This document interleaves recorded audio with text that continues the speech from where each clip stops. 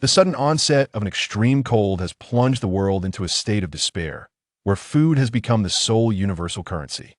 In this chaotic era, the law of the jungle prevails, only the strong survive.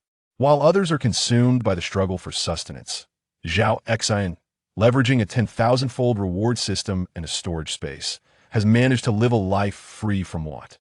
To endure in this brutal world, Zhao Xin continuously learns and strengthens himself, aspiring to become the sovereign of this apocalyptic realm.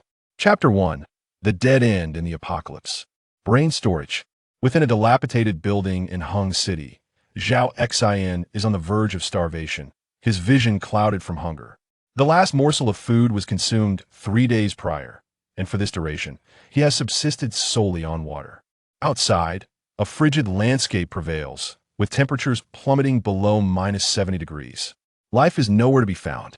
Just a week ago, sunlight suddenly waned, and global temperatures dropped by 80 to 90 degrees in a single day, transforming the world into a frozen hell. Regions once known for their extreme cold now experience temperatures plunging to -140 to 150 degrees. Those caught outside without the opportunity to return home, along with other creatures, have all succumbed to the frost. Even those sheltered indoors are not spared, as many perish from the biting cold. Yet, the relentless chill is not the only peril. The greatest challenge for humanity lies in the quest for food. Ice can be melted into water, but sustenance is not always readily available. This building is not Zhao Xin's home. 3 days prior, he ventured out in search of food, and upon returning with provisions, his family accepted his offerings but barred him from entry. His uncle, under the guise of concern, informed him that food was scarce within the household, instructing him to seek sustenance and shelter elsewhere. In that moment, Zhao Xin comprehended his abandonment. There was no alternative. Abandoned by his biological parents at birth, he was raised by his uncle's family, yet he never felt at home. His uncle and aunt subjected him to relentless scorn and punishment from a young age. Since he became aware, he has been responsible for all household chores. He believed that through such sacrifices, he might earn their affection, yet he remains an outsider. Picking up his phone, he glanced at the messages, all filled with vitriol directed at him. Don't you have hands and feet? Can't you figure out how to find food outside? Who doesn't know that every morsel counts now? Is this borrowing? This is clearly begging, akin to tossing a meat bun to a dog once given. It's gone without a trace. I could lend you something, but you must offer 10 times its worth in exchange. First, provide me with goods valued at tenfold, excluding food and water. Zhao Xin is not surprised by this response. He yearns to see his uncle's family's reaction, given that he had previously brought back food after searching for it, coupled with the fact that they have coexisted for over 20 years. Even a dog, nurtured for 2 decades, would evoke some sentiment. At that moment, a message from his aunt arrived. You're still alive? It's been 3 days. You truly are resilient. Do you really expect to borrow food from us? You must be dreaming. Each of the 4 of us is tightening our belts to eat. We barely have enough for ourselves. We won't lend you anything. Just grab some food for me, if you will. Those 20 sausages, a pack of instant noodles, a 20-kilogram bag of rice, and a large bottle of mineral water, these are all items I salvaged from outside. They originally belonged to me. Even just 1 sausage or a single pack of noodles would suffice, Zhao Xin lamented, feeling discontented as these were hard-won provisions. Had it not been for the unbearable burden of carrying these items, he would have certainly retrieved much more. Yet, to his dismay, they were ultimately seized by his uncle's family, leaving him with nothing at all. These items now belong to our family. If you wish for food, you must seek it out yourself, his aunt replied curtly. Beep. The countdown for the 10,000-fold reward system has commenced. Only 50 minutes remain. Should the host fail to procure food within the stipulated time, the system will disengage and select a new host. Time remaining, 49 minutes and 59 seconds. 49 minutes and 58 seconds. As the mechanical voice echoed in his mind, Zhao Xin realized he had a mere 50 minutes to acquire food. Once the 10,000-fold reward system was activated, he would be free from hunger, even amidst the harshest of winters. The predicament, however, lay in the unwillingness of others to lend him food. Damn this system. Of all things to borrow, why must it be food? In this dire situation, food is the key to survival. Without it, one merely awaits death. Just 10 minutes ago, Zhao Xin discovered he had acquired a system. He had envisioned himself becoming an invincible hero, like those in novels, endowed with an inexhaustible supply of resources necessary for survival in a post-apocalyptic world. To his astonishment, he found that his system came with prerequisites that needed to be unlocked within an hour. In desperation, he began messaging everyone he could think of to borrow food. He reached out to all his contacts. Yet thus far, even in the realm of virtual communication, no one had expressed a willingness to lend him anything to eat. Aunt Wang. A year ago, when she fell, it was I who carried her to the hospital and covered her medical expenses.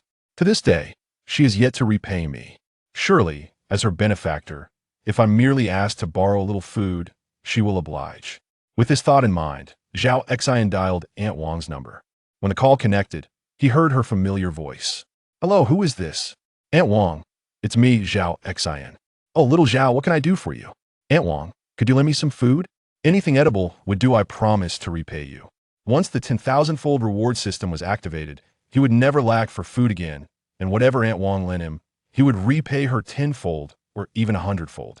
However, to his dismay, there was silence on the other end. Before making the call, Zhao Xin had anticipated that Aunt Wang might refuse him. As her silence lingered, his heart sank involuntarily. After a brief interval of over 10 seconds, Aunt Wang's voice resonated again in his ear.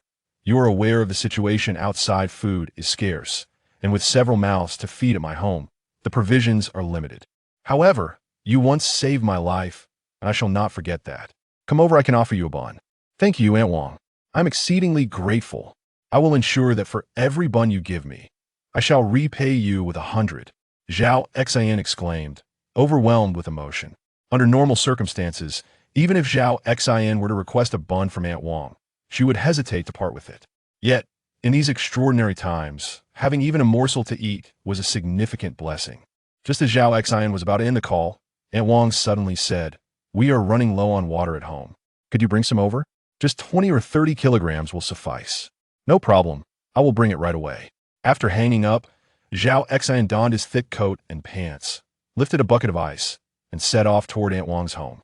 The ice would serve as water once he arrived at Aunt Wang's. They would undoubtedly find a way to melt it. Zhao Xin exerted every ounce of strength he had for that bun. Upon stepping outside, he felt the biting cold wind. In such extreme weather, survival was nearly impossible. Were it not for his dire circumstances and the limited time given by the system, he would never have ventured out. "Mother, why should Zhao Xion's fate concern us? It would be a waste of a bun. You don't truly believe he will repay us with 100, do you?" Aunt Wang's daughter remarked sarcastically.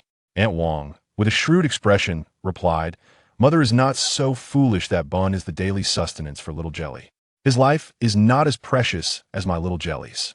Little Jelly was the dog Aunt Wang kept. "Since we're nearly out of water at home, once Zhao Xian brings it in, I will lock him outside. That way, we won't have to go out to fetch water ourselves," Aunt Wang said smugly. Had she not feared that revealing too much would hinder Zhao Xian's effort, she would have made him carry 50 kilograms of water. Chapter 2. A Miraculous Escape. The tenfold reward system activated. After a tremendous exertion, Zhao Xian finally arrived at Aunt Wang's doorstep, hauling the bucket. Fortunately, Aunt Wang lived on the 3rd floor. Had it been a few stories higher, he would have struggled to ascend. Knock, knock. Before long, the door swung open. It was Aunt Wang who answered, but her husband quickly emerged from the room. Without a word, he seized the bucket from Zhao Xian and carried it inside. With a resounding bang, the door closed again. Zhao Xian stood there, bewildered. As Aunt Wang's husband stepped out, he had an inkling of familiarity. Previously, when he had gone out to scavenge for supplies and returned home, his aunt had opened the door and promptly taken all his provisions with her and his uncle, closing the door behind him immediately. He never anticipated that a similar fate would befall him once more. Knock, knock. Aunt Wang, I have brought you something. You promised to give me a steam bun if you give me one. I will surely repay you with 100, Zhao Xian implored, incessantly banging on Aunt Wang's security door. Zhao Xian, do you take us for 3-year-olds? If you could truly repay us with 100 buns, would you still need to ask us for one? Aunt Wang's daughter scoffed. I never imagined you could be so foolish and easily deceived. The weather outside is extreme, and the authorities have stated they do not know when it will end. Food is a daily necessity, We barely have enough for ourselves. So how could we possibly give you any? I am not lying if you could just give me one bun. I promise to return 100. Zhao Xin shivered from the cold. If it weren't for the fact he had only 40 minutes left, he wouldn't waste his breath here. I advise you to hurry back, otherwise you'll freeze to death out here, Aunt Wang's daughter replied icily. Knock, knock. Zhao Xin pounded on the iron door once more, saying, Aunt Wang, considering that I once carried you to the hospital and saved your life, and you still owe me 2,000 for the medical expenses, please lend me just one bun. I truly will repay you 100. Inside, Aunt Wang responded with an expressionless tone. It wasn't me who begged you to save me. You did it of your own accord and even paid 2,000 for my treatment. If you choose to be a fool, that has nothing to do with me. Zhao Xin was almost driven to the brink of bloodshed by anger upon hearing her words. He never imagined Aunt Wang would repay kindness with enmity. Had he known, he would have let her perish before his eyes. But now, it was too late to lament. If he could not secure food soon, his life would surely be in jeopardy. Yesterday, he had ventured out in search of sustenance. Yet after a long search, he found nothing edible. He dared not stray too far, for if he did not return to his shelter in time to escape the cold, he would undoubtedly succumb to the freezing temperatures. His current dwelling was a derelict house he had painstakingly discovered. Ultimately, filled with indignation, Zhao Xin descended the stairs. Upon reaching the first floor, he discovered that someone resided there, and he quickly knocked on their door. Knock, knock. Is anyone there? Could you spare me a bite to eat? Anything will do, I promise to repay you, Zhao Xin pleaded, his strength waning. Inside the room were a mother and her daughter, the latter only 5 or 6 years old, while the mother appeared to be in her late 20s. In times past, this mother would have readily provided Zhao Xin with food, but now, both she and her daughter had no surplus provisions. Their supplies dwindled with each passing day. Thus, she remained silent, fully aware of the peril that lurked outside. Is anyone there? Could you give me something to eat? Anything at all, I promise to repay you 10-fold, 100-fold, Zhao Xin implored once more. Inside, the innocent little girl, with her childlike innocence, turned to her mother and said, Mommy, there's someone knocking outside. He wants food. He must be very hungry. Let's give him something to eat. The mother gently cradled her daughter and whispered, It is not that I am unwilling to provide him with food, rather. Our supplies are dwindling, and we cannot ascertain whether he is a good person or a bad one. If he were to pose a threat, both you and I could be in peril. Just yesterday, the lady of the house had seen the harrowing news on her phone, revealing that the recent extreme cold disaster had resulted in the deaths of approximately 60 to 70% of the population, a figure that was unfortunately still on the rise. In such dire weather conditions, the law had ceased to hold sway. Safety now rested solely upon oneself. She could take risks, but she would never allow her daughter to face danger. Zhao Xin knocked on the door several more times, yet the room remained eerily silent. Were it not for the sight of someone inside through the glass, he would have doubted the presence of anyone at all. With a sigh, Zhao Xin exhaled to warm his 10 fingers, feeling a sense of helplessness as he prepared to leave. Just as he had walked several paces away, he suddenly heard the sound of a door creaking open. An object was tossed to the ground, followed by a resounding clang, as the door was swiftly closed. Noticing a package of Wang snow cakes on the ground, Zhao Xin instinctively rushed over to pick it up. Immediately, a mechanical voice echoed in his mind. Ding. The host has successfully borrowed food within the stipulated time. The 10,000-fold reward system is activated. The host has successfully borrowed Wang snow cakes. Reward: 10,000 Wang snow cakes. The reward items have been delivered to the storage space. Storage space? As Zhao Xin pondered the nature of this storage space, his consciousness was drawn into an immense expanse, seemingly infinite, where a staggering 10,000 packages of Wang snow cakes were neatly arranged before him. Is this what the system refers to as the storage space? Can I place other items into this storage space? No, this space can only temporarily hold the rewards from the system. Grasping the crux of the matter, Zhao Xin quickly inquired, You mentioned it can only temporarily store system reward items, implying that in the future I could store my desired items, correct? This question, however, went unanswered. Yet, he chose to disregard it. Now was not the time for such considerations. His immediate priority was to satiate his hunger. He consumed 20 packages of Wang snow cakes in quick succession, followed by a mouthful of snow. Although he could eat more and still yearn for more, he restrained himself. Sudden overindulgence could be detrimental to his health. With 9,981 packages of Wong Wong snow cakes remaining, he had no fear of anyone seizing them. After devouring 20 packages, Zhao Xin's strength was significantly replenished. He returned to the doorstep of the mother and daughter, knocking once more on their door. This time, he intended to fulfill his promise, repaying them 100-fold for the Wong Wong snow cake they had given him. Regardless of their reasons for offering it, that single package had saved his life. Knock, knock. After rapping on the door, Zhao Xin addressed the security door, saying, "Thank you for the Wong Wong snow cake. Here are the 100 packages I promised to return." With that, he retrieved 100 packages of Wong Wong snow cakes from the storage space and placed them at the doorstep. Chapter 3. Bartering. He understood that the other party feared he might be a nefarious individual, which prompted them to toss the Wong Wong rice cakes outside after witnessing his departure. Thus, he placed 100 packs of Wong Wong rice cakes on the ground and declared, "The Wong Wong rice cakes are now at your doorstep. I shall take my leave." Inside the house, the mother and daughter initially found it hard to believe that Zhao Xin had indeed returned 100 packs of Wong Wong rice cakes to them. Nevertheless, the mother, driven by curiosity, instinctively approached the door and peered through the peephole. Upon seeing the array of Wong Wong rice cakes outside, a look of astonishment crossed her face. She could hardly believe that he had fulfilled his promise and returned a full 100 packs of the treats. Just as she instinctively reached for the door, she suddenly halted her movements. Something felt amiss. It had only been a brief moment since she had given him the Wong Wong rice cakes. And now he was returning such a substantial quantity. This was decidedly unusual. The mother thought to herself, "Could it be that he intends to deceive me into opening the door?" A glance at her daughter reinforced her suspicions. With only the two of them at home, the entrance of any adult male could easily overpower them.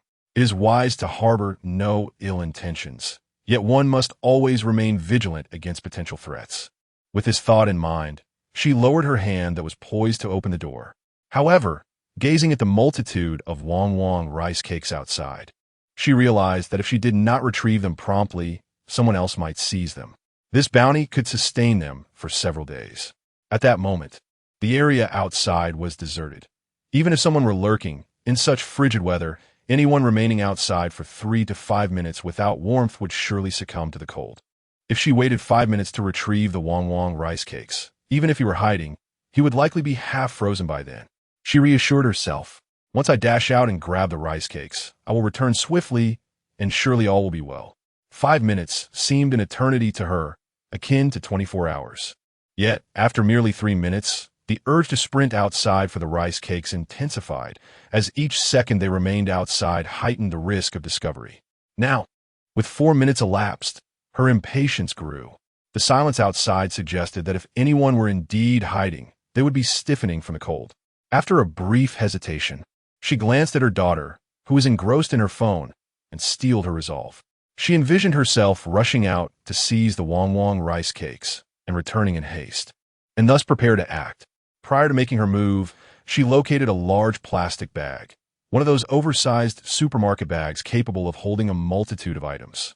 Gathering her courage, she took a deep breath, twisted the doorknob, and swiftly darted outside.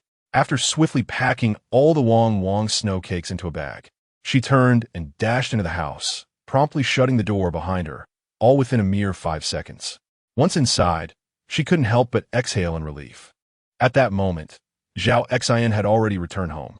He had placed 100 packs of Wong Wong snow cakes at the door of the mother and daughter duo's residence before heading back. With over 9,000 packs of Wong Wong snow cakes remaining in his storage space, he no longer needed to worry about food for the time being. However, the authorities had released a troubling announcement. The recent decline in sunlight was linked to instability within the sun's core, a situation that would only worsen and could not revert to its previous state. Consequently, everyone was advised to prepare for a prolonged struggle. In other words, people would have to adapt to living in such frigid conditions from now on. Having read numerous apocalyptic novels, Zhao Xin had once contemplated whether, should he find himself in a similar scenario equipped with a system, he could thrive better than the protagonists in those tales. He had always believed that, with his extensive experience from reading over 1,000 apocalyptic stories, he could lead a rather comfortable life in a post-apocalyptic world. Now, he realized that while imagination is a beautiful construct, reality is often starkly unforgiving. Even with a system at his disposal, he had narrowly escaped death. And when faced with temperatures plummeting to minus 60 or 70 degrees, the air around him was painfully dry, rendering him almost immobile due to the cold. Yet, he had no choice but to keep moving in order to survive. Upon returning home, his first act was to brew himself a cup of hot water to warm his body. After thawing out, he retrieved 20 packs of Wong snow cakes from his storage space, snapped a few photos, and subsequently sent them to his aunt along with a message. "Aunt, may I trade these 20 packs of Wong snow cakes for a sausage?" Previously, he had brought back corn sausages, which boasted an impressive list of ingredients, including corn kernels, chicken, pork, granulated sugar, and soy protein. Despite the abundance of Wong snow cakes, they were not suitable for long-term consumption, as a monotonous diet could lead to health issues. Balanced nutrition at every meal was essential to maintain good health. Trading for corn sausages at his aunt's home was merely his first step. He intended to exchange everything edible and usable he could find. Upon receiving Zhao Xian's message, his aunt initially assumed he was asking her for food again. However, upon seeing the photos he sent, she was taken aback. Although it was only 20 packs of Wong snow cakes, the allure was significant for her family in their current situation. After reading Zhao Xian's message, a mischievous thought crossed her mind. Holding her phone, she approached her husband, Zhao Xian's uncle, and said, "Darling, Zhao Xian has found something to eat again. Wong snow cakes. And quite a substantial amount, 20 packs in total. How many sausages does he wish to exchange for them?" Aunt hurriedly remarked, "Of course, it's just one item. He approached us for the exchange, and it is merely 20 packets of Wong snow cakes. At most, we could trade him for a single corn sausage. Mother, is Zhao Xian still alive? Does he still wish to barter with us?" Upon overhearing her parents' conversation, Zhao Xian's cousin, Zhao Jing, rushed over.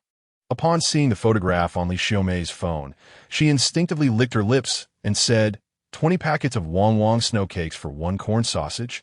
That is quite a lucrative deal. Mother, agree to it, and tell him to hurry over with the snow cakes." After uttering these words, Zhao Jing could not help but swallow.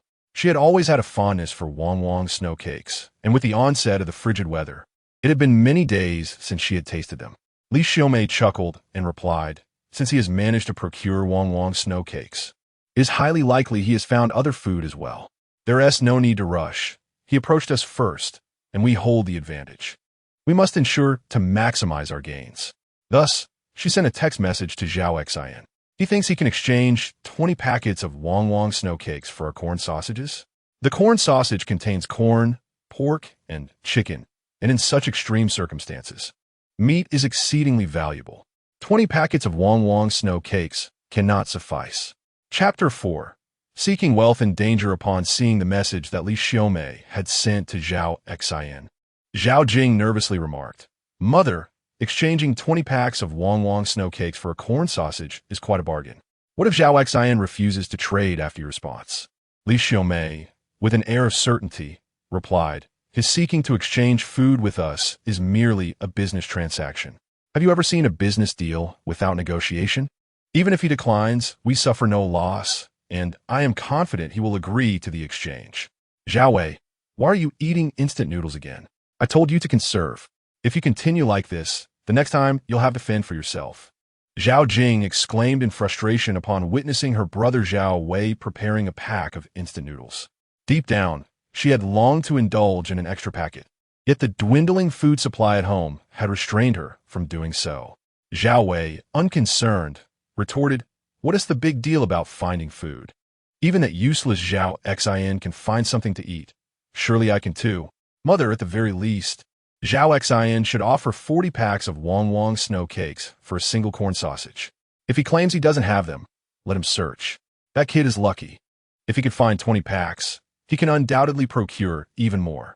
Zhao Xian was not at all surprised by Li Xiaomei's response. Previously, he would have instantly agreed to any term she proposed, but he was well aware of the insatiable greed of her family. If he acquiesced too readily, they would surely raise their demands, placing him at a disadvantage. Thus, he refrained from responding immediately and instead sought out his second uncle. Previously, he had also reached out to his second uncle's family for food, but had either been rejected or blocked. Had it not been for the proximity of his uncle and aunt and their availability for contact, he would not have considered them. After some thought, he forwarded the photo of the 20 packs of Wong Wong snow cakes to his uncle Zhao Jianjun, accompanied by a message. Uncle, I have 20 packs of Wong Wong snow cakes and wish to exchange them for a bottle of unopened mineral water, along with a few other food items. Although Zhao Xin currently had sufficient water resources, the water was not safe to drink directly, as it could cause illness.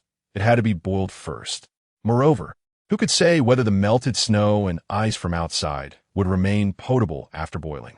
If he could acquire a bottle of mineral water, he would no longer need to worry about his water supply. Zhao Jianjun's family, like Zhao Jiangwo's, had 2 sons, though the younger son had married and moved out, leaving only the elder son and his elderly parents at home. For the time being, Zhao Jianjun's household was not lacking in food. Yet with the relentless cold, it was only a matter of time before their supplies would dwindle, leaving the 3 of them to await their fate. Thus, Zhao Jianjun had been contemplating how to stockpile food in anticipation of future shortages. Upon receiving Zhao Xin's message, he was taken aback. The news of Zhao Xin being cast out from home was known to all within the Zhao family. Yet no one had spoken a kind word for him until now. Moreover, it is currently over 70 degrees below zero outside. They're struggling to ensure their own survival, let alone concern themselves with Zhao Xin's fate. 20 packages of Wong Wong snow cakes in exchange for a bottle of mineral water, along with some additional food. If it were merely a matter of exchanging water, Zhao Jianjun would surely be quite agreeable. However, the inclusion of other foodstuffs presents him with a dilemma. What is it? Jianjun, his wife, Wang Dongjiu, inquired curiously upon noticing the unusual expression on his face. Zhao Jianjun placed his phone before Wang Dongjiu and said, Zhao Xin wants to trade 20 packages of Wong Wong snow cakes for a bottle of mineral water and some food. Wang Dongjiu exclaimed, that burden has not yet perished? When Zhao Xin was younger, Li Xiaomei had always wished to send him to live with Zhao Jianjun's family. However, Wang Dongjiu was not naive. She cleverly declined Li Xiaomei's request by citing her 2 young sons and her lack of time to care for Zhao Xin. In her eyes, Zhao Xin was merely a liability. Zhao Jianjun remarked, a bottle of mineral water for 20 packages of Wong Wong snow cakes is quite a bargain. Yet including additional food makes it seem somewhat disadvantageous. Wang Dongjiu snatched Zhao Jianjun's phone and declared, did he not mention that adding a bit of food would suffice? Allow me to handle this. In no time, Wang Dongjiu composed a message and sent it. 1 bottle of mineral water plus a packet of small fried dough twists in exchange for your 20 packages of Wong Wong snow cakes. Shortly thereafter, Zhao Xin responded, what do small fried dough twists look like? Please send me a picture. Wang Dongjiu then took a photograph of the small fried dough twist, which was only the size of thumb and barely sufficient to fill a gap between teeth, at most equivalent to 1 package of Wong Wong snow cakes. However, if the transaction were successful, it would yield a reward 1,000-fold, a tremendous gain for him. After more than 10 seconds, Zhao Xin finally replied, although this fried dough twist is slightly small, it is better than nothing. Please prepare the items. I will bring the Wong Wong snow cakes over for the exchange. Meanwhile, Li Xiaomei's family awaited Zhao Xin's reply with bated breath. The most anxious of all was Zhao Jing, who relished Wong Wong's snow cakes. Seeing Zhao Xin's silence, she urged Li Xiaomei, Mother, please agree to Zhao Xin quickly. If he changes his mind, we will regret it too late. At this moment, Zhao Jiangwo chimed in. 20 packages of Wong Wong snow cakes for a corn sausage is indeed a fair trade. You should agree to him. In truth, Li Xiaomei felt a twinge of regret as well, yet her pride prevented her from conceding so readily. Additionally, she believed that she had nurtured Zhao Xin, and if he were to reject her, it would surely invite misfortune. After pondering for a moment, Li Xiaomei declared, I believe Xiao Wei is quite correct. At least 40 packages of Wong Wong snow cakes are required to exchange for 1 corn sausage. With that, she composed a text and sent it to Zhao Xin, conveying the straightforward message that to obtain their corn sausage, he would need to provide a minimum of 40 packages of Wang Wang snow cakes. As soon as the message was dispatched, Li Xiaomei anxiously awaited Zhao Xian's response. Time ticked by, yet Zhao Xian remained silent. What Li Xiaomei was unaware of was that Zhao Xian, at that moment, concealed a fruit knife on his person as he made his way to Zhao Jianjun's residence. One must harbor no ill intentions, yet remain ever vigilant against the intentions of others, particularly in such extreme weather, when the law has become a mere fade. Individuals may resort to any means for a morsel of sustenance. Previously, Zhao Xian had been preoccupied with unlocking the prerequisites of his newly acquired system, allowing little room for deeper contemplation. Now that he possessed the system, his future promised to be increasingly prosperous, and he was determined not to falter in the depths of despair. Beyond food, what he most fervently desired was a firearm. However, guns were controlled items in this nation, and the average citizen would likely never encounter one in their lifetime. Yet, should an opportunity arise, he would undoubtedly employ every means at his disposal to procure a weapon. Before long, Zhao Xian arrived at the doorstep of Zhao Jianjun's home. He knocked firmly, the sound echoing through the air. Upon hearing the knocks, Zhao Jianjun's family hurried to the door, but no one opened it. Wang Dongjiu peered through the peephole and, seeing Zhao Xian, who was bundled up tightly and nearly obscured in appearance, promptly inquired, "Who is it?" "Aunt, it is I, Zhao Xian. I have come to exchange for food." Zhao Xian quickly replied. Chapter 5. Who Deceives Whom? Wang Dongjiu recognized Zhao Xian's voice, yet she did not hasten to open the door.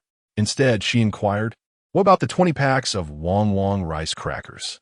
Zhao Xian raised his right hand, presenting the bag before him as he declared, "There are precisely 20 packs of Wang Wang rice crackers in this bag, not a single one less." However, Wang Dongjiu found it challenging to count the contents within the bag. "You must be mistaken. We agreed on 30 packs of Wang Wang rice crackers in exchange for a bottle of mineral water and some fried dough twists," Wang Dongjiu suddenly asserted. Both Zhao Jianjun and Zhao Yong, who were by her side, exchanged astonished glances, taken aback by Wang Dongjiu's unexpected escalation. "Zhao Xin zito angli on. I have consistently stated that it was 20 packs of Wang Wang rice crackers for one bottle of water and some fried dough twists. How can you suddenly raise the stakes?" Wang Dongjiu remained unfazed, comfortably seated indoors while Zhao Xian shivered in the frigid cold outside. He could endure the chill for a short while, but prolonged exposure could prove fatal, which emboldened her to demand more. She was utterly indifferent to Zhao Xian's plight. "Ah, your uncle and your brother Yong all desire 10 packs of Wang Wang rice crackers each. If you agree, we can exchange now. If not, then so be it." Wang Dongjiu's cold tone rang in Zhao Xian's ears.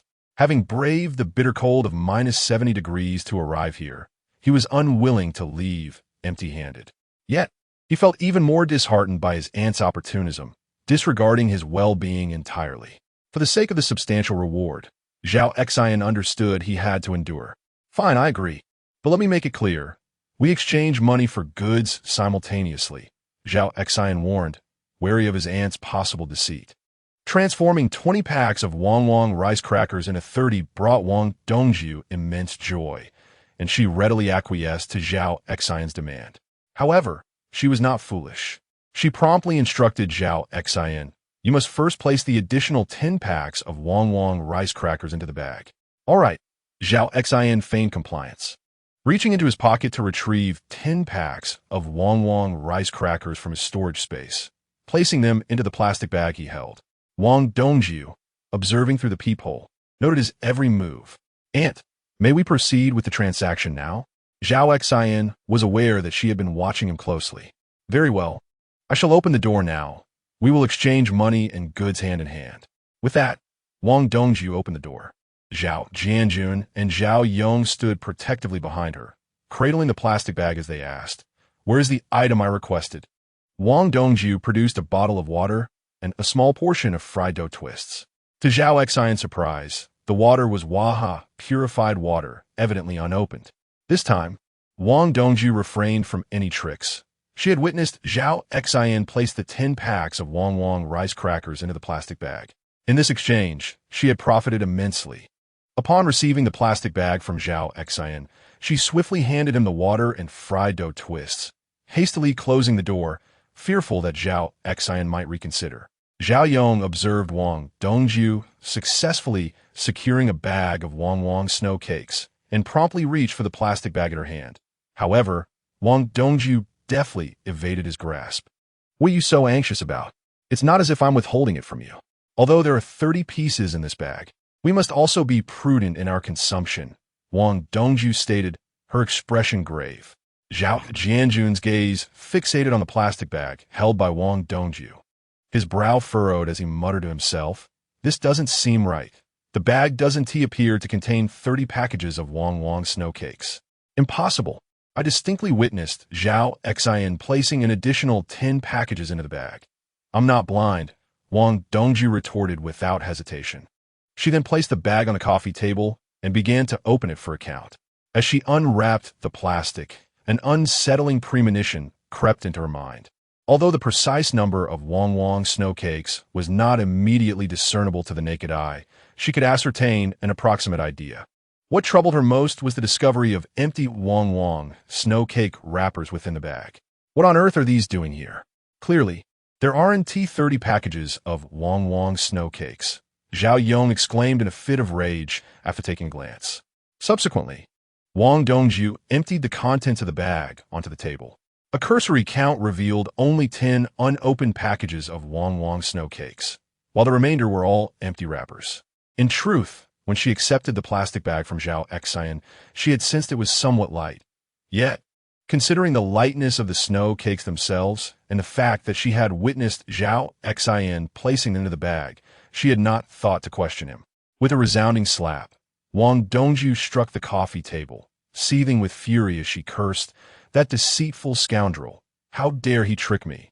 Zhao Jianjun could no longer contain his incredulity, demanding, "Did you not just see Zhao Xin put another 10 packages into the bag? Were you not aware of what was inside it previously?" Wang Dongju pondered for a moment before responding. "I scrutinized it closely when he arrived. The bag was evidently filled with Wang snow cakes. It didn't appear to be empty. I'm not foolish enough to be deceived." In retrospect, Wang Dongju was certain that prior to Zhao Xin adding the additional 10 packages, there had indeed been Wang snow cakes in the bag, although she could not ascertain the exact quantity. However, the truth was now laid bare. She had been duped by Zhao Xin. "No, I must confront him," Wang Dongju declared, preparing to leave, only to be halted by Zhao Jianjun, who cautioned, "It's freezing outside, with temperatures plummeting below 70 degrees. Are you seeking to endanger yourself?" His words jolted Wang Dongju from her wrath, and although she loathed Zhao Xin, she realized that the outdoors was no place for a human in such conditions. Therefore, she picked up her phone and dialed Zhao Xin's number.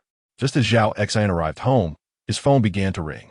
Checking the caller ID, he recognized it as an unfamiliar number, but was certain it was his second aunt calling. A smug smile crept across his face as he answered the call with a sense of pride. "Zhao Xin, you untrustworthy individual. You clearly promised me 30 packets of Wang snow cakes, yet you have only provided me with 10. The moment the call connected, Wang Dongju's furious voice reverberated in Zhao Xin's ears. Prior to the transaction, it was Zhao Xin who had beseeched Wang Dongju. Now that the deal was concluded, his inventory had increased by 10,000 bottles of Waha purified water and 10,000 packets of small twisted dough sticks. He need not concern himself with Wang Dongju's countenance anymore. You think you can raise the price from 20 to 30 without consequence? Do you truly believe I am easy to manipulate? Receiving 10 yuan from me is already generous enough. If you dare, come find me," Zhao Xin retorted coldly. Before departing, the plastic bag indeed contained 20 packets of Wang snow cakes. The reason it was reduced to 10 was due to some empty Wang packaging. This occurred as Zhao Xin discreetly transferred the original 20 packets into a storage space at Wang Dongju's doorstep. Since this entire operation was conducted within the confines of the bag, Wang Dongju would never suspect that Zhao Xin possessed a system and a storage space. Chapter 6. Discussing conditions with hidden agendas in Wang Dongju's eyes, Zhao Xin had merely placed a bag of Wang snow cakes inside. In reality, Zhao Xin had stored away the additional 20 packs of Wang snow cakes in his storage space. Since these snow cakes were rewards from the system, he could freely retrieve or store them at will. As his uncle's family disregarded him, he reciprocated with the same indifference. Upon hearing Zhao Xin's words, Wang Dongju was on the verge of spitting blood in anger. If circumstances permitted, she would certainly confront Zhao Xin. However, with the outside temperature plummeting to over 70 degrees below zero, venturing out could be a matter of life or death. She had no desire to forfeit her life over a mere few packs of snow cakes. Though Zhao Xin had resorted to trickery, exchanging a bottle of renewable water and a small bag of fried dough twists for 10 packs of snow cakes was not a loss. You despicable creature, deceiving even your own uncle. Should I catch you off guard? I assure you, I will not let you escape. Wang Dongju declared vehemently. Zhao Xin, feigning a playful tone, retorted, You should be more concerned about your household's provisions. Surely they can sustain your family of 3 for several days. As for me, I am well fed and my family lacks nothing. I have plenty of Wang snow cakes. Feel free to reach out if you wish to trade. Bah, go to hell. If you manage to obtain anything from me again, I shall change my surname to yours. Wang Dongju proclaimed, furiously ending the call. Witnessing Wang Dongju's ire as she hung up, Zhao Xin's smile grew even brighter. Those who are wicked will inevitably meet their match. To contend with the nefarious, one must be even more cunning. Yet, Zhao Xin did not perceive himself as malevolent. After all, trading 10 packs of Wang snow cakes for a bottle of mineral water and a small bag of fried dough twists was a net gain for Wang Dongju. Although she stubbornly claimed she would never trade with him again, when the time came that she truly lacked food, she would undoubtedly seek him out for a barter. It was only a matter of time. According to the rules of the 10,000-fold reward system, whether through exchange or the generosity of others, the condition was mutual consent, and the system would reward him 10,000-fold. Thus, despite his disdain for Wang Dongju and Zhao Jianjun, they remained one of his sources of supplies, and he would continue to utilize them as long as possible. After drinking a bottle of water and consuming over a dozen fried dough twists, Zhao Xin finally checked his phone and saw a message from Xiaomei. How shameless! The corn sausages were resources I procured from outside, and they dare to monopolize them. Now, they have the audacity to bargain with me, using my own belongings. Upon reading Li Xiaomei's message, Zhao Xin was left speechless. Were it not for the nearly 10,000 packs of Wang snow cakes in his storage space, he would not have considered trading 20 packs with Li Xiaomei. Although 40 packs of snow cakes were trivial to him, Li Xiaomei's demands were akin to a toad climbing on one's back, annoying yet harmless. After some contemplation, he composed a message to Li Xiaomei. 40 packs of Wang snow cakes are acceptable, but I require an additional pack of instant noodles. Li Xiaomei heard her phone ring and quickly unlocked it, her heart soaring with joy upon seeing that the message was from Zhao Xin. However, her expression darkened as she read the content of his message. Beside her, Zhao Jing sneered at Zhao Xin's proposal, remarking, He truly dares to ask for a pack of instant noodles in exchange for merely 20 packets of Wang snow cakes. Is he dreaming? For Zhao Jing and her companions, instant noodles were a substantial meal, sufficient to satiate their hunger, while no matter how many Wang snow cakes one had, they remained mere snacks, lacking the satisfying taste of instant noodles. After waiting so long for Zhao Xin's message, Li Xiaomei felt a twinge of apprehension, fearing he might retract his offer. Thus, she refrained from responding immediately and instead turned to Zhao Jing, saying, 40 packets of Wang snow cakes for 1 corn sausage and 1 pack of instant noodles seems reasonable to me. However, we could push Zhao Xin a bit further and ask him to add another 20 packets and see how he responds. Zhao Jing nodded in agreement, stating, if it were 60 packets of Wang snow cakes, that deal would indeed be acceptable. Zhao Xin, noticing that Li Xiaomei was raising the stakes like Wang Dongju, added 20 more packets of Wang snow cakes, feeling somewhat displeased. Nevertheless, drawing upon his experience from trading with Wang Dongju, he was curious to see who would ultimately outsmart whom. His uncle's family had monopolized the food he had painstakingly scavenged, and if they thought they could take advantage of him, they would soon find themselves mistaken. He chose not to respond directly to Li Xiaomei but instead added a bottle of unopened bottled water to the existing terms. Although he already possessed 10,000 bottles of Waha purified water, the more resources he had, the better, as ample supplies would bolster his confidence in the face of the severe cold. After sending the message to Li Xiaomei, Zhao Xin contemplated the issue of heating. Although electricity was functioning relatively well at present, providing warmth through air conditioning and standard heaters, it was only a matter of time before power outages occurred. When that happened, he would have to rely on the most primitive methods of heating, such as burning firewood and coal. Burning coal would certainly last longer than wood. But the challenge lay in the fact that coal was nearly non-existent in urban areas, except in remote regions or the countryside. Meanwhile, upon receiving Zhao Xin's message and noticing the addition of a bottle of water, Li Xiaomei felt greatly displeased. However, Zhao Jing, seeing that Zhao Xin had only added a bottle of bottled water, shrugged dismissively and said, "Mom, since he has agreed, you should accept his offer. It's not as if we can't find water outside. There's ice everywhere, all of which is water. We can boil it and drink it. Let us consider this bottle of water as a good deed we are doing for him." Zhao Jiangwo, astonished that Zhao Xin had actually agreed to the terms, expressed disbelief, saying, "Has this kid lost his mind? Trading 60 packets of Wang snow cakes for a corn sausage, a pack of instant noodles, and a bottle of mineral water? Anyone with a shred of common sense wouldn't do something so foolish." After a pause, he furrowed his brow and turned to Li Xiaomei, saying, "Do you think this boy might be plotting something?" After Zhao Wei had his fill, he immersed himself in gaming. Upon hearing Zhao Jiangwo's remarks, he disdainfully retorted, "What schemes could this fool possibly concoct? We'll simply summon him for a transaction, making him count the Wang biscuits package by package right before our eyes. Are we, a family of 4, to be intimidated by just one individual?" Zhao Jing promptly nodded in agreement, saying, "Yes, that is precisely what we shall do. Even if he intends to plot something devious, he will be unable to do so." Upon overhearing their conversation, Li Xiaomei was instantly filled with confidence. Could their family of 4 truly be outmatched by the likes of Zhao Xin, that young scamp? Thus, she sent a message to Zhao Xin, acquiescing to his demands, provided he personally came for the transaction. Li Xiaomei's consent to the deal came as no surprise to Zhao Xin. He could easily envision the reaction of his uncle's family when they realized he was willing to exchange 60 packages of Wang biscuits for a corn sausage, a pack of instant noodles, and a bottle of mineral water. They would undoubtedly deem him exceedingly foolish. Chapter 7. Trading with Uncle. Using similar tactics, he would soon reveal to his uncle's family just who was truly foolish.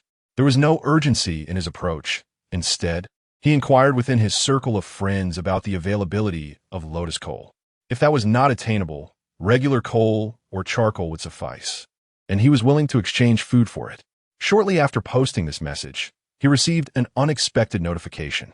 The sender was Guruashi, a former classmate of Zhao Xin from high school, who was also the belle of their class in school. Aware of Zhao Xin's lack of parental support, she had always looked down on him. The primary grievance lay in Zhao Xin having unintentionally overheard Guruashi disparaging him in private, which fostered a deep-seated aversion towards her. However, due to their minimal interactions, their mutual disdain remained unexpressed, and they merely coexisted as classmates, each possessing the other's contact information.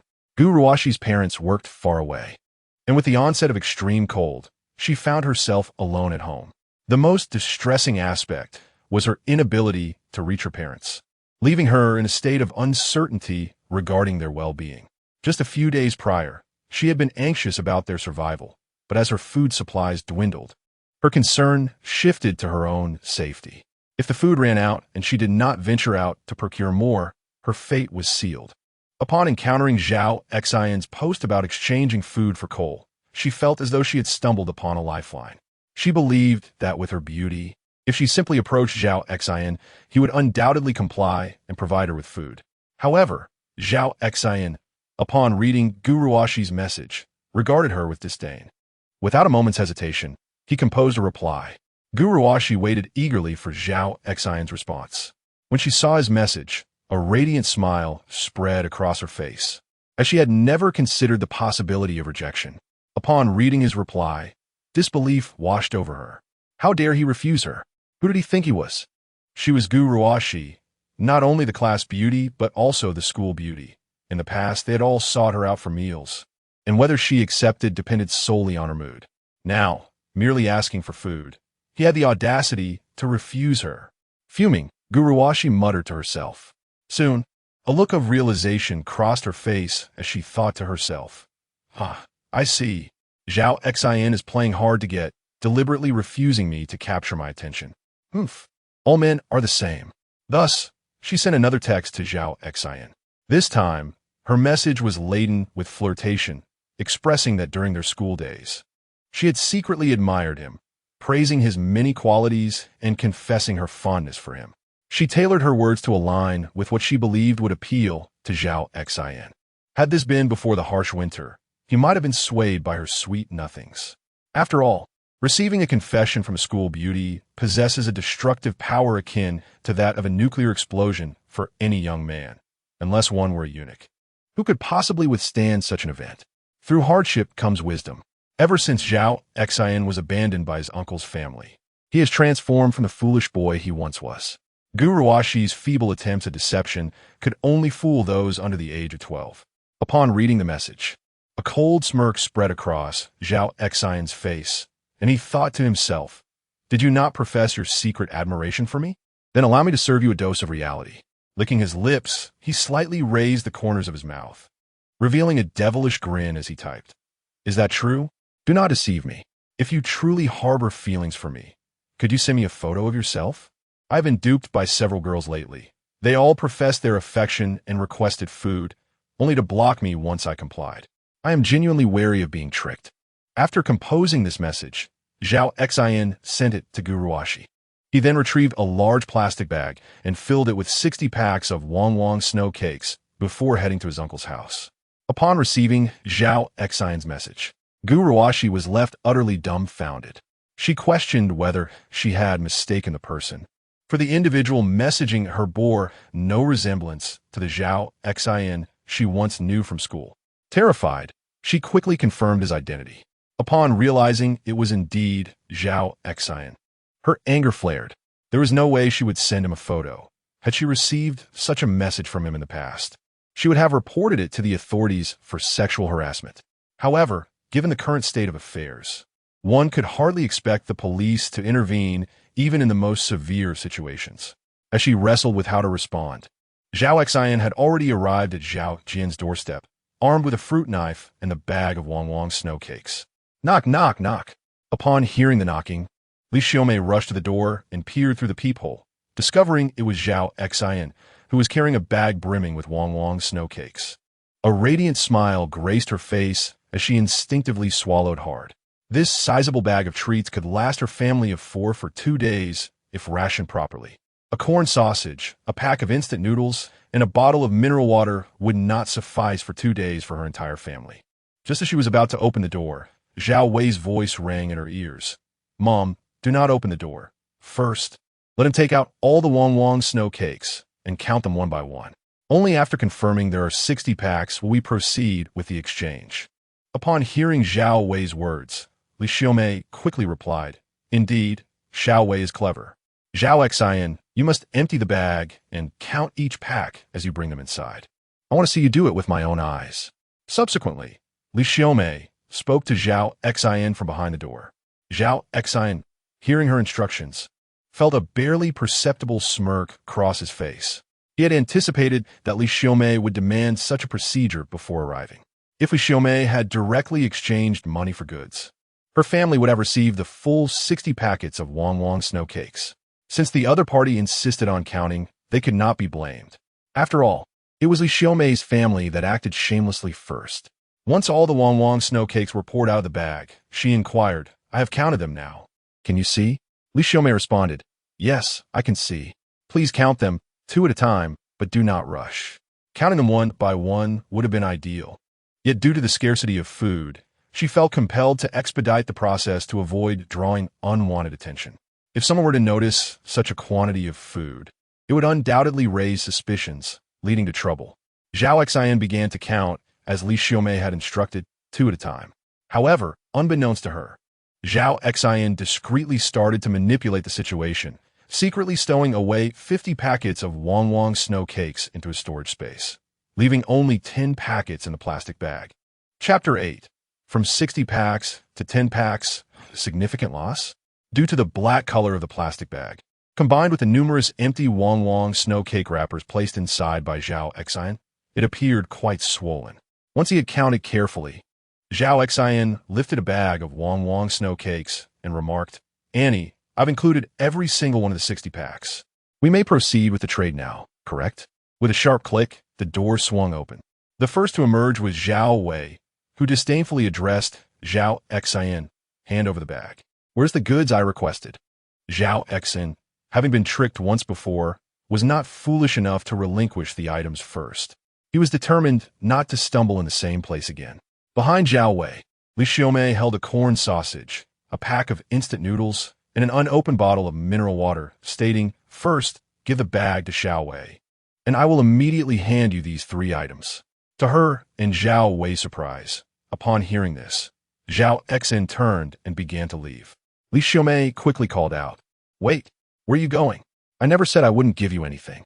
Zhao Xin paused and turned to her, replying, 60 packs of Wang snow cakes in exchange for just a corn sausage, a pack of instant noodles, and a bottle of mineral water? I would be a loss. If you genuinely wish to trade, you must demonstrate sincerity and refrain from playing tricks on me. Please fetch a bag, pack these 3 items in front of me, and then place them on the ground before taking your respective goods. Since it was indeed her own gain, Li Xiaomei agreed readily this time. She took a small bag and, in Zhao Xin's presence, packed the items before handing it to Zhao Wei. Subsequently, Zhao Wei followed Zhao Xin's instructions and placed his items on the ground. Before the official exchange took place, Zhao Xin addressed Li Xiaomei and her family, saying, "Should you step out of the room, I will promptly take this bag of Wang snow cakes and offer you no further chances. I strongly advise against any ulterior motives."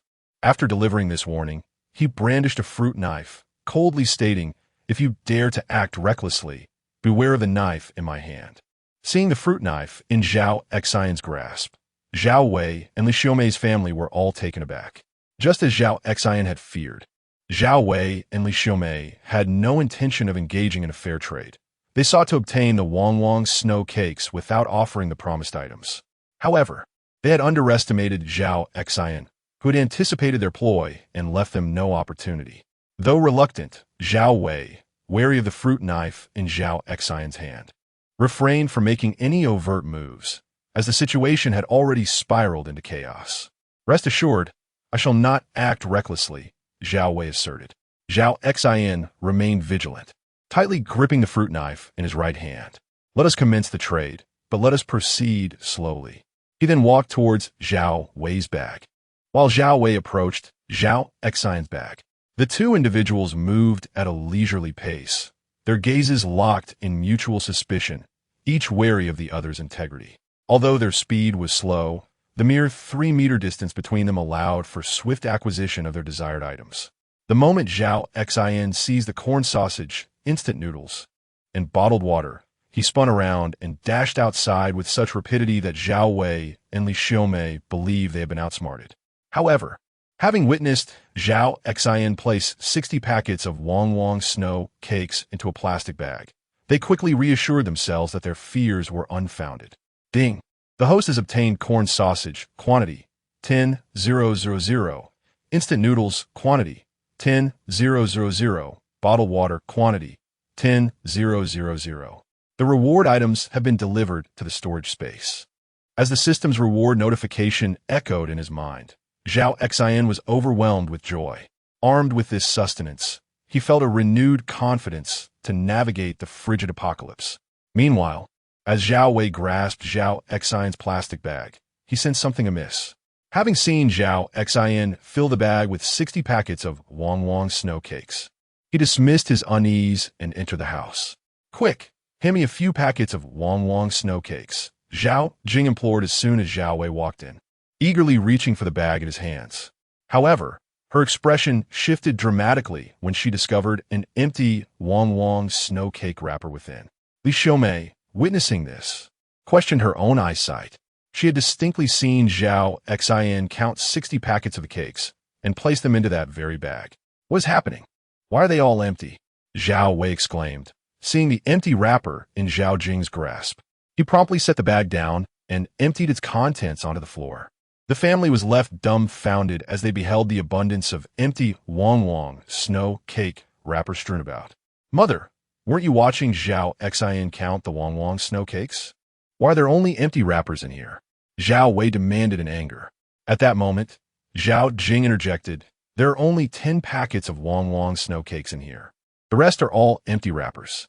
Zhao Wei had sensed something was off when he first lifted the plastic bag. Yet he never imagined that Zhao Xin had swapped the contents. After Li Xiaomei confirmed that there were indeed only 10 packets, her fury erupted.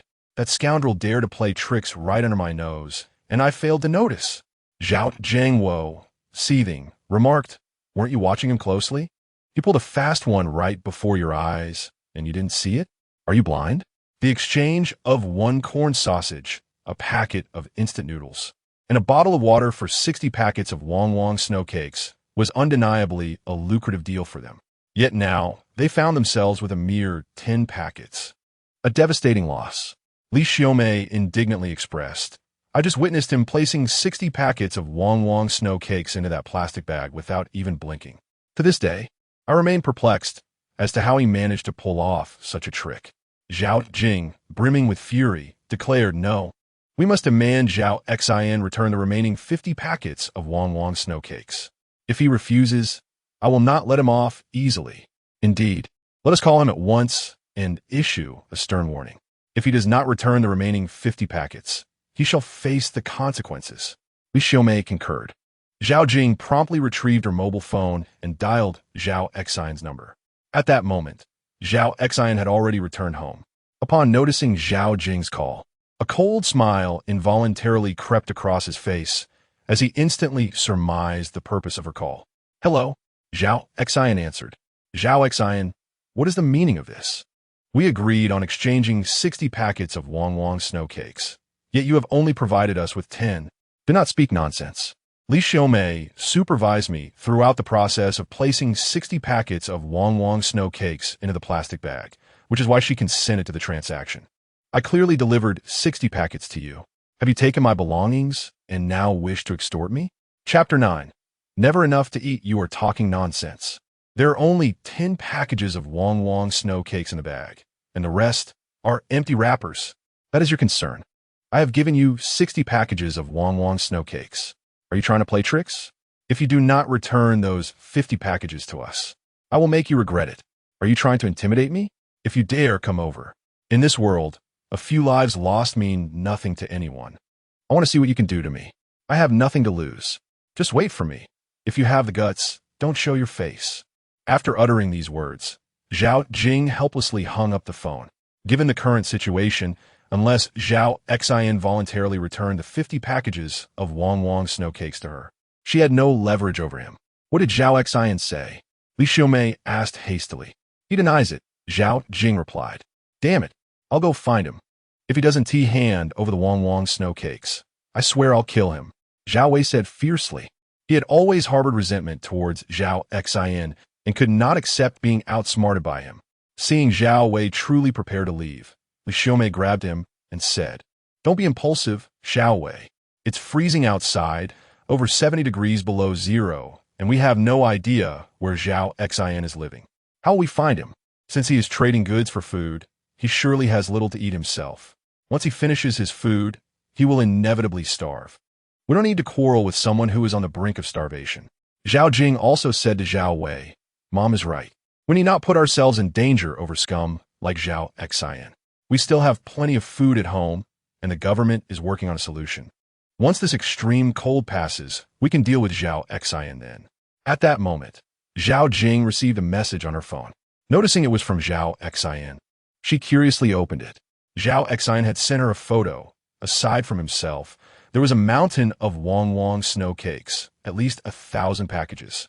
Never enough to eat, absolutely never enough. The caption accompanied the photo. Li Xiaomei, Zhao Wei, and Zhao Jiangwo all noticed the change in Zhao Jing's expression and instinctively glanced at the phone in her hand. When the three of them saw the photo on Zhao Jing's phone, they could hardly believe their eyes. How could this little brat have so many Wang snow cakes? Li Xiaomei said, her eyes reddening with disbelief. Zhao Wei, gritting his teeth in extreme anger, exclaimed, "This scoundrel has so many Wang snow cakes and is still trying to cheat us.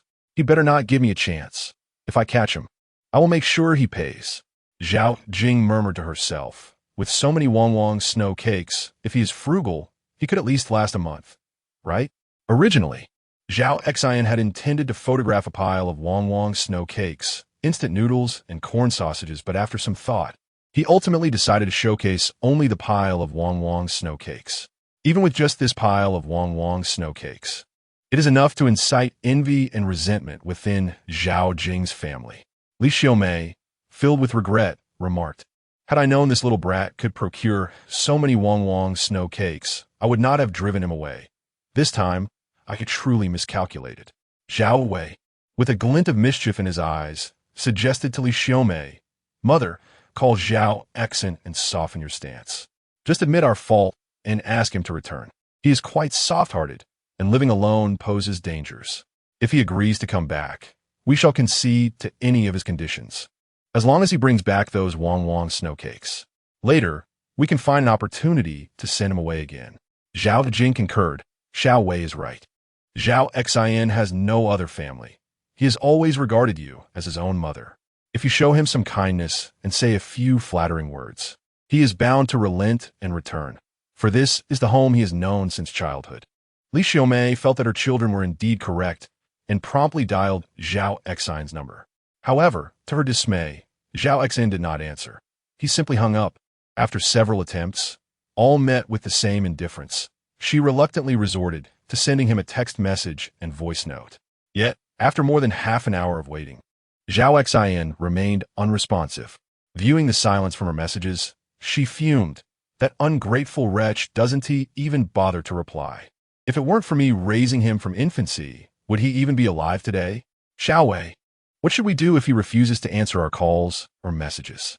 Li Xiaomei inquired of Zhao Wei, who also did not anticipate Zhao Xian's coldness.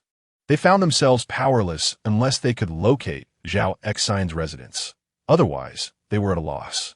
Zhao Xian had long seen through the true nature of Li Xiaomei's family. The reason he shared that photograph was merely to discuss them, to let them know he had an abundance of Wang snow cakes, yet chose not to share with them. After preparing 2 packets of instant noodles for himself, he noticed the sky outside gradually darkening, even though it was only 4 in the afternoon. As the sunlight waned, the day grew shorter, and the streets became devoid of life, imparting a sense of desolation, as though hell had descended upon the earth. Wrapped in a thick blanket and warmed by a heater, Zhao Xian held his phone. Gu Ruashi had sent him several messages. "Zhao Xian, we are old classmates. How could I deceive you? I never expected you to turn out this way, especially after having harbored feelings for you." 5 minutes later, she sent another text. "How could you do this?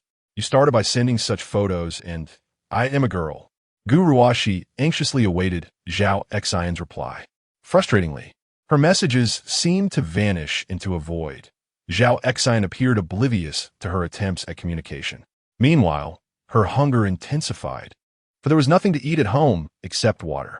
While reaching out to Zhao Xian, she also contacted other friends and family. These individuals either ignored her messages or lamented their own plight, expressing that they too were running out of food, with some even asking her for provisions. Gu Ruashi thus realized that in this extreme cold, she was not the only one suffering from hunger. The majority were enduring the same fate. In a situation where others were struggling to feed themselves, how could they possibly assist her? Consequently, Zhao Xian became her last hope. After sending 2 consecutive messages without receiving a response, she sent Zhao Xian another message. "If I can procure coal, or lotus coal and charcoal, would you truly be willing to exchange food for it?" Upon seeing this message, Zhao Xian replied, "That sounds good, but can't be too little, at least half a kilogram. The more the better." Gu Ruashi was elated to finally receive a response from Zhao Xian. However, she had no idea where to find coal or charcoal. At this moment, Her primary concern was whether Zhao Xin actually had food. Thus, she inquired, "Do you really have food to exchange? Please do not deceive me." After a brief pause of over 10 seconds, Zhao Xin sent her a photograph. Chapter 10. Seeking Guruashi. Upon seeing the photograph, showcasing an abundance of instant noodles, 20 to 30 packs, complemented by over 20 corn sausages, her mouth instantly flooded with saliva, and she found herself unable to resist the fervent swallowing of her own spit. How could he possibly possess so many instant noodles? Guruashi murmured in disbelief. In truth, she harbored a strong aversion to instant noodles, considering them devoid of nutritional value and mere junk food, unworthy of her beauty. Yet at this moment, any single pack of instant noodles seemed to her like a delicacy beyond compare. Unfortunately, she could only yearn for them, unable to satiate her cravings. Then, Zhao Xin sent her a message. Half a gene of coal or charcoal can be exchanged for a pack of instant noodles or a corn sausage, with a limit of 50 gene. Initially, Zhao Xin intended to indicate that there was no limit. However, after contemplation, he decided to impose a cap at 50 gene. With 50 gene, the system would reward him with 500,000 gene, a quantity that would suffice for his needs. Moreover, he could continue to trade indefinitely. As long as exchanges were made, the system would grant him rewards magnified 10,000-fold. If he stated no limit, Guruashi might perceive him as a fraud. 50 gene of coal could procure 100 packs of instant noodles, which was immensely enticing to Guruashi, but the dilemma remained. She had neither coal nor charcoal. Suddenly, an idea sparked in her mind. Hung City, being a third or fourth-tier city, boasted numerous sundry shops. She recalled a visit to a local shop on the street below, where she had noticed charcoal for sale while purchasing an electrical socket. However, she remembered that the shop's door was closed. Lacking a key, retrieving the charcoal from that shop would prove to be a formidable challenge. With this thought in mind, she crafted a message to Zhao Xin. "I know where there is charcoal, but I am extremely hungry and devoid of strength to fetch it for you. If you provide me with 5 packs of instant noodles, I will share the location with you. There is surely more than 5 gene of charcoal there." Upon receiving Guruashi's message, Zhao Xin inquired curiously, "System, if I obtain the charcoal, will I receive the 10,000-fold reward?" The system's cold voice echoed in Zhao Xin's mind. Only through gifting, borrowing, or trading can the 10,000-fold reward be triggered. In other circumstances, it cannot be activated. If he were to procure it himself, he would not trigger the reward system. Zhao Xin contemplated finding the address to retrieve the charcoal himself, but realized that doing so would be a futile endeavor. However, if he accompanied Guruashi and allowed her to retrieve it for him, he could indeed activate the 10,000-fold reward system. With this thought, he sent another message to Guruashi. "I find it hard to trust your words, unless you personally lead me there." Upon reading this message, Guruashi felt somewhat distressed. Had it been in the past, she might have acquiesced to Zhao Xin's request. Yet, his earlier demand for her to send revealing photographs had tarnished his image in her heart, transforming him into a villain in her eyes. In the current state of chaos, if Zhao Xin harbored ill intentions towards her, as a frail woman, she possessed no means of resistance. As she grappled with the dilemma of whether to lead Zhao Xin to her, another message from him arrived. "If you feel unsafe, I can come to you now, and I will bring you 2 packets of instant noodles, 2 corn sausages, and 2 bottles of mineral water." Upon receiving Zhao Xin's message, Guruashi felt a flicker of temptation. She would not need to do anything, as Zhao Xin would provide her with sustenance. Yet, the peril was considerable. Should Zhao Xin be deceitful, her fate would be sealed. The alternative, however, was equally grim. If she could not procure food, she would inevitably face starvation. Agreeing to Zhao Xin's visit, the worst outcome would be his humiliation of her. She did not believe he would indiscriminately seek her life. At most, he might claim her body. Though reluctant, she was alone and without any protection. If she did not act, she would soon become prey for another. Rather than allowing a stranger to benefit, she would rather concede to Zhao Xin. After a prolonged internal struggle lasting over 10 minutes, Guruashi ultimately relented, sending him her detailed address with the stipulation, "If you come, please bring more food. My supplies have run dry." "All right," Wait for me at home, Zhao Xin replied. He consulted the map and noted that Guruashi's residence was approximately a kilometer away. Not too close, yet not overly distant. After wrapping himself securely and arming himself with a fruit knife, he set off towards her home. Meanwhile, Li Xiaomei and Wang Dongju engaged in conversation within their family group chat. Zhao Xin was also a member of this group, yet he had long muted the notifications, leaving him oblivious to their exchanges. The discussion revolved around the external circumstances and how long their remaining provisions would last, primarily to gauge whether they might request food from one another. However, both Li Xiaomei and Wang Dongju were astute individuals. They lamented their situations in veiled terms, rendering them unable to solicit aid openly. Unintentionally, Li Xiaomei confessed to being deceived by Zhao Xin regarding instant noodles and corn sausages.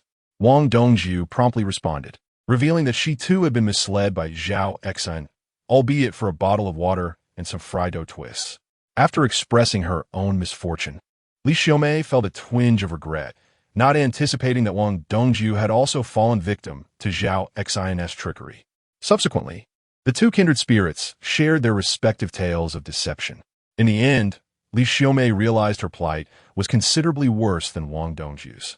Wang Dongju had exchanged a bottle of water and some fried dough twists for 10 packets of Wang snow cakes, while Li Xiaomei had sacrificed a packet of instant noodles, a corn sausage, and a bottle of water for the same quantity.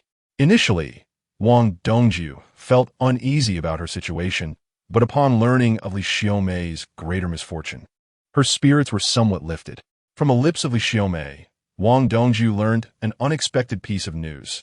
Zhao Xin possessed over 1,000 packages of Wang snow cakes. Sister-in-law, hasn't Zhao Xin always resided at your home?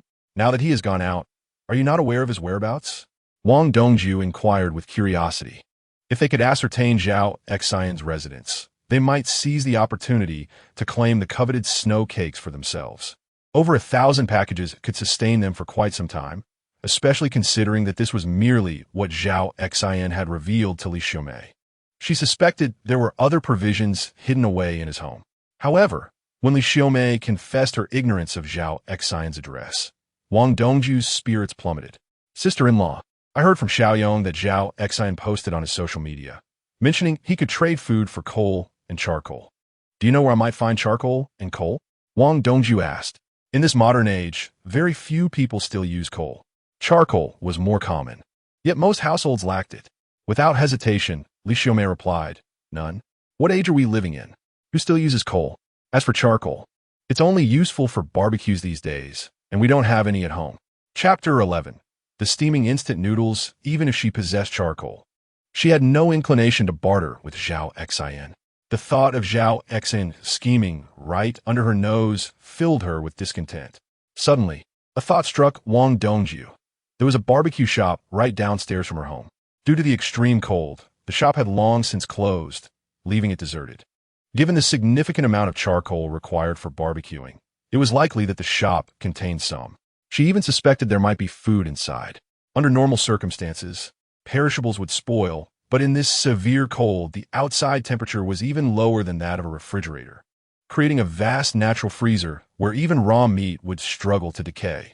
As she considered this, Wang Dongju's mouth watered and her stomach grumbled involuntarily. When the sunlight began to wane, no one had anticipated that the frigid temperatures, dipping below 70 degrees, would persist. Consequently, for the first few days, most people had not thought to ration their food, continuing their lives as usual with no concerns for the future. This led to many households having scant food supplies. The prospect of food potentially being available in the barbecue shop compelled Wang Dongju to disregard Li Xiaomei and turn to Xiaoyong. Xiaoyong, there's a barbecue shop downstairs, correct? Xiaoyong replied without hesitation, yes, I often eat there. Why do you ask? Wang Dongju suggested. Why don't you go downstairs and check? There might be barbecue ingredients available. If not, at least bring back all the charcoal. If there's coal, bring that too. Having seen Zhao Xin's social media posts, Xiaoyong retorted angrily, are you really thinking of using coal and charcoal to barter for food with Zhao Xin? That guy has already taken advantage of us once. Do you want to fall into his trap again? Wang Dongju countered, in our current situation, Who knows how long this will last? Our food supply is dwindling. Do you want to just stand by and watch us starve? If Zhao Xin is indeed willing to trade food for charcoal, we should seize that opportunity. We must simply be cautious not to be deceived once more.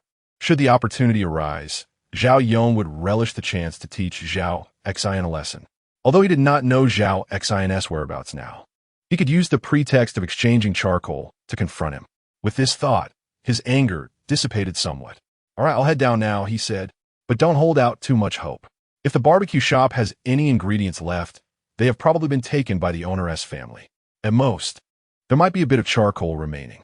Zhao Yong pondered for a moment before adding, "If there is charcoal, that's fine. Just see if there is anything useful we can take back with us." Wang Dongju nodded in agreement. "I understand. If you find something useful, be sure to bring it back." After wrapping himself in thick layers, Zhao Yong descended the stairs. Zhao Xin, following the address provided by Gu Ruoxi, arrived at her doorstep. Gu Ruoxi resided in an elevator building on the 8th floor. After exerting considerable effort, Zhao Xin finally reached her door. Room 801 must be the one. He knocked firmly. He had considered that Gu Ruoxi might not be alone at home, and coming alone could be akin to walking into a trap.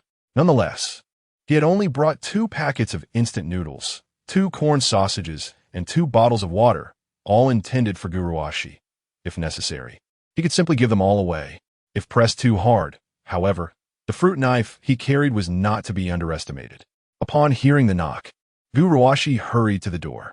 Peering through the peephole and spotting Zhao Xin, a wave of anxiety washed over her. She felt she was at a pivotal crossroads, one that could significantly influence the course of her life. When she saw Zhao Xin raise the bag in his right hand, revealing the instant noodles, corn sausages, and bottled water, she instinctively swallowed hard. Previously, the thought of instant noodles disgusted her, but now it made her mouth water uncontrollably, and her stomach audibly protested. Starving, she thought. Why dwell on such matters? She resolved to go for it. With that thought in mind, Gu Ruoxi unlocked the door and pulled it open. "Coming quickly," she urged, feeling the biting cold wind from outside. Once Zhao Xin stepped inside, she promptly closed the door and locked it again.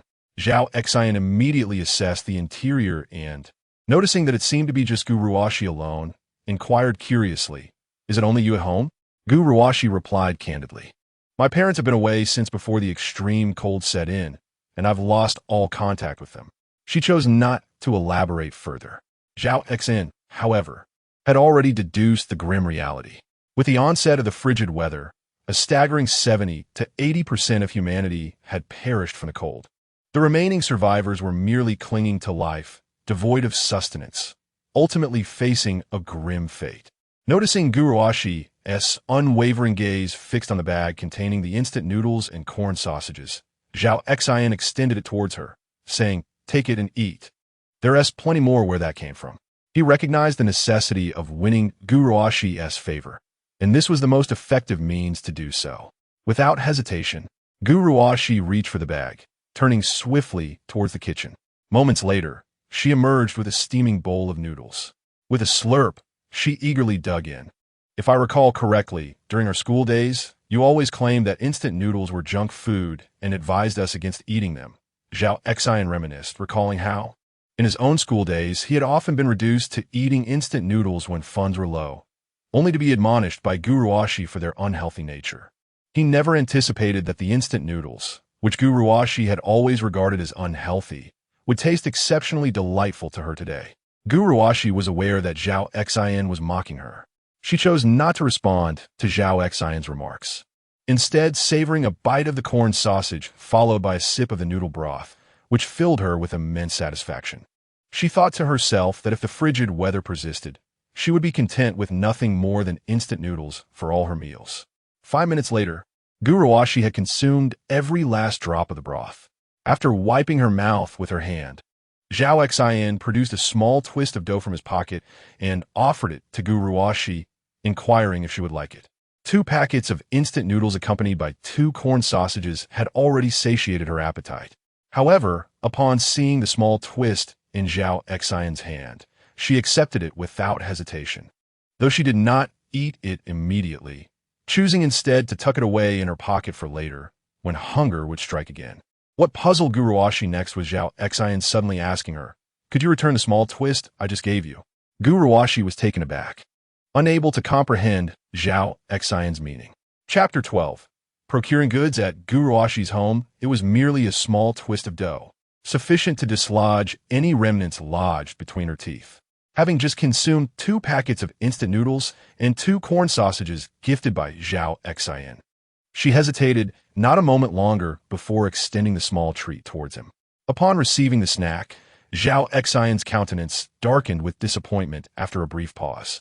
He had intended to test whether returning the snack would trigger a 10,000-fold reward, but as anticipated, the reward failed to manifest. He could not exploit this flaw in the system. "Could you procure a knife for me?"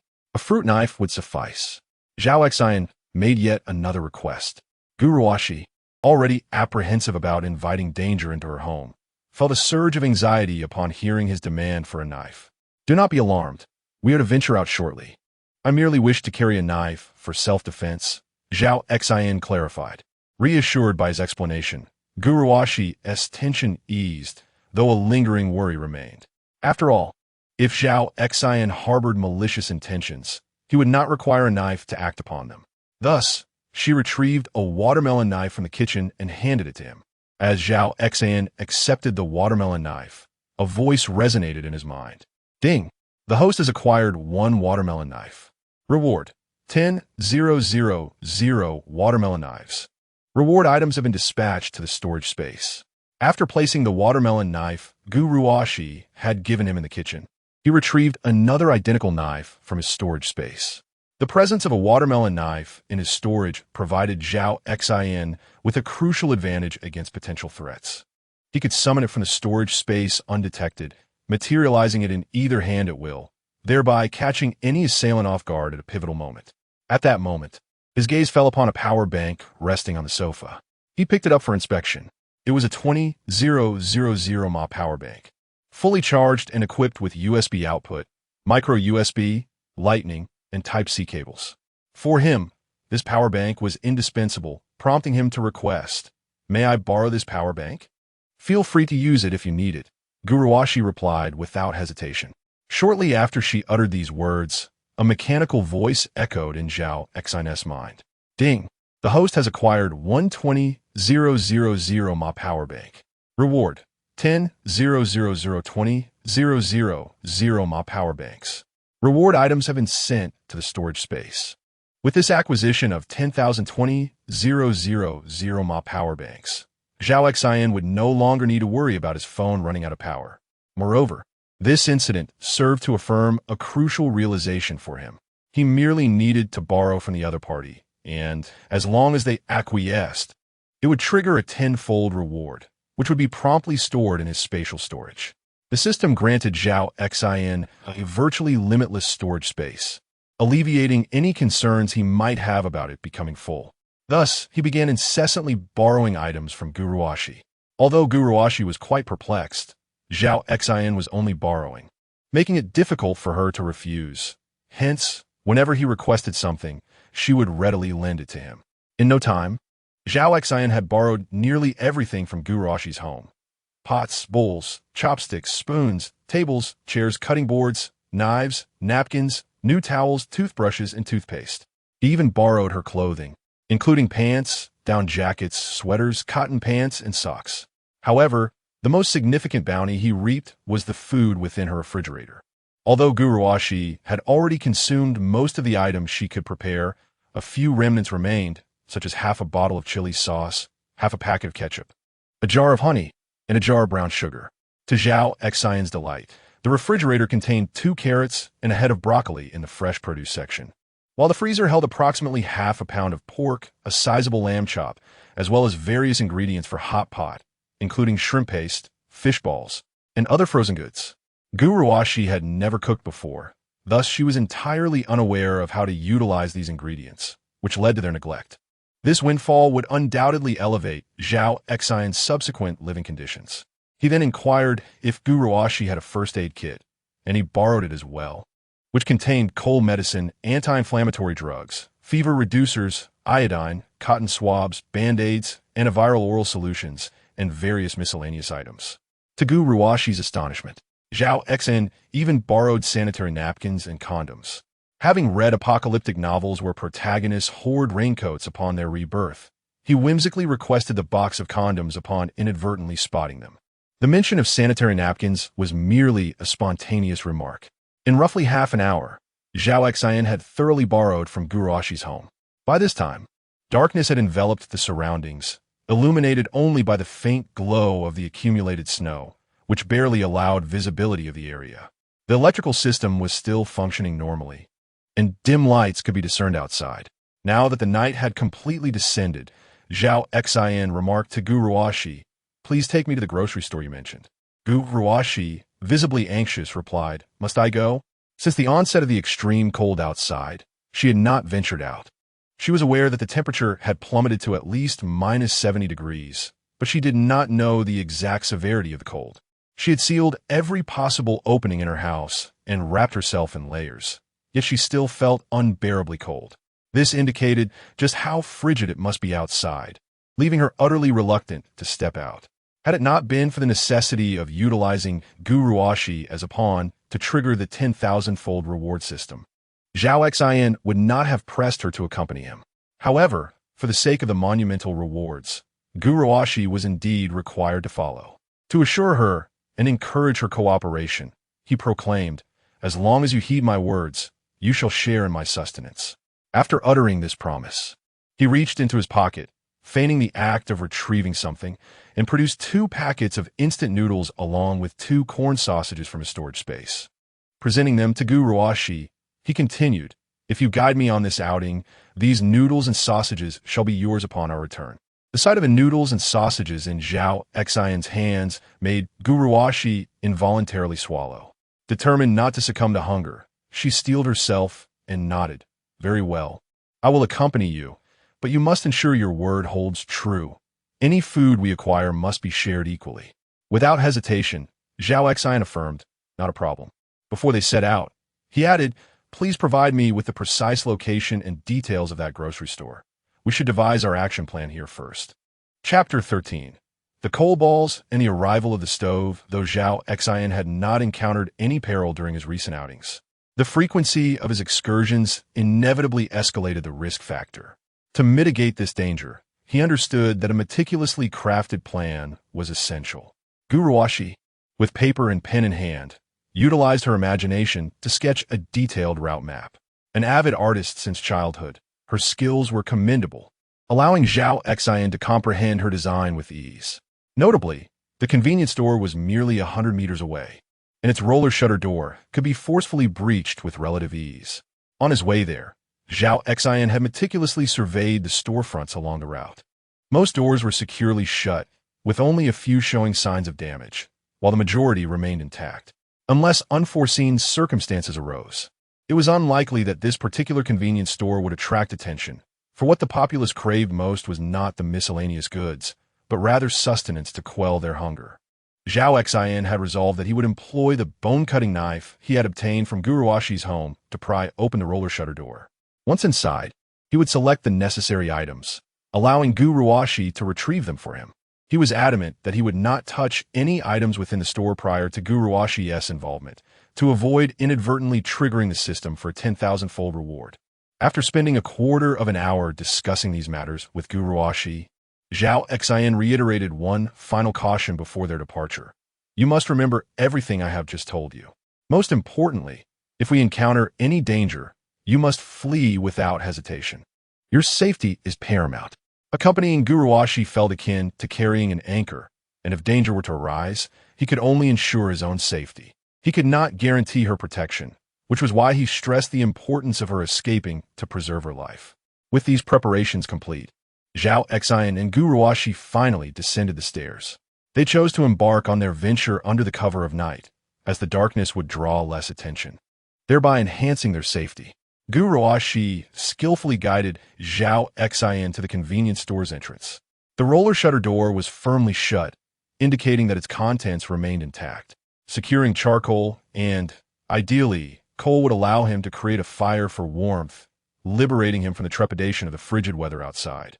Zhao Xin drew forth the bone-cutting knife and, with a decisive swing, struck the roller shutter door. A resounding crash echoed as a gash was cleaved into the door. However, the incision was insufficient for entry, compelling him to make several more cuts. When the opening extended to over a meter in length, he ceased his efforts.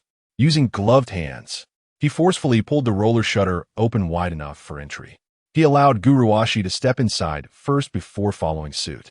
Once inside, he carefully lowered the roller shutter again before retrieving a power bank and connecting it to a portable LED light that Guruwashi had provided. Zhao Xin's brazen actions had drawn the attention of several nearby residents. Due to Zhao Xin's remarkable speed, only a few individuals witnessed him forcefully enter the grocery store. The others, who heard the commotion, could not identify the source of the noise until Zhao Xin and Guruwashi had already slipped through the rolling shutter. Across the street, in a staircase apartment, a couple observed this scene unfold. Isn't that a grocery store? What could these two possibly want at such length in the evening? The wife inquired with great curiosity. The husband responded, clearly, they are famished and have gone in search of food. Food is the most scarce commodity outside. The wife shook her head in disbelief. If one were truly hungry, would they choose a grocery store?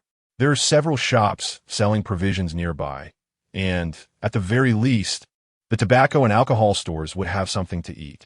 Yet the husband remained resolute in his conviction. As I mentioned, they must be delirious from hunger to have entered the grocery store. If they were not, why would they venture in? Besides, the two provision shops adjacent to the grocery have been thoroughly depleted. Everything edible has been taken. They are not blind. They surely know that the provision shops are empty, which is why they targeted the grocery. Not just this couple, but several others in the vicinity were also speculating about Zhao Xin and Guruwashi's intentions for intruding into the grocery store. Upon entering, Zhao Xin was immediately captivated by the array of goods before him, igniting an insatiable urge to store them away. Nevertheless, he did not lose sight of his primary objective. Ruwashi, keep an eye out for charcoal or anything edible. If you see it, bring it to me, he instructed while searching. Guruwashi, equipped with her phone's flashlight, joined the search. Before long, Zhao Xin spotted a box labeled smokeless hexagonal pure charcoal. To him, the purity of the charcoal was inconsequential. Any form of charcoal would suffice. He quickly called out to Guruwashi, Ruwashi, can you check if these boxes on the ground contain charcoal? It's too dark for me to see clearly. Upon hearing his request, Guruwashi approached the boxes. She crouched down, carefully examining them with her phone's flashlight, and promptly replied, yes, these are smokeless charcoal. Is it truly? That's splendid. Quickly, gather all these boxes of charcoal for me, Zhao Xin urged her. Despite her slight hesitation, Guruwashi complied and lifted an entire box of charcoal, handing it to Zhao Xin. As Zhao Xin received the box from Guruwashi, a mechanical voice resonated in his mind. Ding. The host has acquired 1 box of smokeless hexagonal pure charcoal. Reward: smokeless hexagonal pure charcoal X10 000. The reward items have been transferred to the storage space. There were 5 boxes in total, and Guruwashi handed them all to Zhao Xin, causing the system's voice to echo in his mind 5 times. Including the original 5 boxes, Zhao Xin now possessed a staggering total of 50,005 boxes of this charcoal within his storage space.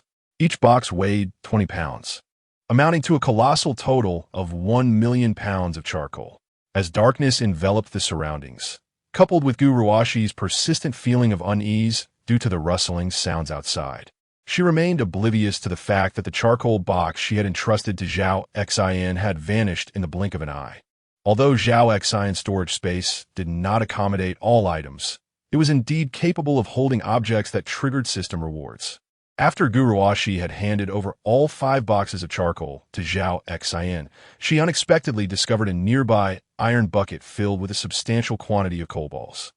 Given that Hung City lies to the north, winters here are particularly frigid, leading a small number of households to rely on coal-burning stoves for warmth, with coal balls being the most economical option. Consequently, some grocery stores sell coal balls, albeit in limited quantities. Upon informing Zhao Xin about the presence of coal balls, his delight was palpable. as coal balls burn significantly longer than charcoal. This iron bucket was likely to contain several dozen pounds of coal balls. And as he accepted the bucket from Guru Ashi, the system's 10,000-fold reward was instantly within his grasp. With the discovery of coal balls, Zhao Xin speculated that this grocery store might very well offer heating stoves. Chapter 14. A bountiful return upon surveying the surroundings. Zhao Xin indeed discovered a brand new heating stove. With this stove, he would no longer fear the chill that might ensue from future power outages. In his childhood, while visiting relatives in the countryside with his uncle's family, he had encountered such a stove, although his uncle did not possess one. The coal-burning heater left an indelible impression on Zhao Xin. At that tender age, lacking comprehension of its mechanism, he inadvertently touched the stove with his left hand, resulting in a large blister that caused him pain for over 10 days. It was only later that he learned this type of heater utilized charcoal, rendering the outer metal exceedingly hot. Beside this stove lay 3 stainless steel chimneys, each approximately 1.5 meters long, accompanied by 2 elbows. In pursuit of the system's 10-fold reward, Zhao Xin reluctantly urged Guru Ashi to hand him the stove along with the stainless steel chimneys and elbows. Although she was quite unwilling, Guru Ashi complied. Upon hearing the system's notification, Zhao Xin could not help but exhale in relief. The general store offered far more than these items. Having ventured out with great difficulty, he intended to gather as much as he could, meticulously collecting everything he deemed useful. Among the daily necessities he acquired were rice, oil, salt, soy sauce, vinegar, tea, shampoo, toothpaste, toothbrushes, tableware, an axe, a saw, and more. With the objective of this outing fulfilled, Zhao Xin prepared to return home. Just as he was about to leave, he noticed a sealed barrel of bottled water in the corner of the shop. Although the water within was frozen, it would certainly be drinkable. Ruashi, do you have any drinking water at home? Zhao Xin inquired. Guru Ashi shook her head and replied, I've been boiling tap water to drink these past few days. There's a barrel of bottled water here. Can you bring it to me? I'll carry it to your house. Zhao Xin indicated towards the corner. Guru Ashi, summoning all her strength, struggled to lift the 36 or 37-pound barrel of water and handed it to Zhao Xin, saying, Here you go. Zhao Xin hoisted the barrel onto his shoulder. In the next moment, the system's 10-fold reward notification resonated in his mind. This is too heavy. Let us come back for it when we truly run out of water. The barrel rested on his shoulder for less than 2 seconds before he set it down. Let us hurry back, Zhao Xin declared as he exited the grocery store first. Seeing Zhao Xin leave the store empty-handed, Guru Ashi furrowed her brow. She glanced back at the spot where the charcoal had been. It was now completely bare, clearly taken by someone. However, she was certain that Zhao Xin had not carried anything with him.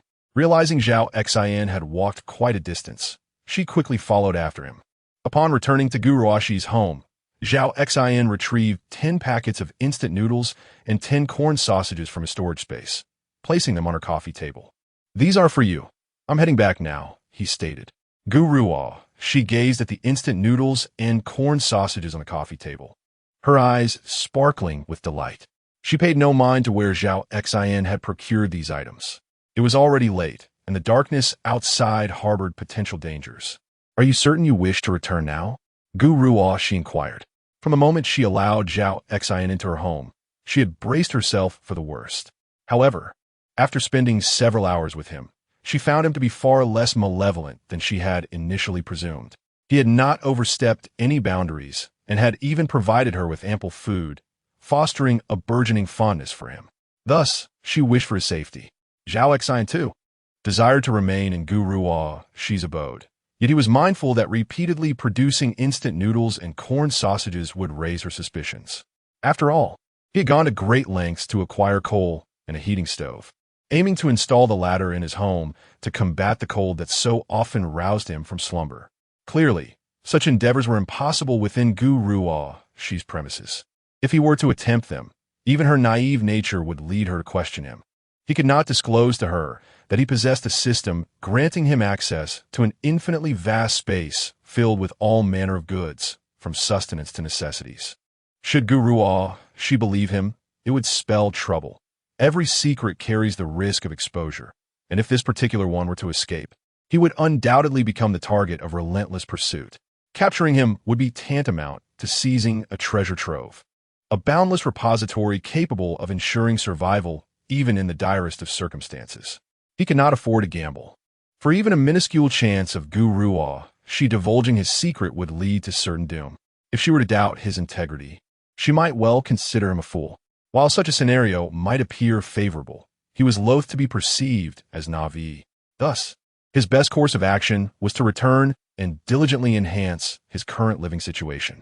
Once he had established a suitable environment, he could invite Gu Ruo Shi to join him in his own territory. Even if he were to engage in some inexplicable activities, he could account for them. Zhao Xin was taken aback when Gu Ruo Shi urged him to stay. He licked his lips, a playful glint in his eye as he asked, "Do you wish for me to remain?" Noticing the glimmer of mischief in his gaze, Gu Ruo Shi hastily replied, "Do not misinterpret my words. I merely wish for your safety. If you intend to return, do so swiftly." Without a moment's hesitation, Zhao Xin turned and departed. As she watched him leave, a pang of reluctance welled up within Gu Ruo Shi. She longed to call out for him to stay, but the words faltered on her lips.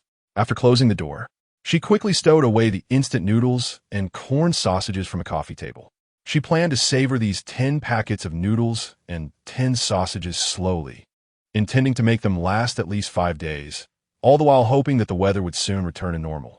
Otherwise, how shall one endure the days to come?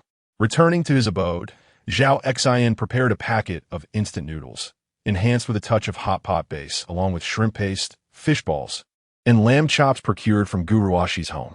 After savoring his meal, he indulged in a restful slumber. Although the drafty spots in his home had been meticulously sealed by Zhao Xin, the frigid outdoor conditions were utterly unbearable. Even with 2 blankets draped over him, he still shivered uncontrollably.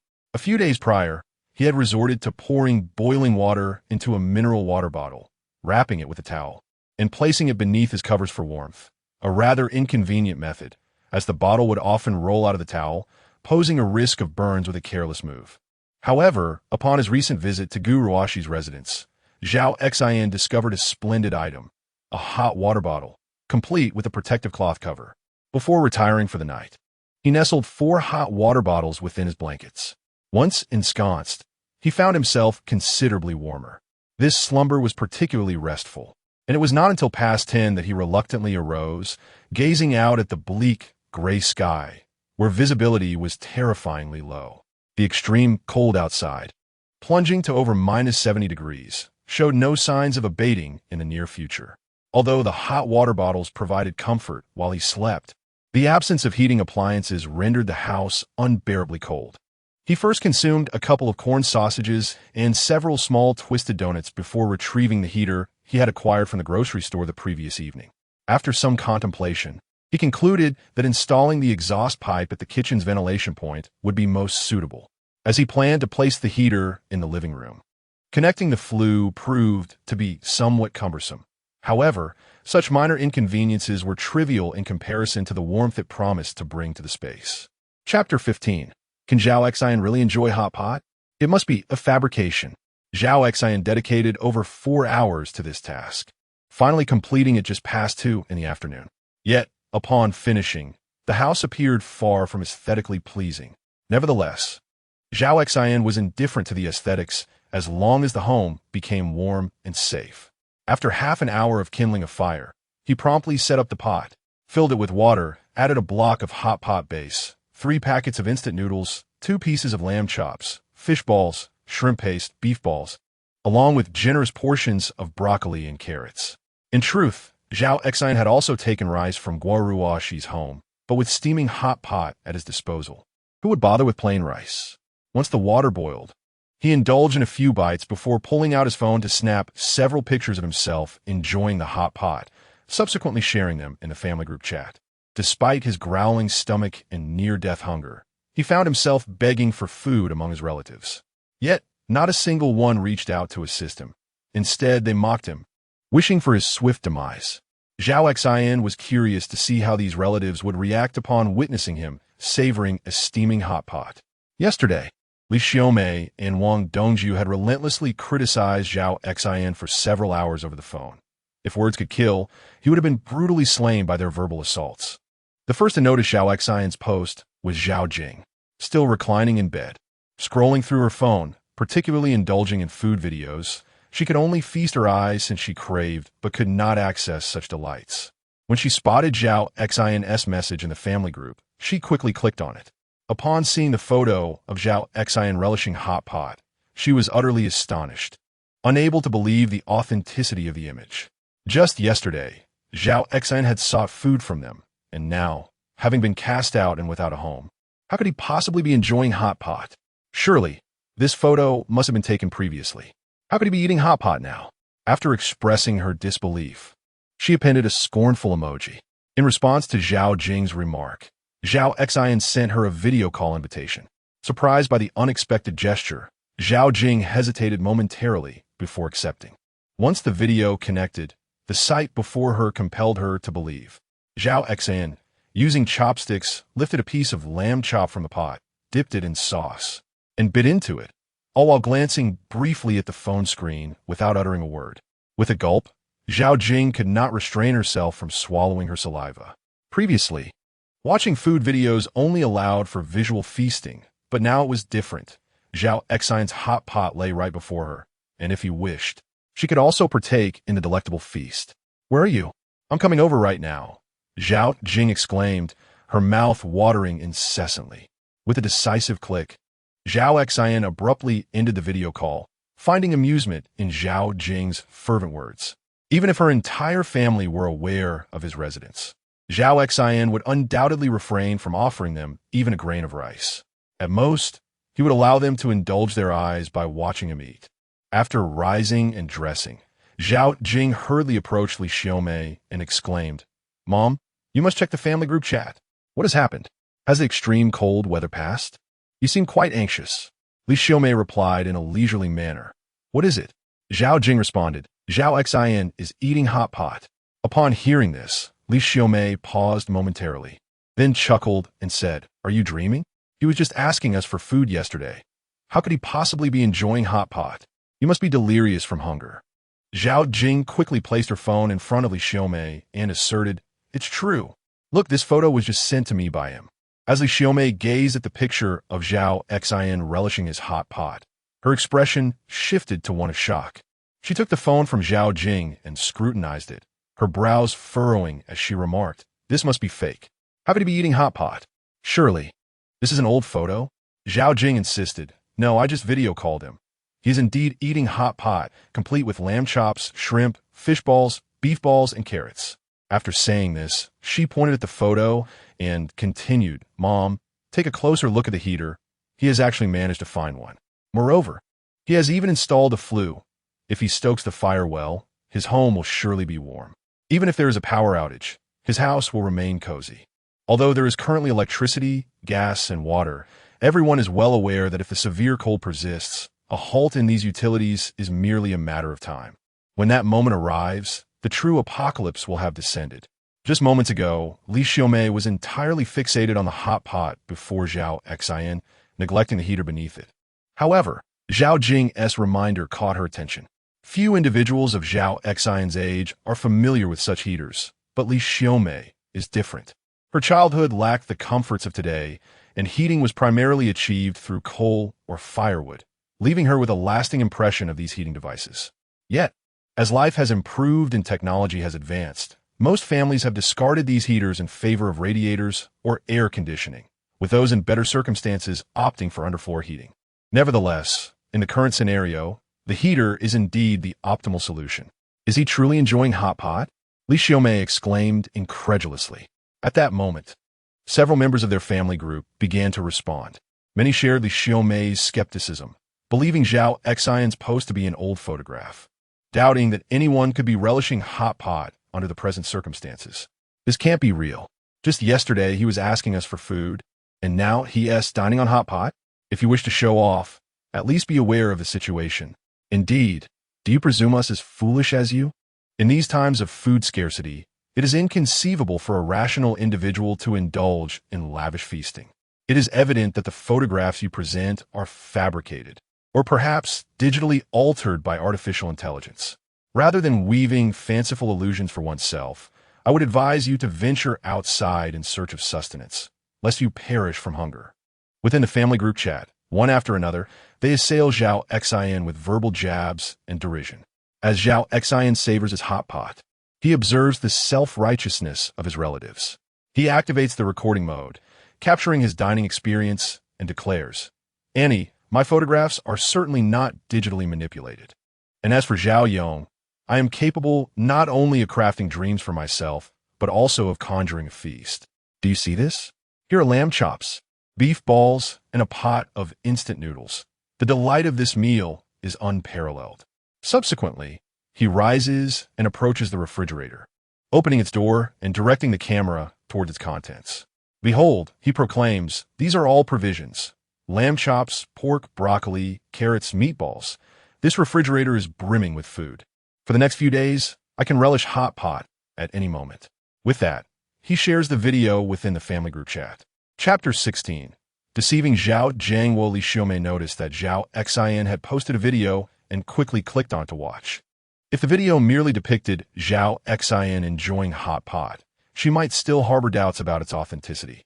However, accompanied by Zhao Xin's commentary, she found herself reluctantly compelled to acknowledge that he was indeed indulging in hot pot. The remarks he made were precisely those recently exchanged by Wang Dongju and Zhao Yong in their group chat, making it evident that the video had been recorded just moments prior by Zhao Xin himself. At that moment, Zhao Wei approached, having just viewed the video as well. After watching, he could hardly contain his saliva. "Goodness, Zhao Xin is actually eating hot pot. Meanwhile, we are rationing our supply of Wang snow cakes, and he can feast at will." After uttering this, Zhao Wei could not suppress yet another gulp. Li Xiaomei's mind raced as she pondered Zhao Xin's whereabouts. Judging by the video, he was indoors, yet he was the sole occupant, which puzzled her greatly. Having raised Zhao Xin since childhood, she was certain he did not possess his own residence. Thus, his current dwelling could not possibly be his home. So what if he was enjoying hot pot? It was clear that the ingredients were not his own. He must be staying with someone else, mooching off their hospitality, she concluded with certainty. Zhao Jing, however, countered, "That seems unlikely. If he were truly staying with someone, why would he be alone in the video and photos? Given the current apocalyptic conditions and the extreme scarcity of food, who would allow him to sit there and feast by himself?" At this point, Zhao Jiangwo chimed in, "Let us not bicker. In my opinion, Zhao Xin must have pilfered hot pot ingredients from a supermarket. He is likely squatting in someone else's place, taking advantage of the situation while we starve here."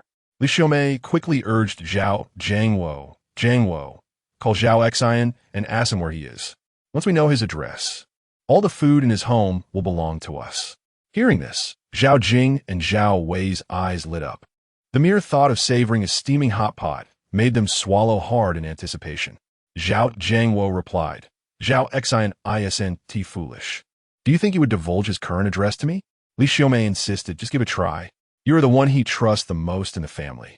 If you flatter him a bit during the call, he might just soften and reveal it." "Exactly. As long as he shares his address, we can head over immediately. Can he possibly finish all that hot pot by himself? And if it weren't for Mom's tireless efforts in raising him, would he even be in this position today?" Zhao Jing declared with an air of superiority. Tempted by the prospect of enjoying Zhao Xin's hot pot, Zhao Jiangwo pulled out his phone and initiated a video call. Within moments, Zhao Xin answered.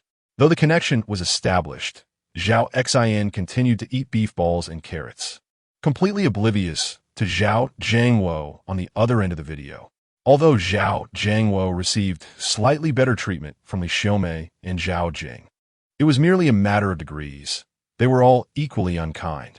Otherwise, Li Xiaomei would not have remained silent while watching him being expelled from their home, leaving him to confront the biting cold alone.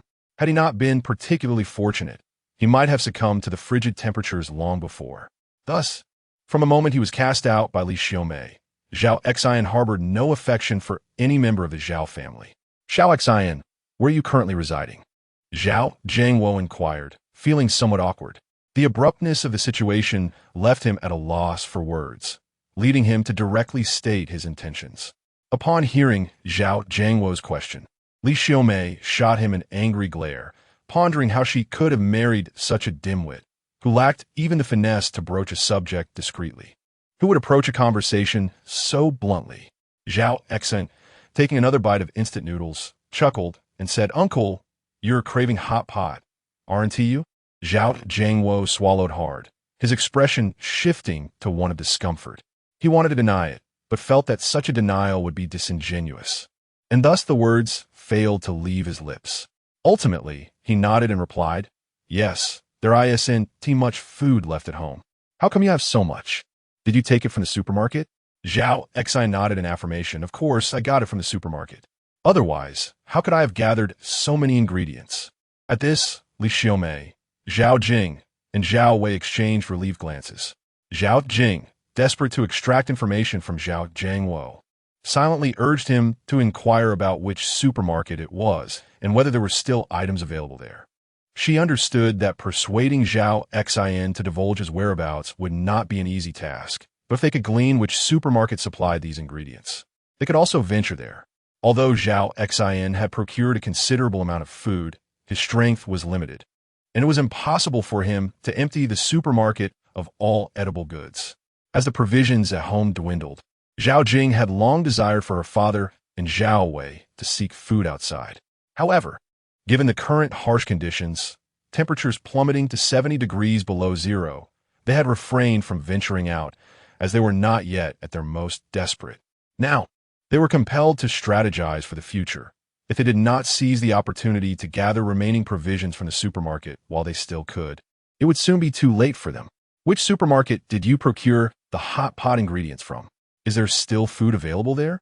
Zhao Jiangwo hastily asked. After a moment of contemplation, Zhao Xin responded, "The fresh goods supermarket at the crossroads. When I left, there were still plenty of items available, but whether they remain now is uncertain." The fresh goods supermarket at the crossroads was a good 3 to 4 miles from Zhao Jiangwo's home, requiring at least an hour for a round trip. Since Zhao Jiangwo's family sought sustenance, Zhao Xin provided them with a target. However, he was uncertain about the availability of food within the fresh produce supermarket, as he had never been there. Upon hearing this, Zhao Jiangwo instinctively glanced at Li Xiaomei beside him. He was aware that the fresh produce supermarket at the crossroads was a 1-hour round trip under normal weather conditions. Yet, in this extreme cold, coupled with the need to carry items back, completing the journey in an hour was undoubtedly unfeasible. Even disregarding the time spent searching for food, it would require at least an hour and a half. Taking into account the quest for nourishment, the time would extend to a minimum of 2 hours. Furthermore, the risks involved were substantial. Their current provisions were dwindling, and it was evident that others outside were also in desperate need of food. In this increasingly chaotic situation, famished individuals might resort to desperate measures. Thus, even if they were fortunate enough to find food outside, ensuring the safe return of these provisions remained a significant concern. Chapter 17. Hidden Intentions. Li Xiaomei also realized this. She took out Zhao Jiangwo's phone and said to Zhao Xin, "The fresh supermarket is rather distant from our home, and it is highly likely that the food there has already been depleted. If we go now, we might be too late. Where are you currently residing? Please share your address. We can make our way there and return after a meal." As she watched Zhao Xin flaunt lamb chops, fish balls, shrimp paste, and instant noodles on the video, Li Xiaomei felt her hunger intensify, yearning to fly over and indulge in a hearty feast. It was not just her. Zhao Jing and Zhao Wei, the siblings, also found themselves equally famished. Zhao Xin grinned disdainfully and retorted, "If you wish to eat, go get it yourself. Dream on if you think you can come to my place for a free meal." With that, he abruptly ended the video call. Just as Zhao Xin concluded the call, another video request came in. As he prepared to dismiss this one as well, he instinctively paused. This video call was not from Zhao Jiangwo or Li Xiaomei, but rather from his second aunt, Wang Dongju.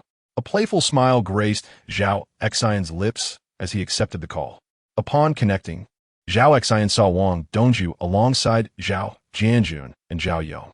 He placed his phone on a stand, removed his outer garment, and wiped the sweat from his forehead and the grease from his mouth with a tissue before resuming his enjoyment of the instant noodles from the hot pot. Previously, Zhao Xin had a penchant for adding a packet of instant noodles at the end of his hot pot meals.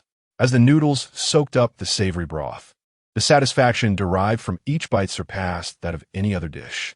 After being ousted from home by Li Xiaomei, Zhao Xin never imagined he would find himself savoring such a delightful lamb and carrot instant noodle hot pot in the frigid weather.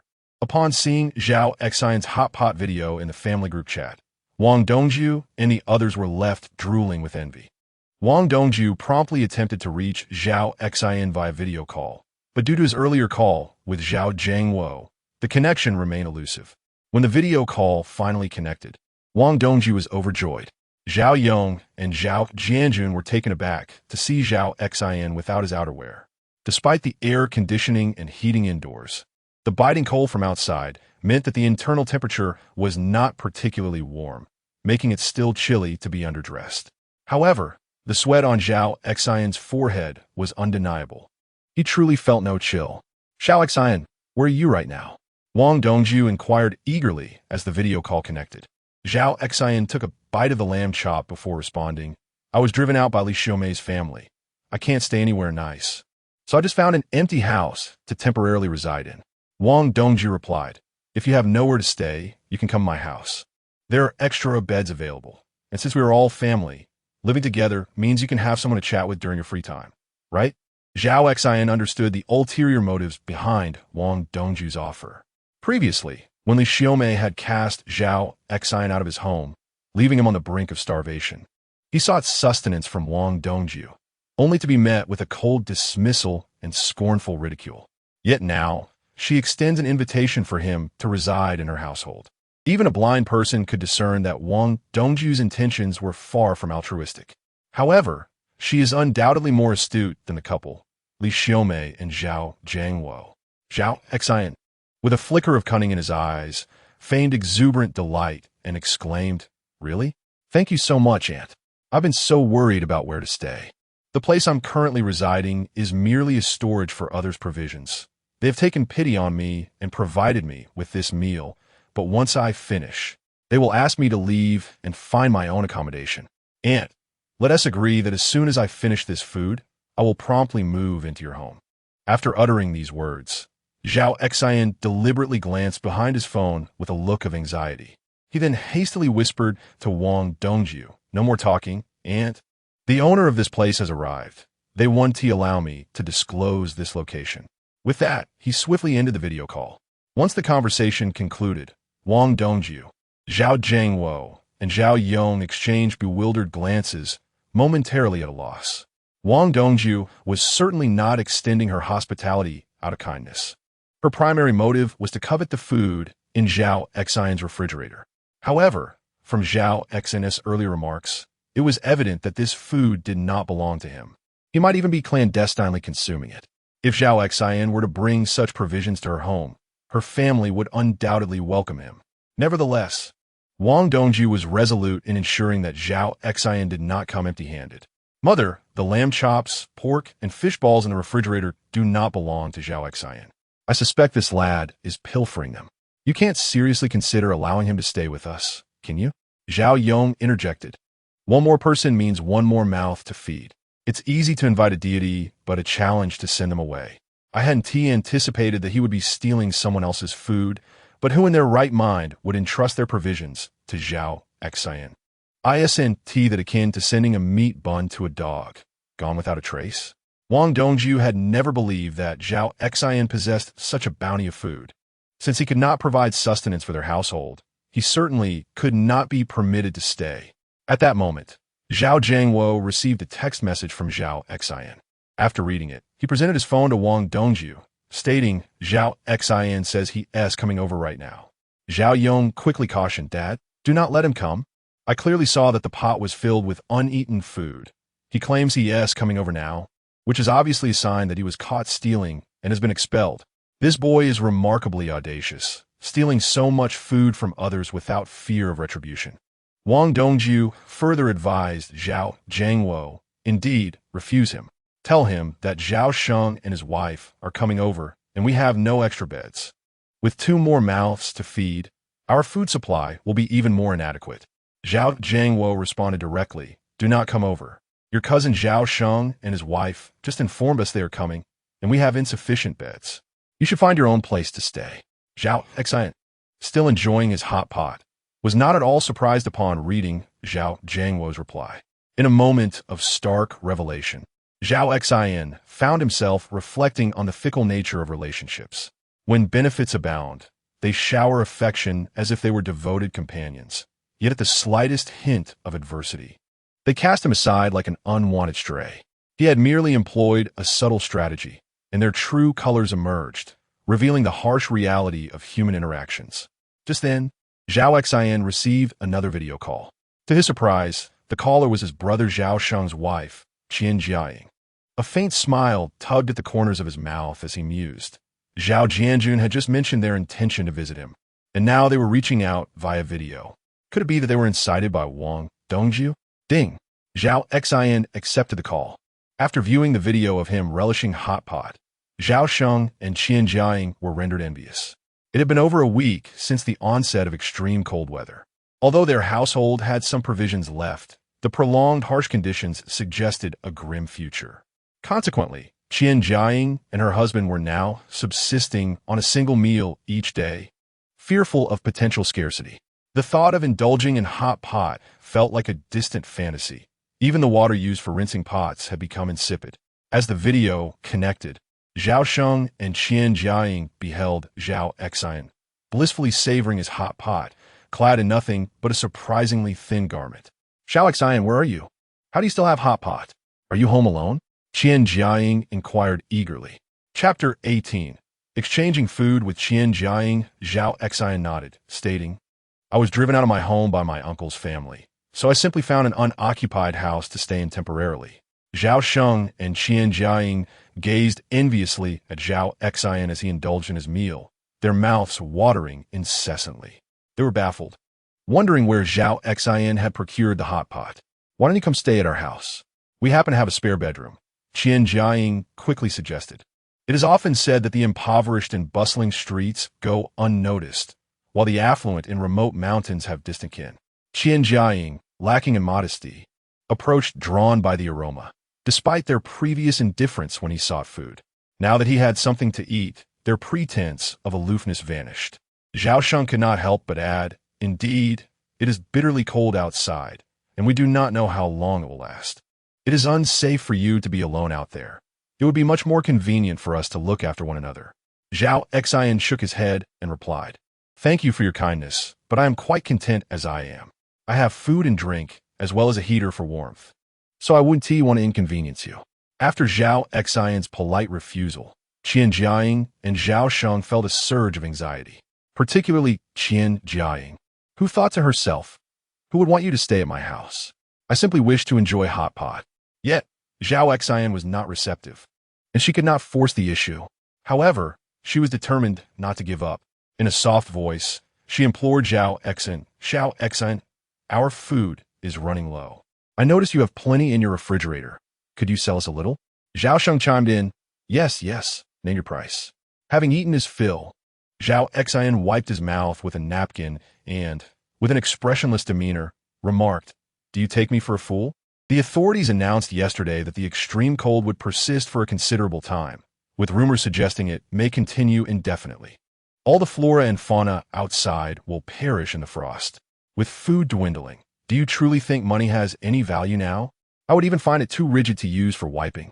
Zhao Sheng and Qian Jiaying exchanged awkward smiles upon hearing this. However, Zhao Xian then shifted his tone, stating, "Although money may be worthless, you can barter with goods." Despite having ample supplies, he felt the need for more variety in his diet. Given the current situation, with others having surplus food at home, any exchange would be beneficial. The system offered him a tenfold reward, so he would not suffer a loss. "All right, what would you like to exchange?" Qian Jiaying replied eagerly. Yet, as soon as she uttered those words, a sense of gloom enveloped her. Although her household still possessed some food, the quantities were dwindling, and even if Zhao Xin agreed to trade, it would surely be an equal exchange, with no excess provided. At this juncture, Zhao Xin said. "Show me what edible items you have at home. If I find something appealing, I will ensure that you are satisfied with what I offer in return."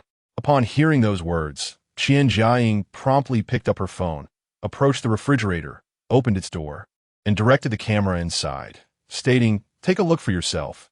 Nearly all of the food in my home is stored right here." Both Qian Jiaying and Zhao Sheng were somewhat indolent, often opting to make a single trip to the supermarket to purchase a week's worth of groceries, especially items with a long shelf life, of which she usually bought a considerable amount.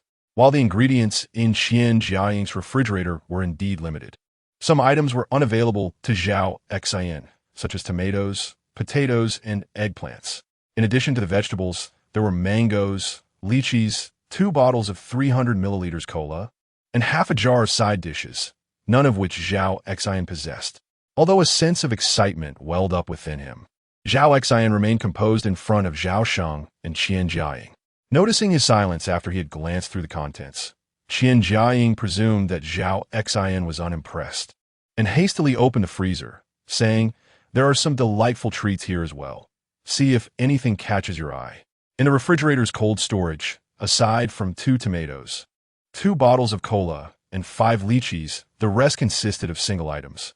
The freezer was even more sparse, either having been consumed by the 2 of them or due to Qian Jiaying's infrequent purchases, resulting in limited food supplies. After surveying the contents, Zhao Xin was drawn to half a chicken in the freezer. "I want the half chicken in your freezer, along with all the vegetables and fruits," he stated after a moment of contemplation. For Qian Jiaying and her husband, those fruits and vegetables were somewhat superfluous, as they hardly sufficed for a meal. They were, however, reluctant to part with the half chicken. Yet, since Zhao Xin had initiated the exchange, they held the advantage. Confident they could procure more food, Qian Jiaying was determined not to suffer any loss. "Certainly. What would you like to offer in exchange?" she replied. After some thought, Zhao Xin proposed, "In exchange for everything except the half chicken, I would like 1 packet of instant noodles for each item." Qian Jiaying indeed craved instant noodles, yet it was common knowledge that they lacked nutritional value. More importantly, she yearned for lamb chops, shrimp paste, and beef balls, rather than an entire stash of instant noodles. Zhao Sheng quickly interjected, "1 packet of noodles for each item? Does that include a single lychee as well?" Qian Jiaying paused at this remark, suspecting that Zhao Xin could not be so naive as to trade 1 lychee for a packet of noodles. If that were the case, they would certainly profit.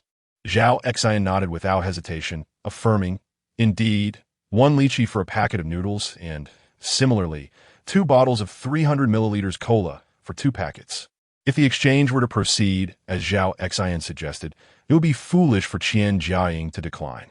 However, Zhao Xin had yet to specify what he desired in exchange for the half chicken, prompting her to inquire, "So, how do you wish to trade for the half chicken?"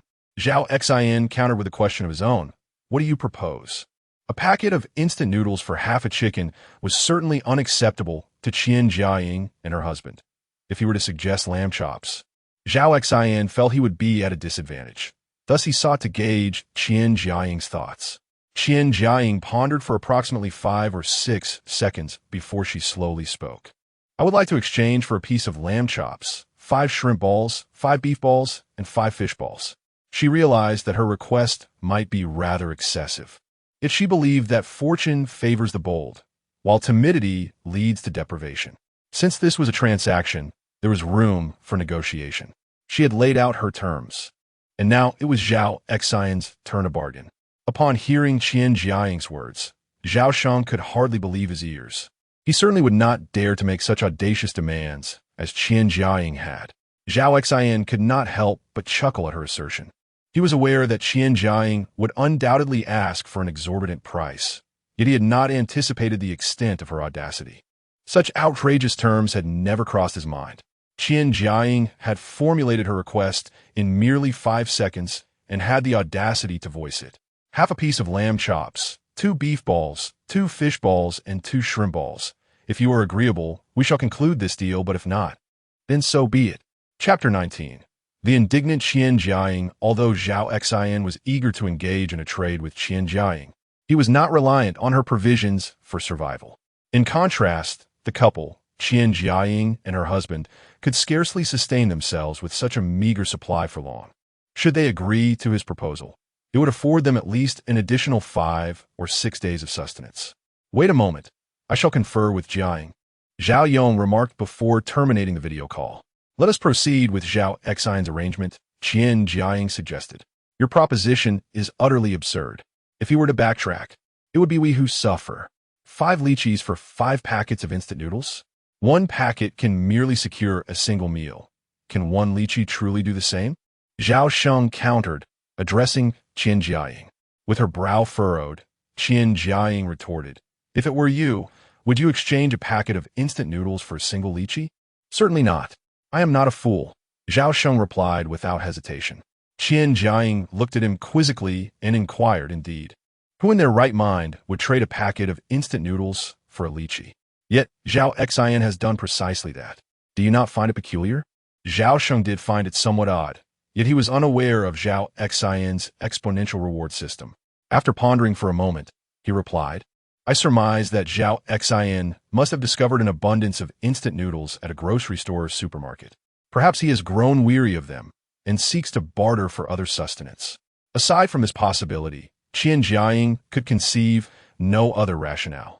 However, she felt that trading her half chicken for merely half a lamb chop, 2 beef balls, 2 fish balls, and 2 shrimp rolls seemed rather unwise. Since Zhao Xian possesses a surplus of instant noodles, let us request 3 additional packets. He is bound to acquiesce, she proposed to Zhao Sheng. Zhao Sheng hesitated. After all, half a lamb chop along with 2 beef balls, 2 shrimp rolls, and 2 fish balls was already a considerable offer. Yet, acquiring 3 more packets of instant noodles would undeniably be advantageous.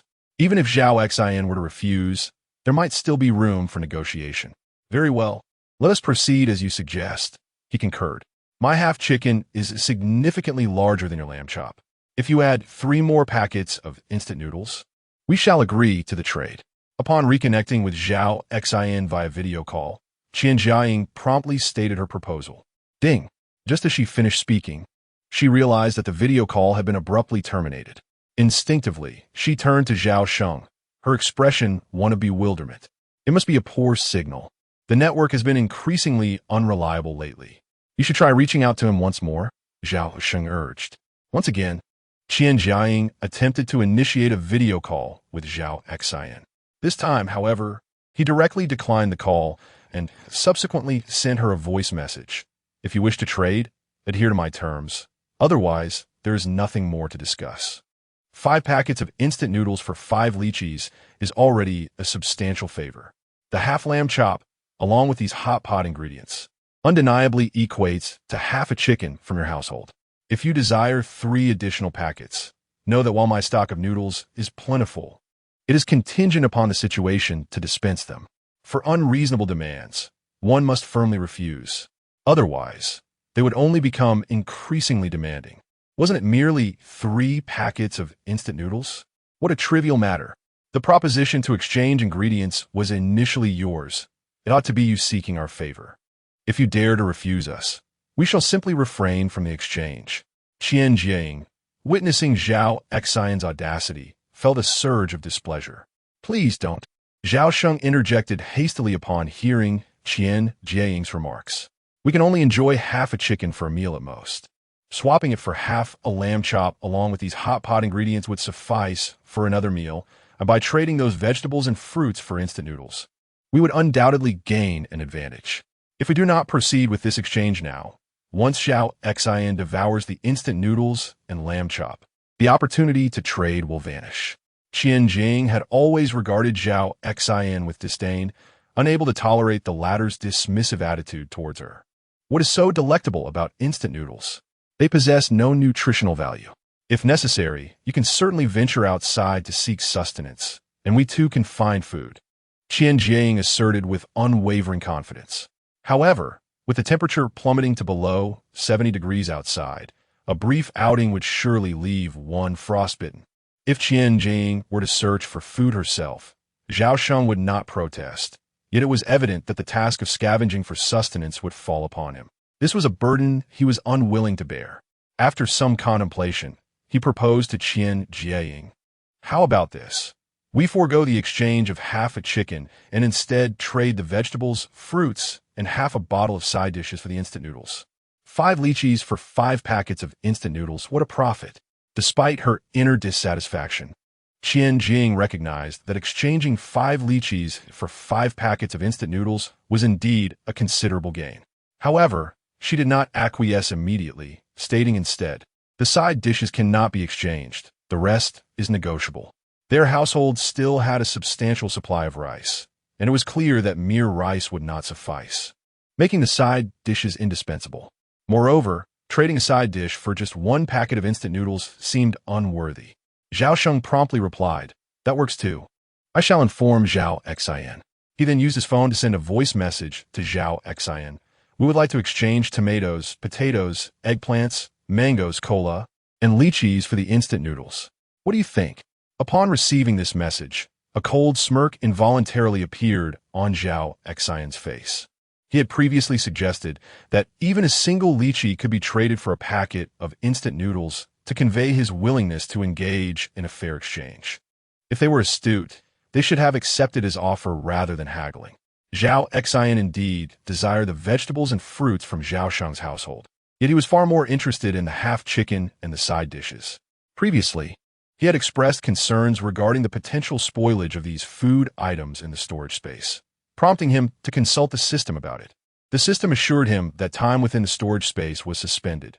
Anything placed inside, regardless of duration, would remain unchanged upon retrieval. Thus, Zhao Xin need not worry about the food deteriorating during its time in storage. You may proceed with this exchange if you wish. However, 5 lychees can only be exchanged for 1 packet of instant noodles. If that is agreeable, we can arrange a time for the transaction. If not, then so be it. Zhao Xin deeply.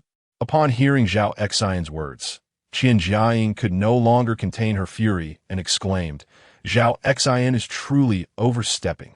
We had already agreed to the transaction, yet he audaciously alters the terms at the last moment, raising the price without shame. 5 lychees for a packet of instant noodles, and they are undoubtedly profiting. However, previously, 5 lychees could be exchanged for 5 packets of instant noodles, and now it has been reduced to a single packet. This is utterly unacceptable to me." Zhao Sheng was also somewhat taken aback, yet even under these circumstances, they could still obtain 8 packets of instant noodles, sufficient sustenance for 2 days. He sighed and suggested to Qian Jiaying, "Perhaps we should just acquiesce to this. Otherwise, he might concoct another excuse later. 2 tomatoes for a packet of instant noodles, and 2 bottles of cola would also yield merely 1 packet, which would indeed be troublesome." "Exchange for what?" Qian Jiaying retorted in frustration. "I refuse to trade. Mangoes and lychees are my favorite fruits, and tomatoes, potatoes, and eggplants can be transformed into 3 distinct dishes. If we manage our meals carefully, these 3 dishes, paired with rice, could last us 3 days while also providing essential vitamins, far more nutritious than his instant noodles." In Zhao Sheng's household, Qian Jiaying's word was law. Thus, even if Zhao Sheng was reluctant in his heart, he could not alter Qian Jiaying's resolution. Chapter 20. The arrogant Qian Jiaying at that moment. Zhao Sheng's phone suddenly rang. Assuming it was Zhao Xin calling, he hurriedly answered, only to discover it was his elder brother, Zhao Yong. A flicker of disappointment crossed his face. "Hello, brother," Zhao Sheng greeted as the call connected. This call had been instigated by Wang Dongjiu, who wanted Zhao Yong to inquire if Zhao Sheng could spare some food. Unlike Qian Jiaying, who would stockpile groceries during her market visits, Wang Dongjiu, now retired and with little to occupy her time, frequented the local market almost daily to purchase fresh vegetables. Consequently, her household was often short on supplies. Zhao Yong inquired, "Mother asked me to check if you have any surplus food at home."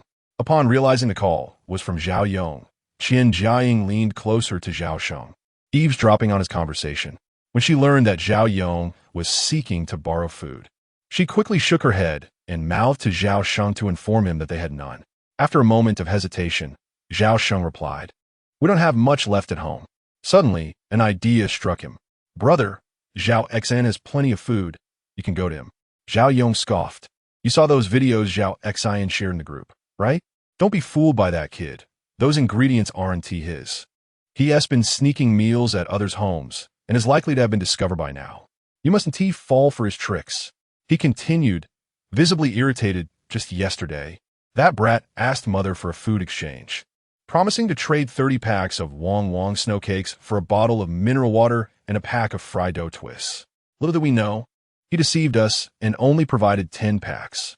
Zhao Xin and Qian Jiaying were taken aback, having never heard of this incident before.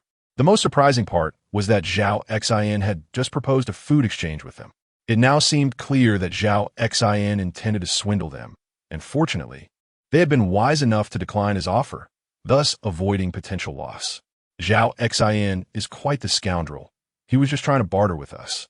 Thankfully, we didn't agree, Zhao Sheng remarked candidly. Zhao Yong urged, do not agree to anything he proposes.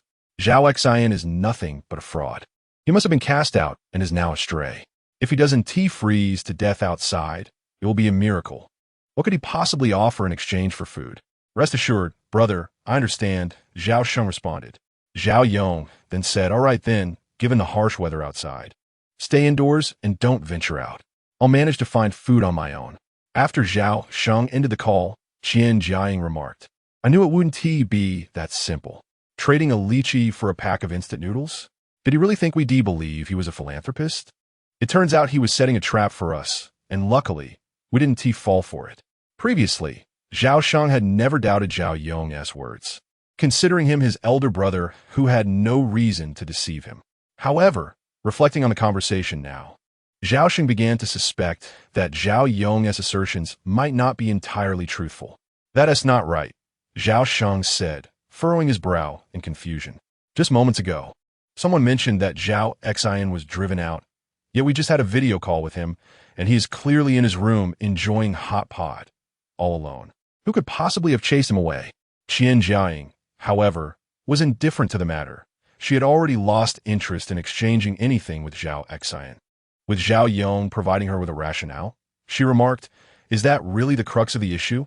The real concern is that Zhao Xin, that scoundrel, has the audacity to deceive our parents about the food, and we almost fell for it ourselves. Do you genuinely believe he is a good person? It's evident that he harbors ulterior motives. We must prepare for the worst. Although we still have provisions at home, we cannot afford to be complacent. With this dreadful weather showing no signs of abating, you need to venture out in the next couple of days to scavenge for food. But don't stray too far. Just check the few grocery stores and breakfast shops downstairs.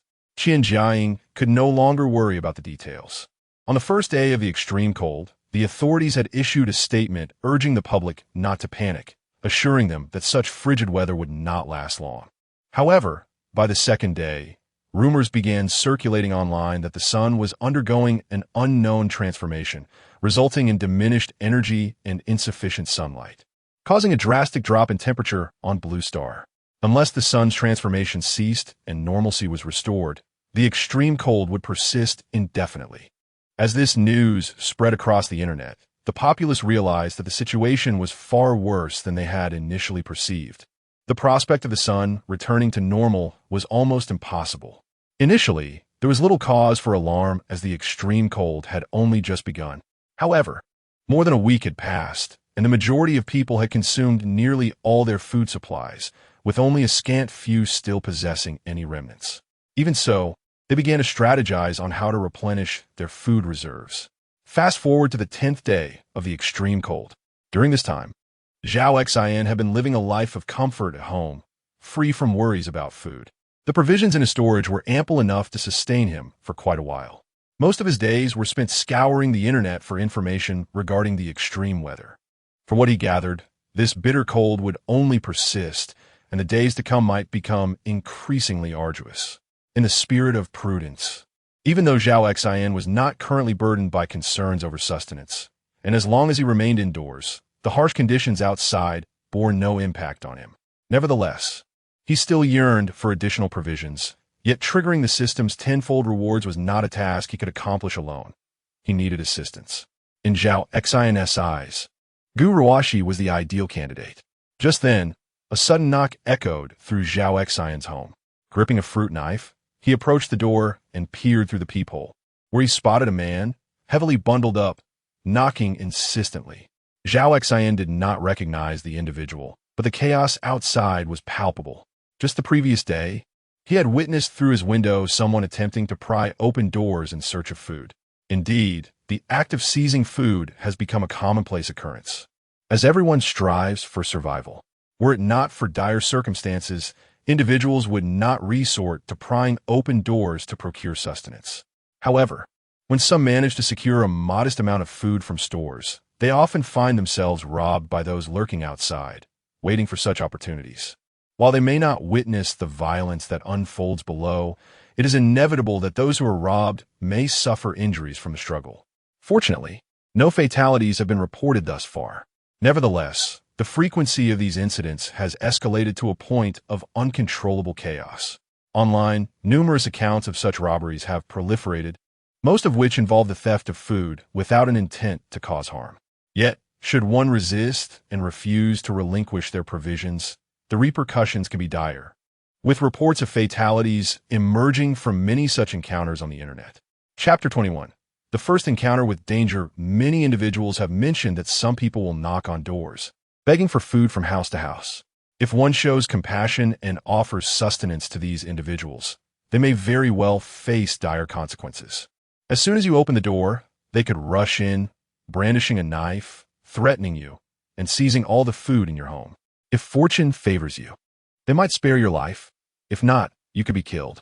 Typically, these individuals operate in groups, leaving their victims with little to no means of resistance. Zhao Xin had read numerous accounts of such incidents online, but he had never personally encountered them, until now. Who is it? What do you want? Zhao Xin in quit con li. Please, I beg you, could you show mercy and give me some food? I haven't eaten in 3 days, the voice outside replied hurriedly. Upon hearing this, Zhao Xin couldn't help but smirk derisively. The person clearly lacked professionalism, claiming to have gone 3 days without food while speaking so assertively was a blatant lie that any vigilant person could discern.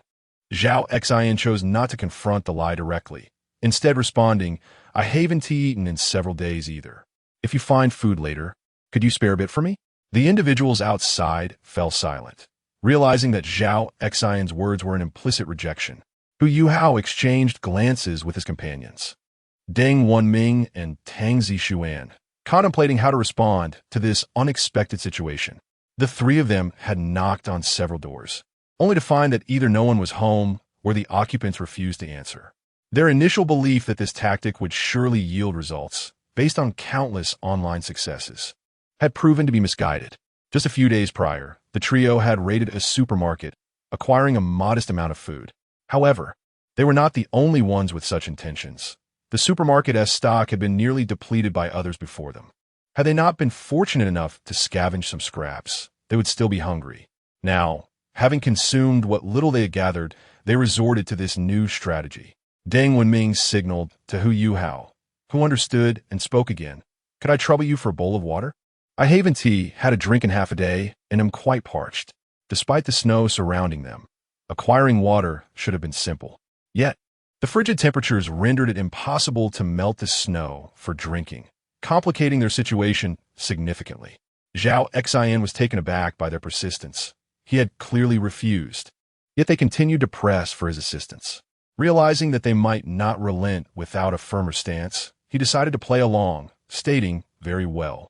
I shall fetch you a cup of water. Please wait a moment.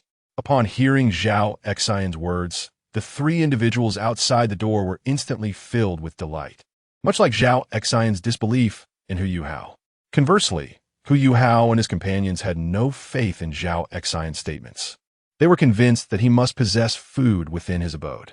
Shortly thereafter, they heard Zhao Xin announce, I have brought you water. As he spoke, Zhao Xin opened the door. His audacity to do so stemmed from the fact that the residence had double doors. The inner one was a standard door, while the outer was a sturdy iron gate, serving to separate the occupants inside from those outside. Upon opening the inner door, Zhao Xin was met with the sight of Hu Yuhao, who was bundled up tightly against the cold. Seeing Zhao Xin open the door, Hu Yuhao feigned gratitude, exclaiming, Thank you. You truly are a good person.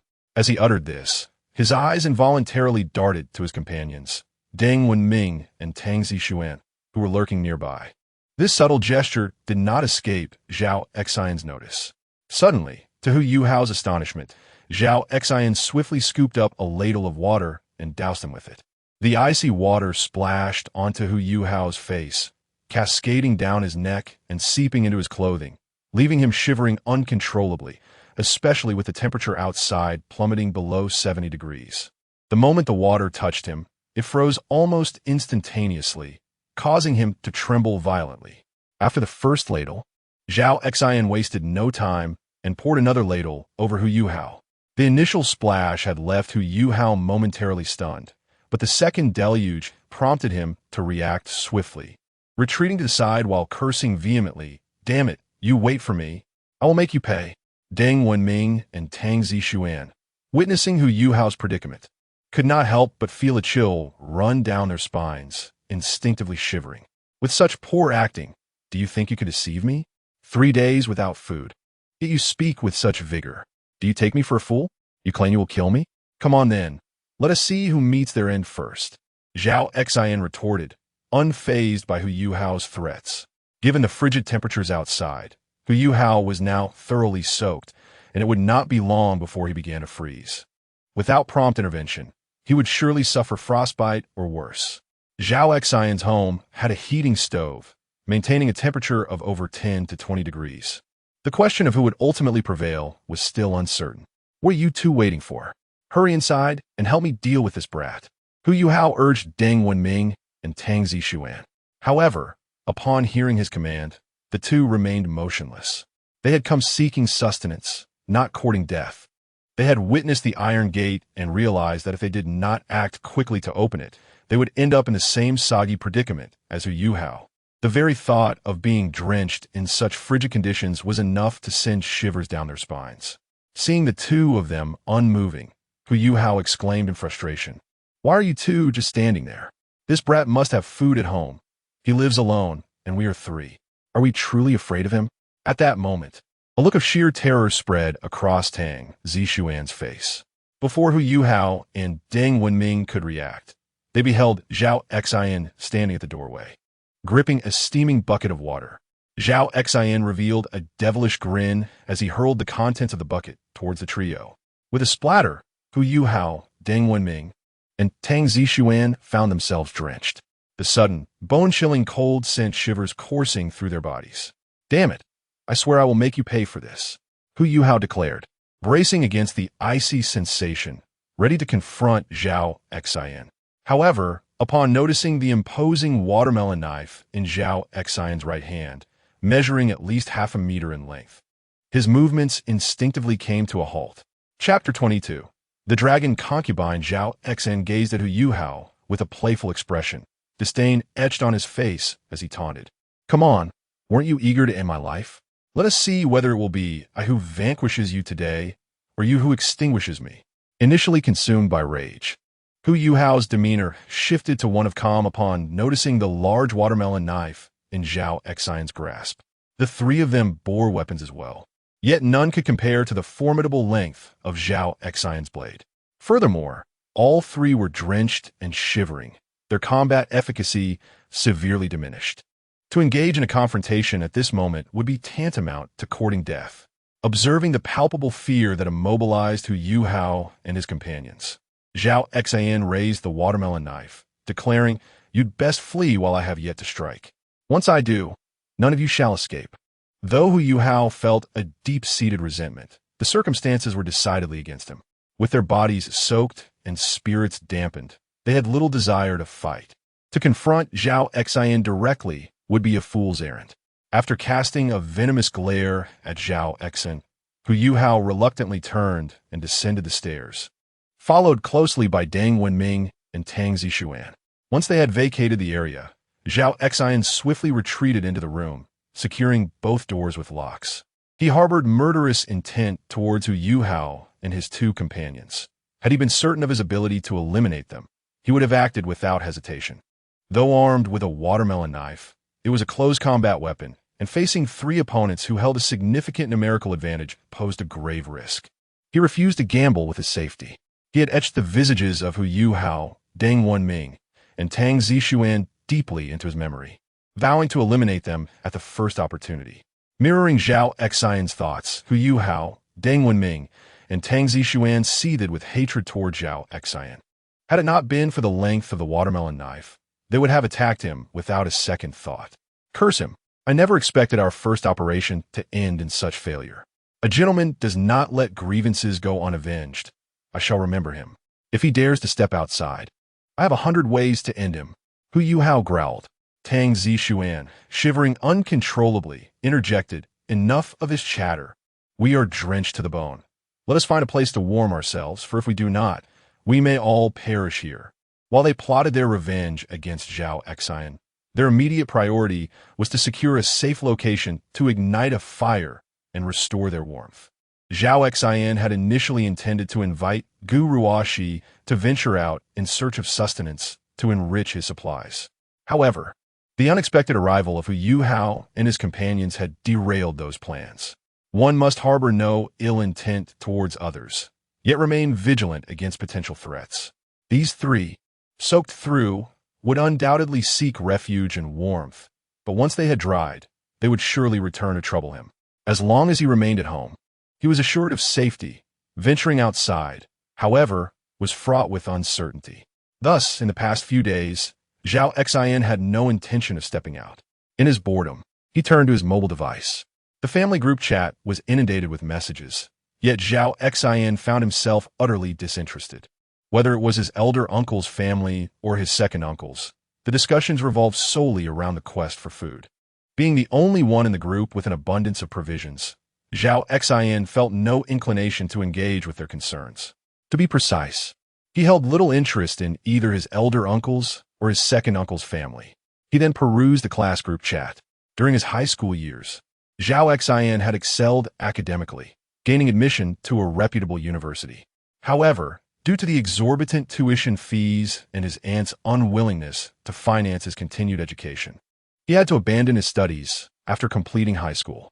Conversations in the class group were infrequent, but with the onset of the severe cold weather, the chatter had increased, albeit with only a handful of individuals participating. While he could not be entirely certain, it was widely understood that those who had remained silent in the group were likely no longer among the living. At that moment, Zhao Xian received a private message. The sender, Long Xiangfei, was a high school classmate and a close friend of Gu Ruoxi residing nearby. However, they had lost touch since their graduation. Thus, Zhao Xian felt a twinge of curiosity upon receiving her message. Are you there? Yes, is there something you need? I heard your family has plenty of food. Could you lend me some? My supplies have run out, and I've been hungry all day. Zhao Xian was not surprised by Long Xiangfei's request, but still inquired. Did Gu Ruoxi tell you? After a brief pause, he received her response. Yes, she mentioned you have a lot of instant noodles. Is that true? After pondering for a moment, Zhao Xian replied, Indeed, my family has a considerable stock of instant noodles. Upon learning from Gu Ruoxi about Zhao Xian's ample supply, Long Xiangfei felt as though she had discovered a lifeline and hastily sent him a message. 3 days prior, her parents had ventured out in search of food and had not returned. It was not a case of abandonment. Rather, they had encountered a conflict with another group during their search, which resulted in their tragic demise at the hands of a larger mob. Long Xiangfei had learned of this grim event through the community group chat, where an owner had captured the harrowing incident on video. In more ordinary times, such a brutal occurrence would have sent shockwaves throughout the city. However, in this apocalyptic reality, order had long since disintegrated, and the primary concern for all was mere survival. The fates of others no longer held any relevance. Initially, Long Xiangfei was engulfed in sorrow and yearned for vengeance. Yet, as her own food supplies dwindled, her focus shifted solely to finding something to eat. If she failed to secure sustenance, she would inevitably join her parents in the afterlife. Upon visiting Zhao Xian's residence, it became apparent that an abundance of instant noodles lay in stock. Long Xiangfei promptly crafted a message and sent it forth. Could you spare me some? I am on the verge of starvation. In these apocalyptic times, did she truly expect to acquire sustenance without any effort?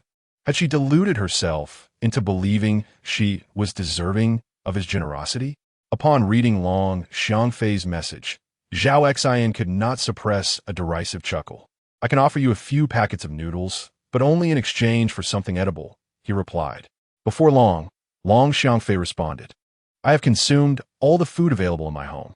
I am genuinely at my wit's end, which is why I reached out to you. If I had any food left, I would not have sought your assistance. My own provisions are limited. Every bite I share diminishes my stock. I cannot allow you to benefit without reciprocation, Zhao Xin countered. Long Xiangfei had initially assumed that, as classmates and given her gender, Zhao Xin would readily offer her the noodles upon her request. She was taken aback by the resolute nature of his refusal. May I purchase your noodles instead? Even at 100 yuan per packet, I would like to procure 10 packets, totaling 1,000 yuan, she messaged Zhao Xin. Are you intending to exchange a pile of worthless paper for my noodles, or do you propose to barter with a virtual currency on your phone? Upon reading Zhao Xin's response, Long Xiangfei found herself momentarily at a loss for words. Chapter 23. The exchange of weapons as for cash. It is quite uncertain whether her household could produce 1,000 yuan. The notion of a bank transfer was even more absurd. Although there had not yet been a complete power outage, rumors had begun to circulate that many areas had already experienced blackouts. It was merely a matter of time before her city would face the same fate. If the frigid weather persisted, nationwide blackouts across the entire Blue Star seemed inevitable. At that juncture, the status of virtual currency would be uncertain. While Long Xiangfei was lost in thought, Zhao Xin sent her another message. Please search your home once more for any edible items, whether it be a tomato, an egg, or a leaf of vegetable. Even a piece of fruit, like a lychee or a small mango, anything consumable would suffice. I can exchange a pack of instant noodles for it. Upon reading this message, Long Xiangfei felt a wave of confusion. While she could comprehend exchanging a tomato or an egg for a pack of noodles, the idea of trading a mere leaf of vegetable for the same seemed incomprehensible. If she possessed a large cabbage or some baby bok choy, she could easily barter for 10 or 20 packs of noodles, considering that a single cabbage could yield numerous leaves. Is this for real? Are you jesting with me? A single leaf of vegetable can be exchanged for a pack of noodles? Long Xiangfei promptly inquired. Zhao Xin replied, of course, provided it is edible. If you attempt to deceive me with a wilted leaf, that would certainly not do. Regardless, this presented an opportunity for Long Xiangfei, prompting her to respond. All right, wait a moment while I search my home. Had it been anyone else, Zhao Xin would have outright declined such a request, never even considering it. However, Long Xiangfei had been his classmate for 3 years. Moreover, the prospect of acquiring food in exchange was immensely beneficial for him. Ultimately, it was a profitable venture. Long Xiangfei hurriedly set about finding something edible to trade for instant noodles, leaving Zhao Xin momentarily without a conversational partner. He began to ponder the issue of safety. Despite having successfully frightened away Hu Yuhao and his companions with a watermelon knife, Zhao Xin felt uneasy wielding a close-range weapon. The ideal armament would undoubtedly be a firearm, particularly a handgun, due to its compact and portable nature. However, acquiring a gun was nearly impossible. Thus, he considered an alternative distant weapon, the bow. Zhao Xin had only heard of bows in passing and had never engaged with one. If one were to count the makeshift bows he crafted as a child using bamboo strips or wooden sticks tied with string, then he had indeed played with bows, albeit as mere toys lacking any lethality. Consequently, he searched online for places that sold bows. To his surprise, he discovered a potential source, Decathlon, a brand specializing in sporting goods. Having previously purchased athletic apparel from Decathlon, he was aware that they also sold sports equipment. Perhaps due to his prior disinterest in bows, he had never noticed them in the store. It is widely rumored online that Decathlon sells bows, suggesting that one might find a bow by visiting a Decathlon store. However, the most pressing issue is that if he were to go alone, even if he did find a bow, it would only be a solitary bow accompanied by a few arrows. To activate the system's rewards, he must bring someone along to receive the bow and arrows, thereby triggering the 10,000-fold reward system. This dilemma is not insurmountable. He could seek the assistance of Gu Ruoshi or Long Xiangfei. A mere promise of food might suffice to persuade them to accompany him. Yet, The most significant obstacle lies in the fact that the nearest decathlon store is a daunting 8 kilometers from Zhao Xian's current residence. Given the frigid, snowy conditions outside, neither a car nor a bicycle could be utilized. The best option would be to walk there. However, the greatest drawback of walking is the inherent danger. The risk of being robbed on the way is substantial. Although they carry no food, should they encounter some deranged assailants, they could potentially find themselves in grave peril. He could take the risk, but Gu Ruoxi and Long Xiangfei would likely be reluctant to venture into danger alongside him. After careful consideration, Zhao Xian decided to temporarily abandon his quest for bows and arrows at Decathlon. If he ultimately could not find a bow, a trip to Decathlon would be inevitable. However, prior to that, he resolved to explore alternative methods to procure a bow and arrows. Thus, he sent out a message in several groups. Who has a bow? I can exchange food for it. Those interested, please add me as a friend for further discussion. Simultaneously, he shared this message on his social media feed. Aside from the family group, he disseminated this message across all local groups in the city. Within a minute, Zhao Xian received a friend request. Upon accepting it, a user by the name of Outa Biao La Banana promptly inquired, "What kind of bow do you need? Or can any bow be exchanged for food?"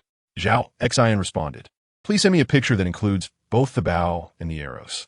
A bow without arrows is like a tiger without teeth. It is of no use to me." Before long, the individual sent Zhao Xian a photograph. In the image, a traditional bow was displayed alongside a collection of arrows, which he estimated to number at least 11 or 12. Subsequently, the user inquired, "How much food can I exchange for this bow and these arrows?" After contemplating his response, Zhao Xian replied, 10 packs of instant noodles. The user took about 10 seconds to respond, stating 30 packs. Zhao Xian could indeed afford 30 packs, but he was resolute in not acquiescing to the proposal. Human nature can be treacherous, especially in apocalyptic times. A single misstep could lead one into a bottomless abyss. He could not allow the other party to perceive him as possessing an abundance of instant noodles. Hence he replied, "I only have 20 packs of instant noodles left. Exchanging 10 packs is already my limit. If you do not agree, then so be it. You're not the only one seeking a food exchange." For now, only Outa Biao La Banana had approached him regarding this matter.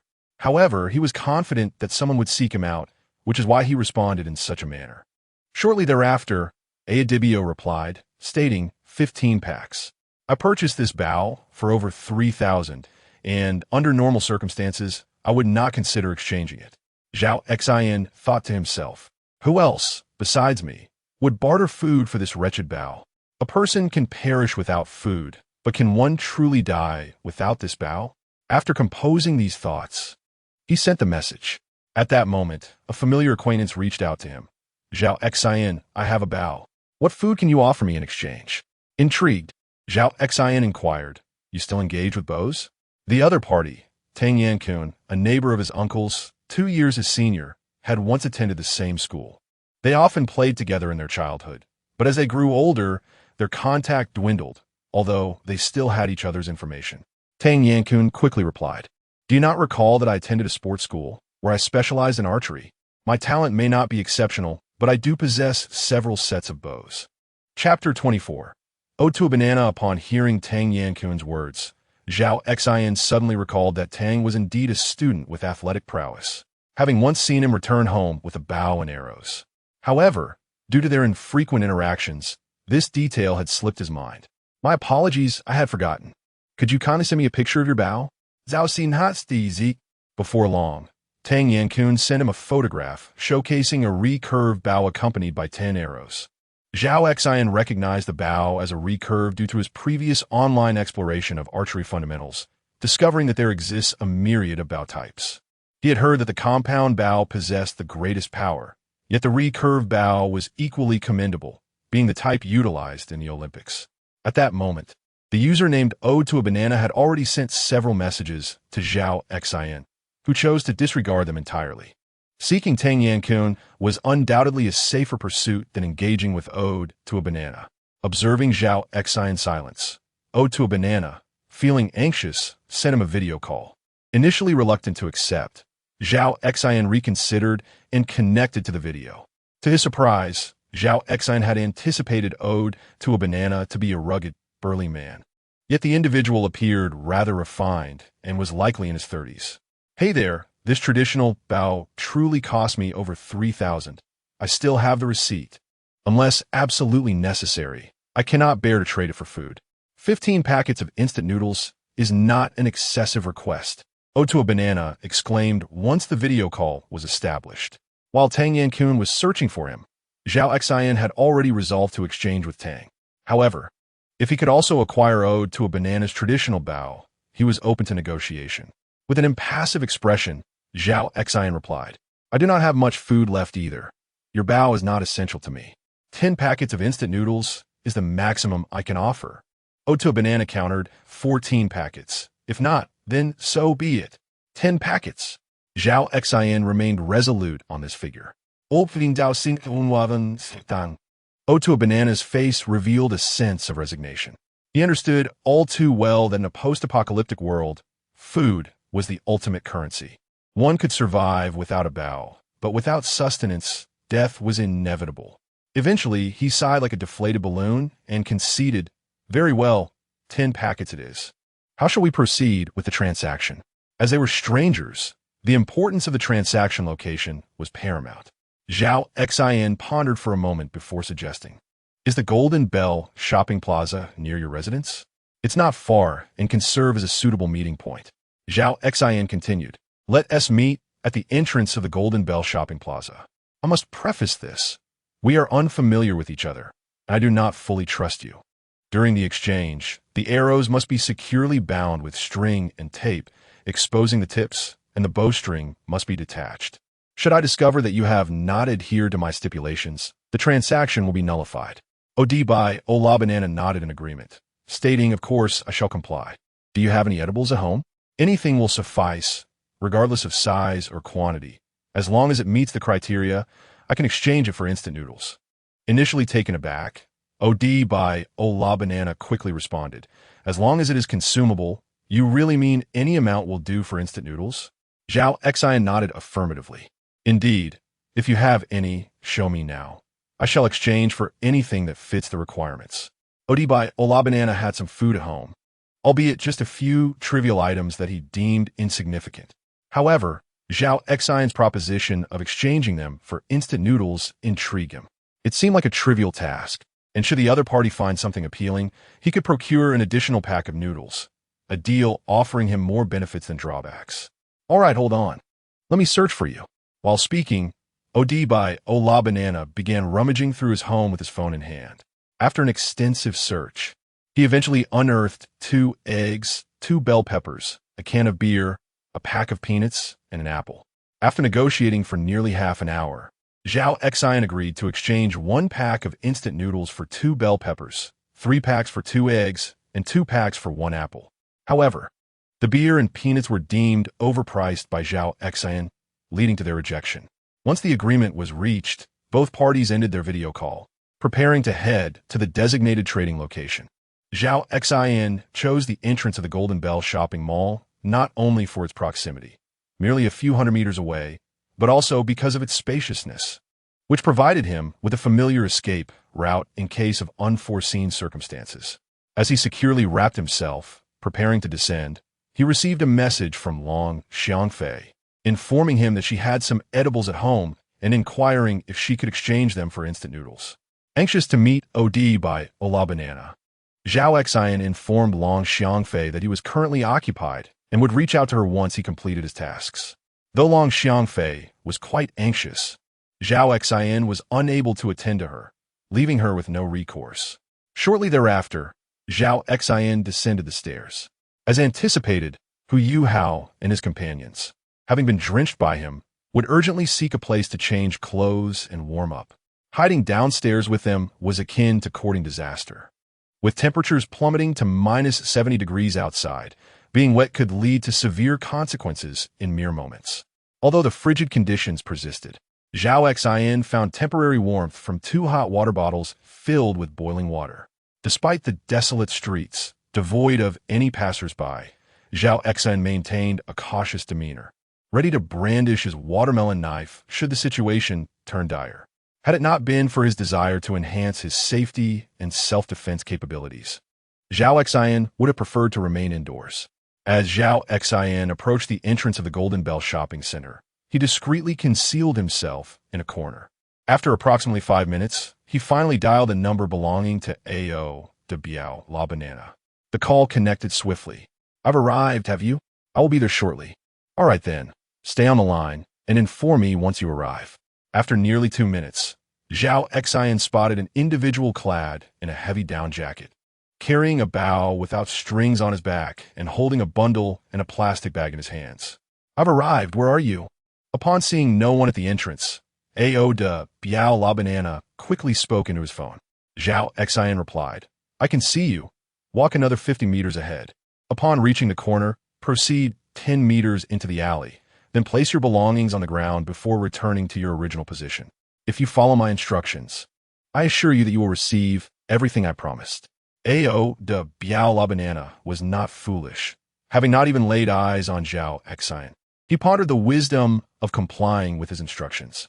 If Zhao Xin were sincere, all would be well, but if he were to be deceived, it would leave him looking foolish. Chapter 25, Weapons in Hand, Robbery on the Road without hesitation. He declined, saying, "No, I haven't even seen you. If I set down my belongings and you secretly take them away, I would become the fool." Zhao Xin had anticipated that Ao de Biao would respond in such a manner. Hence he replied, "Do you see that garbage bin before you?" "Yes," Ao de Biao responded. "Approach it. Beside the bin, I have placed 6 packets of instant noodles." As Ao de Biao walked over and discovered the 6 packets, his heart soared with joy. For days, he had been searching for food, exhausting every conceivable location. Yet, he soon realized that others had similarly sought sustenance, leaving nothing for him. He had initially believed that the larger supermarkets would have some food reserves, but upon entering, he found a scene akin to a battlefield. The floor was strewn with remnants of chaos. While some food items lay there, they were trampled beyond recognition and utterly inedible. After visiting several supermarkets without success, he ultimately surrendered his quest. Upon picking up the 6 packets of noodles, Zhao Xin said, "These 6 packets represent my goodwill. If you follow my instructions, I will reveal the location of another 10 packets. Alternatively, you may leave with these 6 right now." Zhao Xin was indeed gambling. But even in the event of a loss, it would merely result in the forfeiture of 6 inconsequential packets of noodles. Upon hearing Zhao Xin's words, Ao de Biao was tempted to depart, relishing the prospect of acquiring the noodles for free. Yet, the allure of the additional 10 packets was even more enticing. For him, this was a form of investment. To lose Zhao Xin as a source of food over a mere 6 packets would be foolish. Should he find himself bereft of food in the future, seeking a trade with Zhao Xin would be utterly impossible. Thus, to secure a safety net for himself, he deemed it unnecessary to let Zhao Xin's trust in him wane over such a trifling matter. "Since you trust me, I shall not betray that trust," Ao de Biao declared, and proceeded to place the items as instructed by Zhao Xin before returning to his original position. "I have followed your directions. Can you now reveal the whereabouts of the additional 10 packets of noodles?" Ao de Biao inquired. Zhao Xin replied, "Walk back 50 meters. Do you see that mound of snow on the ground? The 10 packets of noodles are buried within that snowbank." Unbeknownst to Ao de Biao, as he set down the traditional bow, arrows, and food, Zhao Xin stealthily approached from the shadows and swiftly claimed these items. At that moment, the mechanical voice of the system echoed in his mind, and he promptly stored the items in his storage space. Meanwhile, several residents near the Golden Bell shopping center noticed Zhao Xin and witnessed him picking up items from the ground. However, what struck them as peculiar was that after Zhao Xin retrieved these objects, the items that should have been in his possession inexplicably vanished, as if their eyes had deceived them. Just as Zhao Xin was about to stow the items in his storage space and leave, 2 individuals suddenly emerged from the shadows. These 2 were of short stature, clad in heavy clothing that concealed all but their eyes, and each wielded a knife. Their gloved hands rendered their appearance somewhat strange. Upon seeing these 2, Zhao Xin's immediate instinct was to suspect that they were affiliated with the notorious Ode to Banana Gang.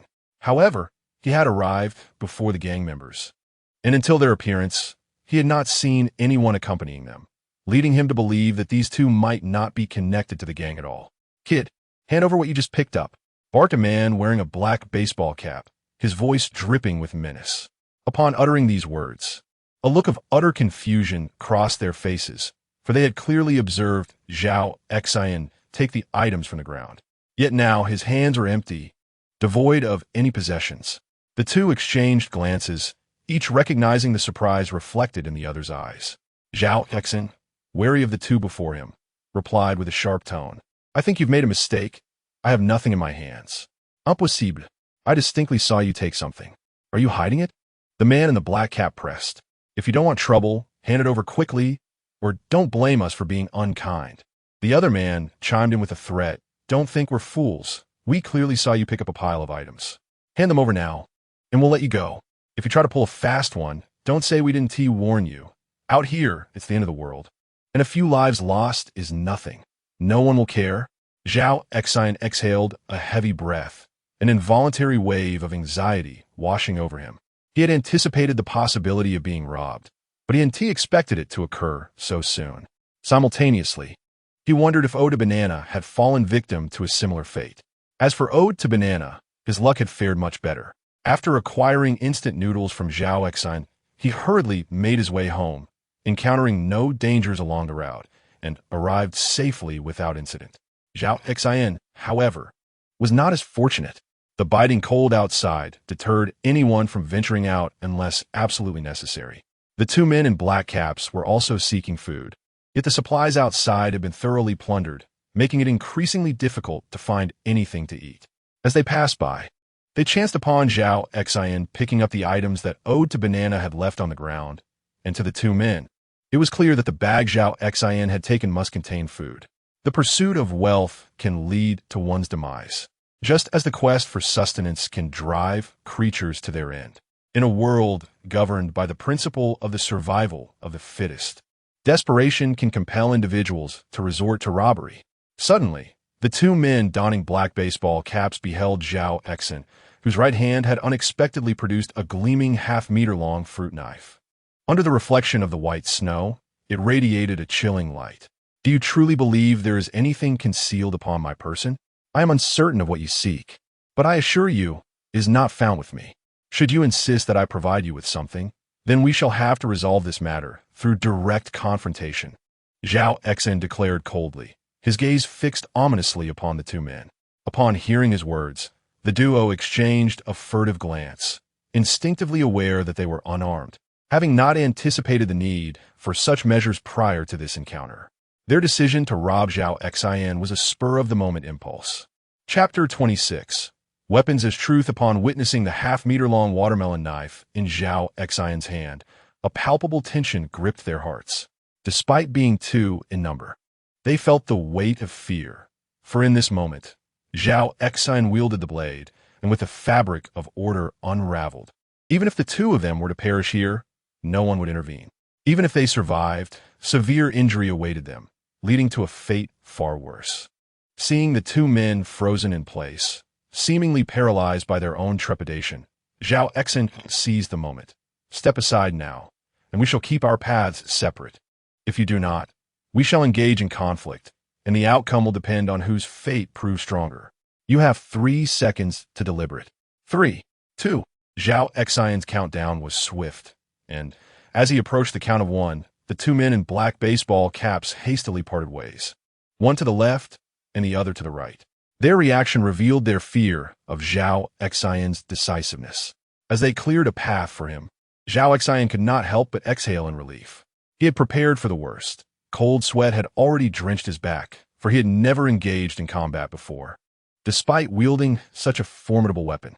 Yet, the presence of two opponents posed a significant threat. The outcome remained uncertain if they were undeterred by death. With the watermelon knife raised in his right hand, Zhao Xin aimed it at the two before him, instinctively retreating while remaining alert, his senses heightened. As the distance between himself and the two men in black baseball caps widened, the tension within Zhao Xin gradually subsided. Upon returning home, he swiftly closed and locked the door, then retrieved 10 heating stove from his storage space to barricade the entrance. Only then did his taut nerves begin to relax. Thanks to the heating stoves, his home was warm and inviting. Even clad in merely 2 ordinary garments, he felt no chill. After sipping some warm water and allowing his body to bask in the warmth, Zhao Xin took out the traditional bow and arrows he had recently acquired from Aedibio's banana exchange. Having previously watched detailed instructional videos on archery, he understood that the bow and string could be separated, yet assembling them remained a novel endeavor for him. After meticulously reviewing the assembly videos several times, he commenced the task of putting the bowstring together. Over the course of more than an hour, Zhao Xin finally succeeded in assembling the bowstring. The lengthy duration was due to his initial attempts, during which the bowstring remained slack, lacking the necessary tension. After several disassemblies and reassemblies, he ultimately achieved a satisfactory result. Following that, he replicated the process to assemble 20 bows, testing each one several times until he was content. Only then did he store the 20 completed traditional bows back into his storage space. In his childhood, he had crafted simple bows and arrows, but those were mere toys compared to the sophistication of this traditional bow. With a bow and arrow in hand, practice becomes imperative. It is not merely the skillful archery that demands mastery. Even a standard handgun requires extensive practice to ensure accuracy in unexpected situations. After a delightful meal, Zhao Xin commenced his archery practice at home. His storage space contained at least 100,000 arrows. However, he certainly did not require such an abundance for his training, especially since the practice arrows are reusable, ensuring no wastage. Lacking a target at home, he ingeniously disassembled a reclining chair, utilizing its wooden seat to create a makeshift target on the wall, drawing a bullseye with a pen. The distance from the target to Zhao Xin's shooting position was approximately 10 meters. Though somewhat short, it was perfectly suitable for a novice like him. Given the constraints of his current environment, he had to make do indoors. After practicing archery for over 2 hours, his phone chimed once more. Previously, Tang Yankun had messaged him to inquire about the timing of their trade. However, Zhao Xin had already procured his bow and arrow, momentarily fulfilling his requirements. Additionally, during his recent transaction, he encountered minor troubles, though they did not escalate into disaster. They serve as a stark reminder that society had devolved from its once orderly state. With the arrival of extreme cold, the authorities were overwhelmed, and Blue Star was plunged into chaos, where venturing outside posed constant dangers. His recent brush with peril was mitigated not only by the watermelon knife he wielded, but also significantly due to the absence of any food on his person. The 2 individuals in black baseball caps who attempted to rob him were driven by their desperate need for sustenance. All of Zhao Xin's possessions were safely stored, known only to him, rendering him invisible to the world around him. The desperate robbers would risk everything for a morsel of food, but would certainly not act without some incentive. Initially, he assumed the message was from Tang Yankun. However, upon glancing at his phone, he realized it was a video call from Long Xiangfei. It dawned on him that he had previously promised her a food exchange. He had been in a rush to trade bananas with Aedibio for a bow and arrow, which led him to ask Long Xiangfei to wait. With a soft chime, he accepted the video call from Long Xiangfei. Although they were old classmates and familiar with each other, Zhao Xin could not help but marvel at how much more mature and beautiful she had become over the years. "Aren't you cold?" Long Xiangfei asked, astonished to see Zhao Xin dressed in only 2 ordinary garments. Zhao Xin replied with a gentle smile, "I am seated by the heater. It's not cold at all." A few days prior, Long Xiangfei's home had been warmed by air conditioning, which was quite pleasant. However, 3 days earlier, her air conditioning unit had malfunctioned, leaving her shivering. Even though she remained indoors, coldness was one thing, but with some physical activity and soaking her feet in warm water, she could gradually warm herself. Her current dilemma is that the food at home has dwindled to a mere handful, and if she does not procure something to eat soon, she will inevitably face starvation. "I have managed to find some edible items. Perhaps you could exchange a few packets of instant noodles with me." As Long Xiangfei uttered these words, she switched the video to the rear camera. In the next scene, Zhao Xin gazed at the phone screen and observed a scattered assortment of food items. In her quest for instant noodles, Long Xiangfei meticulously gathered every morsel that appeared consumable. On the table lay peanuts, sunflower seeds, preserved plums, a bar of Dove chocolate, a packet of wafer biscuits, and an open bag of spicy Wei Long snacks. With these few items, she had enough to barter for several packets of instant noodles. However, what captivated Zhao Xin's attention was the half-stalk of asparagus, 2 sections of lotus root, and 3 small kumquats lying nearby. Chapter 27. Your home is truly cozy in the midst of an unforgiving winter apocalypse. The most elusive treasures are fresh vegetables and fruits. However, a mere half-stalk of asparagus, 2 segments of lotus root, and 3 small kumquats, when they fall into Zhao Xin's hands, could be transformed into a fortune. Provided there is no wastage, it would be more than sufficient for his sustenance. Seeing Zhao Xin remain silent, Long Xiangfei began to ponder if her share had diminished, and a twinge of regret emerged within her. She had rummaged through her belongings and finally discovered a few morsels to eat. Overcome by hunger, she had already consumed a considerable amount. Had she not considered that even if she devoured everything in sight, it would not suffice? She might have already finished all the edible items on the table. Can these items be exchanged for instant noodles? Long Xiangfei inquired cautiously.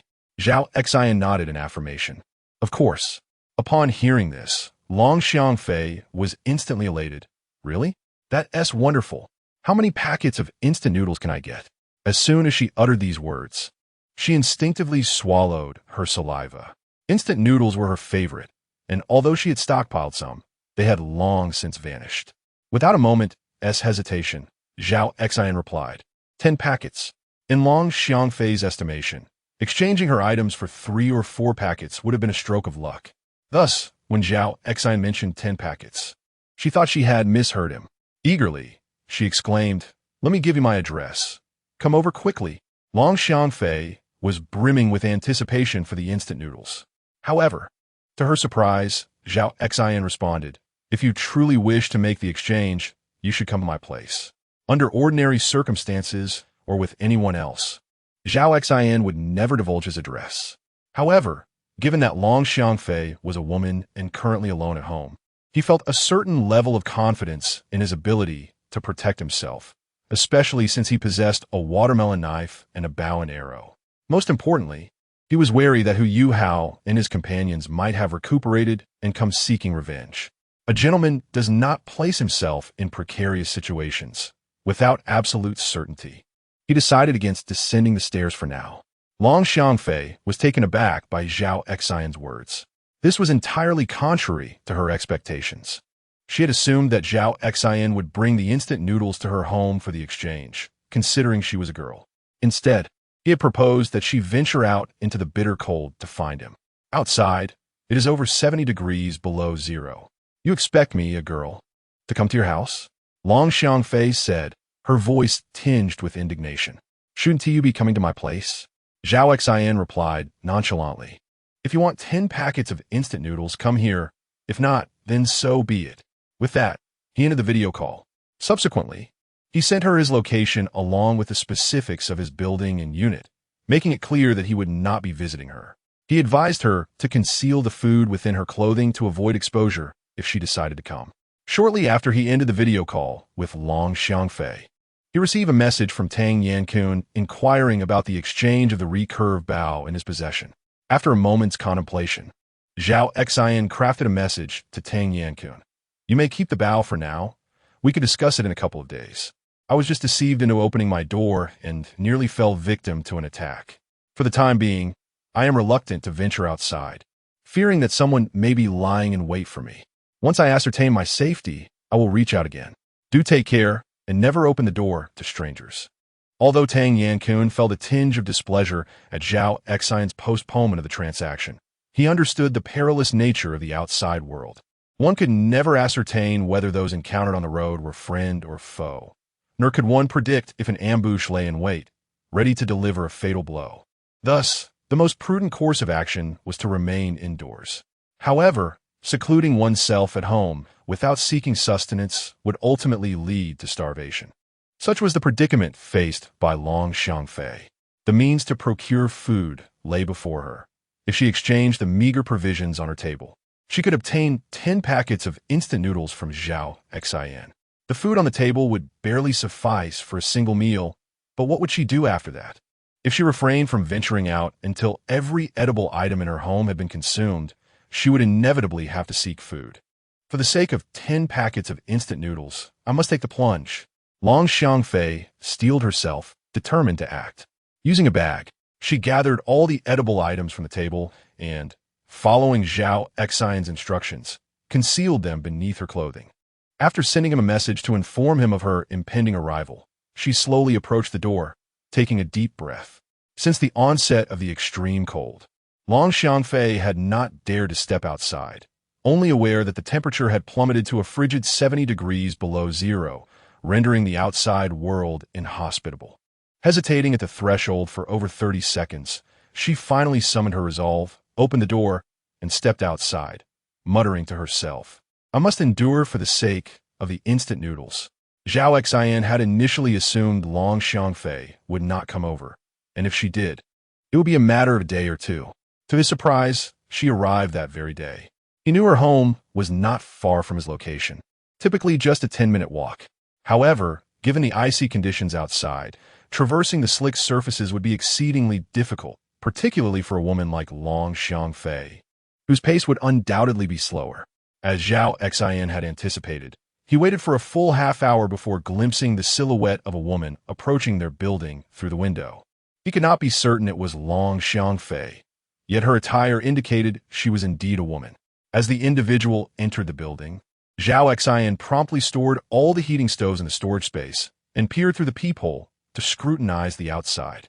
One must harbor no ill intentions. Yet vigilance is paramount. Even if the visitor were a former classmate, one must never let their guard down. Shortly thereafter, a figure appeared outside the peephole. After carefully inspecting the door number, Long Xiangfei knocked on the door. Before opening, Zhao Xin prepared for the worst, if anyone were lurking in the shadows. Intending to follow Long Xiangfei inside, he would swiftly shut the door. As for Long Xiangfei's fate, it would be left to chance. However, it seemed there were no ambushes outside, and upon opening the door, Long Xiangfei hurried inside as soon as she saw Zhao Xin, who promptly closed the door behind her. "Your home is truly warm," she remarked as she stepped into Zhao Xin's abode. Chapter 28. The choice of Long Xiangfei, although she was already aware of the warmth of Zhao Xin's home. It was only when she stood within its confines and personally experienced the cozy atmosphere that she comprehended why Zhao Xin wore merely 2 layers of clothing. In stark contrast to the frigid conditions outside, this place felt like paradise. "What do you have?" Zhao Xin in Guit. Long Xiangfei promptly removed her outer garment, retrieving a bag concealed beneath her clothes, and handed it to Zhao Xin, stating, "Everything is contained within this bag." Upon receiving the bag from Long Xiangfei, Zhao Xin opened it, and, upon discovering the food inside, the mechanical voice of the system echoed in his mind. Long Xiangfei had placed everything from the table into this bag, not sparing even a single sunflower seed. Although the way long, spicy strips had been opened and contained only 3 pieces, the system rewarded him with a 1,000-fold increase, resulting in a total of 30,000 way long, spicy strips, ample sustenance for him. "I have given you my items. What about the instant noodles you promised me?" Long Xiangfei hurriedly asked. Zhao Xin retrieved 10 packs of instant noodles from a box and presented them to Long Xiangfei, saying, "Here are 10 packs. You may count them." Upon verifying that it was indeed 10 packs, she felt an overwhelming surge of emotion, nearly moved to tears. Earlier, while traversing the road, she had been consumed by fear, doubting whether she would even reach Zhao Xin's home. Yet, it seemed that fate had favored her, allowing her to navigate the journey without encountering any peril. "May I borrow some water and a bowl from your home to prepare the noodles?" Long Xiangfei swallowed hard, expressing her intention to eat 2 packs first. In truth, she was quite hungry and believed she could easily consume 3 packs of noodles. However, with only 10 packs available, each consumption would diminish her supply. Therefore, she chose to limit herself to 2 packs for the moment. Zhao Xin, with an indifferent expression, replied, "Sure, do as you wish." As Long Xiangfei busied herself with preparing the noodles, Zhao Xin too began to feel hunger pangs and decided to prepare a hot pot. With a half-stalk of asparagus and 2 sections of lotus root brought by Long Xiangfei, the ingredients for this hot pot were significantly more abundant than before. While Long Xiangfei awaited her noodles to soften, she was astonished to see Zhao Xin cooking the hot pot, particularly upon witnessing the array of ingredients including lamb ribs, corn sausages, carrots, broccoli, pork, shrimp paste, fish balls, asparagus, and lotus root. She could hardly believe her eyes.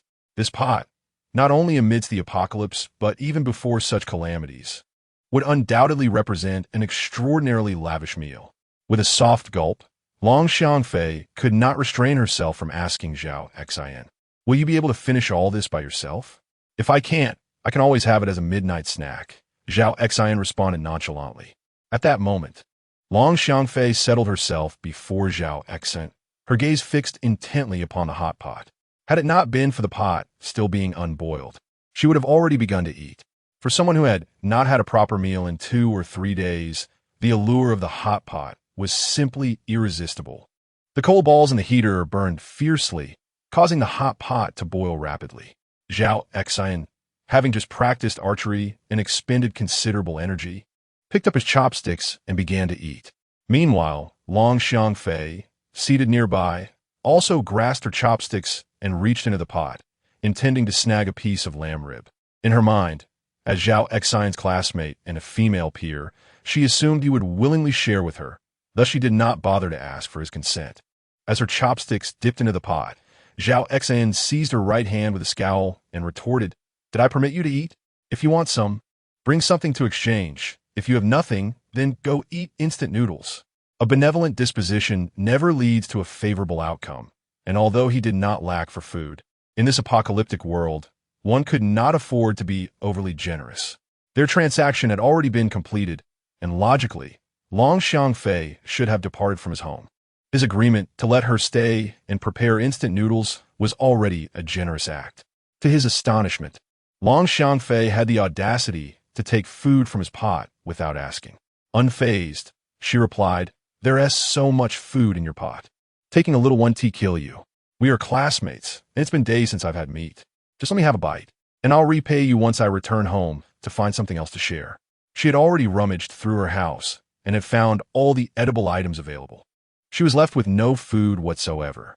Thus, her words were nothing but deceit to Zhao Xin. Driven by her desire for a taste of the succulent lamb, she disregarded the consequences. What Long Xiangfei did not anticipate was that Zhao Xin had, unbeknownst to her, grasped a watermelon knife in his left hand. Its blade pointed menacingly at her. He enunciated each word with gravity. "I will say this one last time. If you wish to partake in my hot pot, bring something to exchange. Otherwise, resort to your own instant noodles. Should you dare to covet the ingredients in my pot again, I shall show no mercy and will force you to leave immediately." Long Xiangfei was taken aback by Zhao Xin's words, hastily retracting her hand. However, she felt a deep sense of dissatisfaction. The lavish hot pot before her, yet out of reach, ignited a restless yearning within her. Yet, upon seeing the watermelon knife in Zhao Xin's hand, she reluctantly abandoned her thoughts and moved aside to consume her instant noodles. At that moment, Zhao Xin began to eat with his chopsticks. Long Xiangfei, truly hungry, devoured the instant noodles ravenously. Typically, instant noodles would taste particularly delightful at such a moment. However, Long Xiangfei found the noodles before her rather unappetizing. All she could smell was the enticing aroma of the spicy hot pot wafting from Zhao Xin's bowl, making her mouth water uncontrollably.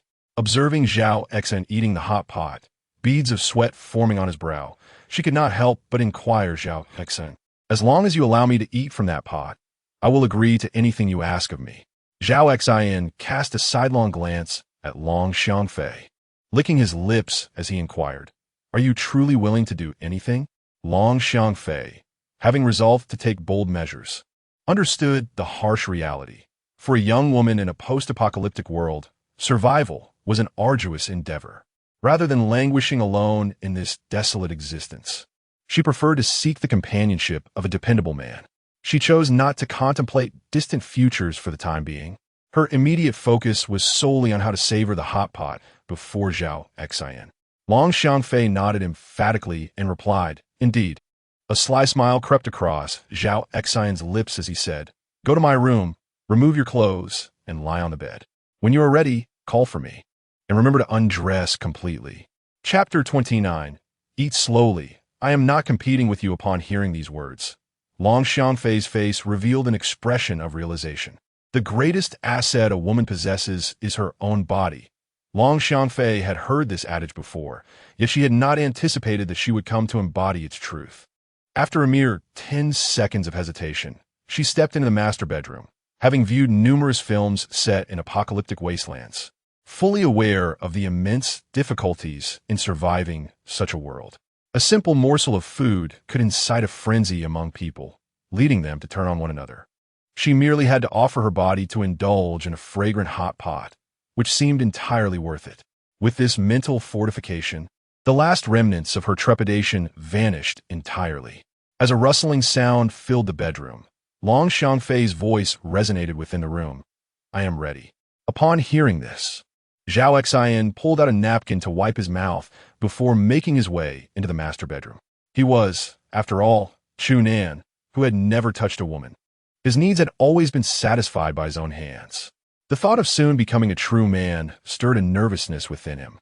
Entering the master bedroom, he gazed at Long Xiangfei, who lay beneath the covers with only half her head visible, and his anxiety intensified, his heartbeat quickening. Shedding his clothing in haste, Zhao Xin hastily slipped onto the covers. Although he remained Chu Nan, he had watched enough intimate scenes in films and had rehearsed them countless times in his mind. He was quite familiar with emotions. What he lacked now was merely practical experience. As Zhao Xin nestled in a bed, Long Xiangfei whispered, "Could you be a bit gentler? This is my first time." Zhao Xin mused silently. Who among us is not experiencing this for the first time? However, he would never voice this thought. "Rest assured, I will be incredibly gentle," Zhao Xin vowed earnestly. As he embraced Long Xiangfei, her body involuntarily shivered. Just as Zhao Xin prepared to proceed, she suddenly interjected, "Wait." Impatient, Zhao Xin barely acknowledged her words, ready to take charge. Yet, Long Xiangfei firmly pushed him away. "Are you having second thoughts?" Zhao Xin furrowed his brow at the sight. Despite feeling a twinge of irritation, he had no desire to coerce her. If Long Xiangfei was unwilling, he would never force the issue. Remember to wear that. Which one? The one. Zhao Xin was momentarily bewildered until realization dawned upon him, prompting him to instinctively ask, "Are you referring to a condom?" Long Xiangfei's cheeks flushed crimson, her embarrassment palpable as she lowered her gaze and reluctantly nodded. In an apocalyptic world where temperatures plummeted below 70 degrees outside, the prospect of pregnancy was daunting. Finding a doctor for delivery would be nearly impossible, and the risk of both mother and child perishing was all too real. Thus, preventive measures were imperative. "Do not worry, I will wear one," Zhao Xin assured her, having already contemplated this necessity before inviting Long Xiangfei into the bedroom. In alignment with the thoughts of Long Xiangfei, Zhao Xin also understood that in the apocalyptic world, pregnancy was an exceedingly perilous affair, particularly for them at this moment. It was something that absolutely must not transpire. Soon, the room was filled with the sound of relentless gunfire. After a considerable hour and a half, Zhao Xin finally rose with satisfaction. Had it not been for Long Xiangfei's plea, expressing her hunger to the point of near fainting and requesting a moment's respite until she had sufficiently eaten before continuing, Zhao Xin would have been reluctant to allow her to leave the bed. Previously, he had thought that if he could perform certain tasks alone, there was no need for two, even pondering whether he would ever marry, believing he could easily satisfy his needs through solitary means. However, after experiencing intimacy with Long Xiangfei, he realized he had never truly savored the pleasures of life. Solitary means could only address physiological needs and could not be equated with genuine enjoyment. Upon rising, Zhao Xin's first task was to address the remnants they had left on the battlefield. Once Long Xiangfei had dressed, she eagerly dashed to the living room, intent on relishing the pot of hot pot Zhao Xin had just prepared. Before entering the room, he had removed the hot pot from the stove and covered the heater with a metallic lid. An hour and a half had passed, and the once boiling pot of hot pot had now cooled. However, Long Xiangfei paid no mind. She picked up her chopsticks and began selecting lamb chops, fish balls, shrimp paste, and vegetables from the pot. After Zhao Xin had completed his cleanup, he entered the living room and noticed that Long Xiangfei had not placed the hot pot back on the stove to reheat it, but was instead already indulging in the food. He remarked, "The hot pot has cooled. Didn't you think to heat it up a bit before eating?" As she savored the lamb chop, Long Xiangfei replied, "It's all right. There's still some warmth. It's edible. If we were outside, even a pot just brought to a boil would freeze within minutes." But the temperature inside Zhao Xin's home, thanks to the heater, was a comfortable 10 to 20 degrees. Thus, the pot still retained some warmth. Of course, she longed for it to be hot, yet she was unaware of how to operate the stove and was simply too famished to wait any longer. Zhao Xin lifted the lid off the heater, fanned the air towards the intake to stoke the flames, then placed the pot back on the heater. Observing Long Xiangfei devouring her food, he quickly cautioned, "Slow down. I'm not competing with you. Take your time and eat a little. Once it's boiling again, it will be much more satisfying." Gazing at the marks on Long Xiangfei's neck, Zhao Xin felt he had been too rough earlier. Yet, considering it was his first time, a bit of eagerness was only natural. What he did not anticipate was that this was also Long Xiangfei's first experience. When she had previously mentioned it was her first time, Zhao Xin had doubted her. However, the evidence left on the bed could not deceive. Upon realizing that it was indeed Long Xiangfei's first, Zhao Xin regretted his earlier brusqueness and wished he had been gentler. He had always believed that Guruashi would be his first woman. As long as the frigid weather persists, Guruashi is certain to seek his assistance. Provided her family possesses anything to barter with him, he would, of course, be willing to engage in such exchanges. However, he has thoroughly searched Guruashi's household and found no surplus provisions remaining. Thus, he can ascertain that she has nothing to offer in return. He could provide her with sustenance, yet she would undoubtedly need to compensate him in some manner. The only thing she has to offer, akin to Long Xiangfei, is her own body. Once the hot pot was reheated, Zhao Xin picked up his chopsticks and began to eat. At that moment, a ringtone emanated from Long Xiangfei's phone. She glanced at the screen and saw that it was a video call from Guruashi, which prompted her to instinctively steal a glance at Zhao Xin, feeling a twinge of guilt due to their recent entanglement. Chapter 30. Guruashi's arrival. Zhao Xin noticed that Long Xiangfei had been hesitant to answer the phone for quite some time and curiously inquired, "Whose call is it? Why aren't you picking up?" After a moment's hesitation, Long Xiangfei replied, "It's a video from Guruashi." Zhao Xin, without overthinking, said, "Why aren't you answering Guruashi's call? She has no idea you're at my place." Upon hearing Long Xiangfei's words, Zhao Xin finally understood her concerns. He smiled gently and reassured her, "There's no need for secrecy.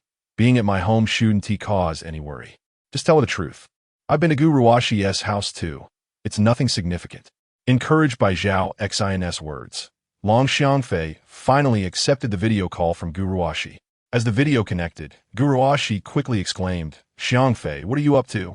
Why did it take you so long to answer my call? Is this not your home? Where are you?" Guruashi sensed that the background was unfamiliar and questioned her curiously. After a few seconds of hesitation, Long Xiangfei decided to be honest. "I'm at Zhao Xin's house." Upon hearing that Long Xiangfei was at Zhao Xin's place, Guruashi momentarily froze, thinking she was joking. Previously, during their video chat, she had mentioned Zhao Xin telling Long Xiangfei that he had instant noodles and suggesting she could go to him if she ran out of food. At that time, she had said in a joking manner, and Long Xiangfei had mentioned that it was too cold outside and that she didn't want to go out. "You must be joking. It's freezing outside, and didn't you say you wouldn't go out for a while?" Guruashi quickly responded. Seeing that Guruashi doubted her words, Long Xiangfei switched to the rear camera and aimed it at Zhao Xin, stating, "I am indeed at Zhao Xin's house." When Guruashi saw Zhao Xin on the other end of the video, she exclaimed, "You really are at Zhao Xin's house." At that moment, Zhao Xin was fully engrossed in enjoying a hot pot meal. As Guruashi caught sight of him, she also noticed the steaming, vibrant red-hot pot brimming with rich ingredients beneath the camera. "You're having hot pot?" Guruwashi gasped. She had just eaten the instant noodles she had exchanged with Zhao Xin, yet she felt a profound sense of happiness, knowing that outside, countless people were suffering from hunger and cold, unable to find food. Here she was, able to enjoy a steaming bowl of noodles, far more fortunate than those starving outside. However, what she hadn't anticipated was that, while she felt grateful for her warm meal, Long Xiangfei and Zhao Xin were indulging in a lavish hot pot feast. The ingredients in their pot were exceptionally abundant, even more so than what she had prepared at home before the severe cold set in. Long Xiangfei said softly. Guruwashi instinctively swallowed hard and quickly asked Zhao Xin, "Where's your house? Can I come over now?" Who would prefer to consume insipid instant noodles when one has the opportunity to indulge in a steaming hot pot? Observing Zhao Xin, who feasts on succulent lamb chops, fish balls, and an array of vibrant vegetables including carrots and broccoli, one cannot help but admire the balance of nutrition on his plate. In these times, when everyone is striving to conserve food, each meal is an exercise in moderation. The pot before Zhao Xin contains enough food for at least 3 or 4 people, a quantity that he and Long Xiangfei would surely find overwhelming. Upon hearing Guruwashi's words, Long Xiangfei instinctively glanced at Zhao Xin. Her heart was a tumult of emotions. She wished for Guruwashi to have a hearty meal, yet she hesitated to invite her over. The privilege of enjoying this hot pot had been earned through her own efforts. Even if Guruwashi would come, Zhao Xin would not allow her to partake without contributing, unless she could bring food along. However, during their previous conversation, Guruwashi had lamented the dwindling supplies in her household, indicating that in a few days she would have no choice but to venture out in search of sustenance. Lest she succumb to hunger at home, perhaps it would be best to wait a few days. The provisions at my home are also limited, and I've already promised Long Xiangfei that she could stay with me. If another person were to join us, it would mean one more mouth to feed. I can barely sustain myself, let alone support both of them simultaneously. The challenge would be insurmountable. After considering Guruwashi's words, Zhao Xin responded thoughtfully. Previously, when Long Xiangfei had expressed her desire to stay, Zhao Xin had readily agreed, caught up in the fervor of the moment. Had Guruwashi not informed Long Xiangfei about the food at Zhao Xin's home, it would not have been Long Xiangfei there, but rather Guruwashi herself. However, such a scenario would have meant that Guruwashi would have become Zhao Xin's partner. Long Xiangfei was able to acquiesce to Zhao Xin's request with ease, but Guruwashi might not be so willing. Upon hearing Zhao Xin's response, Long Xiangfei involuntarily sighed in relief, aware that an additional person would only complicate matters. What used to be 3 meals a day for them could dwindle to just 1 if Guruwashi were to join. Human nature is inherently selfish. Regardless of the bond they shared, she would not compromise her own interests. Guruwashi was taken aback by Zhao Xin's refusal and persisted. "I see there is so much food in the pot that the 2 of you cannot possibly finish it. I haven't had meat in ages. I merely wish to have a small portion and will return right after." Seeing her friend in such a plight, Long Xiangfei, as a devoted confidant, could not refrain from interjecting, "Guruwashi truly hasn't eaten meat in quite some time, and her supplies are scant. Please let her join us. I can always share my portion with her." As Zhao Xin's partner, she hoped her words would carry some weight. Feeling grateful for Long Xiangfei's advocacy, Guruwashi was hopeful. "Very well, inform Guruwashi of the available space and let her come over. However, I must emphasize that she is to return after the meal. I do not entertain idle guests." Zhao Xin ultimately consented to allow Guruwashi to join them. If it were another person, even if they were as enchanting as a flower in bloom, Zhao Xin would have directly declined their approach. However, he has reaped numerous benefits from Guruwashi, who remains blissfully unaware of this fact, while Zhao Xin is acutely aware. The crux of the matter lies in the abundant provisions within his storage space, which he cannot possibly consume alone. Even with the additional appetites of both Long Xiangfei and Guruwashi, it scarcely impacts him. The only challenge he faces is sourcing the food. He does not venture out to seek sustenance, yet he can continuously produce food to eat. The presence of Long Xiangfei would likely go unnoticed for a time. At worst, he could feign a trip every 10 to 20 days, pretending to return with copious amounts of food, thus easily deceiving them. With guruwashi added to the mix, their meals would be shared among 3 people, significantly increasing the quantity consumed. Both women are not foolish and would soon sense that something is amiss.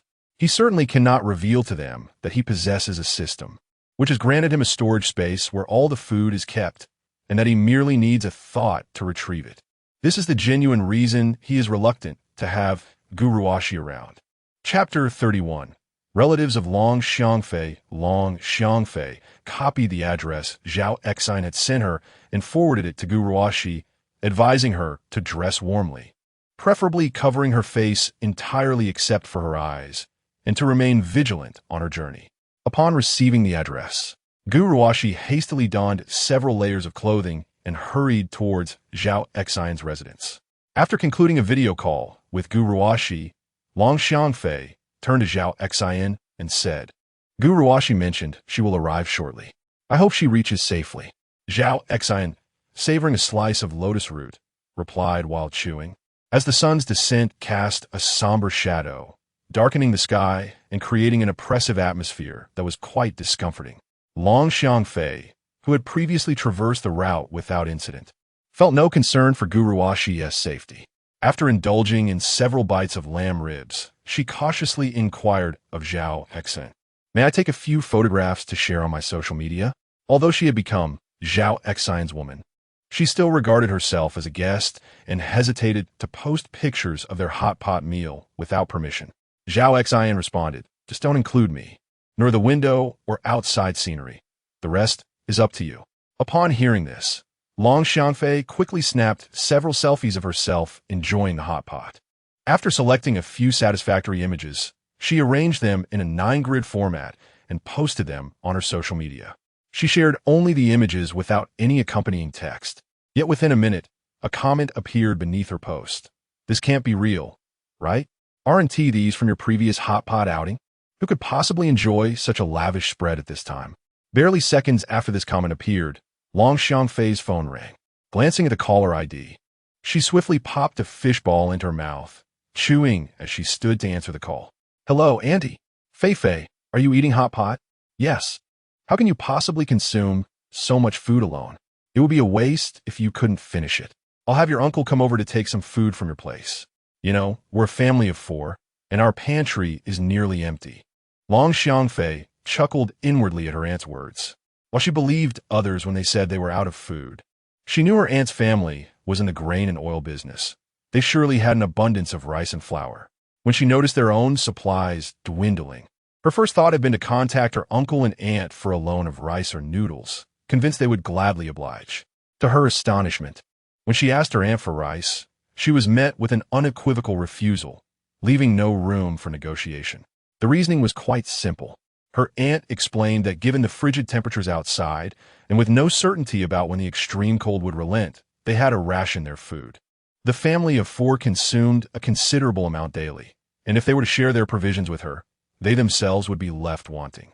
This justification struck Long Xiangfei as utterly ludicrous, yet regardless of her pleas and protests, her aunt remained resolute, unwilling to part with even a grain of rice or a strand of noodles. In her indignation, she ultimately had no choice but to acquiesce to this grim reality. "Aunt, it would be best not to send Uncle over. The little we have to eat is barely sufficient for ourselves. I do not possess any surplus to offer you," Long Xiangfei countered, returning her aunt's earlier words. Her aunt, not oblivious to the underlying sarcasm, recognized that Long Xiangfei's statement was a pointed reminder of her previous refusal. At that moment, regret seeped into her aunt's heart. Had she known that Long Xiangfei's household was still stocked with provisions, she would have readily lent her the rice and noodles she had sought. However, that opportunity had slipped away days ago, and regret was now a futile sentiment. "Fei, are you upset about my refusal to lend you rice last time?" "It is not that I am unwilling. As you are aware, our family, your uncle, your 2 cousins, and I must consume a substantial amount daily. In this weather, without food, we would be left to perish," her aunt sighed, continuing, "Perhaps we could arrange a trade instead. Would that be agreeable to you?" Without hesitation, Long Xiangfei firmly rejected the proposal. It was not out of cruelty, but rather because the food in question did not belong to her. It was Zhao Xian's, and she had no authority to make such decisions. Refusal was her only option.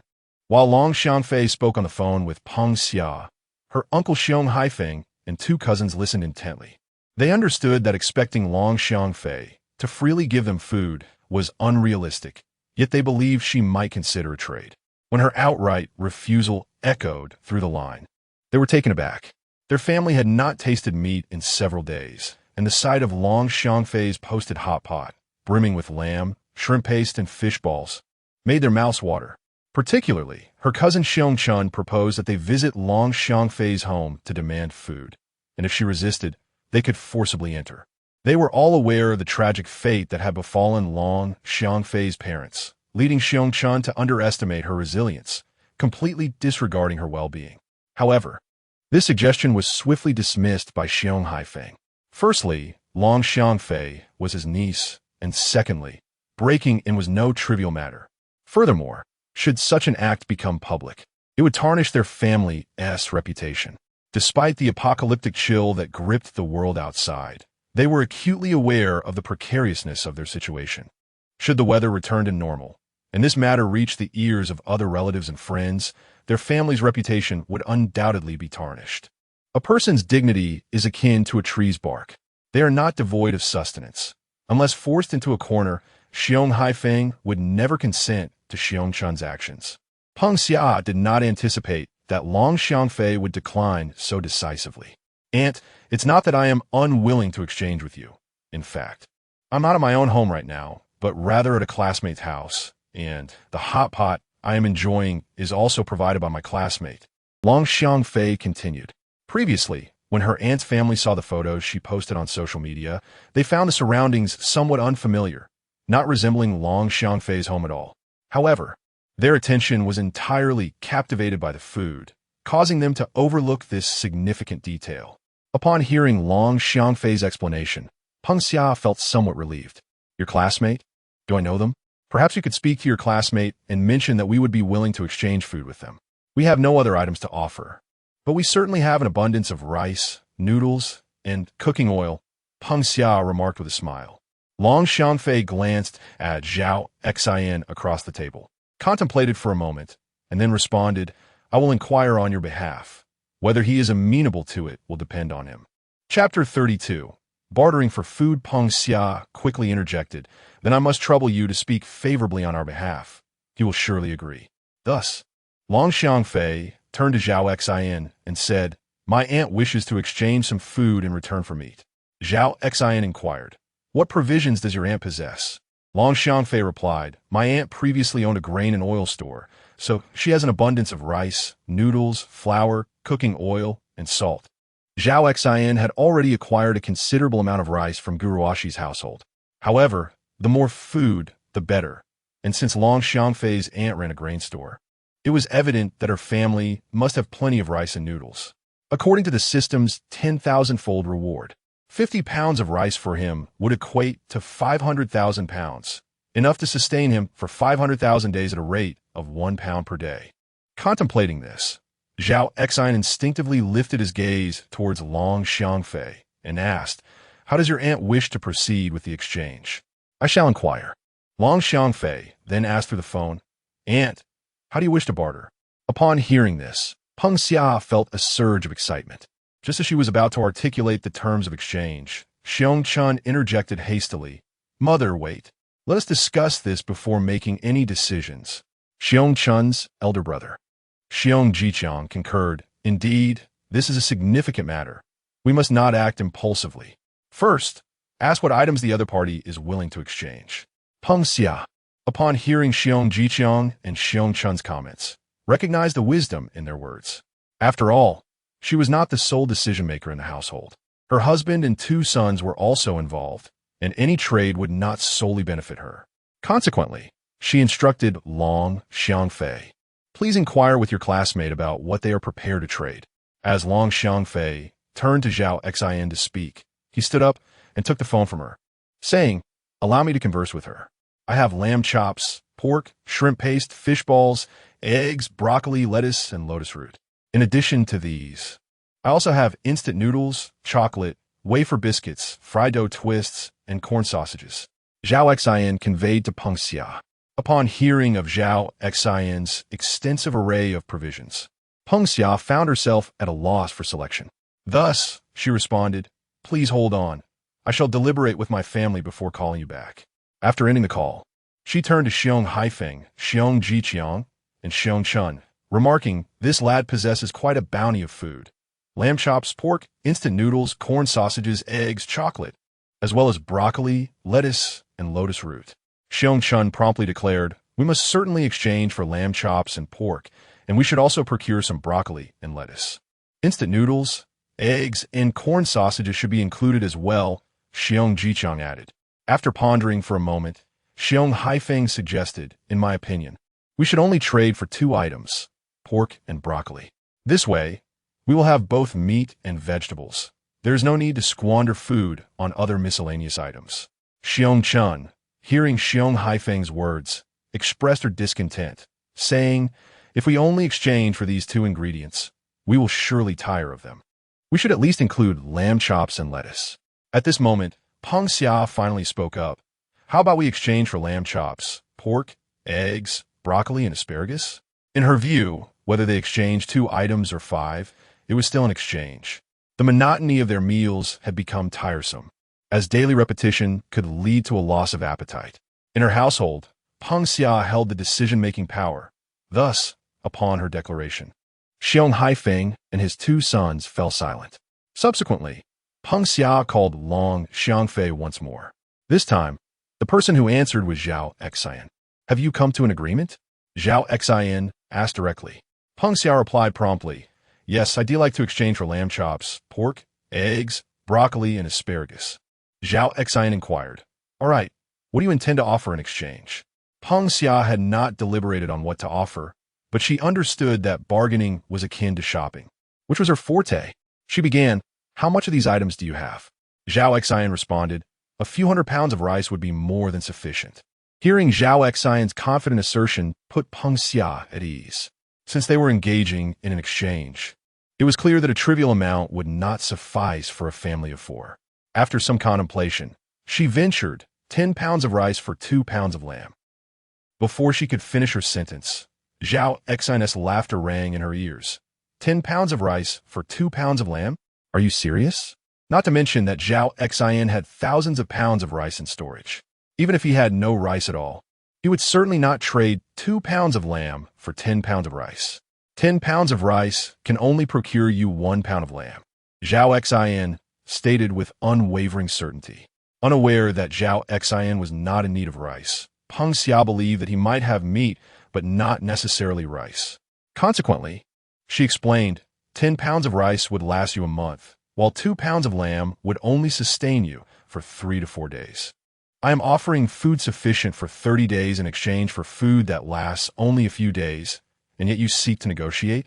Zhao Xin disregarded Peng Xia's argument and continued, 10 pounds of rice in my possession can only be exchanged for 1 pound of lamb, 2 pounds of pork, 15 eggs, and 3 pounds each of broccoli and asparagus. There is no room for negotiation.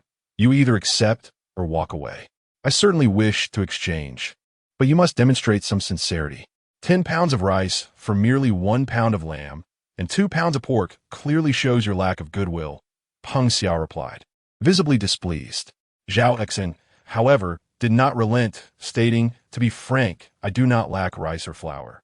I am only accommodating this exchange out of respect for Long Xiangfei. For anyone else, 10 pounds of rice would only fetch half a pound of lamb. With that, Zhao Xin hung up the phone. Then, he took Long Xiangfei's phone, went to the guest room, snapped a photo, and returned to Long Xiangfei, saying, send this photo to your aunt. Upon seeing the image on her phone, Long Xiangfei's face displayed an expression of utter astonishment. In the photograph, there lay at least several hundred pounds of rice, dozens of pounds of noodles, and a considerable amount of flour. Long Xiangfei was aware that Zhao Xin's household must possess an abundance of food, yet she was astounded by the sheer volume of provisions that exceeded her expectations. Such a substantial supply of rice, noodles, and flour if solely consumed by the two of them, could sustain them for over a year. Coming back to her senses, Long Xiangfei promptly sent this photograph to her aunt, Peng Xia. Peng Xia was taken aback by the fact that Zhao Xin had actually hung up on her, which incited her immense anger. Shortly thereafter, she received a message from Long Xiangfei. Upon viewing the photograph sent by Long Xiangfei, her face transformed with utter astonishment. Previously, when she had heard Zhao Xin mention the abundance of rice, noodles, and flour in his home, she had always assumed it to be merely a bargaining tactic, for she believed that even in a typical household, having a few dozen pounds of rice would be quite remarkable. Chapter 33. The Unpredictability of Human Nature. The challenges of being good. The abundance of rice, flour, and grains in their household was solely due to their operation of a grain and oil store. In anticipation of the relentless cold that was expected to persist, Peng Xia felt it prudent to stockpile provisions. After much deliberation, the family of four dedicated an entire afternoon to transporting half of the store's rice, flour, and grains back to their home. Initially, the brothers Xiong Jiqiang and Xiong Chun expressed their grievances towards Peng Xia's actions, often voicing their discontent. However, as the days turned into over 10, the outside temperature remained at a staggering -70 degrees, with numerous online sources suggesting that such extreme weather might endure indefinitely, reminiscent of a new ice age that could lead humanity to face extinction as in the era of the dinosaurs. It was at this juncture that Xiong Jiqiang and Xiong Chun realized the wisdom behind Peng Xia's decision to relocate the store as supplies. Noticing the expression on Peng Xia's face, the three men, Xiong Jiqiang, Xiong Chun, and Xiong Haifeng, curiously approached her. "What is it?" Xiong Haifeng inquired, instinctively glancing at the screen of Peng Xia's phone. Upon seeing the photograph displayed, a look of astonishment crossed his face as he exclaimed, "Who sent you this picture? How could they possess such an abundance of rice and noodles?" Peng Xia replied candidly, "The photo was sent by Long Xiangfei." Xiong Chun, incredulous, remarked, "That's impossible. How could Long Xiangfei's family have so much rice and noodles? Did she rob a grain store?" Xiong Jiqiang countered, "That seems unlikely. Her uncle and aunt went out in search of food and tragically met their demise. It's evident that Long Xiangfei's household is nearly depleted. She alone cannot carry such a substantial amount of rice and flour home. But Long Xiangfei is not at her house. She is at a classmate's residence. Surely this rice and flour belongs to her classmate," Peng Xia interjected. Upon hearing this, Xiong Haifeng, Xiong Jiqiang, and Xiong Chun felt a sense of relief. With a furrowed brow, Peng Xia expressed her concerns. "I just spoke with Long Xiangfei's classmate about exchanging 10 pounds of rice for 2 pounds of lamb, but he only agreed to 1 pound. Naturally, I was reluctant to accept, and when I argued my case, he insisted that his family had plenty of rice and noodles. At first, I did not believe him, but it appears he spoke the truth. Refusing 10 pounds of rice for 2 pounds of lamb," Xiong Chun exclaimed, seething with anger. 10 pounds of rice can last for ages, while 2 pounds of lamb will barely suffice for a few days. How could he be so unreasonable? Xiong Haifeng, with a frown, admonished Xiong Chun, "Did you not see how many hundreds of pounds of rice he has? It's quite commendable that he agreed to exchange 10 pounds of rice for just 1 pound of lamb." At this moment, Xiong Jiqiang spoke up. "If his family were devoid of rice and flour, we might truly negotiate with him. However, we possess items that he also has, which indicates that we hold no advantage in his presence. Unless we agree to his proposed terms, we will undoubtedly be unable to procure what we desire." Although Xiong Chun was quite displeased, he acknowledged that his elder brother's words were entirely accurate. Besides, it was they who initially suggested exchanging food with Zhao Xin. The decision to trade was not solely theirs to make. Peng Xia turned to Xiong Haifeng and inquired. Classmate Long Xiangfei mentioned that 10 pounds of rice could only be exchanged for 1 pound of mutton or 2 pounds of pork, and 15 eggs could be swapped for a similar amount. Both broccoli and asparagus were valued at 3 pounds each. Aware that Zhao Xin lacked rice, but had an abundance of flour, Xiong Jiqiang and Xiong Chun, despite feeling it was an unfavorable deal, refrained from voicing further objections. Xiong Haifeng addressed Peng Xia. "It ultimately depends on us. If we wish to enjoy meat, eggs, and vegetables, we may have no choice but to acquiesce to his conditions. Peng Xia then turned to Xiong Jiqiang and Xiong Chun, asking, "Do you have any objections?" Xiong Chun licked his lips and, with a fierce glint in his eyes, remarked, "I just wonder where classmate Long Xiangfei resides. If we knew his address, we could simply raid his home. That way, we wouldn't even need to trade for rice." Xiong Jiqiang smirked slightly, his expression darkening as he replied, "That's not too complicated. We can have mother agree to classmate Long Xiangfei's terms, then inform him that we are coming to trade. At that point, he will surely divulge his precise location to us." Upon hearing the brother's words, Peng Xia expressed her concern. "Is that really feasible? The other party isn't foolish. If you fail, the consequences could be dire. Recently, the internet has been rife with reports of deaths. While natural deaths could be overlooked, most discussions revolve around individuals ruthlessly killed over food disputes. They had only heard the expression human life is as cheap as grass before.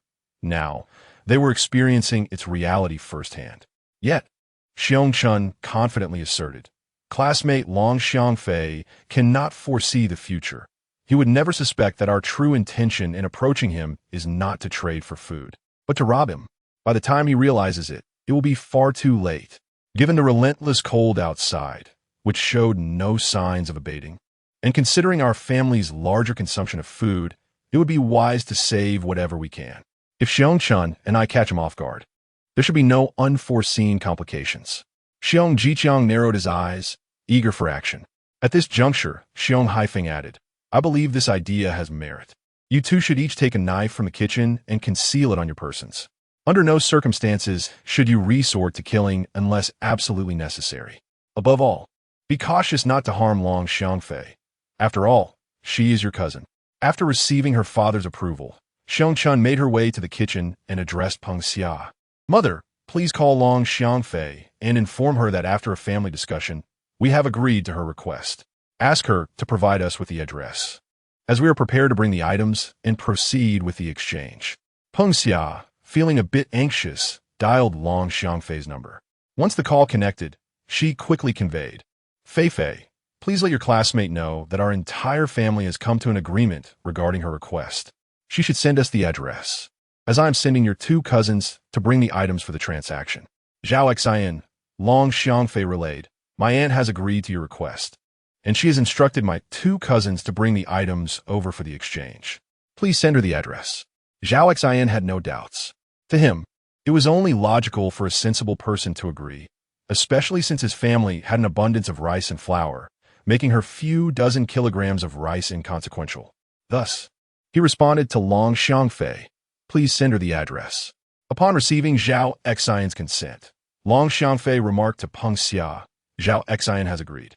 I will send you the address shortly." Subsequently, Peng Xia ended the call. Before long, she received the address sent by Long Xiangfei. Chapter 34. Adventure cut short by death. Upon receiving the address, Xiong Chun set forth with his elder brother, Xiong Jiqiang. Their intention was to commit robbery, and thus they had no plans to bring any items with them. However, Peng Xia insisted that each brother carry a bag of 10 kilograms of rice, as this would appear more normal.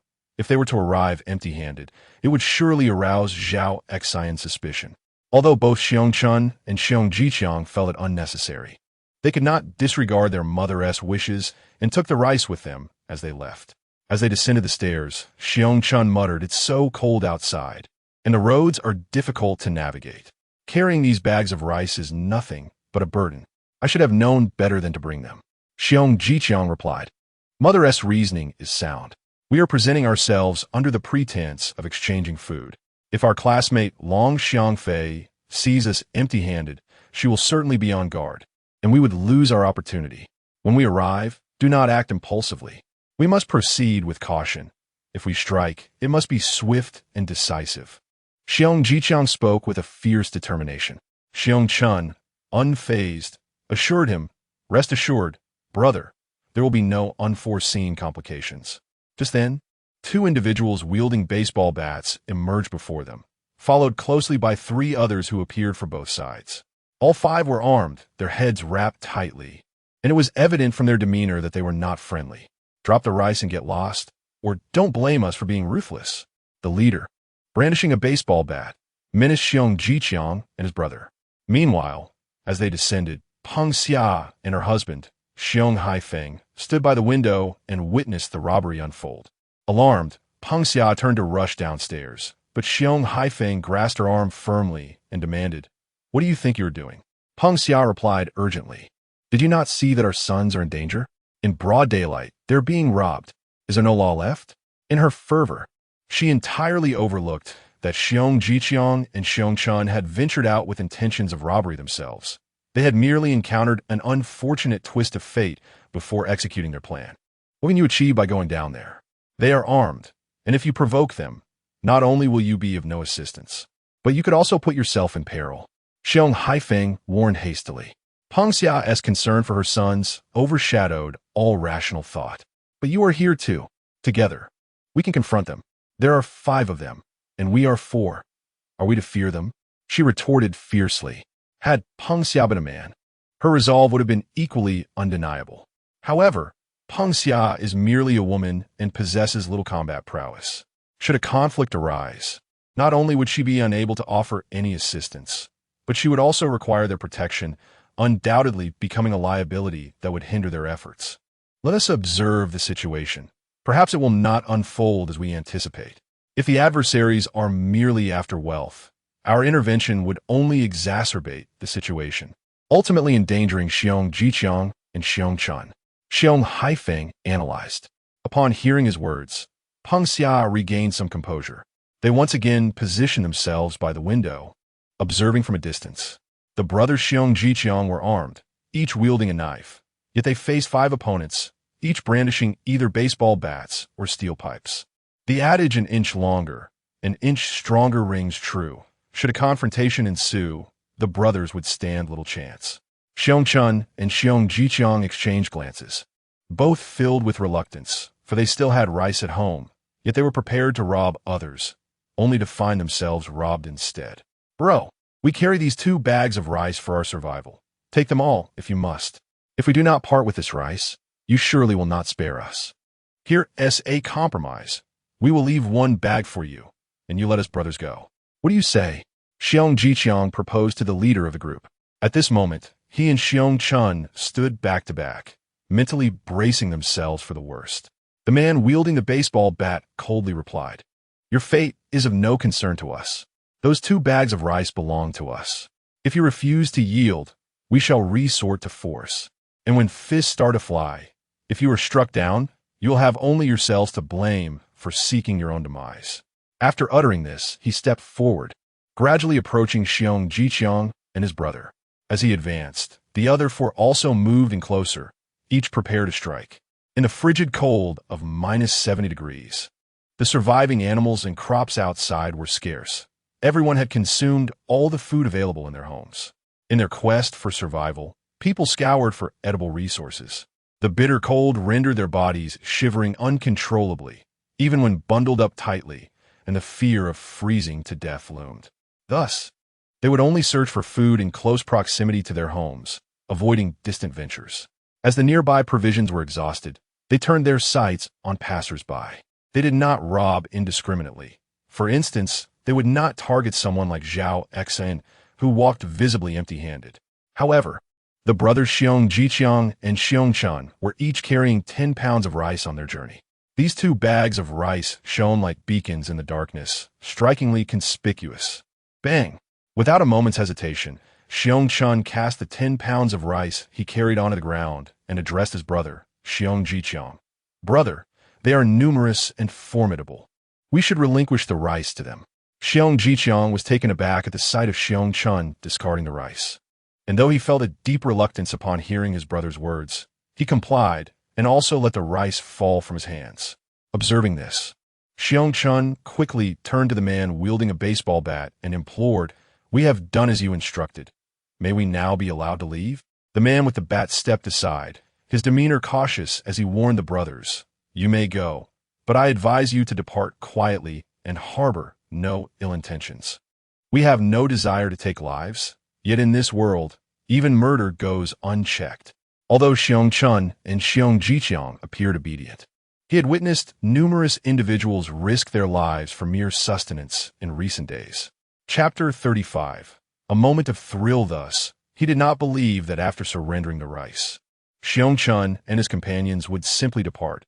At least, from his perspective, Xiongchun and his brothers still face peril. Just as the man with the baseball bat had surmised. Although Xiongchun had relinquished the rice, he was not resigned to his fate. He sought an opportunity for a surprise attack. In his view, once he and his elder brother placed the rice down, this group would lower their guard, assuming that the two brothers were timid and would not pose a threat. However, the reality was far from his expectations. This group was considerably more vigilant than he had anticipated. Even though the brothers had laid down the rice and appeared to be meek, their adversaries remained on high alert. As Xiongchun and Xiongjiqiang turned to leave slowly, none of the 5 men with the baseball bat moved to collect the rice from the ground. Their eyes remained fixed on the 2 brothers. From their gaze, Xiongchun discerned that should his brother make any sudden move, these 5 individuals would undoubtedly strike without hesitation. Only when the figures of Xiongjiqiang and his brother had completely vanished from sight did Peng Xia and her husband, Xiong Haifeng, involuntarily exhale. The heavy stone upon their chests finally lifted. I told you, they were merely after money and would not resort to murder. Thankfully, we did not intervene. Had our rashness led to a confrontation, the consequences would have been dire, Xiong Haifeng remarked. However, Peng Xia, burdened with concern, responded, "What shall we do? If Long Xiangfei sees that they did not bring the rice, she may suspect them. Wouldn't that render their efforts futile?" Xiong Haifeng shared this worry.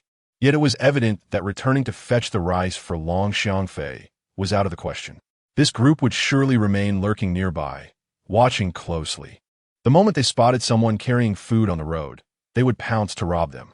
Unless they could evade them, who could guarantee that they wouldn't encounter other highwaymen along the way? What should we do? The rice has been stolen.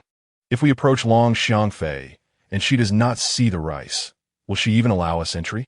Xiongjiqiang said, his brow furrowed deeply. Xiongchun had never intended to bring the rice in the first place, so he had not contemplated the absence of it. His mind was consumed with feelings of discontent, focused solely on thoughts of revenge. However, given their current strength, avenging themselves was unattainable. This matter would have to be postponed until they possessed sufficient power to address it. Upon hearing Xiongjiqiang's words, Xiongchun licked his lips and articulated a plan he had already devised. This is simple. As we approach, we will pick up 2 bags along the way and fill them with random items, claiming they contain rice. Since it was arranged by Long Xiangfei, I believe they will not scrutinize it too closely. Once they open the door to let us in, we will take immediate action. Previously, whenever Xiongjiqiang contemplated robbing his classmate Long Xiangfei, he felt a certain psychological burden. However, after being robbed by others, he suddenly felt a sense of imbalance, dispelling that burden entirely. Before long, the 2 brothers arrived at the entrance of Zhao Xi's residence, having gathered 2 plastic bags along the way, filled with snow to masquerade as rice. As they prepared to ascend, Xiongchun instructed Xiongjiqiang, "Brother, stand behind me. I will handle the conversation. Once inside, follow my lead." Xiongjiqiang nodded in agreement. Soon, they found themselves at Zhao Xi's doorstep. Knock, knock, knock. Upon hearing the knocking, Long Xiangfei hurried to the door. Peering through the peephole and recognizing Xiongjiqiang and Xiongchun outside, she instinctively reached out to open the door. As it swung open, both Xiongjiqiang and Xiongchun could not suppress the excitement that blossomed on their faces upon seeing Long Xiangfei. At that moment, Zhao Xin emerged from his room upon hearing the noise. The sight of 2 strangers entering his home stirred a flicker of unease within him. He surmised that these 2 must be Long Xiangfei's cousins. Upon seeing Zhao Xin, Long Xiangfei quickly closed the door behind her, urgently introducing, "This is my cousin Xiongjiqiang and Xiongchun. How much rice have you brought to exchange?" Zhao Xin did not approach. He deliberately maintained a distance from the brothers. One must never harbor ill intentions, but must always remain vigilant against the intentions of others. He felt a twinge of displeasure at Long Xiangfei for allowing her cousin's entry. But since they were already inside, expressing his discontent in front of them would be futile. He decided to proceed cautiously. Upon entering the house, Xiongchun and Xiongjiqiang were immediately struck by the warmth. They had never anticipated that Zhao Xian's home would be so cozy, a stark contrast to the frigid temperatures outside, plunging below 70 degrees. They soon noticed the long exhaust pipe and the heating stove in the living room. Having never experienced such warmth, they realized that even in the absence of water or gas, the stove would provide ample heat, rendering them indifferent to the harshness outside. Xiongchun felt that this visit was indeed worthwhile. He lifted the bag filled with snow and said to Zhao Xian, "My brother and I each brought 10 pounds of rice, and we wish to exchange it for 1 pound of lamb and 2 pounds of pork." Due to the significantly higher temperature inside Zhao Xian's home compared to the outside, the snow began to melt inside the bags, causing water to drip onto the floor. Zhao Xian could not discern the contents of the bags, and with both brothers inside, he was acutely aware of their numerical advantage. Thus, even though he sensed something amiss with Xiongchun and Xiongjiqiang, he refrained from voicing his concerns, fearing it might provoke them. In the presence of both brothers, Zhao Xian opened the refrigerator and retrieved 2 pieces of lamb chops along with several cuts of pork, placing them upon the dining table. He addressed Xiongchun, stating that there was roughly 1 pound of lamb and 2 pounds of pork, suggesting they could take their share and depart. When Zhao Xian had initially opened the refrigerator, both Xiongchun and Xiongjiqiang had witnessed the abundance of lamb chops and pork within. A cursory estimation revealed that the total of these meats amounted to several dozen pounds at the very least. At that moment, Xiongchun could not suppress a swallow, his face betraying an expression of sheer excitement. He turned to Xiongjiqiang beside him, exchanging a meaningful glance. Upon seeing the vast array of lamb chops, pork, fish balls, shrimp paste, and beef balls in the refrigerator, Xiongjiqiang, too, found himself swallowing involuntarily. For someone who had grown up in the city, where meat was a daily staple, the fact that he had gone several days without it had ignited an almost frenzied craving. Xiongchun approached the dining table, poised to grasp the lamb and pork laid out before him. However, as he neared the table, within a mere 2 meters of Zhao Xian, he suddenly exclaimed, "Make your move." Chapter 36. A counterattack. As he uttered these words, he swiftly drew a fruit knife from his waist and lunged towards Zhao Xian's chest. In a narrow confrontation, the valiant prevail. Having chosen to strike, one must aim for a decisive blow, for indecision breeds failure. Upon hearing Xiongchun's words, Xiongjiqiang also produced a kitchen knife and charged at Zhao Xian. If they could subdue Zhao Xian, the bounty of food in the room would belong to them, and it was certainly warmer here than at home. Long Xiangfei was taken aback upon witnessing the brothers, Xiongchun and Xiongjiqiang, brandishing their knives. "You are courting death." Zhao Xian had been on guard against Xiongchun and Xiongjiqiang.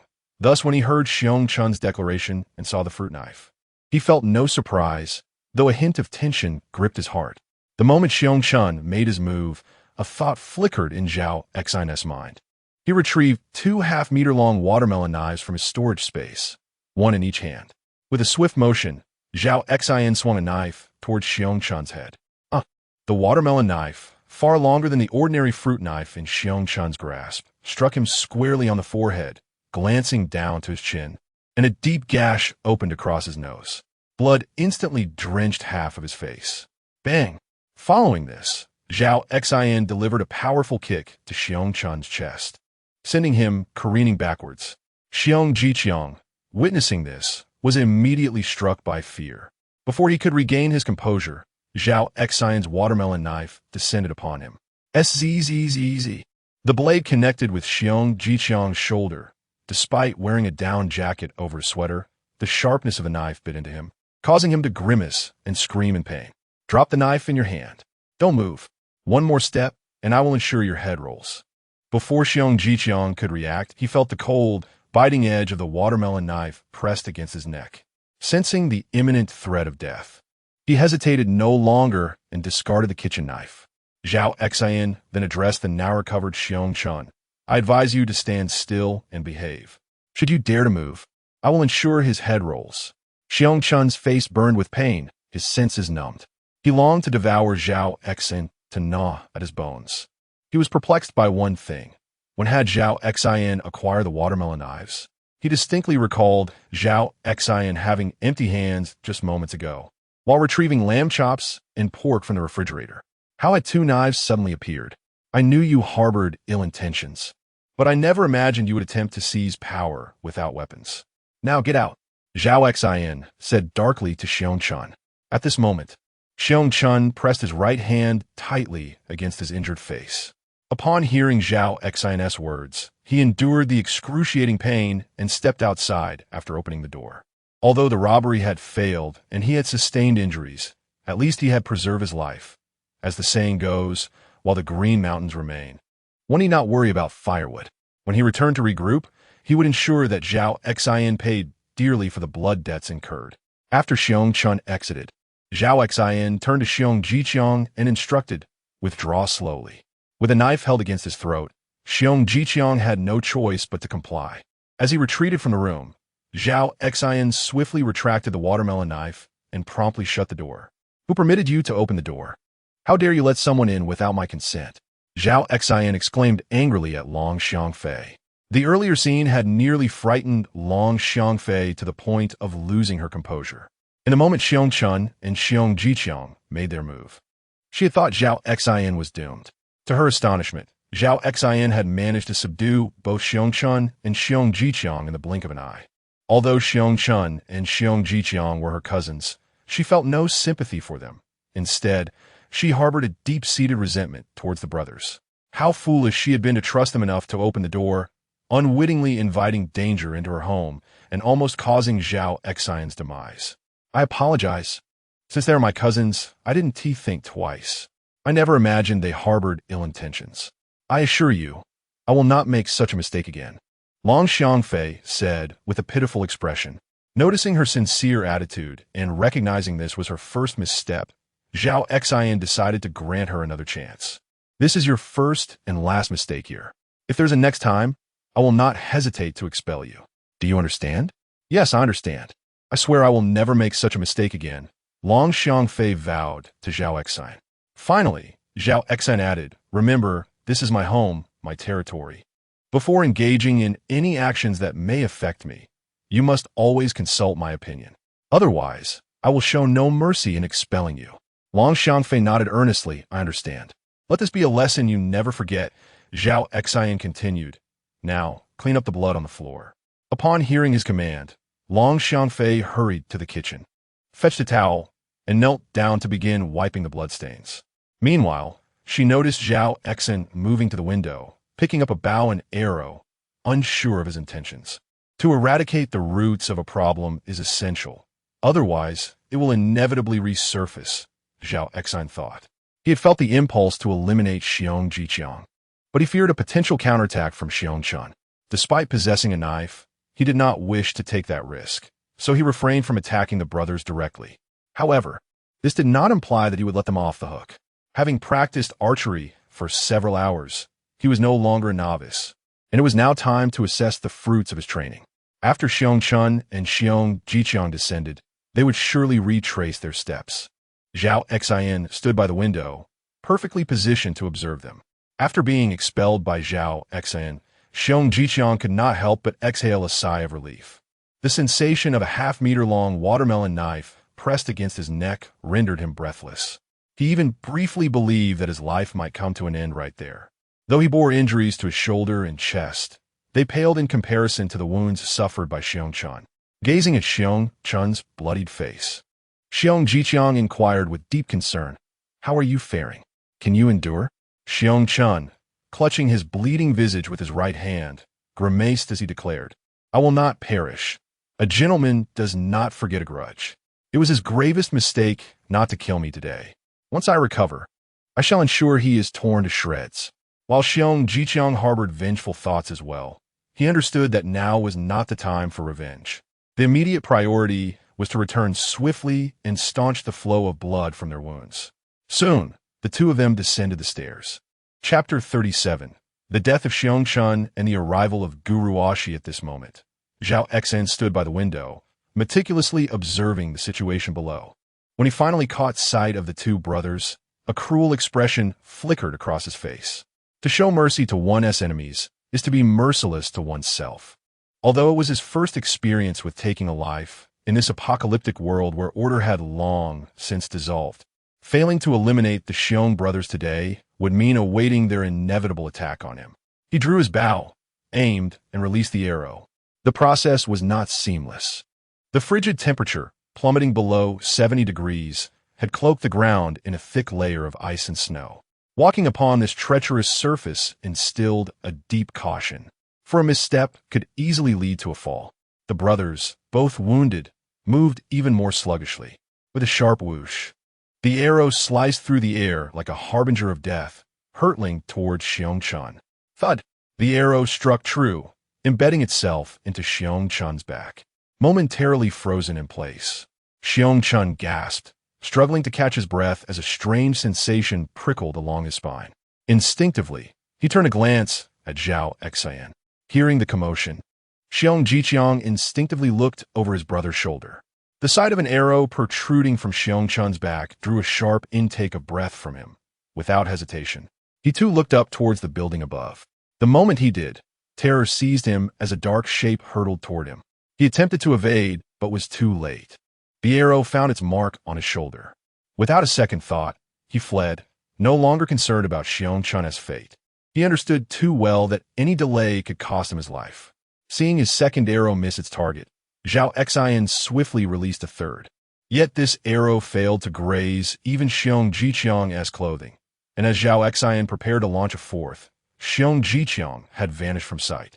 Though Xiong Jiqiang escaped, Xiong-chun lay lifeless in a pool of blood. Logically, an arrow lodged in one's back in such extreme cold would ensure death, leaving no chance for survival. Nevertheless, Zhao Xin continued to fire 3 more arrows into Xiong-chun's body. Having cleaned the blood from the ground, Long Xiangfei cautiously approached Zhao Xin. Upon witnessing Xiong-chun sprawled in the crimson pool, her hands instinctively flew to her mouth, stifling a scream that threatened to escape. If you are afraid, you may return now. I will provide you with some food, Zhao Xin said to her, his expression devoid of emotion. Long Xiangfei had already been startled. In comparison to the earlier skirmishes, which had resulted in no fatalities, this was a different matter entirely. Her cousin Xiong-chun had been slain by Zhao Xin, and right before her eyes. Despite her awareness of the world's descent into chaos, the reality of the situation weighed heavily upon her. The outside world is rife with chaos, characterized by violence and pillaging. Her parents were brutally murdered by a band of marauders. Yet now, the very perpetrator stands beside her. And had it been a fortnight ago, she might have considered herself an accomplice to Zhao Xin. After speaking, Zhao Xin closed the window and turned to Long Xiangfei, saying, "Your other cousin has also fallen victim to my arrow. He is fortunate to be alive, but without timely medical intervention, his survival remains uncertain. They brought this upon themselves. Xiong-chun deserved his fate. You kindly agreed to trade food with them, and they repaid your generosity with robbery. When they attacked you, they aim to take your life. Their demise at your hands is merely a testament to their inferior skills." Long Xiangfei soon comprehended the gravity of the situation. She had previously sought help from Peng Xia, only to be turned away, a slight she had never forgotten. From that moment onward, she ceased to regard Xiong Haifeng as her uncle, nor Peng Xia as her aunt, nor Xiong Jiqiang and Xiong-chun as her cousins. Thus, Xiong-chun's death bore no more significance to her than that of a stranger. Upon hearing Long Xiangfei's words, Zhao Xin scrutinized her closely. From the depths of her gaze, he discerned her sincerity. She was not lying. Furthermore, having overheard her conversation with Peng Xia, he understood that the relationship between them mirrored that of Li Xiaomei and himself. It was clear that Long Xiangfei harbored no fondness for Peng Xia or her uncle's family. Suddenly, a series of knocks echoed through the room, startling Zhao Xin. He approached the door and, upon glimpsing Guruashi through the peephole, promptly swung it open. As the door creaked ajar, Zhao Xin swiftly pulled Guruashi inside, then secured the door and locked it behind them. Seeing Guruashi enter, Long Xiangfei's heart swelled with joy as she exclaimed, "Ruashi, you have finally arrived. I hope your journey was uneventful." The recent events involving Xiong Jiqiang and Xiong-chun had caused her to momentarily forget Guruashi's arrival. Guruashi quickly replied, "I am fine, but I did witness someone being shot with an arrow downstairs. Another individual sustained an injury to the shoulder. It looked quite severe. As she spoke, her gaze fell upon a bough resting on the sofa. Although it lacked arrows, she was not naive and immediately connected it to the earlier incident involving Xiong Chun's demise. Instinctively, she turned to Zhao Xin and inquired, "Was that person downstairs shot by you?" Without a moment's hesitation, Zhao Xin nodded and replied, "Indeed. Those two were Long Xiangfei's cousins. I had initially agreed to trade food with them to gain entry, but they disregarded the rules of engagement. Once inside, they brandished their weapons, intent on taking my life. Regrettably for them, their skills were lacking. I had to eliminate the threat they posed, hence I acted decisively."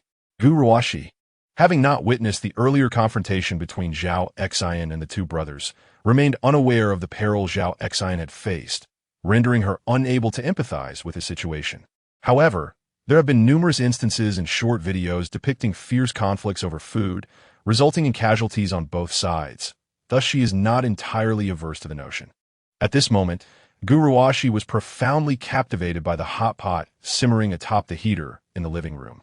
Although Zhao Xin and Long Xiangfei had already dined to their satisfaction, the pot still brimmed with an abundance of ingredients, such as lamb chops, fish balls, instant noodles, lotus root slices, and corn sausages. These items, one must acknowledge, would constitute a remarkably sumptuous feast even in the pre-apocalyptic era, let alone in the stark, food-scarce world they now inhabited. Consequently, Gu Ruoxi hastily settled onto the sofa, picking up a pair of chopsticks without a care for their prior use, and eagerly seized a piece of lamb chop from the pot to devour. "Slow down, no one is competing with you, and be careful not to choke," Long Xiangfei remarked as she observed Gu Ruoxi's voracious appetite. Disregarding all semblance of decorum, Gu Ruoxi retorted, "What are you standing there for? Come and join me." Long Xiangfei replied, "Zhao Xin and I have already eaten. Take your time." Zhao Xin then addressed Gu Ruoxi, stating, "If you find yourself still hungry, feel free to fetch more from the refrigerator. There are lamb chops, pork, and some vegetables inside." After a brief pause, Zhao Xin solemnly added, "However, it is crucial that from now on, regardless of who knocks at the door, and irrespective of how pitiable they may appear, we must not open it. If I am home, notify me immediately. The outside world has descended into chaos, and human life has become as expendable as straw. Should outsiders discover that you are inside, enjoying a steaming hot pot of lamb, they will undoubtedly attempt to break in by any means necessary. The consequences of such an event are all too clear." Upon hearing Zhao Xin's words, both Long Xiangfei and Gu Ruoxi instantaneously envisioned a throng of desperate refugees storming into their home, drawn by the tantalizing aroma of the hot pot. Having experienced hunger themselves, they could easily fathom the grave implications should such a scenario come to fruition. Long Xiangfei quickly assured, "Rest assured, I will never open the door without consent again." Following the incident with Xiong Chun, she had come to a profound understanding of the darker aspects of human nature. Gu Ruoxi echoed her sentiment, saying, "I too will not open the door for anyone unless you instruct me to do so." During this period, she had gained a deep understanding of the fickleness of human relationships. It is only in moments of life and death that one truly realizes how few individuals genuinely care for them. Like Long Xiangfei, Gu Ruoxi had sought assistance from relatives and friends when food was scarce, yet none had extended a helping hand. Those whom she thought were close friends or relatives had proven to be less supportive than Zhao Xin. Meanwhile, Xiong Jiqiang, nursing his injuries, hurried home with great urgency. Chapter 38. Complete blackout. His heart was wrenched with anguish. After all, his younger brother had perished before his very eyes, and he was powerless to retrieve his siblings' remains. Just moments ago, after evading Zhao Xin's gaze, he had concealed himself in the shadows, seeking an opportunity to reclaim Xiong Chun's body. However, upon witnessing Zhao Xin unleash 3 arrows into Xiong Chun's lifeless form, he promptly relinquished that notion. At least for the time being, he dared not approach Xiong Chun's corpse. If Zhao Xin were lying in wait, anticipating his approach to deliver a fatal strike, he would be walking willingly into a trap, courting his own demise. Having contemplated this, he dragged his injured body back home. His wounds were grave, and with the biting cold outside, if he did not hasten to tend to his injuries, he would surely lose his life in the process. Xiong Haifeng and Peng Xia awaited anxiously at home for news of Xiong Chun and Xiong Jiqiang. As time dragged on, Peng Xia could no longer contain her urge to call Xiong Chun. However, when she picked up her phone to dial, she ultimately set it down again. Husband, I can't shake this growing anxiety. What if something has happened to Xiong Jiqiang and Xiong Chun? Peng Xia expressed her deep concern to Xiong Haifeng. Xiong Haifeng reassured her, do not fret. Nothing will go awry. They face but one adversary, while Xiong Jiqiang and Xiong Chun are two brothers. Moreover, Long Xiangfei is their cousin. Should a conflict arise, she will undoubtedly side with us. Let's await good news. Peng Xia glanced at the clock, her worry intensifying. It has been over an hour since they left. Why have we heard nothing? Perhaps we should go check on them, lest something truly be amiss. Yet Xiong Haifeng replied, it is frigid outside, and walking will take time. It has only been a little over an hour. There is no need for panic. Let's wait a while longer. Suddenly, a series of urgent knocks echoed at the door. Peng Xia dashed to the entrance, not pausing to peer through the peephole to discern who was knocking, and swiftly turned the knob. Son, what has happened to you? The sight before her sent chills down Peng Xia's spine. She continued, why are you alone? Where's your brother? At that moment, Xiong Haifeng joined her at the door. Upon seeing Xiong Jiqiang, blood-soaked and an arrow protruding from his chest, disbelief washed over his face. Weren't you supposed to be at Long Xiangfei's classmate's house? How did it come to this? Xiong Jiqiang was solely driven by sheer will, struggling to return home, fully aware that if he collapsed outside, he would meet certain death. He refused to succumb. He must avenge his brother, and dying in the open was not an option. Clinging to this conviction, he managed to endure the agony of his grievously wounded body until he reached home. Once inside, he collapsed onto the sofa, and in that instant, the tension that had gripped him finally began to ease. Quick, boil some water, fetch the medical kit, and bring towels and blankets as well. Hurry, Xiong Haifeng urged Peng Xia. Just as she hurried to gather the necessary items, Xiong Haifeng inquired of Xiong Jiqiang. What has happened to you? Where's your brother? With a visage heavy with sorrow, Xiong Jiqiang replied, my brother was slain by Long Xiangfei's classmate. What? Although Xiong Haifeng had anticipated this outcome, hearing it uttered by Xiong Jiqiang still left him in disbelief. With incredulity etched on his face, Xiong Haifeng exclaimed, but there are two of you. Could it be that Long Xiangfei had an accomplice? Or did she side with her classmate and ambush you? We underestimated our opponent. Xiong Jiqiang explained, gritting his teeth in pain. Long Xiangfei had been on guard against us all along. When I engaged with Xiong Chun, he countered immediately. What astonished me most was that this fellow wielded 2 half-meter-long watermelon knives, while Xiong Chun and I were armed only with fruit knives and kitchen knives, rendering us utterly defenseless. He continued with a tremor of fear in his voice. What shocked me even more was that he never intended to let us go. After forcing us downstairs, he shot arrows at us from above. Initially, we did not anticipate that he possessed a bow and arrows, resulting in Xiong Chun being successfully ambushed. I was also struck by an arrow. Had I not fled swiftly, my own life would surely have been forfeit. Peng Xia retrieved a medical kit, boiled water, and prepared towels before addressing the father and son duo. The living room is too cold. The bedroom has air conditioning. Let's tend to the injuries there. The warmth of the air-conditioned room was a welcome contrast to the chill of the living room. Hurry and remove your clothing, she urged Xiong Jiqiang. Where's your brother? Peng Xia had not overheard the conversation between Xiong Jiqiang and Xiong Haifeng. Upon learning of Xiong Chun's demise, she was rendered speechless, unable to fathom the reality of the situation. Impossible. You must be lying to me. How could Xiong Chun possibly be dead?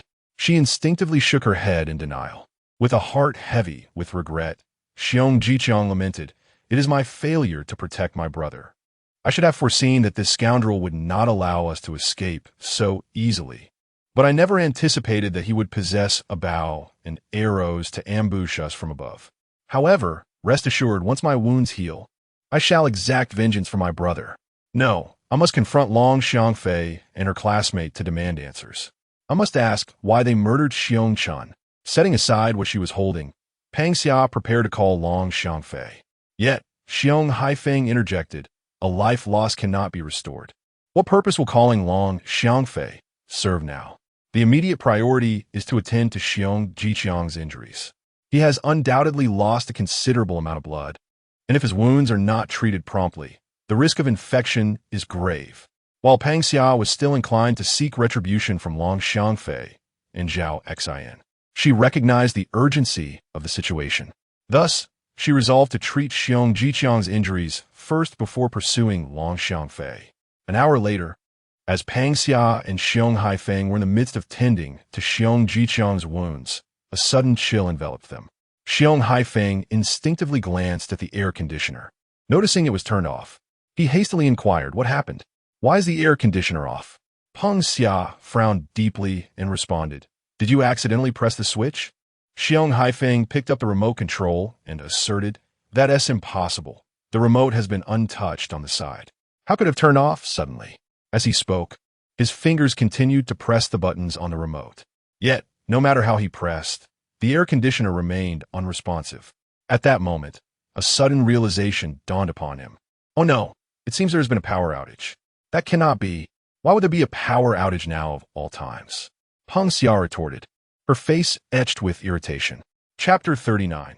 Gu Ruoxi's awakening. Despite the family's preparations for a power outage, the reality of the event left them all in disbelief, particularly Xiong Jiqiang. Earlier, while the air conditioning provided some comfort, his wounds still ached unbearably. However, it was a relief to escape the chill. With the power cut, the warmth vanished, and he was left shivering in a base layer, having stripped off his outer garments to tend to his injuries. The loss of blood from his wounds made him more susceptible to the cold than most. Xiong Haifeng pressed the light switch, only to confirm their fears. The power was indeed out. Xiong Jiqiang's shoulder wound, inflicted by a knife, had been stitched up by Pang Xia and treated with iodine, secured with bandages. Although the treatment was rudimentary, in the frigid climate of this apocalyptic world, the local hospitals had ceased to exist. Pang Xia could only apply the methods she had gleaned from television to treat Xiong Jiqiang. The gravest concern remained the arrow wound on his shoulder. She had snapped the arrow shaft, but the arrowhead still needed extraction. After stemming the bleeding, she could sew up the wound, but she feared that removing the arrowhead would provoke uncontrollable bleeding, a dire consequence if not managed properly.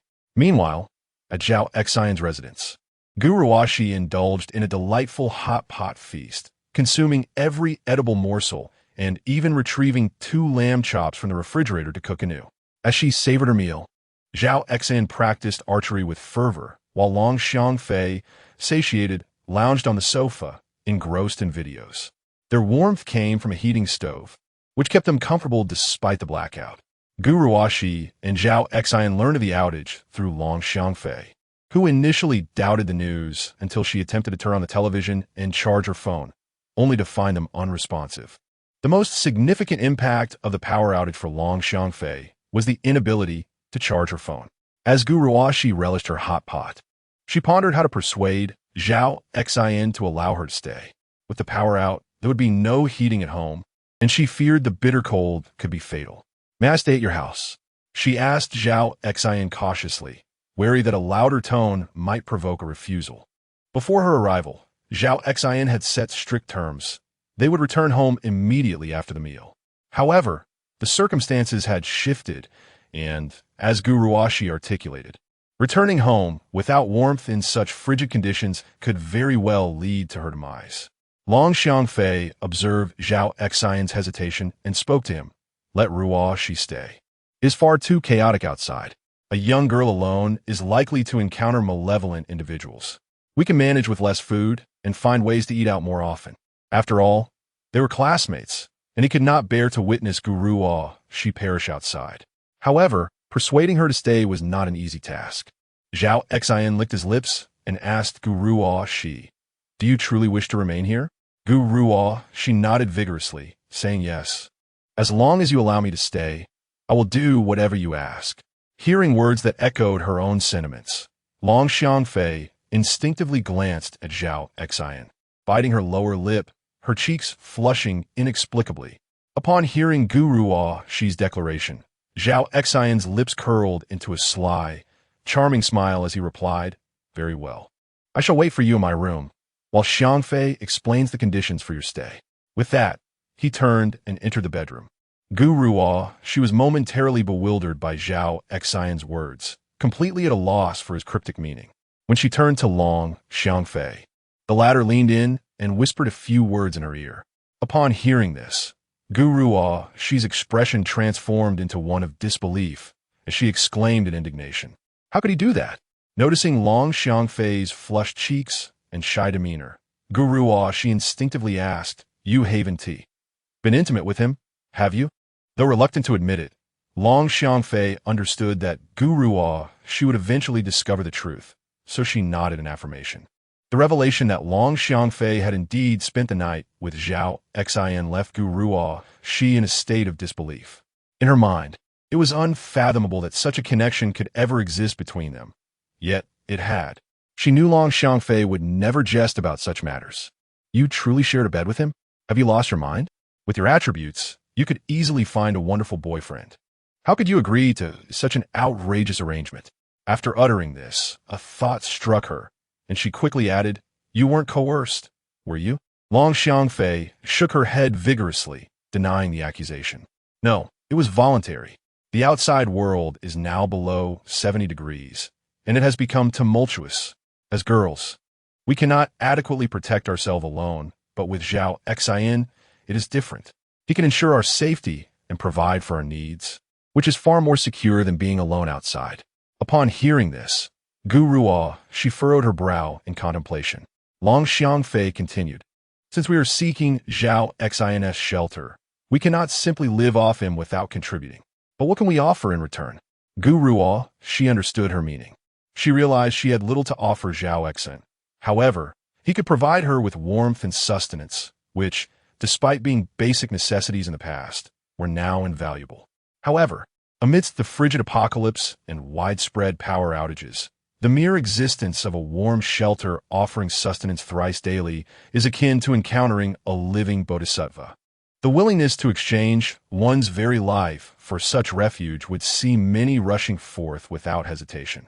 Yet, the mere thought of being entangled with Zhao Xin fills her heart with unease. Observing the impact of her words, Long Xiangfei finally remarked, During this period, you must have been incessantly scrolling through Douyin, haven't you? Many individuals have either been robbed on the streets or have faced home invasions, with women subjected to unspeakable violations. Fortunately, those who survived can still breathe, but it is the souls lost that truly suffer the most. I understand. No need to elaborate further, Gu Ruo replied, before stepping into the bedroom where Zhao Xin had just entered. As the door clicked shut, Long Xiangfei soon heard a series of rustling sounds, which gradually intensified. Chapter 40. The Revenge of Xiong Jiqiang upon the mere thought of the scene in the room with Zhao Xin and Gu Ruo. Long Xiangfei felt her cheeks flush with embarrassment. In an attempt to divert her attention, she busied herself with her phone, watching videos. However, the external environment was exceedingly quiet. Apart from the noises emanating from Zhao Xin's room, there were no other sounds. Despite her efforts to distract herself, Long Xiangfei was not deaf, and her ears still caught the unwelcome sounds that lingered for nearly an hour.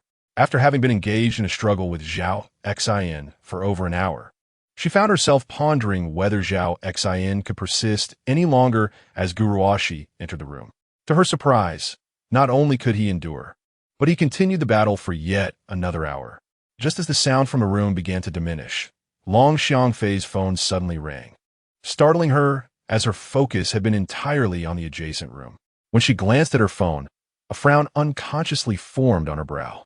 She was quite reluctant to answer the call, yet she understood that if she did not, the caller would persist in ringing until she finally picked up. Ultimately, she succumbed and answered. Long Xiangfei, may you meet a dreadful fate, and your classmate as well. I sent your two cousins over to exchange food, and you conspired to bully us, injuring your cousin Xiong Jiqiang, and even killing Xiong Chun. Having anticipated such a response, Long Xiangfei paid little heed to Peng Xia's words and retorted angrily. You sent Xiong Jiqiang and Xiong Chun with 2 bags of snow to barter for food? That's one thing, but Xiong Chun drew his knife the moment he entered. If it weren't for Zhao Xin's quick reflexes, he he would have been the one dead. Xiong Chun brought this upon himself. Had I known your family was so despicable, I would never have facilitated an agreement for Zhao Xin to trade with you. Long Xiangfei, are you even human? Xiong Chun was your cousin, and he died because of you. How can you speak such callous words? Peng Xia scolded furiously. Long Xiangfei scoffed. What? Are you mourning Xiong Chun's death?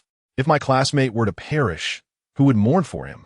They chose this path and must have anticipated such an outcome. You should be grateful that Xiong Jiqiang is still alive, rather than sharing the same fate as Xiong Chun, who was shot by Zhao Xin. Had it been prior to the extreme cold, Long Xiangfei would never have dared to speak to Peng Xia in such a manner, for she was an elder, someone she encountered regularly. A younger person addressing their elder in such a tone would undoubtedly lose face among her relatives. However, in the current climate, where survival was paramount, and given that her uncle's family did not regard her as a niece, she saw no reason to flatter them or lower herself before them. Peng Xia was taken aback by Long Xiangfei's audacity, her anger boiling over. You little wretch! How could your parents raise such a heartless creature? Just wait. You will surely meet a terrible end as well. Long Xiangfei merely chuckled. You need not worry about that. There's a widespread power outage outside. Your household must be experiencing it too, no? Previously, one could rely on air conditioning for warmth, but now, with the power outage, what will you do to keep warm? However, there is no need for concern on our part. We possess a heating stove. Outside, the temperature plummets to over 70 degrees below zero, yet within our abode, it remains a cozy 10 to 20 degrees. Even clad in pajamas, we find ourselves comfortably warm. I understand you may find this hard to believe.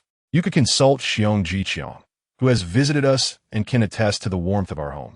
Moreover, we are currently indulging in lamb chop hot pot. While you're troubled over how to stay warm, we are already savoring our meal.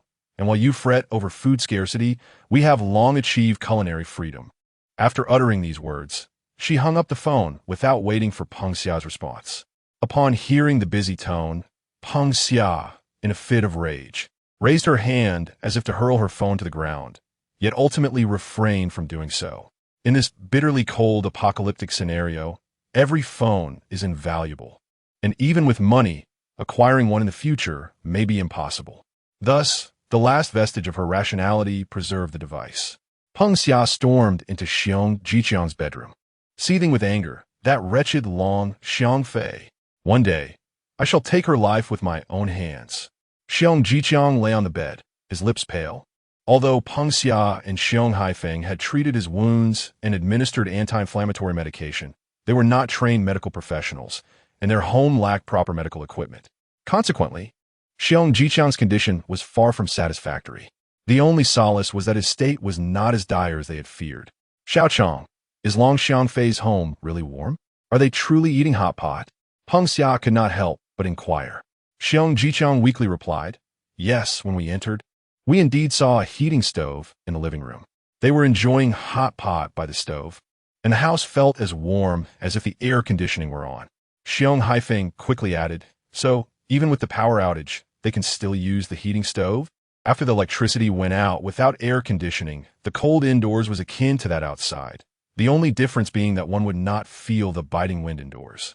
The thought of his grievous injuries while trembling in the cold, juxtaposed against Long Xiangfei and her classmates basking in the warmth of their heating stove while relishing steaming hot pot, filled him with rage. Most infuriating was the fact that, after killing his brother, Long Xiangfei remained unpunished and seemingly more comfortable than he was, a reality he found intolerable. Suddenly, a nefarious plan sparked in his mind. With this thought, a cruel smile crept upon his face. Mother, I have conceived a method to eliminate Long Xiangfei and her companions. Xiong Jiqiang coldly declared to Peng Xia. Upon hearing this, her eyes brightened with intrigue. What plan? She exclaimed, yearning to personally reduce Long Xiangfei to ashes. However, the chaotic and frigid conditions outside left her apprehensive about venturing out, fearing she might succumb to the cold. Xiong Jiqiang licked his lips and coldly remarked, Share the address of Long Xiangfei's residence on your social media, as well as in local friend groups. Inform them that this place is abundant with food, an overwhelming amount of it, and that there is a heating stove available. Accompany your post with several enticing photographs of hot pot. You may source these images online, and they need not be overly realistic, merely appetizing enough to stir desire. Once you publish these photos, a throng will undoubtedly rush to Long Xiangfei's home. Even if they do not perish, they will surely suffer greatly. Upon hearing Xiong Jiqiang's words, Xiong Haifeng quickly responded, "Indeed. What a clever ploy to use others as instruments of our design." Outside, there are countless individuals who have been starving for days, unable to find sustenance. Upon seeing this message, they will not concern themselves with its authenticity. They will inevitably flock to Long Xiangfei's abode, leaving it stripped bare. In the end, they will find themselves in the same dire situation as us, devoid of food and heating, left to await their fate. Chapter 41. Zhao Xian's countermeasures at this moment. Peng Xia suddenly realized the malicious nature of Xiong Jiqiang's scheme. This plan is excellent. My dear, let us together disseminate this message online. This time, we must ensure that Long Xiangfei and her classmates meet a fate worse than death.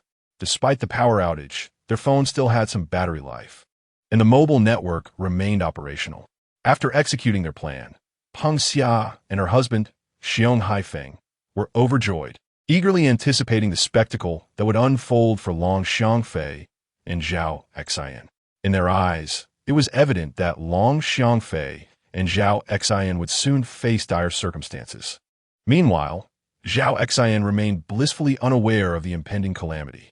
However, what appeared to be a nefarious plot to Peng Xia, Xiong Haifeng, and Xiong Jiqiang was, in Zhao Xian's perspective, merely a minor inconvenience. Currently, all food supplies, as well as the heating stove and coal, could be stored within his spatial storage. Even if a horde of individuals were to arrive, Zhao Xian could simply conceal all these items within his storage space. Once they searched his home and found it devoid of even a grain of rice, they would be left disheartened and depart. In fact, realizing they had been outwitted might even prompt them to seek trouble with Peng Xia and Xiong Haifeng. Unlike Zhao Xian, they lacked a system to conceal their food supplies, and should a raid occur, they would likely be left with nothing. Just minutes after Long Xiangfei ended her call, she witnessed Zhao Xian emerge from the master bedroom, looking quite satisfied. Having gained experience with Long Xiangfei, he felt no embarrassment this time with Guruashi. Although he was not as adept as a seasoned driver, he managed quite well, observing a look of enjoyment on Guruashi's face. It was noteworthy that Long Xiangfei had never displayed such pleasure, always appearing distressed. Zhao Xian speculated that perhaps his inexperience had made him too rough in their previous encounter, causing her considerable discomfort. Shortly after Zhao Xian's exit, Guruashi emerged from the master bedroom, her cheeks flushed as if she had indulged in wine, unable to meet the gazes of Zhao Xian and Long Xiangfei. Following his emergence, Zhao Xian resumed practicing archery. Outside, darkness had completely enveloped the surroundings, although the power was out. He had ample power banks and had previously gathered numerous candles from the grocery store, ensuring illumination for the evening. Upon seeing Guruashi emerge, Zhao Xian continued his solitary practice. Remaining vigilant, he felt secure regarding his basic needs, but had to be wary of individuals like Xiong Chun and Xiong Jiqiang, as well as the ill-intentioned Hu Yuhao and Deng Wenming, who had previously knocked on his door. He was not only determined to master archery, but also aimed to practice a martial art for self-defense. If the opportunity arose, he harbored a desire to acquire a firearm, though he acknowledged that achieving this was unlikely at present. Xiangfei, is it possible to take a bath here? I would like to freshen up. Guruashi quietly inquired as she settled beside Long Xiangfei. She was acutely aware that, under the current circumstances, indulging in a bath was an extravagant luxury. However, after Zhao Xian had left her covered in saliva, she felt utterly filthy and sticky, prompting her desire for a cleansing wash. Likewise, Long Xiangfei, having shared an experience with Zhao Xian, harbored a similar yearning for a bath. Yet, at that moment, she found herself without anyone to consult. Moreover, she deemed bathing to be an excessive indulgence given the present situation, thus ultimately refraining from the act. In a hushed tone, Long Xiangfei admitted, "I too long for a bath, but as you can see, the current circumstances are dire." We can barely procure drinking water. Bathing necessitates a considerable amount and must be boiled. Outside, the temperature plummets to over 70 degrees below zero, making the notion of heating water for a bath somewhat impractical. Casting a glance at Zhao Xin, who was practicing archery, Guru she inquired of Long Xiang Fei. Have you asked Zhao Xin? Long Xiang Fei shook her head and truthfully replied no. Biting her lip, Guru she suggested. Perhaps you could ask Zhao Xin if there's a way for us to bathe. After a moment's hesitation, Long Xiang Fei nodded. Very well, I shall inquire. She approached Zhao Xin and asked, is it possible for Ruo she to take a bath here? To her surprise, Zhao Xin replied without hesitation, just boil some water. With an abundance of bottled water stored in his spatial realm, Zhao Xin was unfazed by the prospect of water scarcity. He merely needed Long Xiang Fei or Gu Ruo she to fetch a bucket of water from outside. He could transform a single bucket into a multitude, hence he never considered the possibility of a water shortage. What water should we boil? Long Xiang Fei asked, intrigued. Zhao Xin had ample bottled water, which he had previously retrieved from his spatial realm. To Long Xiang Fei, these bottles represented their future drinking supply, so she had never contemplated using them for bathing. Given the extreme cold outside, the water pipes had long since frozen, rendering them devoid of water. Noticing the bewildered expression on Long Xiang Fei's face, Zhao Xin reassured her, follow me, and I will show you. He led her to the kitchen, retrieved a kettle and a large steamer, and then carried 3 barrels of bottled water into the living room, declaring, we shall use these 3 barrels for bathing. Though both Long Xiang Fei and Gu Ruo she felt it somewhat indulgent, Zhao Xin's assertion, coupled with their mutual desire for a bath, compelled them to begin boiling water in preparation. As Gu Ruo she was bathing, Zhao Xin finally completed his practice and settled down to rest while glancing at his phone. At that moment, Long Xiang Fei suddenly exclaimed, Zhao Xin, there's trouble. My uncle has posted our current location online along with images, claiming we have an abundance of food. As she spoke, she hurriedly presented her phone to Zhao Xin. Upon reviewing the post shared by Apeng Xia, Zhao Xin, although he had considered the possibility of such an occurrence, found himself engulfed in rage when it came to fruition. Your uncle possesses a truly malicious heart. This is an attempt to orchestrate our demise, Zhao Xin stated coldly. Long Xiang Fei was acutely aware of the gravity of the situation.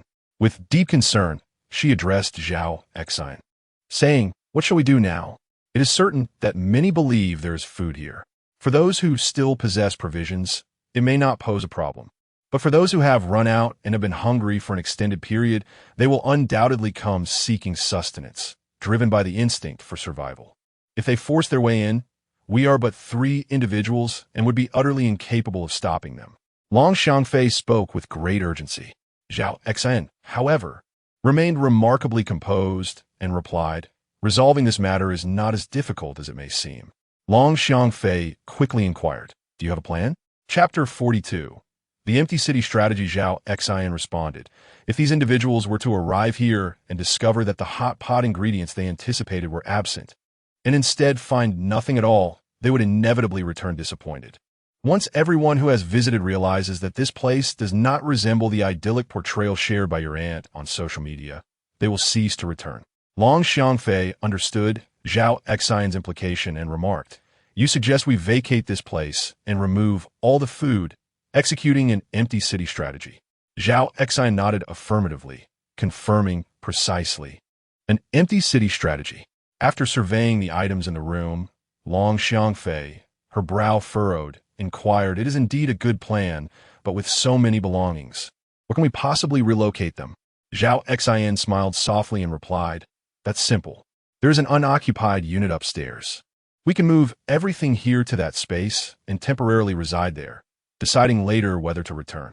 Not being the owner of this property, Zhao Xin had already knocked on every door in the building before the original owner vanished.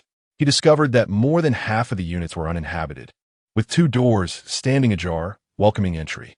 The unit they currently occupied was merely one of these. The other was located upstairs. He had contemplated that if residing here became unsafe, he would swiftly relocate upstairs. Although this posed some inconvenience, it paled in comparison to the significance of safety. Little did he expect that this day would arrive so swiftly. Now, it must be this way, Long Xiangfei stated, her brow still knitted in concern. Once Guruashi finished her shower, the three began to move their possessions.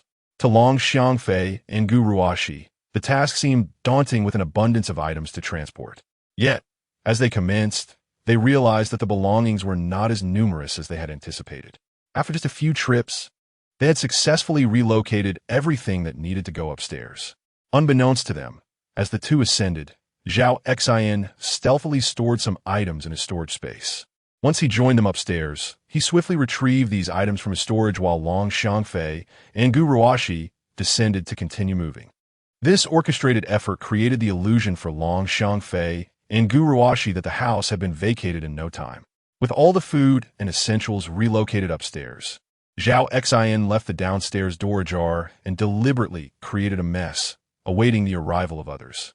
Once the trio completed their moving task, the clock had already struck past 10 in the evening.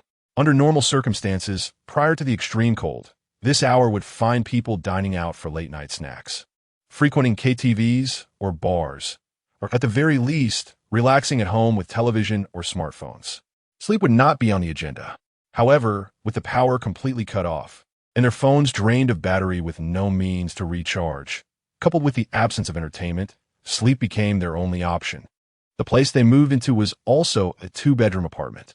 Zhao Xin occupied the master bedroom, while Long Xiangfei shared the second bedroom with Guruashi.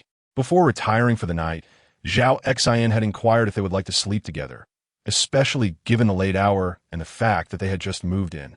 Even with candles lit, the darkness was impenetrable, leaving no time to assemble the chimney. Without the heater, the warmth inside the home was scarcely different from the chill outside. However, Zhao Xin's suggestion was met with a firm refusal from both Long Xiangfei and Guruashi. Despite their intimate relations, the novelty of their first encounter left them somewhat hesitant. Primarily, both Long Xiangfei and Guruashi were reluctant to appear too casual in each other's eyes. Had it been only one of them, they might have acquiesced. As the saying goes, a thick cover is no substitute for flesh pressed against flesh. The night passed in silence. The following morning, Long Xiangfei and Guruashi were roused from their slumber by the cold. To their surprise, they discovered that Zhao Xin had already awakened. The first thing Zhao Xin did upon waking was to tend to the heater, drawing from his prior experience with the chimney. He managed to install it with much greater efficiency this time. As the coal within the heater gradually ignited, the temperature in the room began to rise. For breakfast, Zhao Xin prepared a packet of instant noodles accompanied by 2 corn sausages and a boiled egg. Once satiated, he settled on the sofa to browse his phone. While assembling the chimney, Zhao Xin had heard commotion from downstairs, leading him to believe that several people had arrived. However, the downstairs apartment had long been vacant, devoid of even a drop of water or a grain of rice. These visitors likely came with high hopes, only to leave disappointed. As Zhao Xin suspected, an influx of people began to enter and exit the room he once occupied. Upon arriving at the door and noticing it ajar, a sense of foreboding washed over them. Once inside, they were met with a stark reality that contradicted the claims circulating online.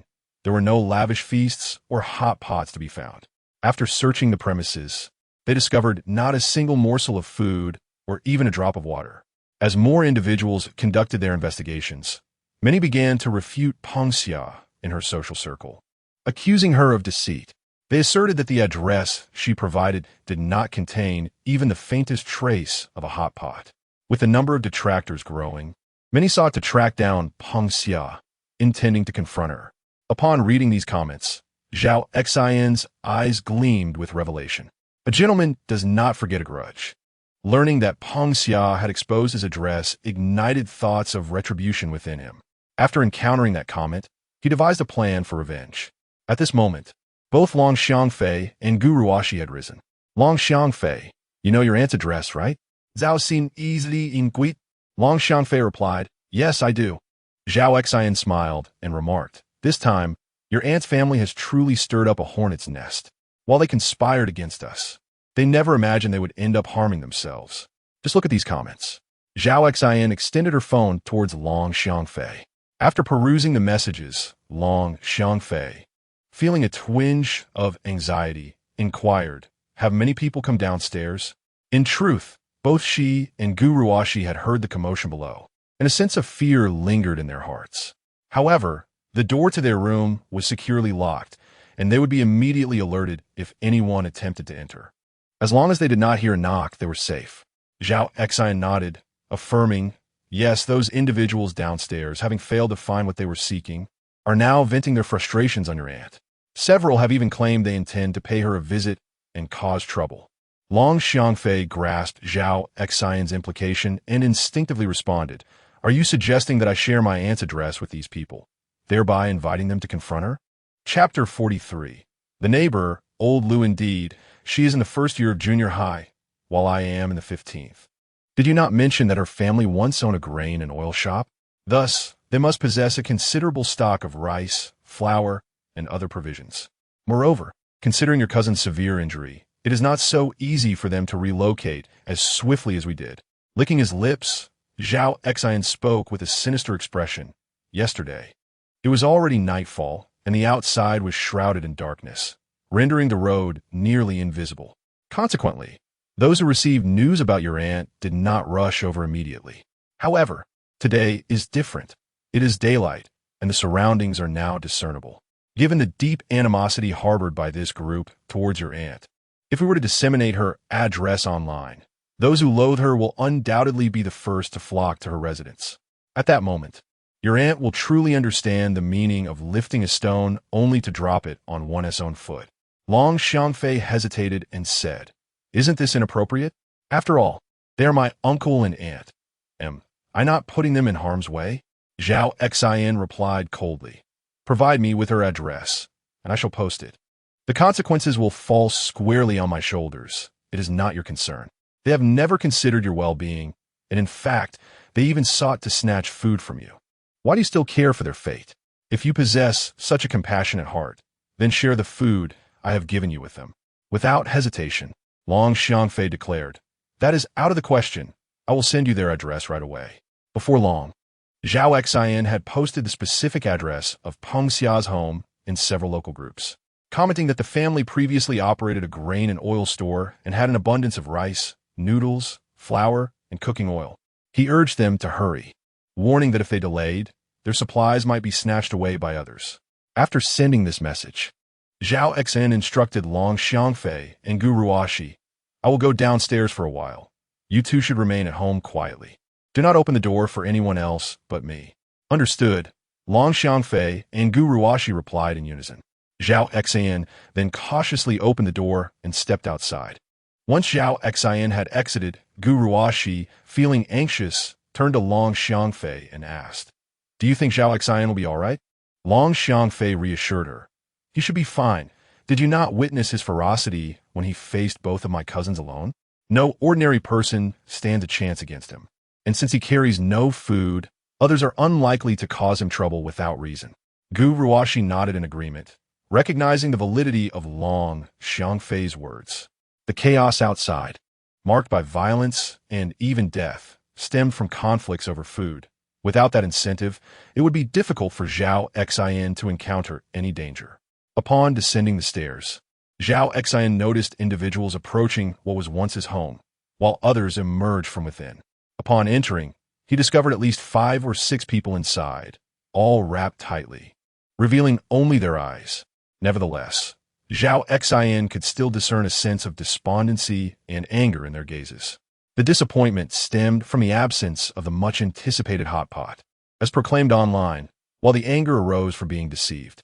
Braving the frigid temperatures outside, plummeting to over 70 degrees below zero, the arduous journey to this place culminated in nothing but a hollow sense of joy. Zhao Xin's descent was motivated by a desire to ignite the situation further. The message he disseminated online would inevitably reach Peng Xia and her family. Although they could not possibly relocate everything as swiftly as he could, it was crucial for him to warn others to rush to Peng Xia's home in case of unforeseen events. The perpetrator of this malicious rumor was indeed despicable, having tricked him into traversing several kilometers, only to find no trace of hot pot, not even a single hair. He suspected this individual took great pleasure in toying with them. Upon Zhao Xian's utterance of these words, an immediate chorus of agreement resonated. Indeed, the person who spread this message must be mocking us. I hope I discover their identity. Otherwise, I shall ensure they pay dearly. Zhao Xian promptly seized upon this sentiment, adding, I just received news that the originator of this message has been identified as the owner of a grain and oil shop. Since her establishment deals in grains, she must have stockpiled a considerable amount of rice and noodles. Instead of wasting time here, we ought to head directly to her house. But we have no idea where her home is or how to get there, one person lamented. Zhao Xian quickly produced his phone, declaring, someone has posted this person's home address online. Upon hearing this, everyone in the room gathered around Zhao Xian, their eyes fixated on his phone screen. The address was indeed real and conveniently located near his own residence. He was already contemplating how to confront her.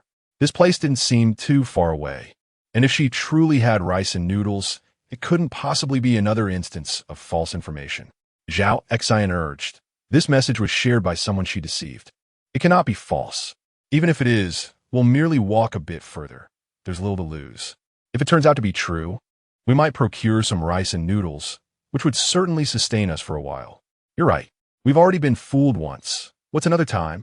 If it is genuine, not only can we teach this person a lesson, but we can also acquire a fair amount of rice and flour. Since she sells grains, her household must be well stocked. As the conversation flowed, enthusiasm surged among the group.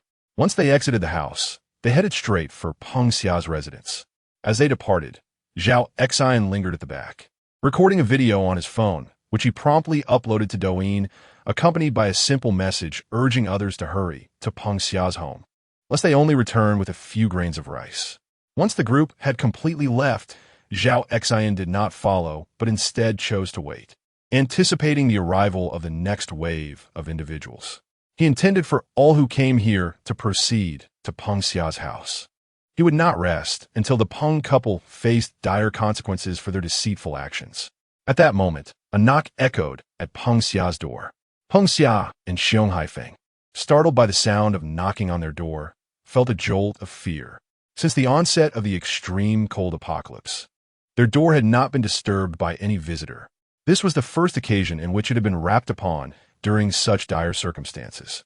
Instinctively, Peng Xia urged her partner, Xiong Haifeng, to investigate the source of the disturbance. As he approached the door, the knocking resounded once more, loud and urgent, imparting an ominous sensation. Peering through the peephole, upon recognizing the figure at the threshold, Xiong Haifeng quickly relayed to Peng Xia, "It is old Lu from next door." Chapter 44. Retribution arrives. Peng Xia and her family of 4 had resided in this place for over 20 years. They were well acquainted with their neighbors. Yet their interactions were merely polite nods and greetings, devoid of any substantial connection. Upon learning that it was old Lu from next door knocking on their door, Peng Xia inquired with curiosity, "What could old Lu want at our home?" Bang, bang, bang. As another round of knocking echoed, old Lu's voice resonated loudly. "Old Xiong, I know you and your wife are at home. I simply wish to purchase some food from you. We have exhausted all provisions at our place. We don't even have rice left. ISNT your family in the rice business? Surely you have plenty to spare. Could you sell me a bit?" Had it been before the onset of the apocalyptic cold, they would have been overjoyed at the prospect of business. However, in this dire time of scarcity, every morsel counted. Money had become nothing more than worthless paper, and they would not be foolish enough to sell to old Xiong. Before Peng Xia could respond, Xiong Haifeng interjected, "Old Lu, it's not that I wish to deny you, but we have very little food ourselves. Every bite matters, and with 4 mouths to feed, selling you even a small portion would leave my family facing starvation." Old Lu persisted, "Old Xiong, do not deceive me. Your family sells rice. You must have stockpiled a significant amount. It has only been a little over 10 days. Even if you're feeding pigs, you couldn't have consumed that much. We have been neighbors for years. Surely you cannot stand by and watch us suffer." At that moment, Xiong Haifeng cast a glance at Peng Xia. She promptly urged him, "We can barely take care of ourselves. Why should we concern ourselves with others' fates? Ignore him." Upon hearing Peng Xia's words, Xiong Haifeng replied to old Lu, We truly have very little left. Perhaps we could seek assistance from others or explore elsewhere. There might be food to be found. Suddenly, the knocking grew increasingly frantic and loud, resembling not a mere knock, but rather an assault on the door. The unexpected cacophony startled Xiong Haifeng, who stood at the door, as well as Peng Xia, who was seated on the sofa. Even Xiong Jiqiang, recovering in bed, was jolted awake. Peng Xia had never intended to offer food to old Lu, and the sound of the door being battered only solidified her resolve. At that moment, Xiong Haifeng, his face etched with fear, warned her, "This is bad. There are many people outside." Peng Xia sprang to her feet, rushing to Xiong Haifeng's side, peering through the peephole of the security door to glimpse the scene beyond. What she saw sent a chill down her spine. "What is happening? Why are there suddenly so many people?" she exclaimed. "Didn't you just say it was only old Lu outside?" Xiong Haifeng quickly responded. "When I last looked, it was indeed just old Lu. These people have just appeared out of nowhere." Bang, bang, bang. This time, the sound of the door being struck grew even louder. The sudden emergence of these individuals was prompted by their visit to Zhao Xian's residence, where they discovered they had been deceived, only to later learn the address of Peng Xia's home through the internet. They hastened to her location without delay. It was only after old Lu came across Peng Xia's address online that he recalled her family operated a grain and oil store, undoubtedly stocked with ample provisions such as rice and flour. Hence, he sought out Xiong Haifeng to procure these essentials. To his astonishment, the arrival of these individuals was remarkably swift. Within mere minutes, 5 or 6 people had gathered. Previously, Xiong Haifeng had been bold enough to speak, but now, both he and Peng Xia were too frightened to utter a word. Before the power outage, they had been idly scrolling through their phones and watching short videos, having witnessed numerous instances of robbery both on the streets and within homes. Although Peng Xia and Xiong Haifeng had yet to come across Zhao Xian's posts and videos, unaware that her home had already attracted attention, they sensed that these sudden visitors were certainly up to no good. "What should we do?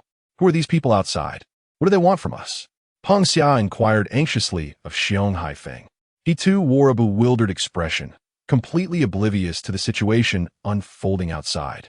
However, the incessant knocking at the door led him to suspect that this group might force their way in at any moment. Could it be that we've been deceived again? Is there no one at home?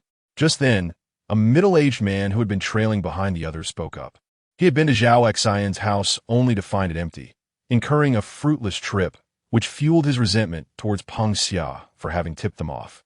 Upon learning of Peng Xia's address and her family's previous business in grain and oil, he rushed over without hesitation. Upon hearing his words, the group stood frozen in place. Prior to arriving, they had contemplated the possibility of being tricked once more, with many having mentally prepared themselves for such an outcome. At that moment, old Lu, who had been pushed to the back of the crowd, suddenly exclaimed, "There is someone at home. I just spoke with them. You're not deceiving us, are you? I live right across the street, and my food supplies have long been exhausted. I came to borrow some rice and flour, only to find that even my old neighbor would not assist me in my time of need," old Lu declared, his face a mask of indignation. In this apocalyptic scenario, he could hardly concern himself with the fate of Xiong Haifeng's family. Inside the room, upon hearing old Lu's words, terror washed over the faces of Peng Xia and Xiong Haifeng. Their silence was an attempt to convince those outside that their home was unoccupied. They hoped to deceive these individuals into leaving, believing there was no one home, thereby ensuring their safety. Little did they expect that old Lu would so readily betray them. At that moment, they harbored intense hatred towards him, regretting their earlier decision not to sell him some rice and flour. Had they done so, old Lu might have refrained from exposing them. "You live across the street? Is the owner truly running a grain and oil store?" A young man beside old Lu posed the pivotal question. Old Lu quickly nodded and replied, "Indeed, their family has operated a grain and oil shop for several decades, well known among the locals." Upon hearing this, the crowd could not help but display expressions of exhilaration. These individuals were deprived of resources, some of whom had not eaten for days. Now, sustenance lay just within the room, and should they breach the door, they could soon satiate their hunger. "Everyone, let's hasten to break down the door," a voice rang out, igniting a frenzy as the group began to pound against the barrier. Bang! Crash! What shall we do? If this continues, the door will inevitably yield, and if they enter, we shall be doomed, Peng Xia exclaimed in terror to Xiong Haifeng. At that moment, Xiong Haifeng was equally paralyzed by fear. Outside, a throng of people gathered, although their family consisted of 3 members. With Peng Xia being a woman and Xiong Jiqiang incapacitated in bed, he alone was of little help. Chapter 45. Beaten to death despite the dire circumstances. Xiong Haifeng mustered his courage and retrieved a kitchen knife from the kitchen. Approaching the door, he reassured himself, "At worst, I shall fight them to the end." Upon seeing Xiong Haifeng brandishing the knife at the entrance, Peng Xia, too, seized the knife and made her way over. The sound of the door being battered continued unabated. Within mere seconds, their security door had become severely dented. With a resounding crash, the door was ultimately breached by those outside. "Get out, all of you! If you dare to step inside, I shall fight to the death," Xiong Haifeng declared, fervently waving the knife in his right hand, exclaiming, "One kill suffices. 2 is a profit." As the door was forced open, a horde surged into the house, with only 2 individuals at the entrance noticing the knife-wielding couple, Xiong Haifeng and Peng Xia. In their moment of panic, they were quickly overwhelmed by the throng pushing inside. Caught off guard, Xiong Haifeng and Peng Xia found themselves momentarily paralyzed. Though they had spoken bravely, their resolve faltered in the face of reality. Rice, so much rice. And noodles. This must weigh hundreds of pounds. One intruder shouted excitedly upon spotting the rice and bundles of noodles strewn across the kitchen floor. This declaration ignited a fervor among the others, who eagerly snatched up the rice and fled. "Stop! All of you, cease this at once. These are our belongings. You cannot take them. Put them down, or do not blame me for being ruthless," Peng Xia shrieked desperately as she witnessed the frenzied looting of their provisions. Yet, her words fell on deaf ears, as the intruders were consumed by their greed. Meanwhile, Xiong Jiqiang, who was recuperating in bed, heard the sound of the door being broken down. Dragging his injured body from the bed, he made his way to the living room, unnoticed by anyone. Peng Xia, helplessly watching the marauders pilfer her family's rice and noodles, felt her fury reaching a boiling point. "Put the rice down," she commanded, raising her knife at the intruders. However, they disregarded her entirely. Xiong Haifeng, uncertain of how to proceed, wrestled with a logic that urged restraint, understanding that they were vastly outnumbered. Engaging them would surely bring disaster upon themselves. While he still clung to a thread of reason, Peng Xia had lost all sense of rationality. "You bandits! I will fight you," she shouted, swinging her knife at a man who was shouldering a 20-pound sack of rice. With a sharp sound, the blade struck him, merely tearing the fabric of his outer garments without even grazing his skin. "You seek death," the man retorted, retaliating with a powerful kick that sent Peng Xia sprawling across the room. Upon witnessing the commotion, Xiong Jiqiang hurriedly rushed to Peng Xia's side. Xiong Haifeng, seeing his wife being bullied, raised the kitchen knife in his hand and aimed it at the man, demonstrating a level of intelligence absent in Peng Xia. He struck directly at the man's head. Should the blow connect, it would surely inflict severe damage, if not fatal. However, learning from Peng Xia's previous encounter, the man was prepared. As Xiong Haifeng swung the knife, he swiftly evaded the attack. "Let us eliminate them. Once we do, everything in this house will be unclaimed, and we can take whatever we desire without anyone stopping us." At that moment, an unknown voice broke the tension. Upon hearing this, Xiong Haifeng and Peng Xia froze in fear. Their household, consisting of only the 3 of them, was significantly outnumbered by at least a dozen individuals.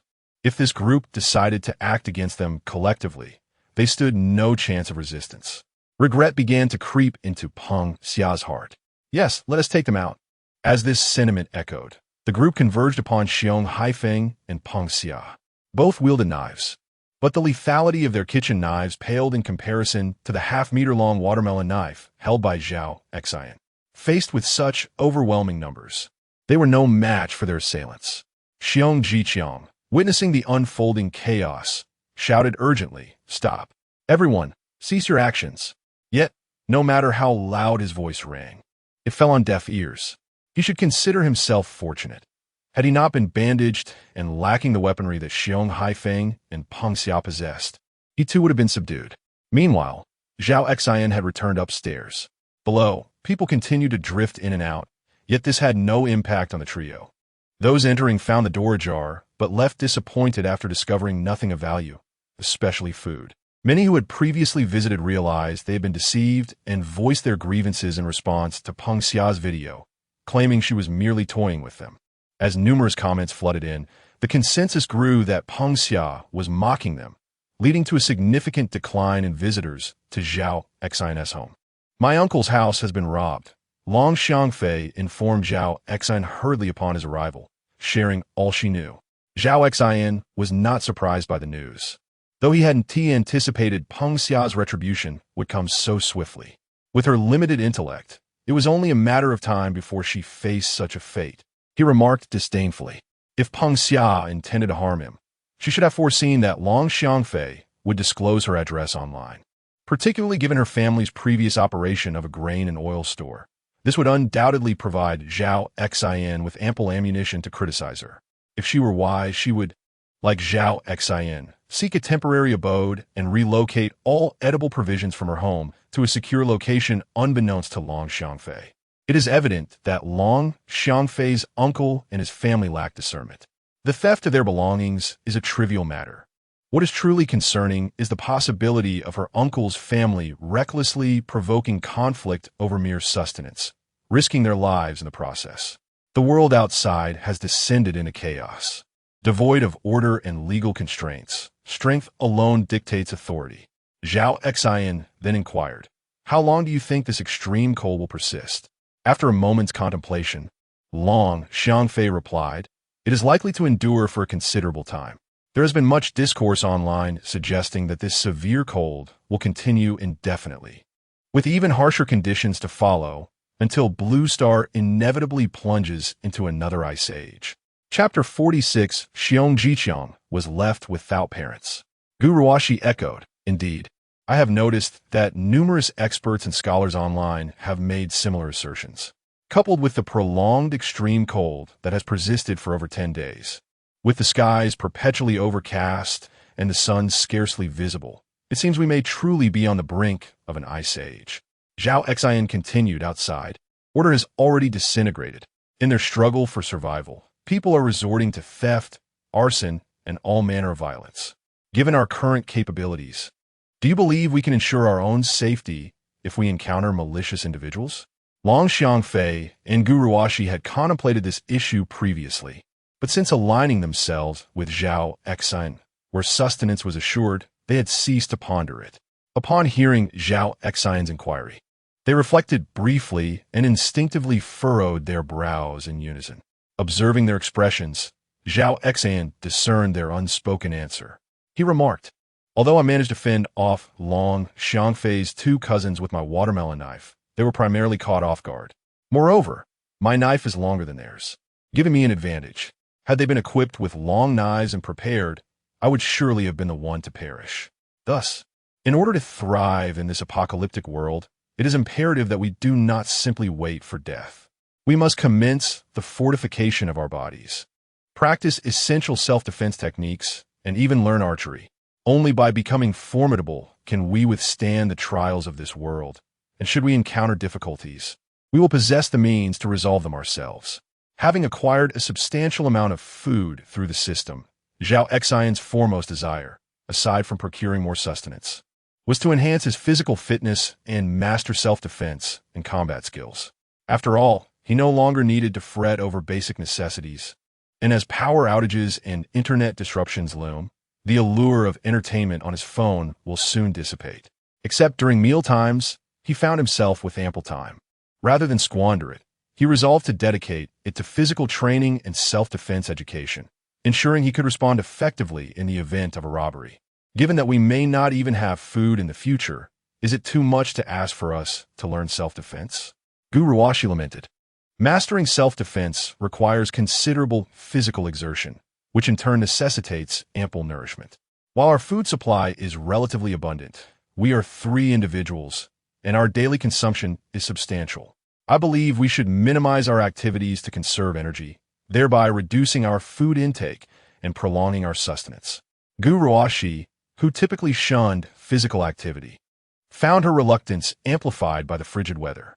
Long Xiangfei, sharing her aversion to exercise, nonetheless grasped Zhao Xian's perspective after witnessing the perilous encounter with her cousins. Like Gu Ruoxi, she also feared that excessive exercise would lead to a scarcity of food. Therefore, she remarked, "Food is currently in short supply. Venturing outside to seek sustenance is perilous, and as women, even if we practice self-defense, our combat capabilities are limited.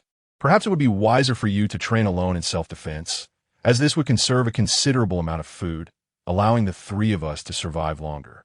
To the astonishment of Gu Ruoxi and Long Xiangfei, Zhao Xian countered, "You need not worry about the food situation. If supplies dwindle, I shall venture outside to procure more, though I will require your assistance. This is for our future safety. No matter how plentiful our food may seem now, there will inevitably come a day when it runs out. Should that time arise, if you find yourselves in danger, do you possess the means to protect yourselves?" It was evident from their expressions that Long Xiangfei and Gu Ruoxi lacked any self-defense capabilities. Zhao Xian continued, "If you believe you can protect yourselves, I shall not compel you to practice self-defense. However, if you feel incapable of safeguarding yourselves, then training in self-defense is indeed essential." Upon hearing Zhao Xian's words, Long Xiangfei and Gu Ruoxi ultimately agreed to learn self-defense.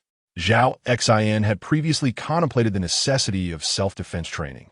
Thus, he had searched for and downloaded several instructional videos on self-defense and combat techniques, fearing a possible power outage or loss of internet access. Without hesitation, he initiated the training.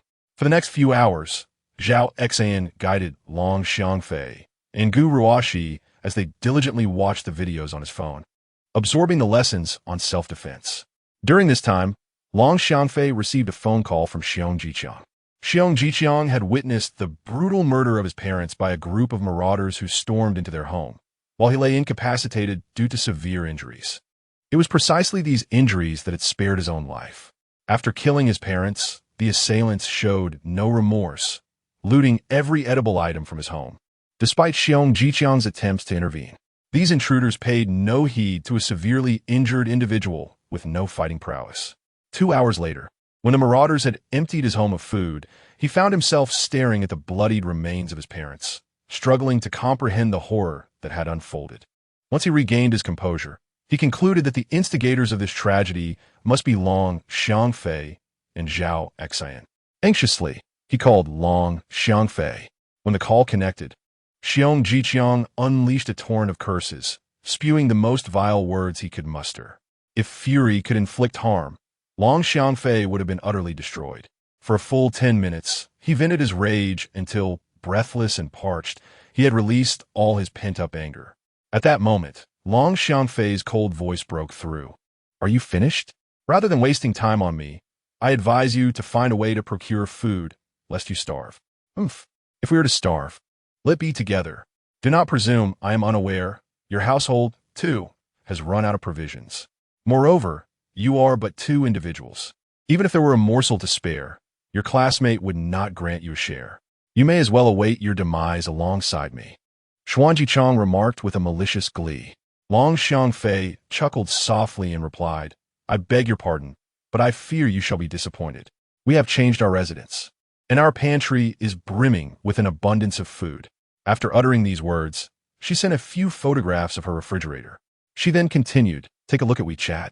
Xuanjichang cast a glance at WeChat, and fury surged within him, nearly causing him to choke with rage. He had previously seen comments on his mother's Douyin videos, where individuals claimed that Long Xiangfei's family had no food at all, not even a grain of rice, and several had even posted photographs to corroborate their assertions. Chapter 47. Zhao Xian's departure. Xiong Jiqiang immediately recognized the photograph as belonging to Long Xiangfei's family, having previously visited Zhao Xian's home. The only distinction was that during their last visit, Long Xiangfei's residence had been immaculate, with a faint recollection of food scattered across the living room and kitchen floors. Yet now, Long Xiangfei's home appeared utterly barren, devoid of even a single grain of rice. Coupled with Long Xiangfei's words, He was convinced that she and her classmates had indeed changed their abode. Furthermore, the abundance of food within the refrigerator suggested that they had taken their provisions along during the relocation. Initially, he had assumed that Long Xiangfei and her classmates possessed little food and would eventually face starvation, much like himself. However, it now seemed that his hopes were destined to be dashed. This food is merely the tip of the iceberg that I allow you to see. We have an unimaginable bounty here. Even if you were to perish, becoming nothing but bones, we would still have food to spare. Long Xiangfei boasted, deliberately flaunting her advantage to Xiong Jiqiang. Beep, beep, beep. After Long Xiangfei concluded her statement, the line was abruptly cut with a busy signal. Infuriated, Xiong Jiqiang slammed down the phone, exclaiming, "That wretched woman drives me to madness." He longed to storm over and exact revenge on Long Xiangfei. Yet in his current state, such a venture would only lead to his own demise in the frigid air, rendering any thoughts of avenging his parents futile. In contrast, upon hearing the busy tone, an involuntary, triumphant smile spread across Long Xiangfei's face as she disdainfully remarked, "Just wait until I drive you to despair." "Your cousin?" Zhao Xin inquired with curiosity. Long Xiangfei nodded, replying, "Yes, it seems my uncle and aunt have perished. Yet unexpectedly, Xiong Haifeng is still alive. What a stroke of luck for him." Zhao Xin Zhuge, Zimaking. With the entire family gone, he remains the sole survivor. For him, this may not be a blessing, should he fall victim to these marauding thugs. It might very well be a form of liberation. For the next 3 days, Zhao Xin dedicated himself to teaching Long Xiangfei and Gu Ruoshi self-defense techniques. In addition to this, he devoted 3 hours each day to practicing archery. Initially, he intended for Long Xiangfei and Gu Ruoshi to join him in archery practice. However, they deemed the combination of self-defense training and archery to be overwhelmingly exhausting and politely declined.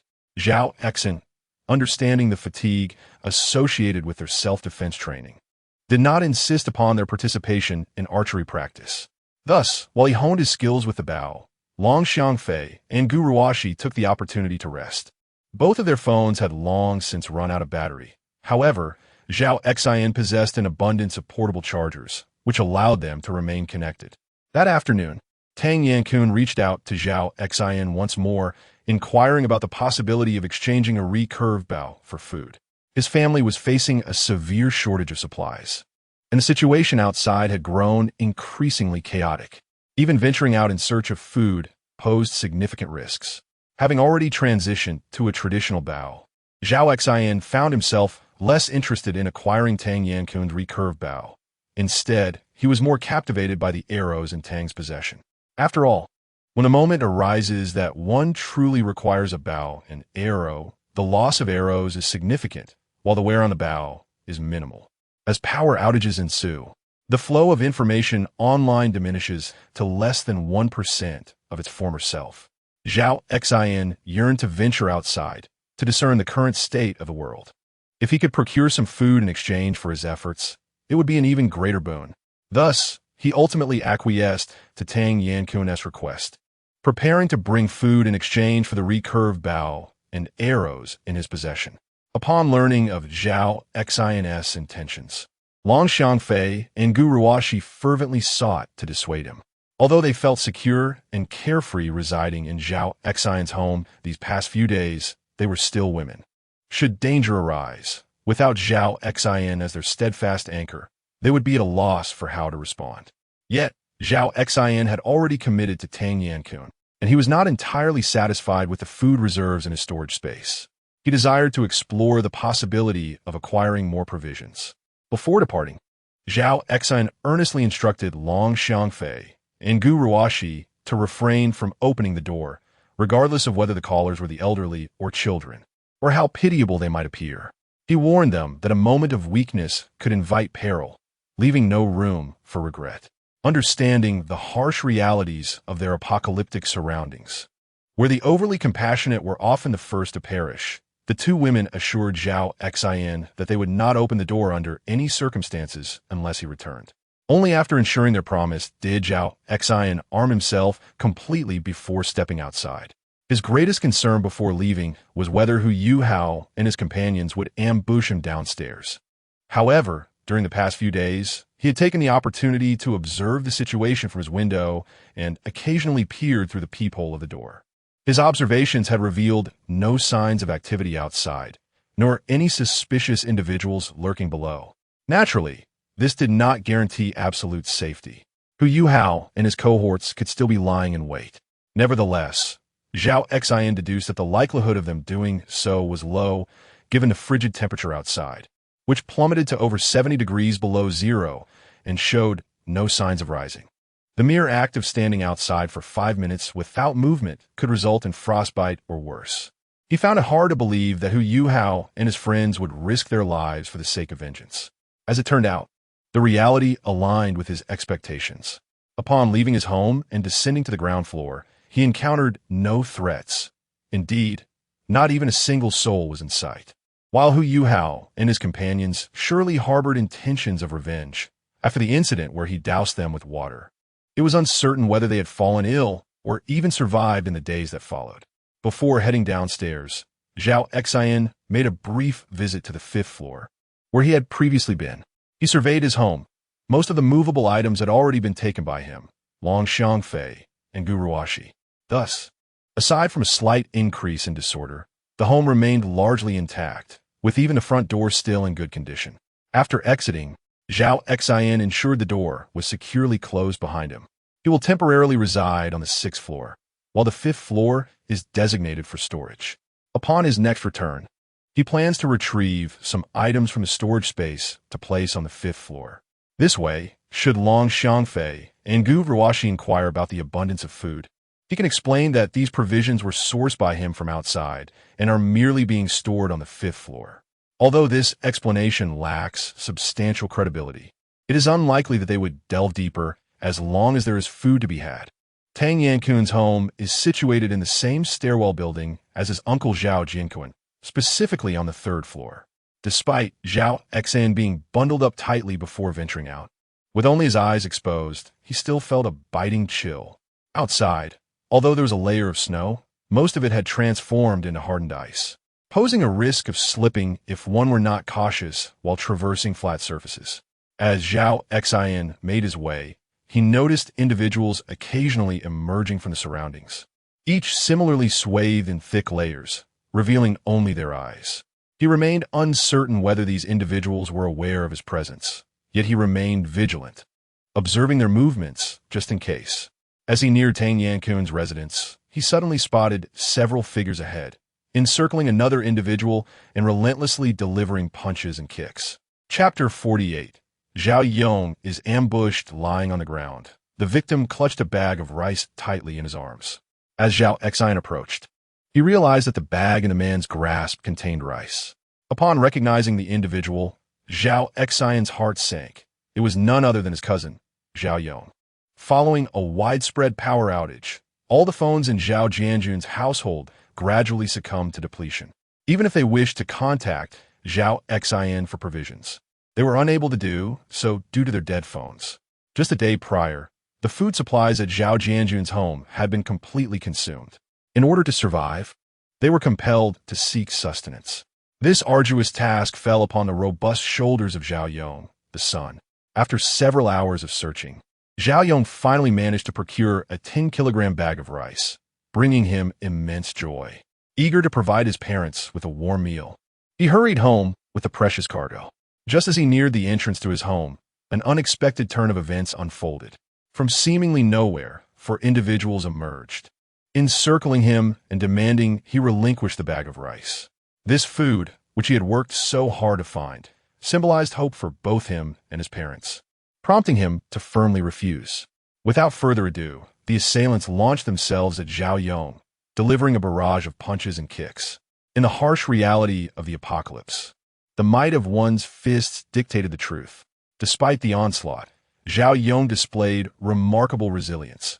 Even as he was besieged by 4 attackers, he steadfastly clung to the bag of rice. However, it was not long before the blows rendered him dazed and his grip on the bag faltered. Watching helplessly as the hard-earned rice was wrested from his hands, he grimaced in pain and shouted, "Return it to me." This is the rice I struggled to find.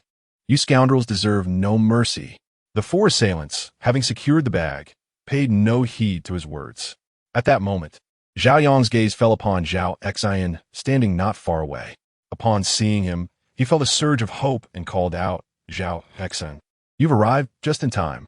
Quickly, retrieve that bag of rice from these villains. My parents and I have been starving for days. Our lives depend on it." The four individuals, initially intent on leaving, diverted their attention toward Zhao Xin upon hearing Zhao Yong's plea. Although Zhao Xin had been diligently practicing self-defense techniques and archery over the past few days, he was still a novice, having only recently begun his training. It would be foolish to confront four grown men alone. Unless they were utterly foolish, success was unlikely. Even if he could instantaneously summon two large knives from his storage space, he could not guarantee he would be able to defeat them. Seeing the four shift their focus towards him, Zhao Xin quickly asserted, "I'm merely passing by and am not acquainted with this individual on the ground. You may continue on your way. I have no intention of getting involved." Due to the influence of Wang Dongjiu, the brothers Zhao Yong and Zhao Sheng have looked down upon him since childhood, even going so far as to snatch food from his bowl. They regarded Zhao Xin as an outsider, believing that sharing a table with them was tantamount to stealing their meal, which led to their frequent bullying of him. Having lost his parents at a young age and living under the roof of his uncle, Zhao Xin was far more mature than most children. Even though he was aware of the brothers' mistreatment, he dared not speak up, silently bearing the weight of his grievances. Thus, when he witnessed Zhao Yong being robbed, a part of him felt it was deserved. Seeing that Zhao Xin had no intention of intervening, Zhao Yong, filled with anger, exclaimed, "Zhao Xin, are you even human? My parents raised you, yet you stand idly by while I am attacked. That bag of rice was hard to come by. My parents are counting on it for survival. Hurry up and retrieve it." Zhao Xin coldly replied, "That is your family's issue. It has nothing to do with me." Infuriated by Zhao Xin's indifference, Zhao Yong felt a surge of rage. Had he not been injured, he would have relished the opportunity to teach Zhao Xin a harsh lesson. As the four ruffians prepared to depart, Zhao Yong's heart brimmed with resentment. Suddenly, an idea struck him, and he shouted at the four robbers, "Don't you want to steal food? This kid was feasting on lamb chops and beef meatballs at home just a few days ago. You intend to let him off the hook just like that?" Upon hearing Zhao Yong's words, Zhao Xin felt a sense of dread. The four bandits halted, their eyes fixating on Zhao Xin. They had refrained from attacking him earlier due to his empty hands, but the mention of lamb chops and hot pot made their mouths water. In this apocalyptic world, having anything to eat was a luxury, and they hadn't tasted meat in days, let alone lamb chops and beef meatballs. "Kid, you're not trying to deceive us, are you? The bitter cold has gripped us for over a fortnight. Who could still be enjoying lamb hot pot?" The leader of the four, a man named Li Junsheng, questioned Zhao Yong. Zhao Yong quickly responded, "I swear, I am not lying. He is my cousin. He even posted a video of himself enjoying hot pot. If my phone hadn't run out of battery, you would have seen it yourself. You would believe me if you saw the videos on my phone."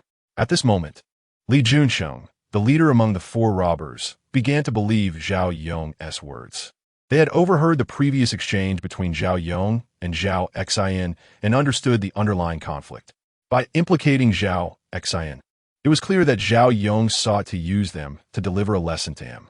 However, despite recognizing Zhao Yong's ulterior motive, they felt compelled to seize the opportunity. The thought of indulging in hot pot made their mouths water uncontrollably. At that moment, the man leading the group suddenly signaled towards a nearby direction. Shortly thereafter, Zhao Xin heard the sound of footsteps approaching from behind him. Instinctively, he turned to glance back, only to find three individuals emerging from the shadows.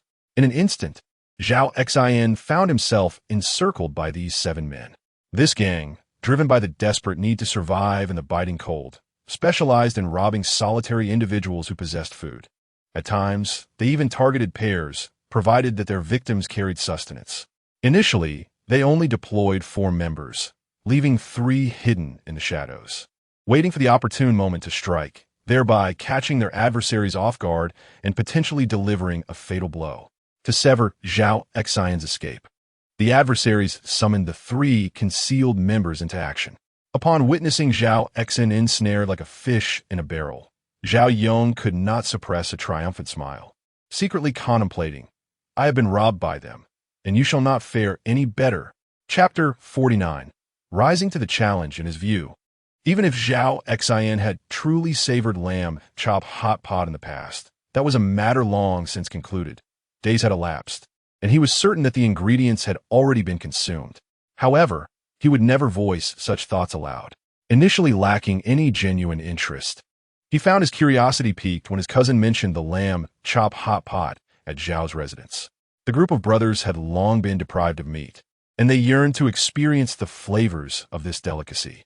If you possess any wisdom, take us to your home, but do not attempt any clever ruses.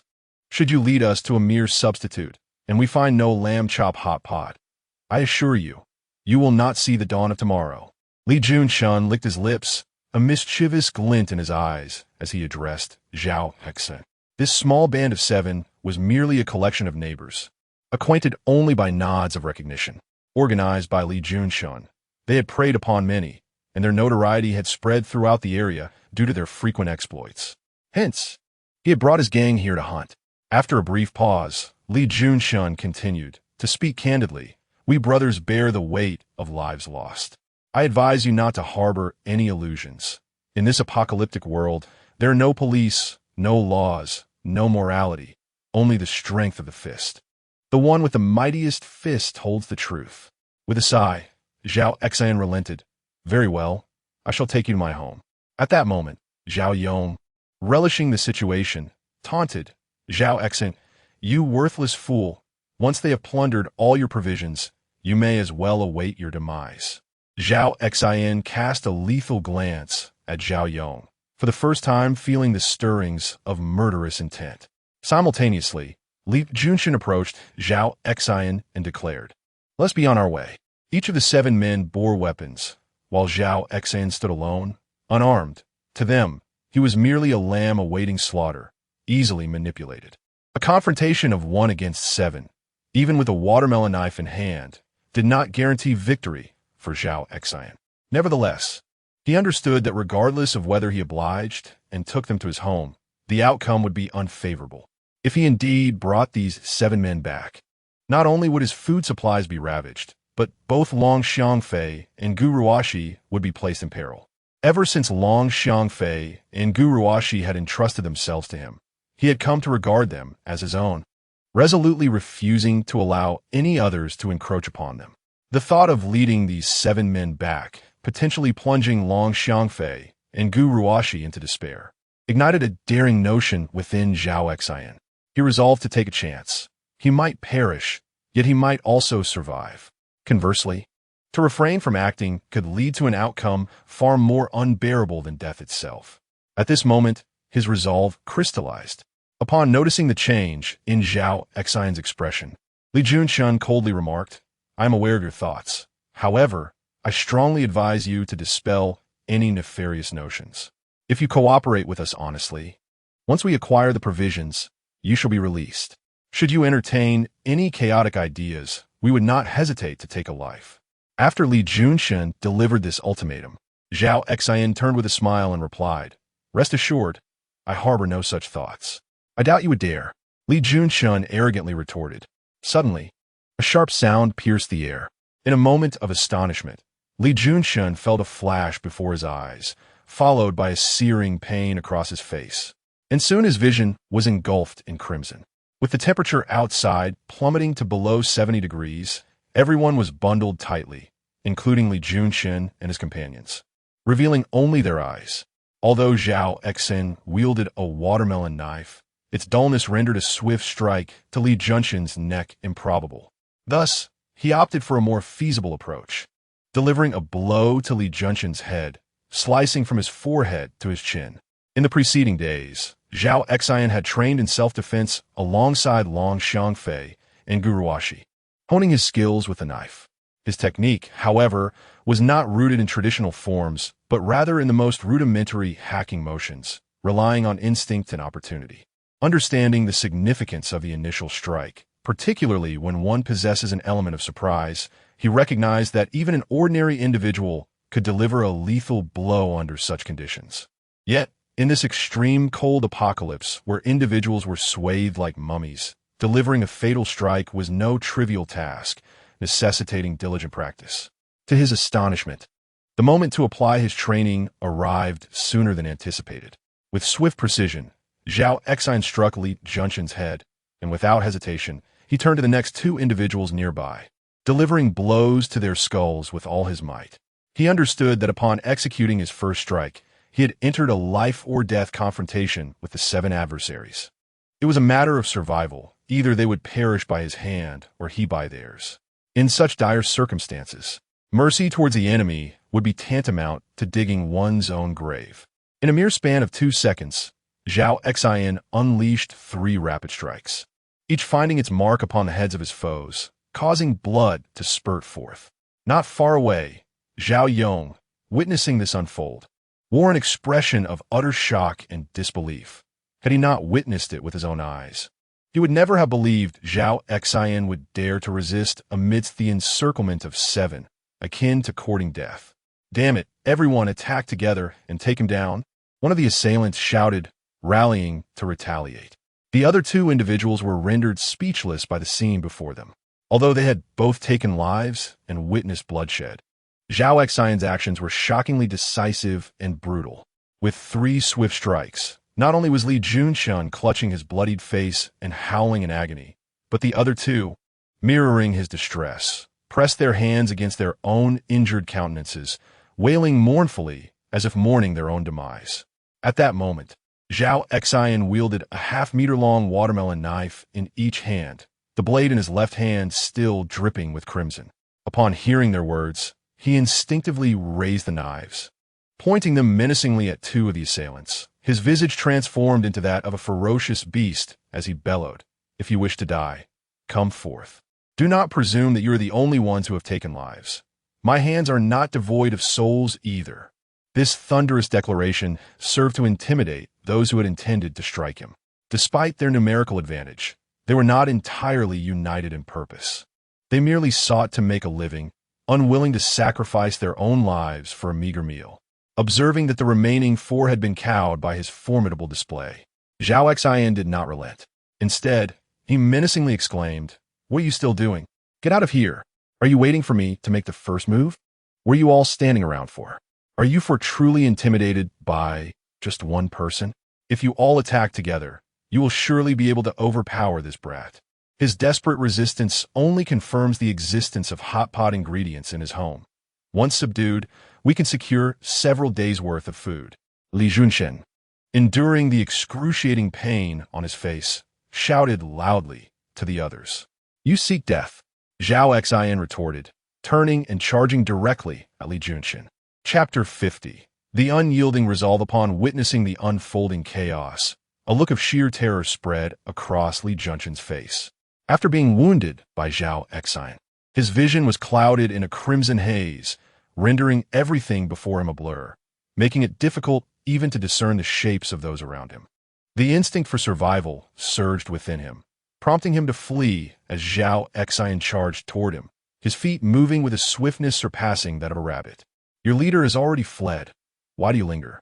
Zhao Xian declared, not pursuing Li Junxin, but instead addressing the others. "Those who are reckless fear not, while those who hesitate fear for their lives." Zhao Xian's demeanor exuded a reckless determination.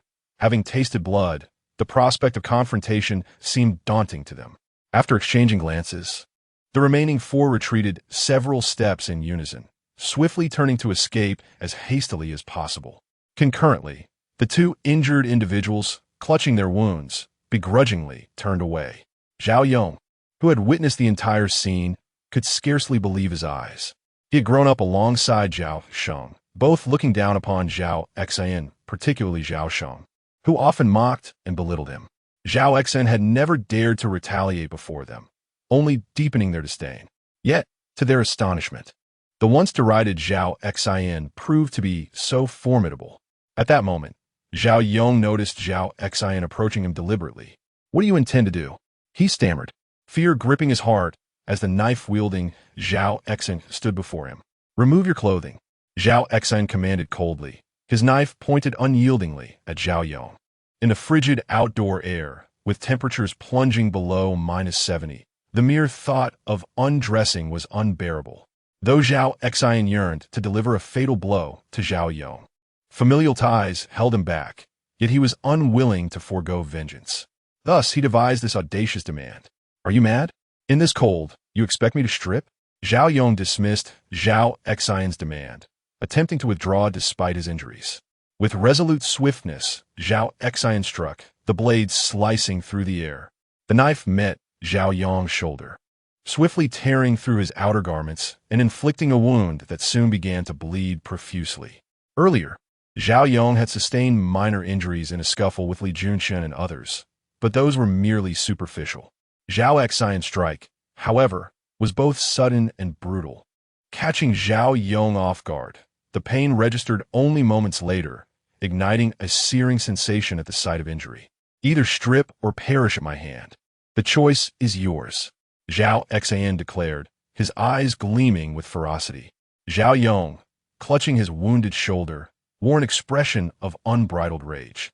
And as he instinctively prepared to retaliate with curses, his gaze fell upon the bloodied watermelon knife in Zhao Xin's grasp. Ultimately, Zhao Yong's heartfelt admonitions towards Zhao Xin were forcefully swallowed. Having witnessed Zhao Xin repel El Jinkai with his own eyes, Zhao Yong discerned from the intensity in Zhao Xin's gaze that he was not jesting. Should he refuse to disrobe, Zhao Xin would indeed take his life. Reluctantly, Zhao Yong shed his outer garment. "Continue undressing. Zhao Xin Gongman." Subsequently, Zhao Yong removed his second piece of clothing. After stripping off 2 garments, Zhao Yong was trembling from the cold, clad in merely 4 layers, with the outermost being a down jacket providing the most warmth. Although the 2 innermost layers offered scant protection against the chill, they provided some measure of solace. If he were to discard them entirely, he would surely succumb to the unforgiving frost outside. "Zhao Xin, what on earth do you intend to do? I have already removed my outer 2 layers. If you compel me to remove another, do you wish for me to freeze to death?" Zhao Yong gritted his teeth, exclaiming, "I am your own cousin." No sooner had his words escaped than Zhao Xin struck him fiercely upon the leg with a blade. "Ah, Zhao Xin, you son of a b!" Zhao Yong cried out in agony, collapsing to the ground, unable to contain his outburst any longer. What followed plunged him into despair. Zhao Xin produced a bottle of mineral water from an unknown source, uncapped it, and poured it directly over him, as if one bottle were not enough. Zhao Xin drenched him with 3 full bottles. The reason for this trifling number was not out of mercy, but because Zhao Yong's body had begun to freeze, succumbing to the harsh elements. At a staggering 70 degrees below zero, even a mere puddle could solidify into an icicle. Within mere seconds of being doused, Zhao Yong felt the icy grip enveloping him. Previously, he had been acutely aware of the pain from his wounds, yet now the overwhelming chill consumed him.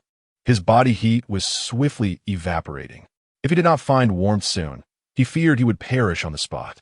After executing this cruel act, Zhao Xin paid no heed to the shivering Zhao Yong as he strode past him and ascended towards Tang Yankun's residence.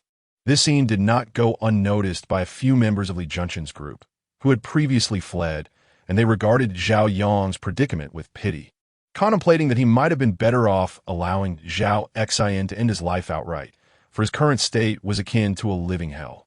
Before long, Zhao Xin arrived at the entrance of Tang Yankun's home. He rapped on the door with urgency. The earlier scene of Zhao Xin being encircled and valiantly turning the tide against Li Junchen's crew was fresh in Tang Yankun's mind. However, he was taken aback by Zhao Xin's actions toward his cousin, Zhao Yong, compelling him to undress and dousing him in water. Yet, such matters were of little concern to him. He merely wished for Zhao Xin to hurry with the instant noodles. Upon hearing the knock, he swiftly opened the door. As he pulled Zhao Xin inside, he urged, "Come in quickly." Had it not been for his long-standing acquaintance with Zhao Xin, who had come to barter food, he would have never dared to open the door and let Zhao Xin in. Upon entering the room, Zhao Xin presented a carefully prepared package of instant noodles to Tang Yankun, stating, "Here are 10 packets of instant noodles." Upon seeing the noodles he had longed for, Tang Yan-kun eagerly accepted the offering from Zhao Xin, so overwhelmed with joy that he momentarily forgot to hand over the recurved bao. It was only upon Zhao Xin's gentle reminder that he retrieved the bao and arrows from the cabinet and passed them to Zhao Xin. As Zhao Xin received the recurved bao and the 10 arrows from Tang Yan-kun, a mechanical voice resonated in his mind. After acquiring the items, Zhao Xin did not leave immediately. Instead, he stood by the window, observing the situation below. Chapter 51. Abundant harvest. Despite having just scared away Li Junxing and his entourage of 7, it was likely that they would not relent easily. Recklessly descending might lead to peril. While he observed the situation below, Tang Yan-kun had already prepared instant noodles, even going so far as to brew 2 packs at once. Had he not been limited to 10 packs, he surely would have made 3. "Do you have nothing to eat at home?" Zhao Xin inquired with curiosity. In his haste to consume the food, Tang Yan-kun choked, quickly sipping some broth to clear his throat before responding, "I've devoured everything edible at home. As you know, my parents are seldom around, and I live here alone. I don't cook, so I usually rely on takeout. The provisions at home were already scant, and with this extreme cold lasting for half a month, I've been counting on these 10 packs of instant noodles to save me." Zhao Xin was quite familiar with Tang Yan-kun's circumstances. At that moment, he noticed a power bank on the sofa. Upon inspection, he discovered it was entirely drained. However, Zhao Xin was pleased to note that it was a substantial 20,000 mAh power bank. "Stop looking. This power bank has long been out of juice," Tang Yan-kun hastily remarked as Zhao Xin picked it up. After saying this, he resumed his meal of instant noodles. Unbeknownst to him, Zhao Xin had retrieved a functional power bank from his belongings and began charging Tang Yan-kun's device. Previously, Zhao Xin had acquired a power bank at Guruashi's home. Thus, he possessed a plethora of charged power banks. Yet, such items were always welcome additions in his eyes. Therefore, he intended to fully charge Tang Yan-kun's power bank before requesting it, thereby increasing his collection of charged devices. While Tang Yan-kun's home might lack food, it surely contained other useful items. However, to Zhao Xin's disappointment, after searching Tang Yan-kun's residence, he found nothing of value. Either he already possessed the items, or they were of no use to him. Once Tang Yan-kun finished his noodles, he asked, "Are there still people living in the apartments above, below, or next door?" "There are a few households with residents, but most are vacant," Tang Yan-kun replied thoughtfully. "Are you considering searching the empty homes for food?" After a brief pause, he continued, "If you can think of it, surely I can too. Others have thought of it as well. Neighbors above, below, and beside have knocked on doors. Wherever there was no answer, I ventured in. If there was food inside, I brought it home. Aside from my own scavenging, the neighbors have also been seeking sustenance. Presently, there is no food in the vicinity. I haven't explored other areas, so I cannot say for certain. Had it not been for their prior agreement to exchange a recurved bao for instant noodles, Tang Yan-kun would undoubtedly have ventured downstairs in search of food in the past couple of days. However, the outside world is far from tranquil. One misstep could lead to peril. Thus, Tang Yan-kun is reluctant to venture out. Have all the residents upstairs and downstairs been inside? Is there anyone who hasn't? Zhao Xin inquired with curiosity. Tang Yan-kun replied, "There is indeed one household that is yet to enter. There seems to be no one home. I hammered away for quite some time, yet the door remains steadfast.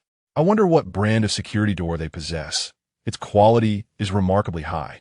Upon hearing that there was still one household unentered, Zhao Xin's interest was piqued.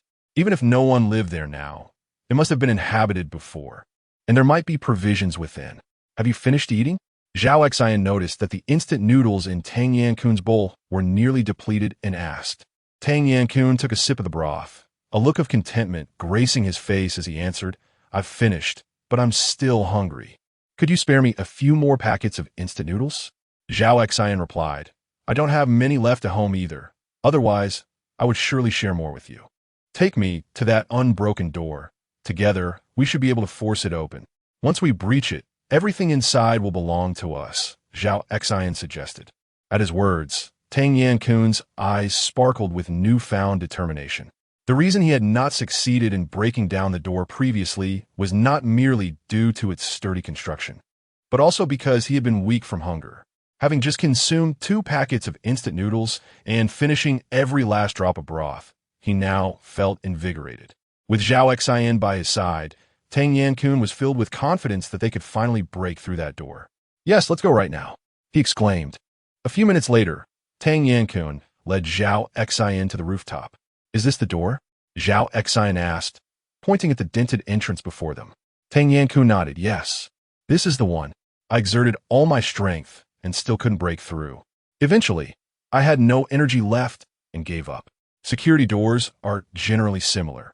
If one employs the right method, they can be breached with relative ease. When there was still electricity, Zhao Xin had researched ways to force open doors online, and now he had the opportunity to put that knowledge to use. He retrieved a hammer and a screwdriver from his storage space, positioning the screwdriver at the keyhole and striking it forcefully with the hammer. Although Tang Yan-kun was somewhat surprised by the sudden appearance of the hammer and screwdriver in Zhao Xin's hands, he dismissed his thoughts, as it was entirely plausible for Zhao Xin to conceal them on his person. As the screwdriver punctured the lock, the door swiftly swung open. Upon seeing the door ajar, Tang Yan-kun could not contain his astonishment. "It opened so quickly. You haven't done this before, have you?" he exclaimed. "I watched numerous videos online about forceful lock picking and learned from them," Zhao Xin replied. Once inside, Zhao Xin made a beeline for the refrigerator. Upon opening the refrigerator, Zhao Xin was exhilarated to discover a plethora of items within. At the top, there were several hollow-packaged rice dumplings, a bottle of corn juice, as well as 2 cans of Sprite and 2 cans of Coke, accompanied by 2 canned peaches. The lower shelf boasted a tray of eggs, a bag of ketchup, several tomatoes, and 2 stalks of asparagus. Nestled within the storage box at the bottom were a bag containing 5 or 6 kiwis, a bag of cherries, and a package of hollow-packaged sausages. The refrigerator door held a jar of Lao Gan Ma and garlic sauce, alongside Wang Jia's stinky tofu and side dishes. The freezer was equally stocked, with at least 30 to 40 frozen dumplings on top, and beneath that a minimum of 5 or 6 packages of rice noodles, meticulously wrapped in cling film, presumably portioned for individual servings by the owner. Below these lay an assortment of frozen goods, including some pork, a whole chicken, and some cured fish. Tang Yan-kun, standing behind Zhao Xin, could not help but swallow hard upon seeing the abundance of food inside the refrigerator and exclaimed, "I can't believe there is so much to eat. It's all ours now. This is simply delightful. Let us check the kitchen. There might be more food there." After closing the refrigerator door, Zhao Xin replied, "Indeed, let us go see. The kitchen surely holds more treasures." Chapter 52. Enjoying hot pot with Tang Yan-kun as they turned, they found themselves in the kitchen. Beneath the countertop, a rice barrel contained about half a barrel of rice, roughly 10 pounds. Next to the barrel were 2 bags, one filled with apples and the other with oranges. The 2 of them then searched the entire room. What delight! I never anticipated this family-s refrigerator would hold so much food. Since we discovered it together, we shall divide it evenly, Tang Yan-kun exclaimed excitedly to Zhao Xin. Upon realizing the abundance of food within this household, he felt a pang of regret. Had he opened the door alone, all this food would have been his. Nevertheless, without Zhao Xin, he might not have been able to unlock the door, so splitting it was still a gain for him. Zhao Xin had no objections to Tang Yan-kun's proposal of division. However, a significant concern loomed in his mind. Would the system grant him a tenfold reward for taking half of the food? If not, these items would be of little consequence to him. Upon reflection, he concluded that these provisions did not originally belong to him, and logically, the system should indeed bestow upon him a tenfold reward. With this thought, Zhao Xin cautiously took one of the bags and handed it to Tang Yan-kun, saying, "Please pack half of the apples and oranges for me." Tang Yan-kun, brimming with joy, complied with Zhao Xin's request. He retrieved 3 apples and 4 oranges from beneath the counter, placed them in the bag, and handed it back to Zhao Xin, saying, "Here you go." As Zhao Xin accepted the bag from Tang Yan-kun, the mechanical voice of the system echoed in his mind. Ding! The host has acquired 3 apples and 4 oranges. Reward: 3 apples x 10 000 and 4 oranges x 10 000. The reward items have been delivered to the storage space. Hearing this, Zhao Xian's face lit up with joy, and he secretly mused. It worked. There's still a tenfold reward. I'm going to be prosperous. Following this, he repeated the process, handing several bags to Tang Yan-kun to fill with half of the food from the refrigerator, which he then received. In that instant, he reaped the benefits of the system's tenfold reward. This time was indeed a bountiful harvest.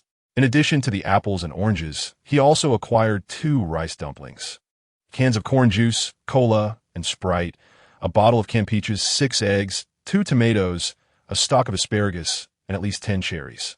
Furthermore, he obtained a pack of hollow sausages, a bottle each of stir-fry vegetables and garlic sauce, half a pound of pork, half a chicken, and 3 pieces of cured fish, along with 16 dumplings, 3 packs of rice noodles, and nearly 5 pounds of rice. All these items multiplied 1,000-fold under the system's rewards. Once everything was sorted, Tang Yan-kun urged Zhao Xian, "We should leave quickly.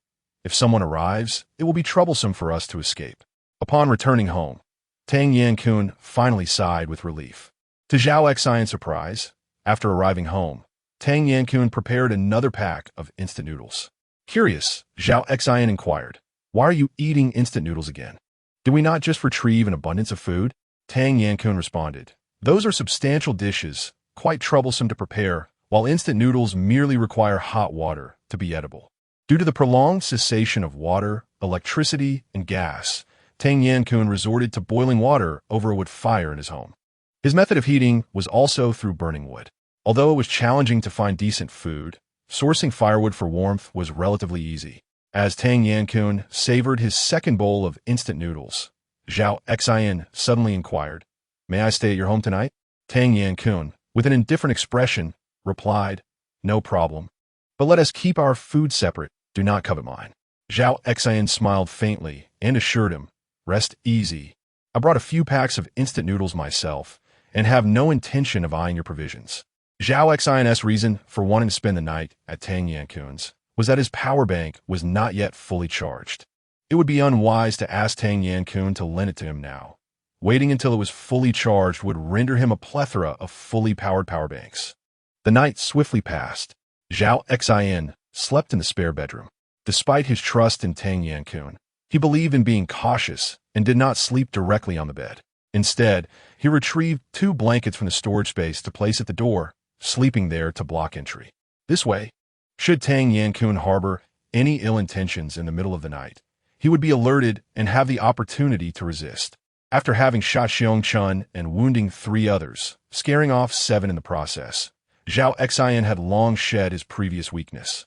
If Tang Yan-kun were indeed to plot against him, he would not hesitate to eliminate him. The night passed without incident. The worries that plagued Zhao Xian did not materialize. Upon waking and emerging from the bedroom, he found Tang Yan-kun still nestled under the covers, sound asleep. "Knock, knock, knock." He rapped on the door, calling Kunking, "Are you awake?" "Awake. What is it?" "Dan Dan kun guidi." In this frigid weather, any normal person would wish to remain cocooned in their warm bed, reluctant to rise due to the bitter cold outside. Upon hearing Tang Yan-kun's response, Zhao Xian asked, "Could you lend me your power bank?"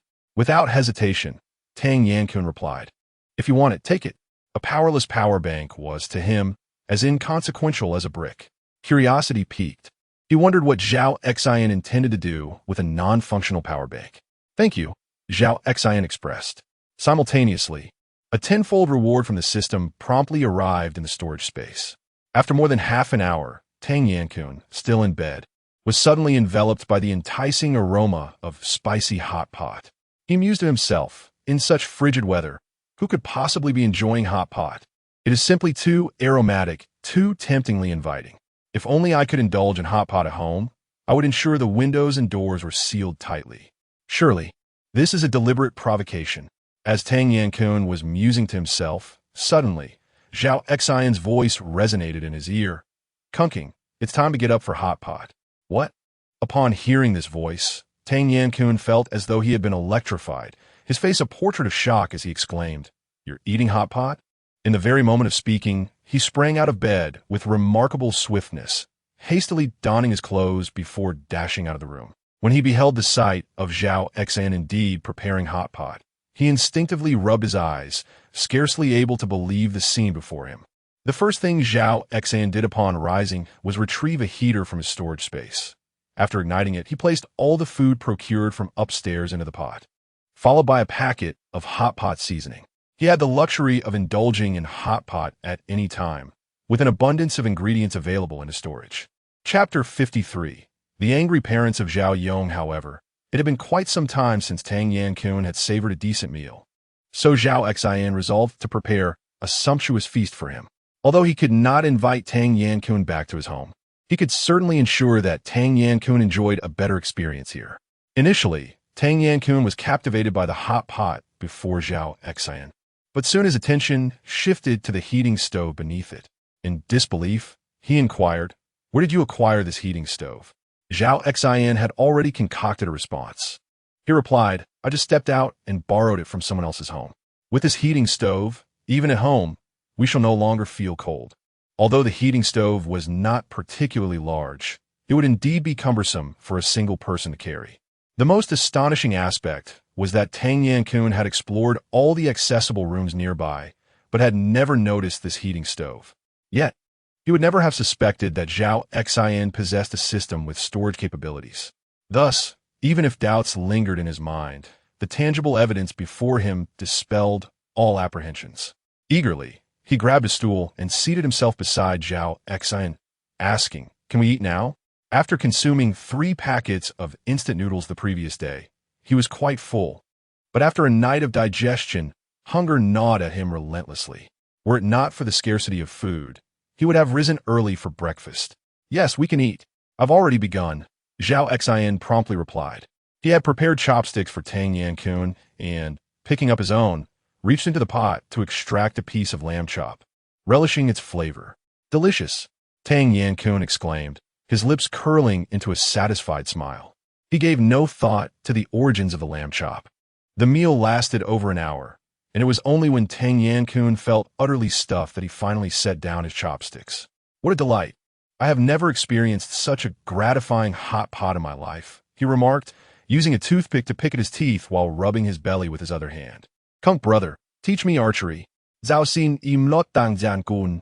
While one could learn archery online, Tang Yan-kun's prior expertise assured a solid foundation in the fundamentals, which Zhao Xin desperately needed. Having a real-life mentor for archery would undoubtedly be 100-fold more efficient than learning from a distance online. With a smile, Tang Yan-kun replied, "No problem, it's my specialty. However, let me rest for half an hour. I've overeaten and am not in the mood to move just yet." Meanwhile, at Zhao Jianjun's home, Zhao Yong, who had been injured by Zhao Xin and drenched the previous day, narrowly escaped freezing to death outside. Fortune favored him, and with a fierce will to survive, he managed to drag himself to the doorstep and knocked. He was rescued by Zhao Jianjun and Wang Dongjiu, who brought him inside. Due to the severity of Zhao Yong's injuries and the risk of hypothermia, although Zhao Sheng was saved, he ultimately lost consciousness and slept through the night, causing Zhao Jianjun and Wang Dongjiu great distress. Almost a day had passed, yet Xiao Yong remained in slumber. Wang Dongjiu, displaying a visage of anxiety, voiced her concern. Zhao Jianjun swiftly offered words of comfort. "Do not fret. His injuries are not as severe as you imagine. He took his medicine yesterday and hasn't had a fever. He will awaken shortly." Just then, a faint voice broke the silence. "Mom, I'm hungry." The couple turned to see Zhao Yong opening his eyes. Overcome with joy, Wang Dongjiu exclaimed, "Xiao Yong, you finally awakened. Do not move. I will fetch you something to eat." Before long, she brought a bowl of congee and sat by the bedside, personally feeding Zhao Yong. After he had taken a few spoonfuls, Zhao Jianjun could no longer contain his curiosity and inquired, "Xiao Yong, who was it that hurt you?" Upon hearing the question, the face of Zhao Xin suddenly flashed in Zhao Yong's mind. It was Zhao Xin, that despicable wretch.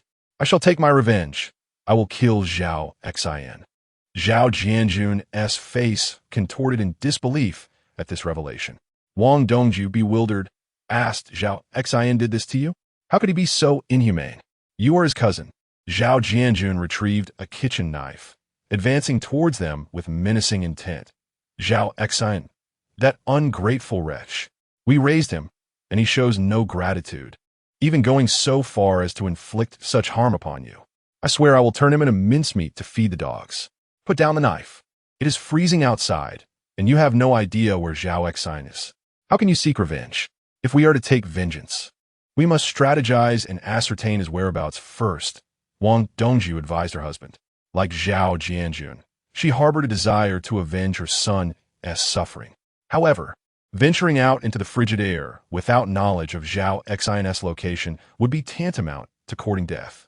After placing the knife aside, Zhao Jianjun, filled with frustration, turned to Zhao Yong and said, "You are Zhao Xin's older cousin. Were you not the one who bullied him alongside your brother when you were younger? How is it that you have now fallen victim to him, and so severely at that, with your foot injured?" Clenching his fists in anger, Zhao Yong replied, "If it were a fair one-on-one fight, I could have killed Zhao Xin. I had just found a bag of rice, and on my way back, I encountered a group of robbers. Outnumbered, they assaulted me and left me wounded. Zhao Xin, instead of avenging me, took advantage of my injury, attacked me with a knife, forced me to strip, and doused me with cold water. He is utterly inhuman." Wang Dongju, seething with rage, declared, "Rest assured, your father and I will avenge this wrong. We will find a way to inform your brother Zhao Sheng and your uncle Zhao Zhangwo's family of Zhao Xin's despicable deeds. If they learn of his actions against you, they too will seek retribution." The thought of Zhao Xin's cruelty sent a shiver down Zhao Yong's spine. Father, mother, that despicable Zhao Xin seems to have undergone a transformation, as if he has been provoked by some unseen force. If he were to catch you, he would surely strike with utmost ferocity. The next time you encounter him, you must show no mercy, Zhao Yong urged. Wang Dongju replied, "Rest assured, if we ever see Zhao Xin again, we will ensure that he pays for his transgressions with blood." She then turned to Zhao Jianjun and instructed, "Please visit Zhao Sheng and our elder brother's home, and inform them about how Zhao Xin injured Xiao Yong. It is imperative that they notify us immediately the next time they see Zhao Xin. We must avenge Xiao Yong." Zhao Jianjun quickly nodded in agreement. "Understood. I will go at once and relay this matter to them." Chapter 54. Harassment. Just as he was about to depart, Wang Dongju hastily interjected, "Oh, do remember to find some food on your way back. If possible, inquire with Big Brother and the Zhao Sheng family to see if they have any surplus provisions. Our rice supply is dwindling." In recent days, their family of 3 had subsisted on thin gruel. Fortunately, prior to the onset of the extreme cold, Wang Dongju had urged Zhao Jianjun to procure a 20-kilogram bag of rice, which had scarcely been touched, ensuring that they still had a fair amount left. However, at the outset, they had assumed that the frigid weather would soon pass, leading them to forego frugality, resulting in excessive consumption in the preceding days. Now, even with careful rationing, their supplies would not last much longer. Meanwhile, Long Xiangfei and Gu Ruoxi, concerned by Zhao Xin's absence throughout the night, found their hearts weighed down with worry. Before Zhao Xin set out to find Tang Yankun, he had informed them that he might not return for a day or two. Yet, the longer Zhao Xin remained away, the more uneasy they felt. It had been over a day now. Could something have happened to him? Long Xiangfei could not suppress her anxiety as she spoke to Gu Ruoxi. "Do you think he might be in trouble?" "Don't say such things. Zhao Xin is perfectly fine.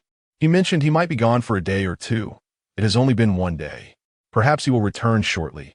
We must not let our minds wander." Gu Ruoxi quickly reassured her. Suddenly, a series of knocks echoed through the air. Long Xiangfei and Gu Ruoxi exchanged glances upon hearing the sound. Zhao Xin possessed a key. If it were him, he would not knock. The likelihood of the visitor being Zhao Xin was extremely low. Immediately, Long Xiangfei placed her index finger against her lips, signaling Gu Ruoxi to be silent, and stealthily approached the door. Upon reaching the entrance, she cautiously peered through the peephole, attempting to glimpse the visitor outside. Gu Ruoxi, holding her breath, dare not make a sound. Although the door was securely closed, if the person outside were a nefarious intruder, they could easily break in, leaving the two of them with no escape route. The visitor, though heavily bundled, appeared to be a young man of about 20. Long Xiangfei slowly retreated to Gu Ruoxi's side, whispering in her ear, "It's not Zhao Xin. Let us remain silent. He should leave soon. Is anyone there?" The stranger called out after knocking again. In former times, answering him would have posed no threat. Even opening the door would have felt safe. However, the circumstances had changed dramatically.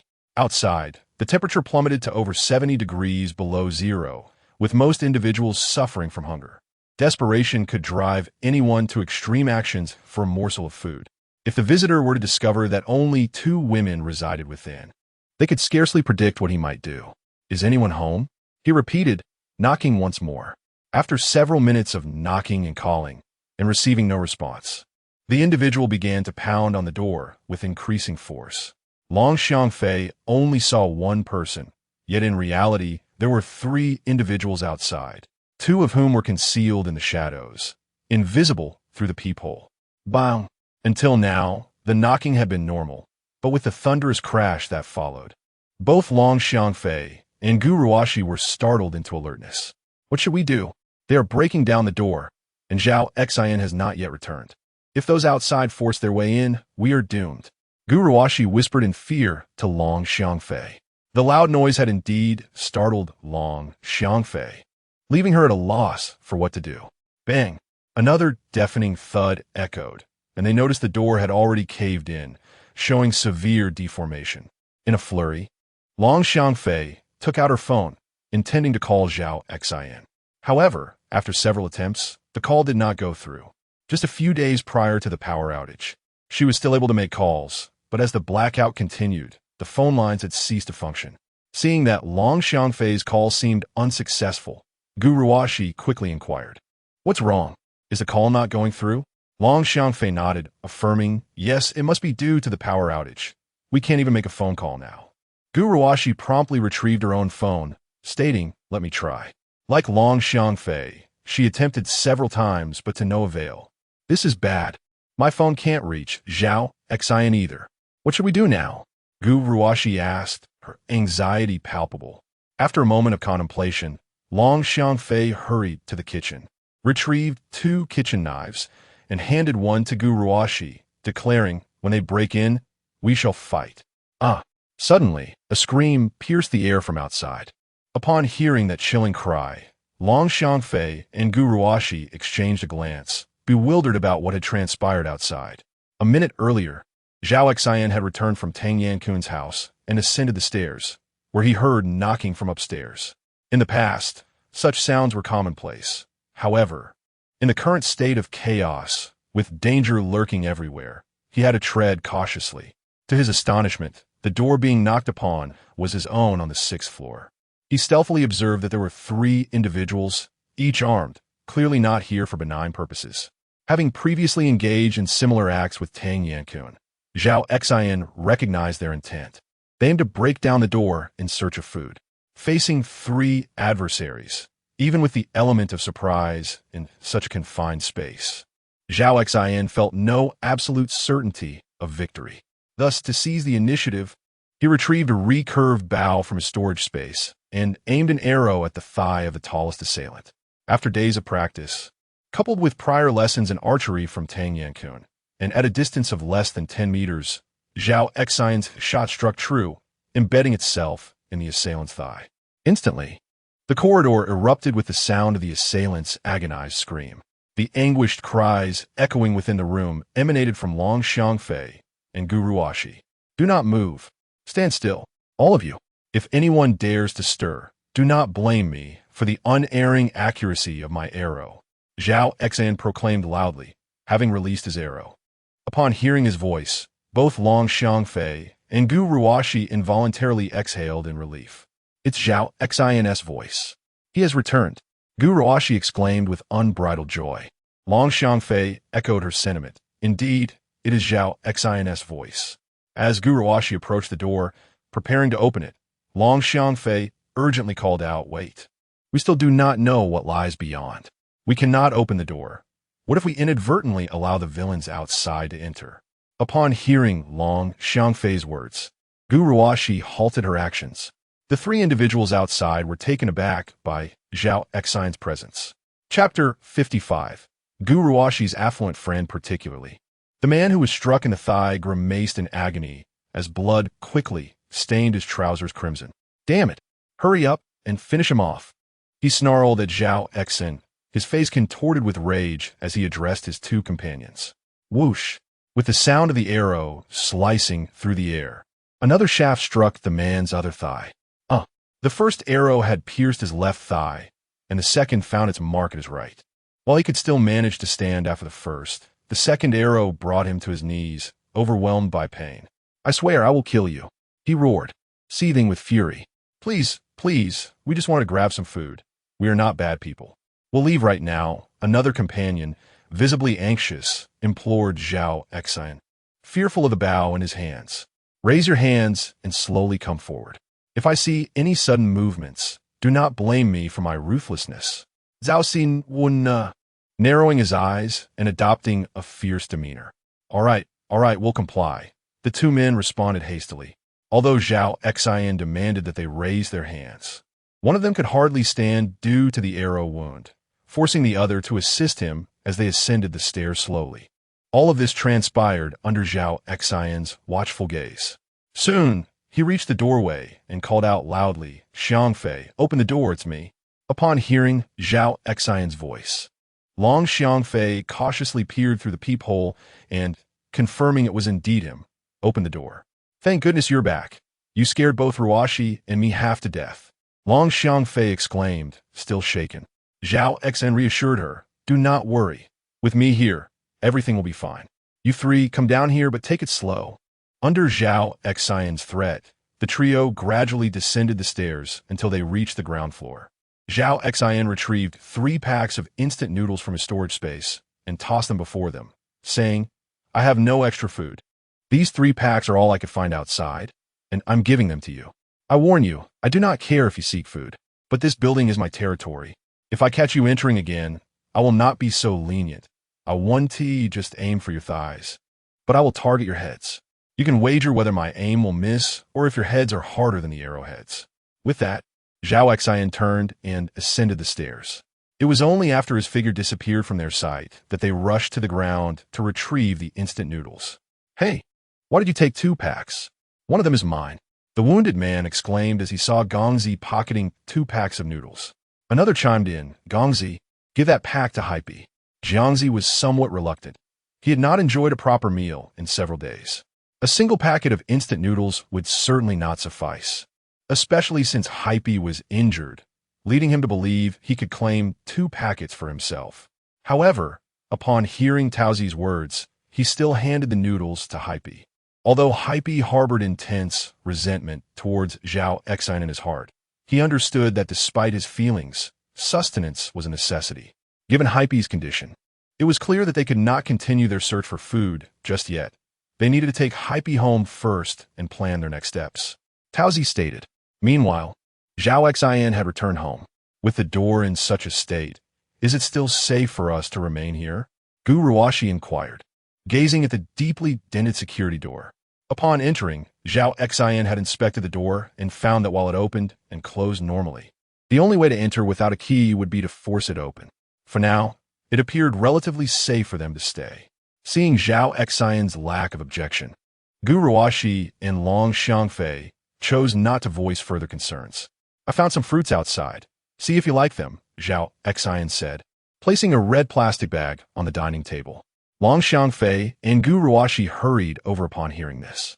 Gu Ruashi opened the bag, and upon seeing cherries, apples, and oranges, wore an expression of disbelief. "Cherries, as well as apples and oranges. Where on earth did you find these?" Even before the extreme cold apocalypse, cherries were a luxury, let alone now, in a time of severe food scarcity. It was hard to imagine even the most common apples and oranges being seen again. Yet Zhao Xin had brought back at least a pound of cherries, along with 6 apples and 6 oranges. After washing the fruits, Long Xiangfei and Gu Ruashi joyfully began to eat. "This is so delicious. I never dreamed I could taste cherries again. And these are at least 3J in size," Long Xiangfei exclaimed after devouring a few. Gu Ruashi chimed in, "Indeed, they are exquisite. I have never tasted such delightful cherries in my life." Within mere minutes, the two had polished off an entire bowl of cherries. Zhao Xin, meanwhile, had not taken a single fruit. He quietly savored an apple from the side. He still had plenty of cherries stored away, available for him to enjoy whenever he wished. He had anticipated that Gu Ruoxi and Long Xiangfei would relish the cherries, but he was taken aback by how quickly they consumed them, leaving none behind. At that moment, Gu Ruoxi's phone suddenly chimed, alerting her to a new text message. Due to the power outage, most communication devices had ceased to function, and phone calls had long been impossible. Logically, text messages should not have been deliverable either. Upon hearing the sound of a text message, Gu Ruoxi, Long Xiangfei, and Zhao Xin exchanged expressions of surprise. Gu Ruoxi promptly picked up her phone, and after glancing at the message, she turned to Zhao Xin and said, "A friend of mine is inquiring if I have any food." Zhao Xin, remaining composed, replied, "Your friend is not my friend, so why do you look at me?" It was within Zhao Xin's residence, and all the provisions belonged to him, which prompted Gu Ruoxi to instinctively seek his opinion. After contemplating Zhao Xin's words, Gu Ruoxi responded, "My friend is a stunning heiress, more beautiful than I, and hails from a wealthy family residing in the villa district of Jinzhong Time City. She believed that Long Xiangfei and herself were able to reside here through their own sacrifices, leading her to speculate that Zhao Xin might take in the beautiful Xiao Yinran, especially upon learning that she was a woman and even more attractive than Gu Ruoxi herself." Chapter 56. Let her move in. Zhao Xin was indeed somewhat intrigued. He furrowed his brow and curiously inquired, "Does she live in a villa and still lack food?" Gu Ruoxi replied, "Her mother passed away when she was very young, and she was raised by her father. Just before the onset of this extreme cold apocalypse, her father happened to be on a business trip abroad. She has long lost contact with him, and she is the only one left in her family. Although her home had quite a bit of food, a group of uninvited guests arrived a few days ago. Fortunately, she hid quickly and was not discovered by them. However, once they left, they took all the food from her home." Upon hearing Gu Ruoxi's account, Zhao Xin frowned and fell into deep contemplation. He did not believe that their current residence was the optimal choice. Since Gu Ruoxi's arrival, Zhao Xin had been contemplating the possibility of moving to a larger house. A villa would be even more perfect. After hearing that Gu Ruoxi's friend lived in a villa, a bold idea sparked in his mind. He then said to Gu Ruoxi, "Tell your friend that I can provide her with food, but I have one condition." Gu Ruoxi's expression revealed her expectation after Zhao Xin's words. Although she felt somewhat displeased, the fact that it was her friend made her feel less distressed about it. "What condition?" she asked, feigning ignorance. To her surprise, Zhao Xin's response was completely different from what she had anticipated. "As a condition of exchange, the three of us should move into her villa," Zhao Xin stated. Both Gu Ruoxi and Long Xiangfei were taken aback by Zhao Xin's proposal, especially Gu Ruoxi. She had thought Zhao Xin would make unreasonable demands regarding her friend, but instead, he suggested that all three of them relocate. If it were just Gu Ruoxi moving in, she was confident that Xiao Yinran would agree. However, with Zhao Xin and Long Xiangfei included, she was less certain. "We are living quite well here. Why should we change our residence?" Long Xiangfei asked curiously. Zhao Xin replied, "With three of us in this two-bedroom apartment, I feel it is somewhat cramped. Moreover, Gu Ruoxi's friend is alone at home, which is unsafe.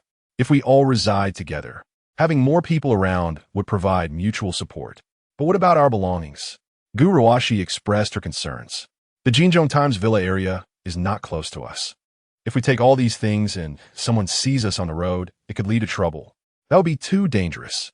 Long Xiangfei echoed her sentiments. "Yes, we can move ourselves, but how will we transport our things? While it is convenient to move things from downstairs to upstairs, taking them such a long distance is quite a hassle." Although it was over 70 degrees below outside, their home maintained a temperature of around 10 to 20 degrees, starkly contrasting with the frigid apocalypse outside. Even if the villa were splendid, without a heating stove, they would still endure the bitter cold. And Long Xiangfei had no desire to suffer in such conditions. In the eyes of Long Xiangfei and Gu Ruoxi, the most challenging issue was for Zhao Xin, the easiest to resolve. Everything in this place could be stored within his own spatial storage. However, this was his greatest trump card. and he certainly would not divulge it to Long Xiangfei or Gu Ruoxi. Should Zhao Xin suddenly transport all the items here to Xiao Yinran's villa, both Long Xiangfei and Gu Ruoxi would undoubtedly find it peculiar. He struggled to devise a reasonable explanation for this, which left Zhao Xin in a quandary.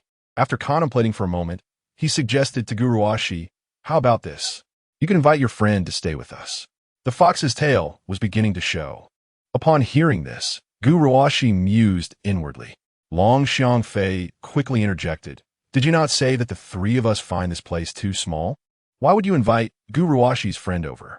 Zhao Xin, with a calm demeanor, explained, "If her friend is living alone in such a large villa, she must feel quite insecure. If she stays here, even if we encounter any trouble, our numbers will provide mutual support. Moreover, as you both mentioned, all our belongings are here. Relocating would complicate the transport of these items. I believe this makes sense." After Zhao Xin's analysis of the pros and cons, Gu Ruoxi replied, "All right, I will speak to Xiao Yinran and see if she is willing to come." Zhao Xin promptly added, "If she feels frightened, have her provide me with her exact location, and I will go to fetch her." Although Xiao Yinran's home lacked provisions, there should still be other useful items. Regardless of their size, as long as Zhao Xin deemed them useful, he could receive rewards manifold. Subsequently, Gu Ruoxi sent a text to Xiao Yinran. After sending the message, she informed Zhao Xin, "I've sent the text, but I cannot be certain if she will receive it." While it was true that Xiao Yinran received Gu Ruoxi's message, it did not guarantee that she would respond. However, the answer soon arrived. Within 5 or 6 minutes, Xiao Yinran replied with a simple message. She agreed to come over and provided her home's exact location, urging Zhao Xin to arrive quickly.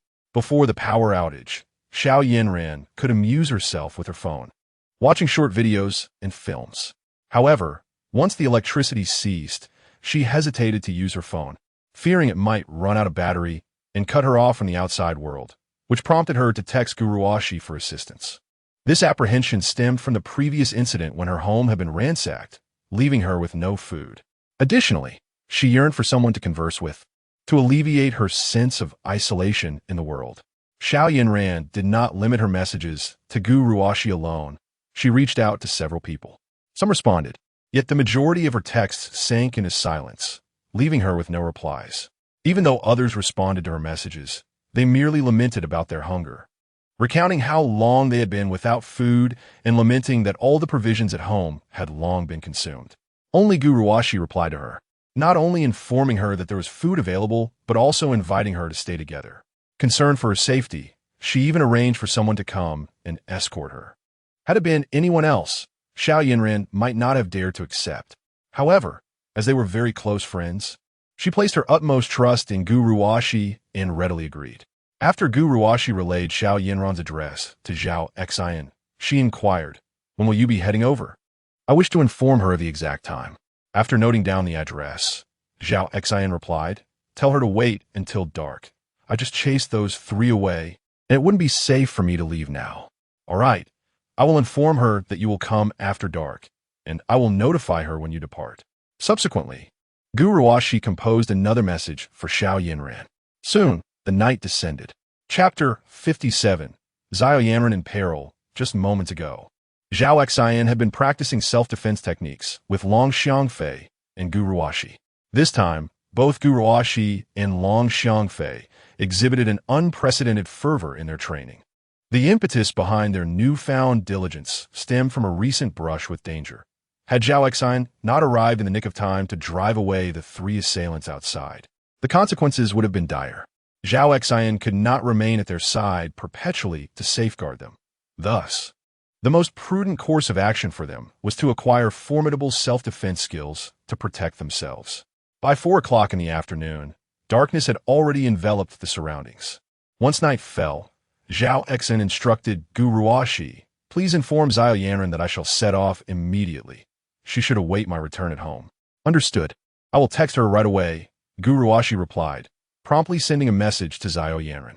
Meanwhile, Zhao Xin had already exited the premises. Previously, the arrival of night would bring streetlights to life, and even in their absence, the moonlight would offer a semblance of visibility. However, as the sun diminished, Its core temperature plummeted, and the exterior of the sphere darkened significantly, losing its former brilliance. Consequently, the moon could now only emit a feeble glow, rendering the night pitch black, with visibility reduced to a mere 10 meters. Thus, at night, one could hardly see anything at all. Nevertheless, as long as one traversed familiar paths, even with limited visibility, reaching one's destination remained feasible. Due to the low visibility, the likelihood of encountering danger at night diminished considerably. However, should someone lie in wait by the roadside, the situation could become perilous. It was for this reason that Zhao Xin exercised utmost caution while on his journey, remaining vigilant and attuned to every minute sound around him. Nighttime safety was remarkably enhanced compared to the day. Wild beasts succeeded in hunting at night because their prey lacked intelligence. In contrast, humans were not so naive. They understood the inherent dangers of the night and thus sought refuge indoors. Of course, a handful of individuals still ventured out after dark, such as Zhao Xin. Under normal circumstances, a brisk walk from Zhao Xin's residence to Zhao Yanren's villa would take merely 15 minutes. However, due to the biting cold and the exceedingly poor visibility, Zhao Xin found himself walking for over 40 minutes before finally arriving at the Jinzhong Times City Villa complex. Even though he was aware of the general location of Zhao Yanren's villa, the complex boasted numerous residences, and navigating through the darkness consumed an additional 20 minutes before he located her home. Help! Just as Zhao Xin was about to knock on the door, he suddenly heard a cry for help, unmistakably emanating from Zhao Yanren's villa. Without a moment's hesitation, he dashed into the residence. At that moment, Zhao Yanran found herself cornered by two middle-aged men in their 40s, whom she recognized as security guard from the Jinzhong Times City Villa area. One was named Shao Qi, and the other Jiang Wei. She often encountered them, and due to their courteous nature and frequent assistance, she held a favorable impression of them. However, what she never anticipated was that after they deceived her into opening the door, their true intentions would reveal themselves. Initially, they demanded she surrender the food from her home. Unfortunately, her household provisions had already been completely depleted, leaving her with nothing to eat and forcing her to seek help from Guru Ashi. Thus, she informed the two men that her home was devoid of any food. At first, they were incredulous, but after searching and discovering that there was indeed not a single grain of rice in her residence, they were reluctantly compelled to accept this grim reality. Just when Zhao Yanran believed they would depart after failing to find food, her nightmare was only beginning. Previously, Shao Qi and Jiang Wei had treated her well due to legal constraints and moral obligations, which led them to publicly show her respect. However, in private, they often made lewd jokes at her expense. As bachelors, their means of fulfilling their physical desires were limited to their own hands or seeking companionship outside. Given their modest salaries as security guards, their encounters were typically with women of dubious character, who offered little beyond physical satisfaction. They could not compare to the youthful beauty of Zhao Yanran. In the past, they had refrained from acting on their fantasies due to her status as a homeowner and the moral code that bound them. However, the situation had drastically changed.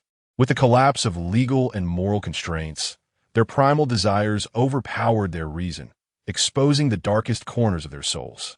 Shao Qi and Jiang Wei cornered Zhao Yanran, undeterred even by the fruit knife she held. "Miss Zhao, I advise you to lower that knife. If you allow us a moment of pleasure, we will leave peacefully. But should you resist, do not blame us for our lack of courtesy. We may not show any mercy," Jiang Wei said, licking his lips with a sinister grin. Shao Qi added, "It is the end of the world now. No matter how loudly you scream, no one will come to your aid. We have long desired you. I once said that if I could share a night with you, I would gladly sacrifice 10 years of my life. To think that my dream might actually come true. If you grant us this, we will procure food for you, and as long as we have even a morsel, you shall never go hungry." The thought of being violated by these men, who were not much younger than her own father, was unbearable for Zhao Yanran. Yet, as they had stated, the reality was stark and terrifying. The world has descended into chaos, and the order has long since shattered. No matter how loudly she cries out, no one will come to her rescue. Even though she possesses a knife, it is merely a small fruit knife, and, as a woman, She knows she would stand no chance against an assailant. Nevertheless, she is determined not to allow her body to be defiled by another. Summoning her courage, she grips the fruit knife tightly in both hands, aiming it at Zhao Qi and Jiang Wei, and fervently declares, "I advise you both to leave my home at once. My friend will arrive shortly, and he is unflinching in violence. If he learns that you have harmed me, he will surely take your lives." The friend she speaks of is none other than Zhao Xin. Her claim of him being merciless in killing is merely an exaggerated attempt to intimidate Zhao Qi and Jiang Wei. Upon hearing her words, both men momentarily pause, then erupt into uncontrollable laughter. Suddenly, with a sharp whoosh, an arrow strikes Zhao Qi in the back, eliciting a harrowing scream that echoes through the air. This agonizing cry startles Jiang Wei, who stands beside him. Chapter 58. Little brother, I deceived you due to Xiao Yinran's complete focus on Zhao Qi and Jiang Wei. She failed to notice Zhao Xin's arrival at the door. Likewise, Zhao Qi and Jiang Wei were entirely engrossed in Xiao Yinran, never imagining that she had not deceived them. Indeed, she had a friend who had come to her home, and more surprisingly, Xiao Yinran had not spoken falsely. Zhao Xin had indeed taken a life, although it was not with a callous heart. As Jiang Wei turned to glance at the entrance, he spotted Zhao Xin poised with a bow, aiming directly at him. Whoosh! Upon seeing the arrow released towards him, Jiang Wei instinctively attempted to evade, but there was simply no time. Thud! The arrow struck accurately into Jiang Wei's right shoulder. After being hit, Jiang Wei glared at Zhao Xin in disbelief, unable to fathom how someone could appear at such a moment, armed with a bow and arrow no less. Come quickly! Zhao Xin urged Xiao Yinran as he saw both Jiang Wei and Zhao Qi struck by arrows. Having seen a photograph of Xiao Yinran prior, courtesy of Guruashi, he recognized her immediately. Hearing Zhao Xin's call, Xiao Yinran, without a moment's hesitation, dashed to stand behind him. Zhao Qi and Jiang Wei, witnessing Xiao Yinran sprinting outside, attempted to intercept her, yet both were incapacitated by their wounds, rendered powerless to do anything but watch as she fled to Zhao Xin's side. "Are you all right?" Zhao Xin inquired with concern as Xiao Yinran reached him. "I'm fine, thanks to your timely arrival," she replied, still shaken. She then glanced at Zhao Qi and Jiang Wei, instinctively asking, "Will they die?" "If we get them to a hospital now, they should survive," Zhao Xin answered. Yet, in this apocalyptic world, where hospitals were but a distant memory, his words were tantamount to a death sentence for both Zhao Qi and Jiang Wei. Initially, a glimmer of sympathy flickered in Xiao Yinran's eyes, but it quickly faded. Had it not been for Zhao Xin's timely intervention, she would have become a plaything for Zhao Qi and Jiang Wei. Why should she feel pity for them? These two deserve their fate. Zhao Xin suddenly asked, "Are you planning to stay at my house, or remain here?" Previously, Guruashi had suggested that Xiao Yinran move in with her at Zhao Xin's residence, where they could all live together, providing mutual care and safety in numbers. "I would like to live with Guruashi," Xiao Yinran replied. With her affirmation, Zhao Xin instructed, "You should head downstairs first. I will join you once I finish here." Although uncertain of what finishing entailed, she obediently departed. After Xiao Yinran departed, Zhao Xin once again raised his bow and arrow, aiming menacingly at Zhao Qi, causing the already gravely injured man to collapse in terror. "Little brother, we were momentarily blinded by foolishness. It was our fault.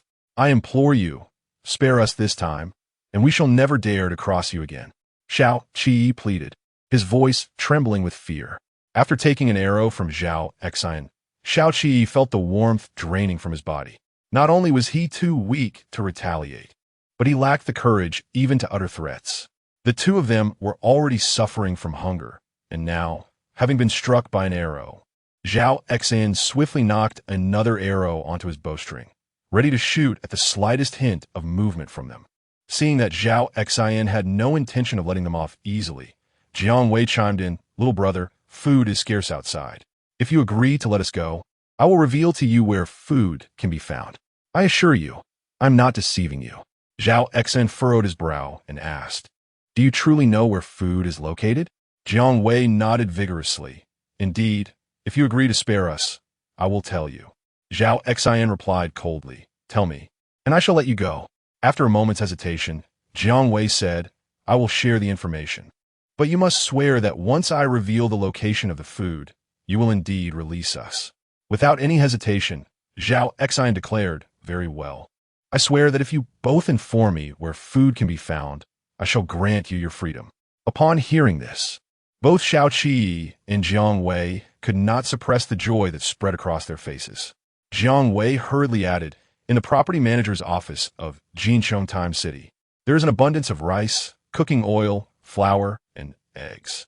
Xiao Qi looked at Jiang Wei in astonishment upon hearing this revelation. Jiang Wei was indeed speaking the truth. However, he concealed a crucial detail. The property manager had long since claimed the office for himself. Even if Xiao Qi and Jiang Wei attempted to request food from the manager, they would have been rebuffed, which was precisely why they had sought refuge at Xiao Yinran's home. With a skeptical expression, Zhao Xin questioned Jiang Wei. "How do you know there's such a large supply of rice, flour, and eggs in the property office?" Jiang Wei quickly explained, "We are security guards at Jinchong Time City. This is a reward from our property management company to the residents."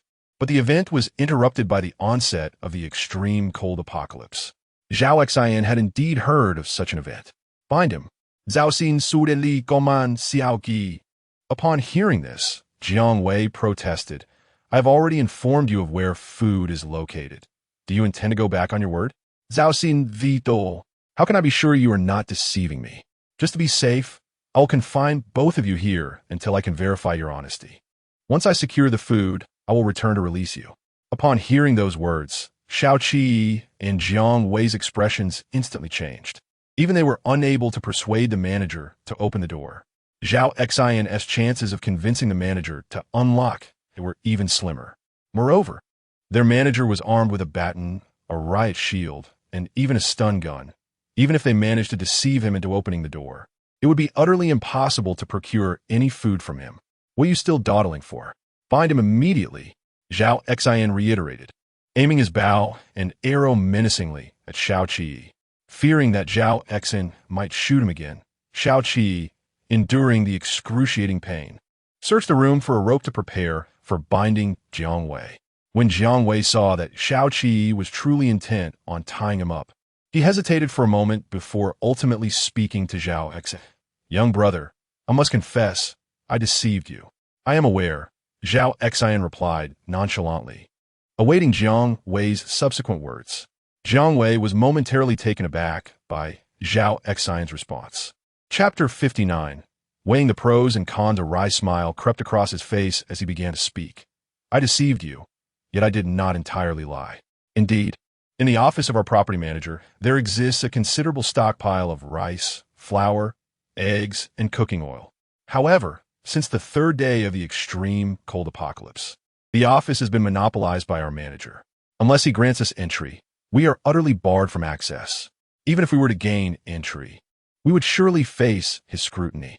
The manager's office is equipped with a baton, a riot shield, and an electric baton. Should these be used against us, we would emerge either grievously injured or worse." For Zhao Xin, the only hurdle was the manager's door. Once opened, the rest would be trivial. Nevertheless, even with force, should they manage to breach the door, the manager would undoubtedly be on high alert.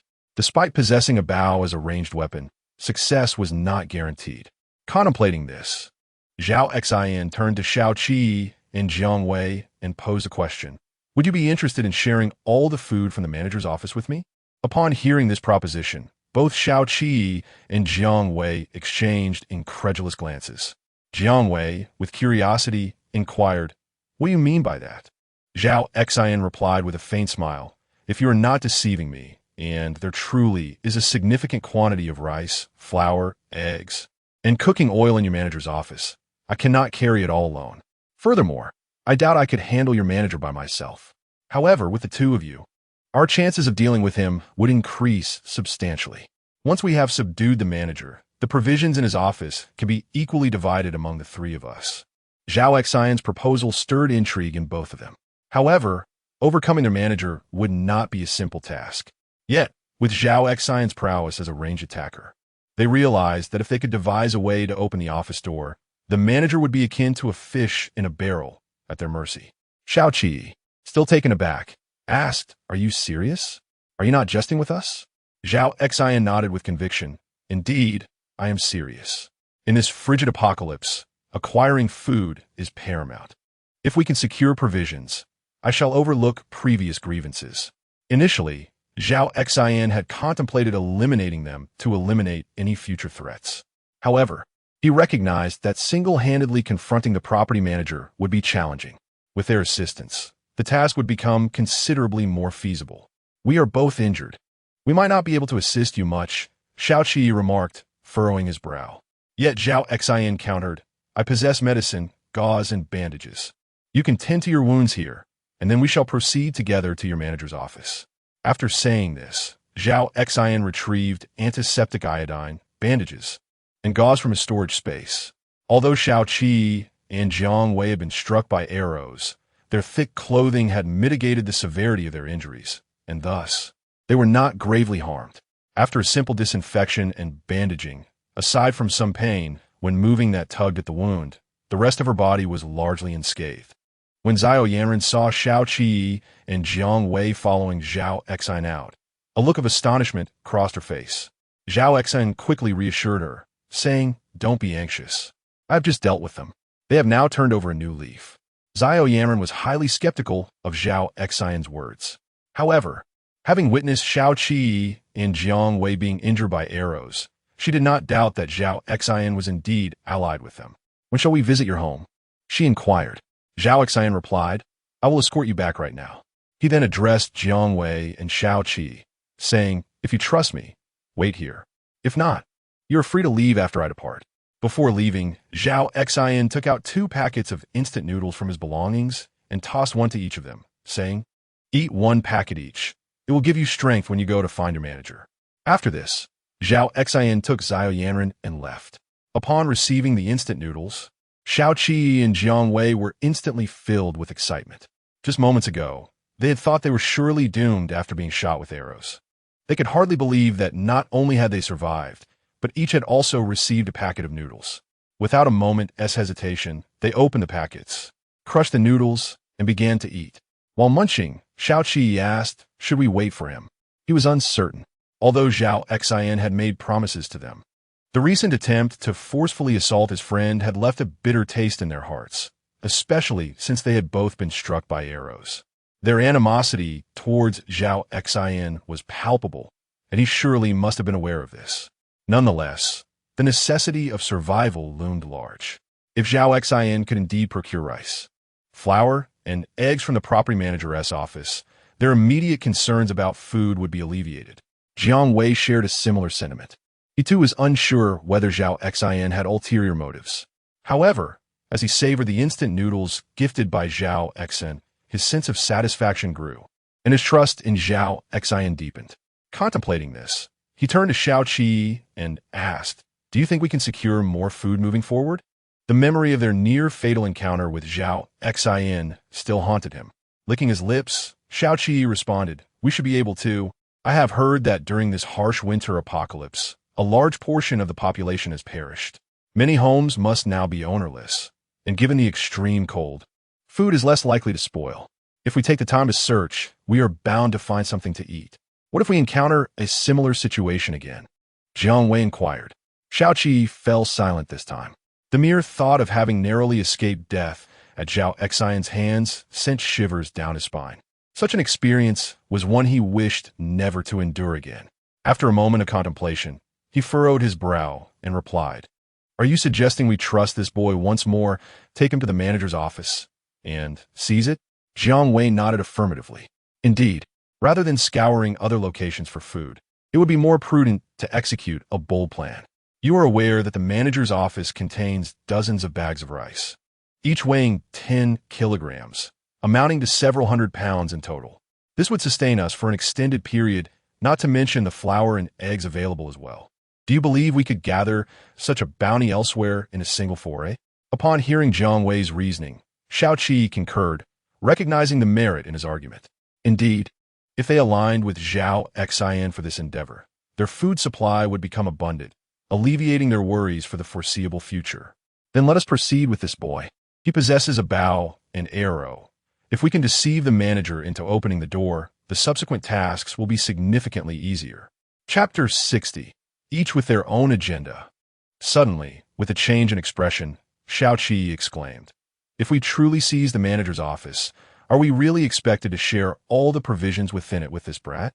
The mere thought of allocating a third of the rations to him fills me with sorrow. After achieving your goal, will you truly allow this scoundrel to benefit?" Jiang Wei inquired. With a grave expression, Zhao Qi responded, "As long as the two of us act unexpectedly, we can certainly eliminate this boy. At that point, we shall relish all the sustenance within the manager's office."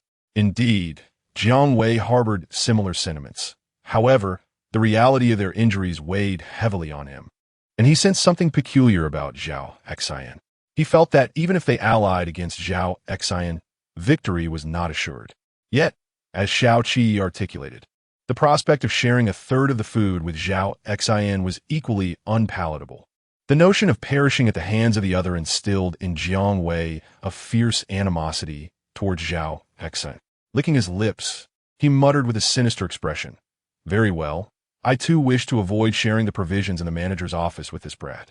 Before he arrives, let us meticulously devise a foolproof strategy." Seeing Jiang Wei's agreement, a ruthless glint appeared in Zhao Qi's eyes. After nearly half an hour, Zhao Xin returned home with Xiao Yinran.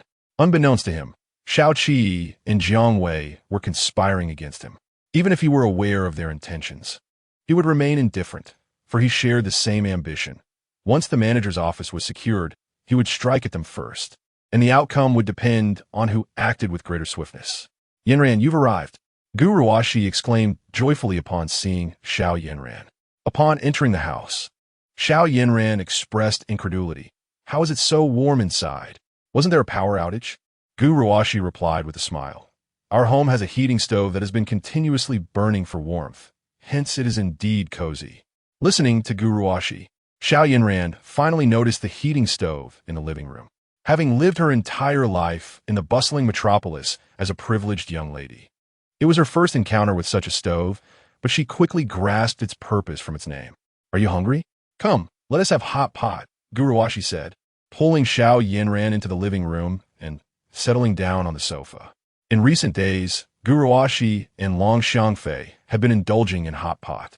Had it been before the extreme cold apocalypse, they would have grown tired of it, deeming it mundane.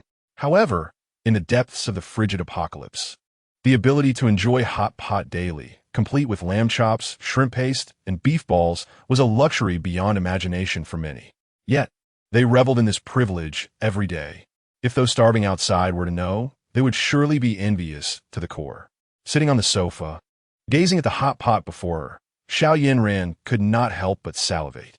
Gu Ruoxi retrieved a bowl and chopsticks, presenting them to Xiao Yinran with the words, "Please, eat." Without a moment's hesitation, Xiao Yinran accepted the bowl and chopsticks, eagerly picking up a piece of lamb chop from the hot pot. As she savored the first bite, tears welled up in the corners of her eyes. Observing her tears, Gu Ruoxi inquired, "Why are you crying, Yinran?" Through her mouthful, Xiao Yinran replied, "I thought I would starve at home, but to my astonishment, I can enjoy lamb hot pot. It feels like a dream." "What dream? This is more real than gold. Living here, we can feast on meat every day," Gu Ruoxi affirmed.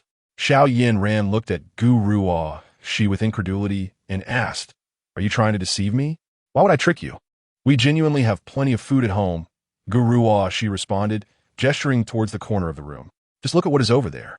When Xiao Yinran entered, she had only noticed the warmth of the home and the heating stove in front of the sofa, overlooking the other items in the living room. Upon hearing Gu Ruoxi's words, she turned her gaze towards the corner as directed.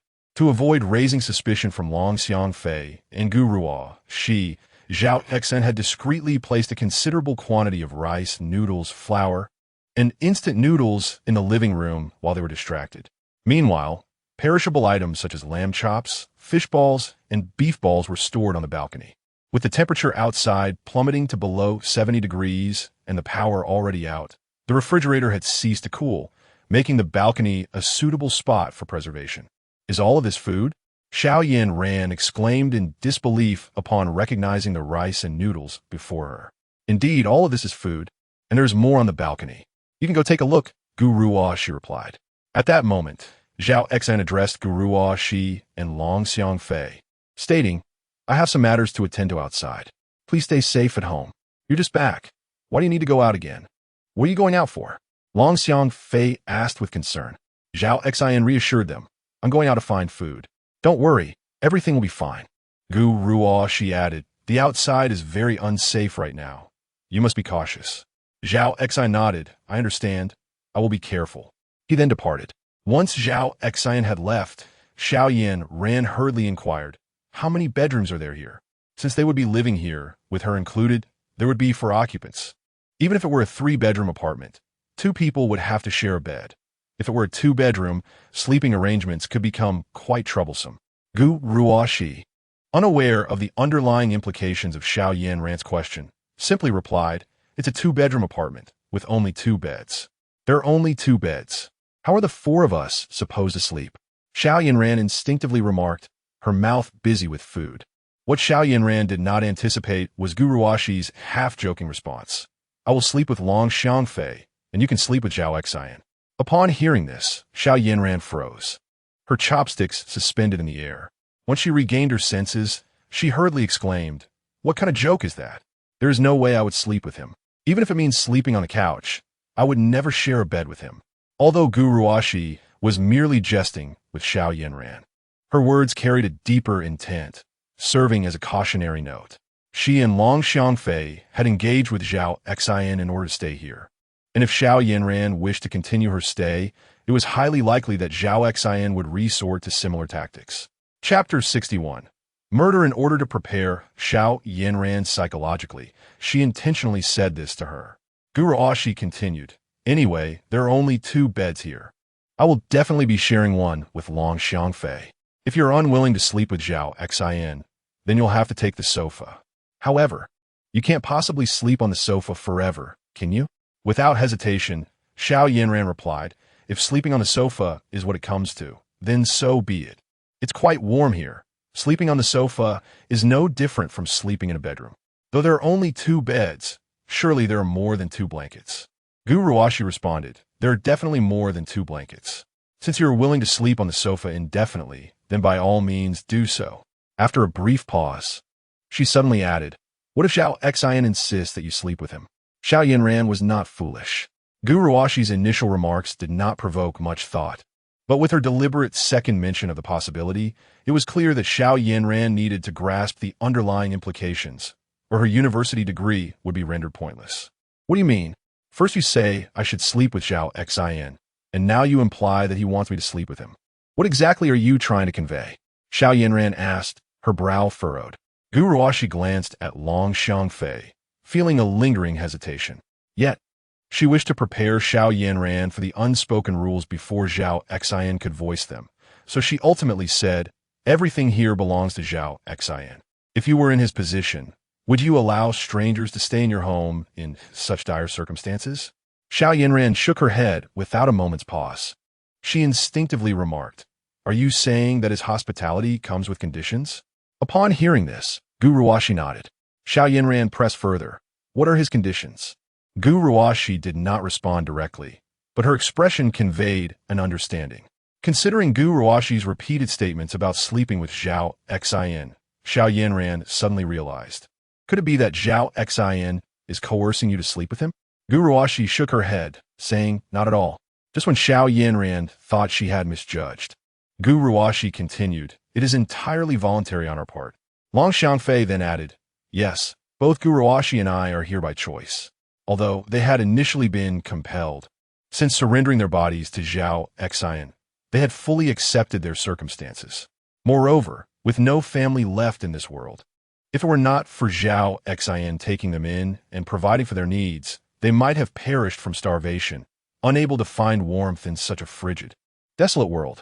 While others worried daily about their next meal, they enjoyed the luxury of flavorful hot pot at every meal.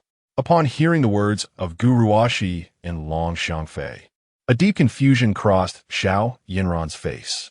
Truth be told, She found it hard to believe that they were genuinely willing participants. However, these words were spoken directly from Long Xiangfei and Gu Ruoxi's lips. No matter how much she doubted, it remained an undeniable truth.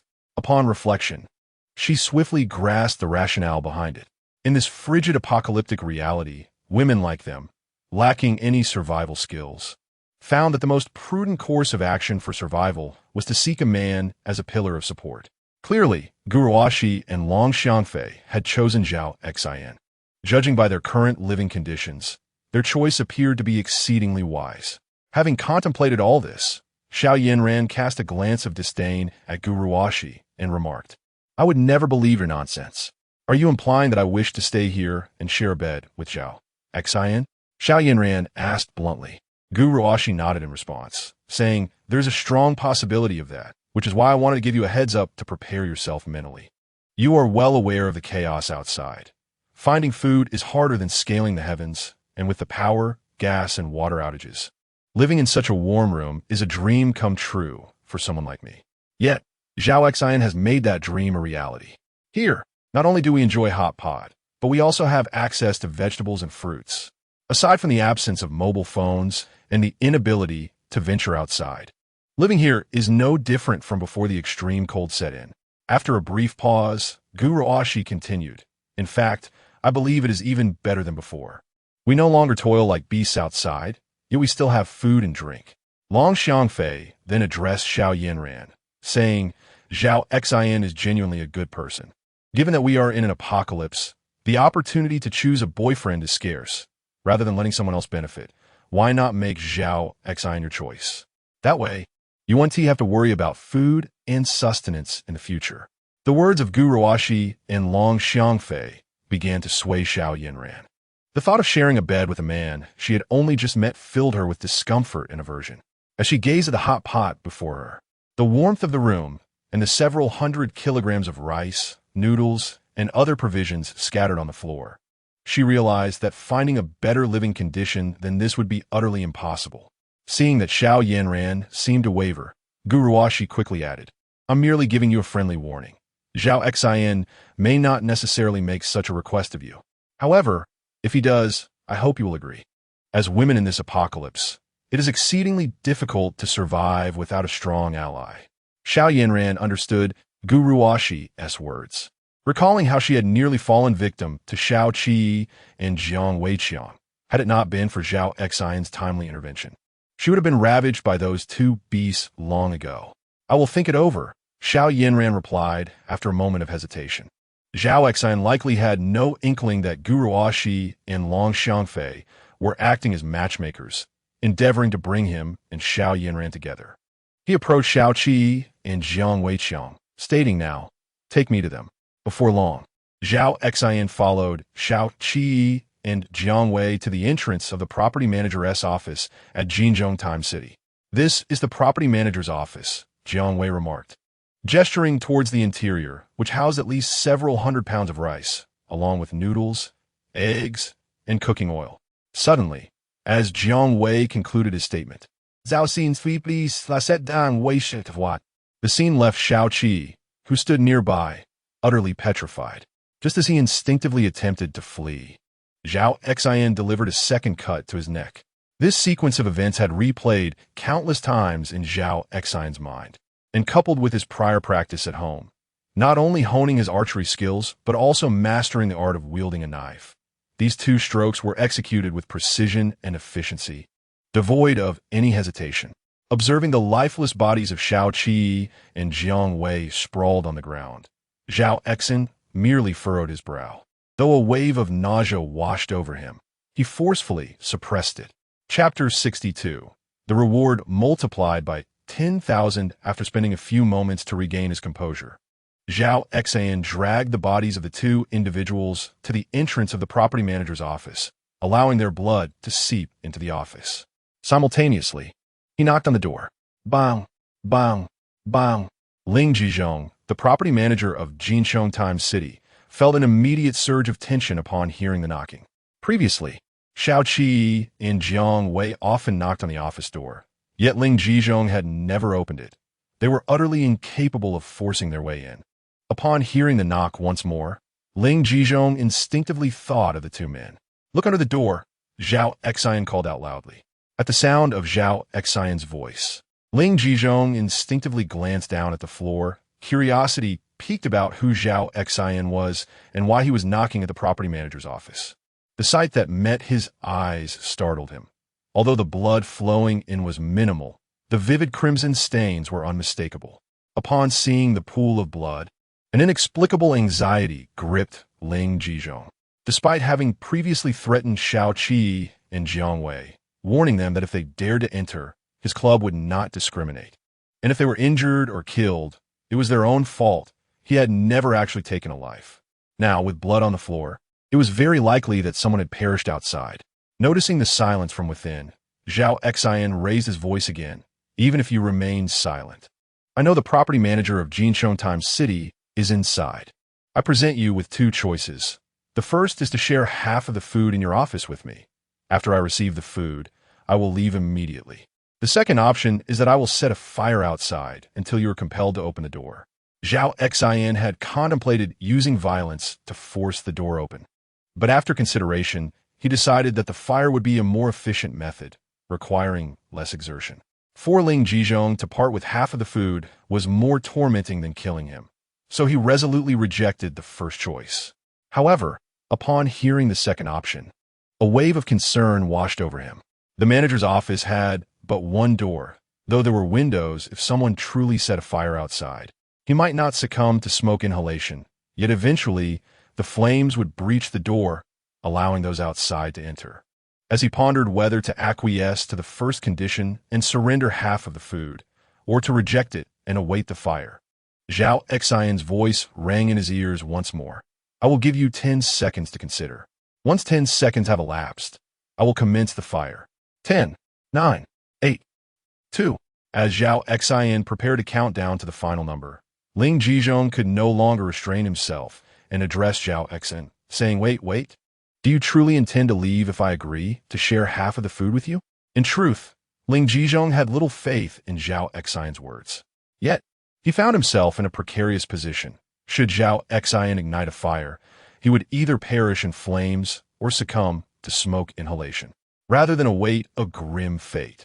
It seemed wiser to gamble for a chance at survival. Upon hearing Ling Jizhong's voice, Zhao Xian's lips curled into a smirk as he replied, "Of course. I'm a man of my word. Simply open the door and provide me with half of the food, and I shall depart immediately." "Very well.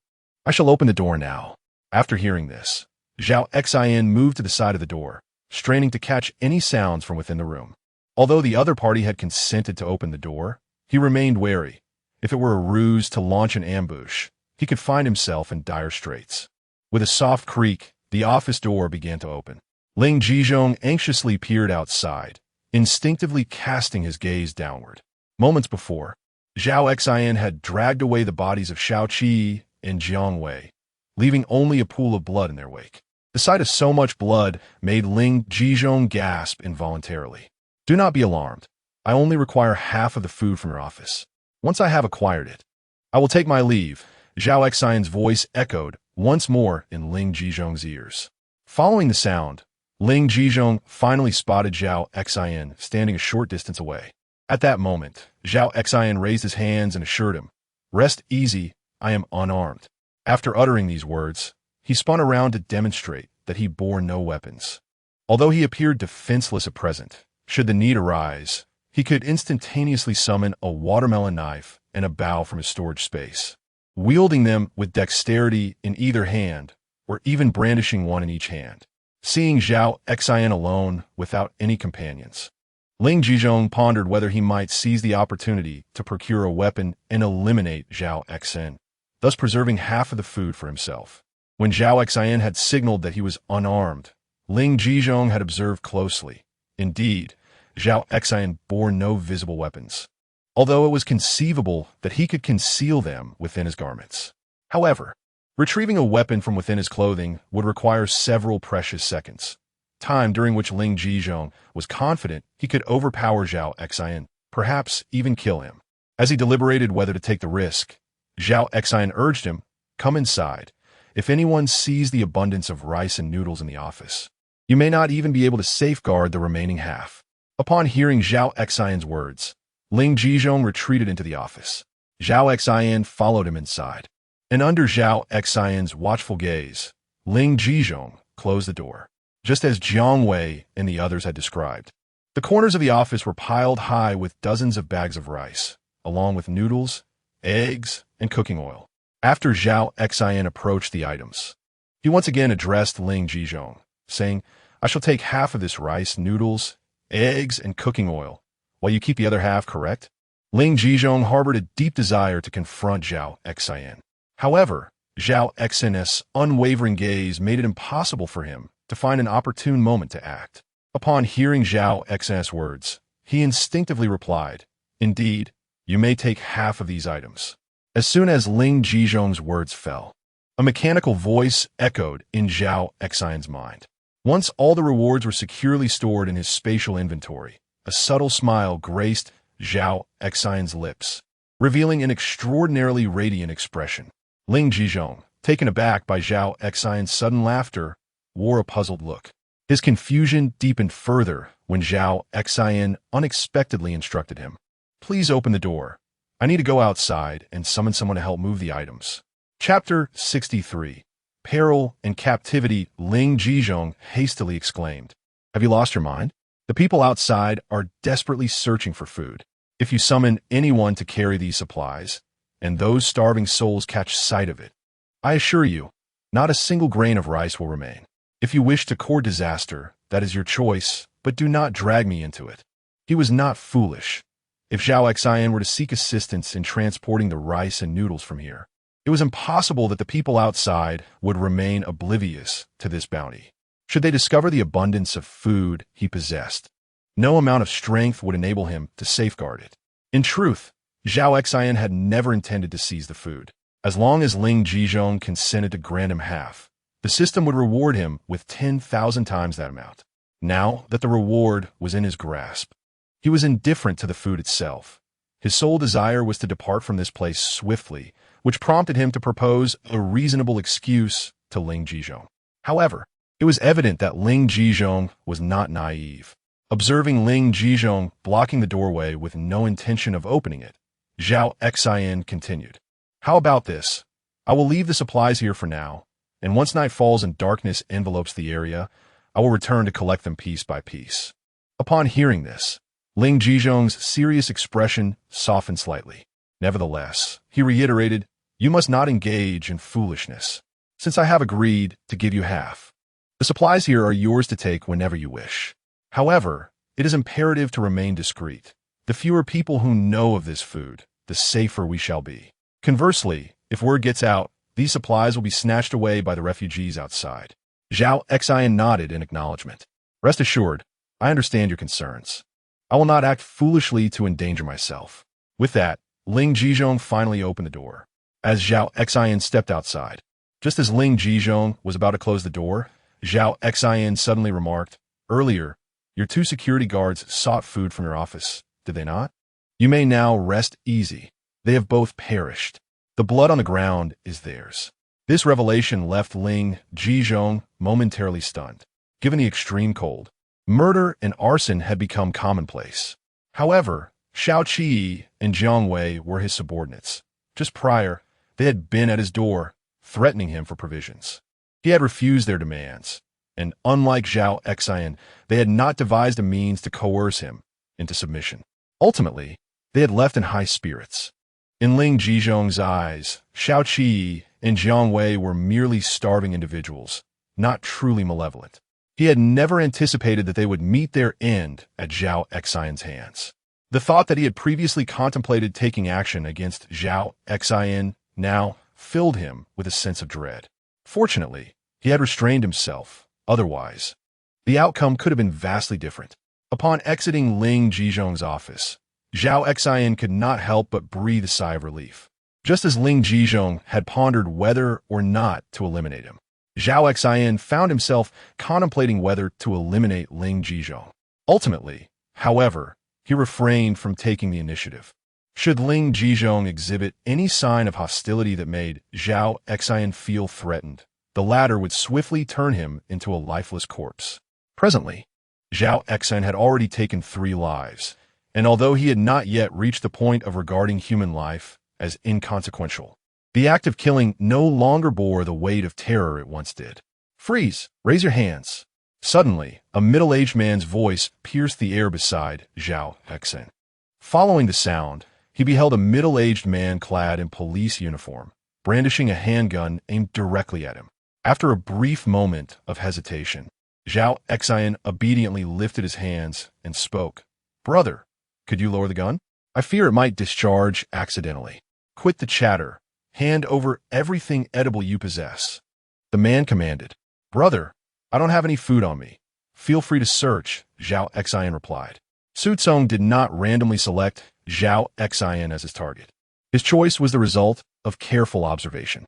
Nearly 20 days had passed since the onset of the apocalypse, and by this time, the vast majority of people had exhausted their food supplies, reduced to a state of lethargy, their spirits diminished by hunger. Yet Zhao Xin stood in stark contrast, his complexion radiant and his gait exuding vitality, clearly a man who had recently eaten, unlike those who had been deprived of sustenance for an extended period. Su Tsong scoffed, "Kid, do you think I'm easily deceived? Even if you have no food on you, I'm certain there is something at your home. Take me there now, quickly." Zhao Xin had never encountered a real handgun before, but the weapon in Su Tsong's possession, coupled with his police attire, appeared to be of genuine quality. Far from toy, though fear coursed through him, he pondered the possibility of persuading the man to relinquish the handgun, which would earn him a reward of 10,000 handguns from a system. With a firearm in his possession, he imagined himself thriving in this new world, striding confidently ahead. He licked his lips, a mischievous glint in his eye as he addressed Su Tsong. "A handgun is a controlled item. Surely, yours must be counterfeit? Do you dare to suggest my firearm is fake? Care to test that theory?" "Sukong Vito Gunli." Zhao Xin hastily waved his hands, chuckling nervously. No, I was merely jesting. With you in uniform and holding a gun, it must be genuine. I've never even touched a firearm before. Can I trade you some food for that gun?" Su Tsong regarded Zhao Xin with the gaze reserved for a fool. "Enough with the nonsense. Take me to your home now. If you continue this frivolous banter, I will promptly show you whether my gun is real or not." I'll take you. Just give me a moment," Zhao Xin quickly replied. Before long, Zhao Xin led Su Tsong to the entrance of the property manager's office at Jinzhong Times City, upon noticing a pool of dark red blood on the ground. Su Tsong involuntarily furrowed his brow and remarked, "Are you seeking death?" Zhao Xin pointed toward the manager's office, saying, "Isn't this what you were after? Within this office, there lies an abundance of rice, noodles, and eggs.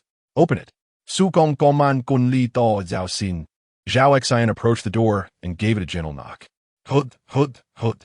Upon hearing the sound, Ling Jizhong inside the room felt a wave of tension wash over him, accompanied by a flicker of unease. Hood, hood, hood. Su Tsong narrowed his eyes and menacingly warned Zhao Xin, "If there is no food in this room, I shall not hesitate to blow your head off." "Manager, it is me. Please open the door," Zhao Xin called out loudly. Ling Jizhong immediately recognized Zhao Xin's voice and curiously inquired, "Did you not leave? What brings you back?"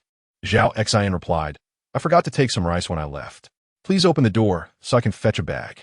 After a few moments, Ling Jizhong slowly opened the door. Chapter 64. Changing offense and defense. As soon as the door was opened a mere few centimeters, Zhao Xin, with remarkable agility, seized the opportunity to thrust it wide open and rushed inside. At that moment, Ling Jizhong was pondering what misfortune had befallen him when he noticed an additional figure at the doorway, brandishing a dark, ominous handgun. Then, Zhao Xin's voice echoed in his ear. "I apologize, but I was left with no choice. They threatened me with a gun, and to save my own life, I had no alternative but to bring him here." Ling Jizhong, in his heart, cursed Zhao Xin's ancestors for many generations. Before Zhao Xin departed, he had repeatedly cautioned him to be careful once he stepped outside and to avoid drawing attention. Yet in such a brief span, he had returned with another harbinger of doom. Su Tsong stood at the entrance, the muzzle of his pistol aimed squarely at Ling Jizhong as he gradually advanced into the office. Upon noticing the wall lined with rice, noodles, and eggs, Su Tsong could not suppress a gulp, and his stomach audibly protested, having gone 2 days without a proper meal. Gazing at the abundance before him, he realized he would finally feast to his heart's content. Brother, I wasn't lying to you, was I? All this food is yours now. Can you please let me go? Zhao Xin implored Su Tsong eagerly. He contemplated whether to retrieve a bow and arrow from his storage space to eliminate Su Tsong with a single shot. However, the act of drawing a bow was undeniably slower than pulling a trigger. If Su Tsong happened to be an expert marksman, his life would be forfeit. Su Tsong was no fool. Releasing Zhao Xin would be akin to setting a tiger free. The knowledge of food being available here would surely leak, and even with a gun in hand, he could not guarantee the preservation of his bounty. Thus, the most prudent course of action was to ensure the eternal silence of these two individuals. You, bind him, Su Tsong commanded Ling Jizhong, brandishing his firearm. He chose to have Ling Jizhong restrain Zhao Xin, believing that Ling, appearing considerably older, would be easier to subdue should he harbor any treachery. Upon hearing Su Tsong's demand, Ling Jizhong instinctively glanced at Zhao Xin. Stop dawdling. Move quickly, or I will shoot you. Su Gong sapet imba dinti. He longed to indulge in a fried egg, but knew that without securing Zhao Xin and Ling Jizhong completely, any such endeavor would be tantamount to courting death. Alone, he trusted neither Zhao Xin nor Ling Jizhong. Thus he sought to threaten Ling into binding Zhao Xin first before devising a way to secure Ling himself. Ling Jizhong retrieved a length of rope and approached Zhao Xin, murmuring, "I'm sorry." Though he uttered apologies, internally he cursed, "Serves you right for bringing him here." Su Tsong wielded but a single firearm, yet with two adversaries before him, he could only aim at one. Though he felt no apprehension regarding any potential resistance from either Zhao Xin or Ling Jizhong. In his hand, he wielded a 92G pistol, boasting a capacity of 15 rounds. It was not merely a matter of the two of them. Even if there were several more adversaries, he could effortlessly maintain control over the situation. Ling Jizhong stood with his back to Su Tsong, preparing to bind Zhao Xin. The latter found himself contemplating whether to resist. Observing Ling Jizhong's intent to restrain him, Zhao Xin realized that failing to act would render him a lamb to the slaughter, relinquishing control over his own fate. In a bid for survival, he resolved to fight back. Just as Ling Jizhong anticipated Zhao Xin's compliance, an unforeseen event transpired. Zhao Xin charged at him, shoulder first, striking his chest with considerable force. The distance between them and Su Tsong was merely 3 to 4 meters, and as Zhao Xin collided with Ling Jizhong, the latter involuntarily stumbled back toward Su Kong. Due to his possession of the firearm, coupled with the absence of weapons in both Zhao Xin and Ling Jizhong's hands, Su Tsong had let down his guard. Initially taken aback by Zhao Xin's sudden assault, he quickly regained his composure, aiming his gun at Zhao Xin. The impact of the collision was considerable, and as Zhao Xin surged forward towards Su Tsong, he deftly concealed himself behind Ling Jizhong's body. In a flash, a half-meter-long watermelon knife appeared in Zhao Xin's right hand. As he advanced towards Su Tsong, he raised the knife and struck downwards towards Su Tsong's gun-wielding hand. Bang! Bang! Bang!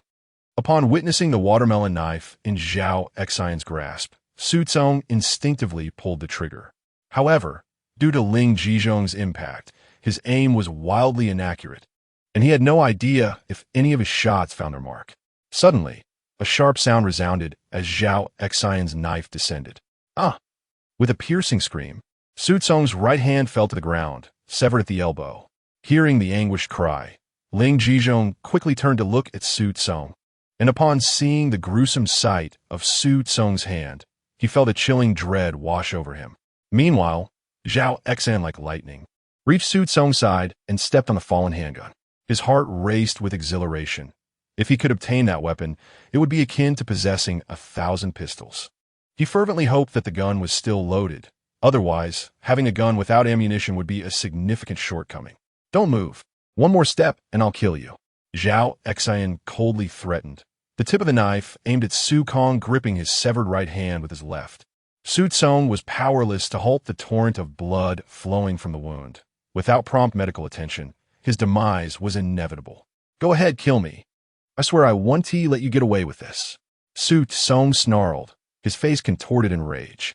Zhao Xin, however, paid no heed to Su Tsong's threats. Disarmed and with his right hand severed, Su Tsong posed no threat in Zhao Xin's eyes. He then instructed Ling Jizhong, "Bind him." Upon hearing Zhao Xin's command, Ling Jizhong hastily picked up the rope that had just fallen to the ground, preparing to restrain Su Kong. Meanwhile, he cast a puzzled glance at the half-meter-long watermelon knife in Zhao Xin's right hand.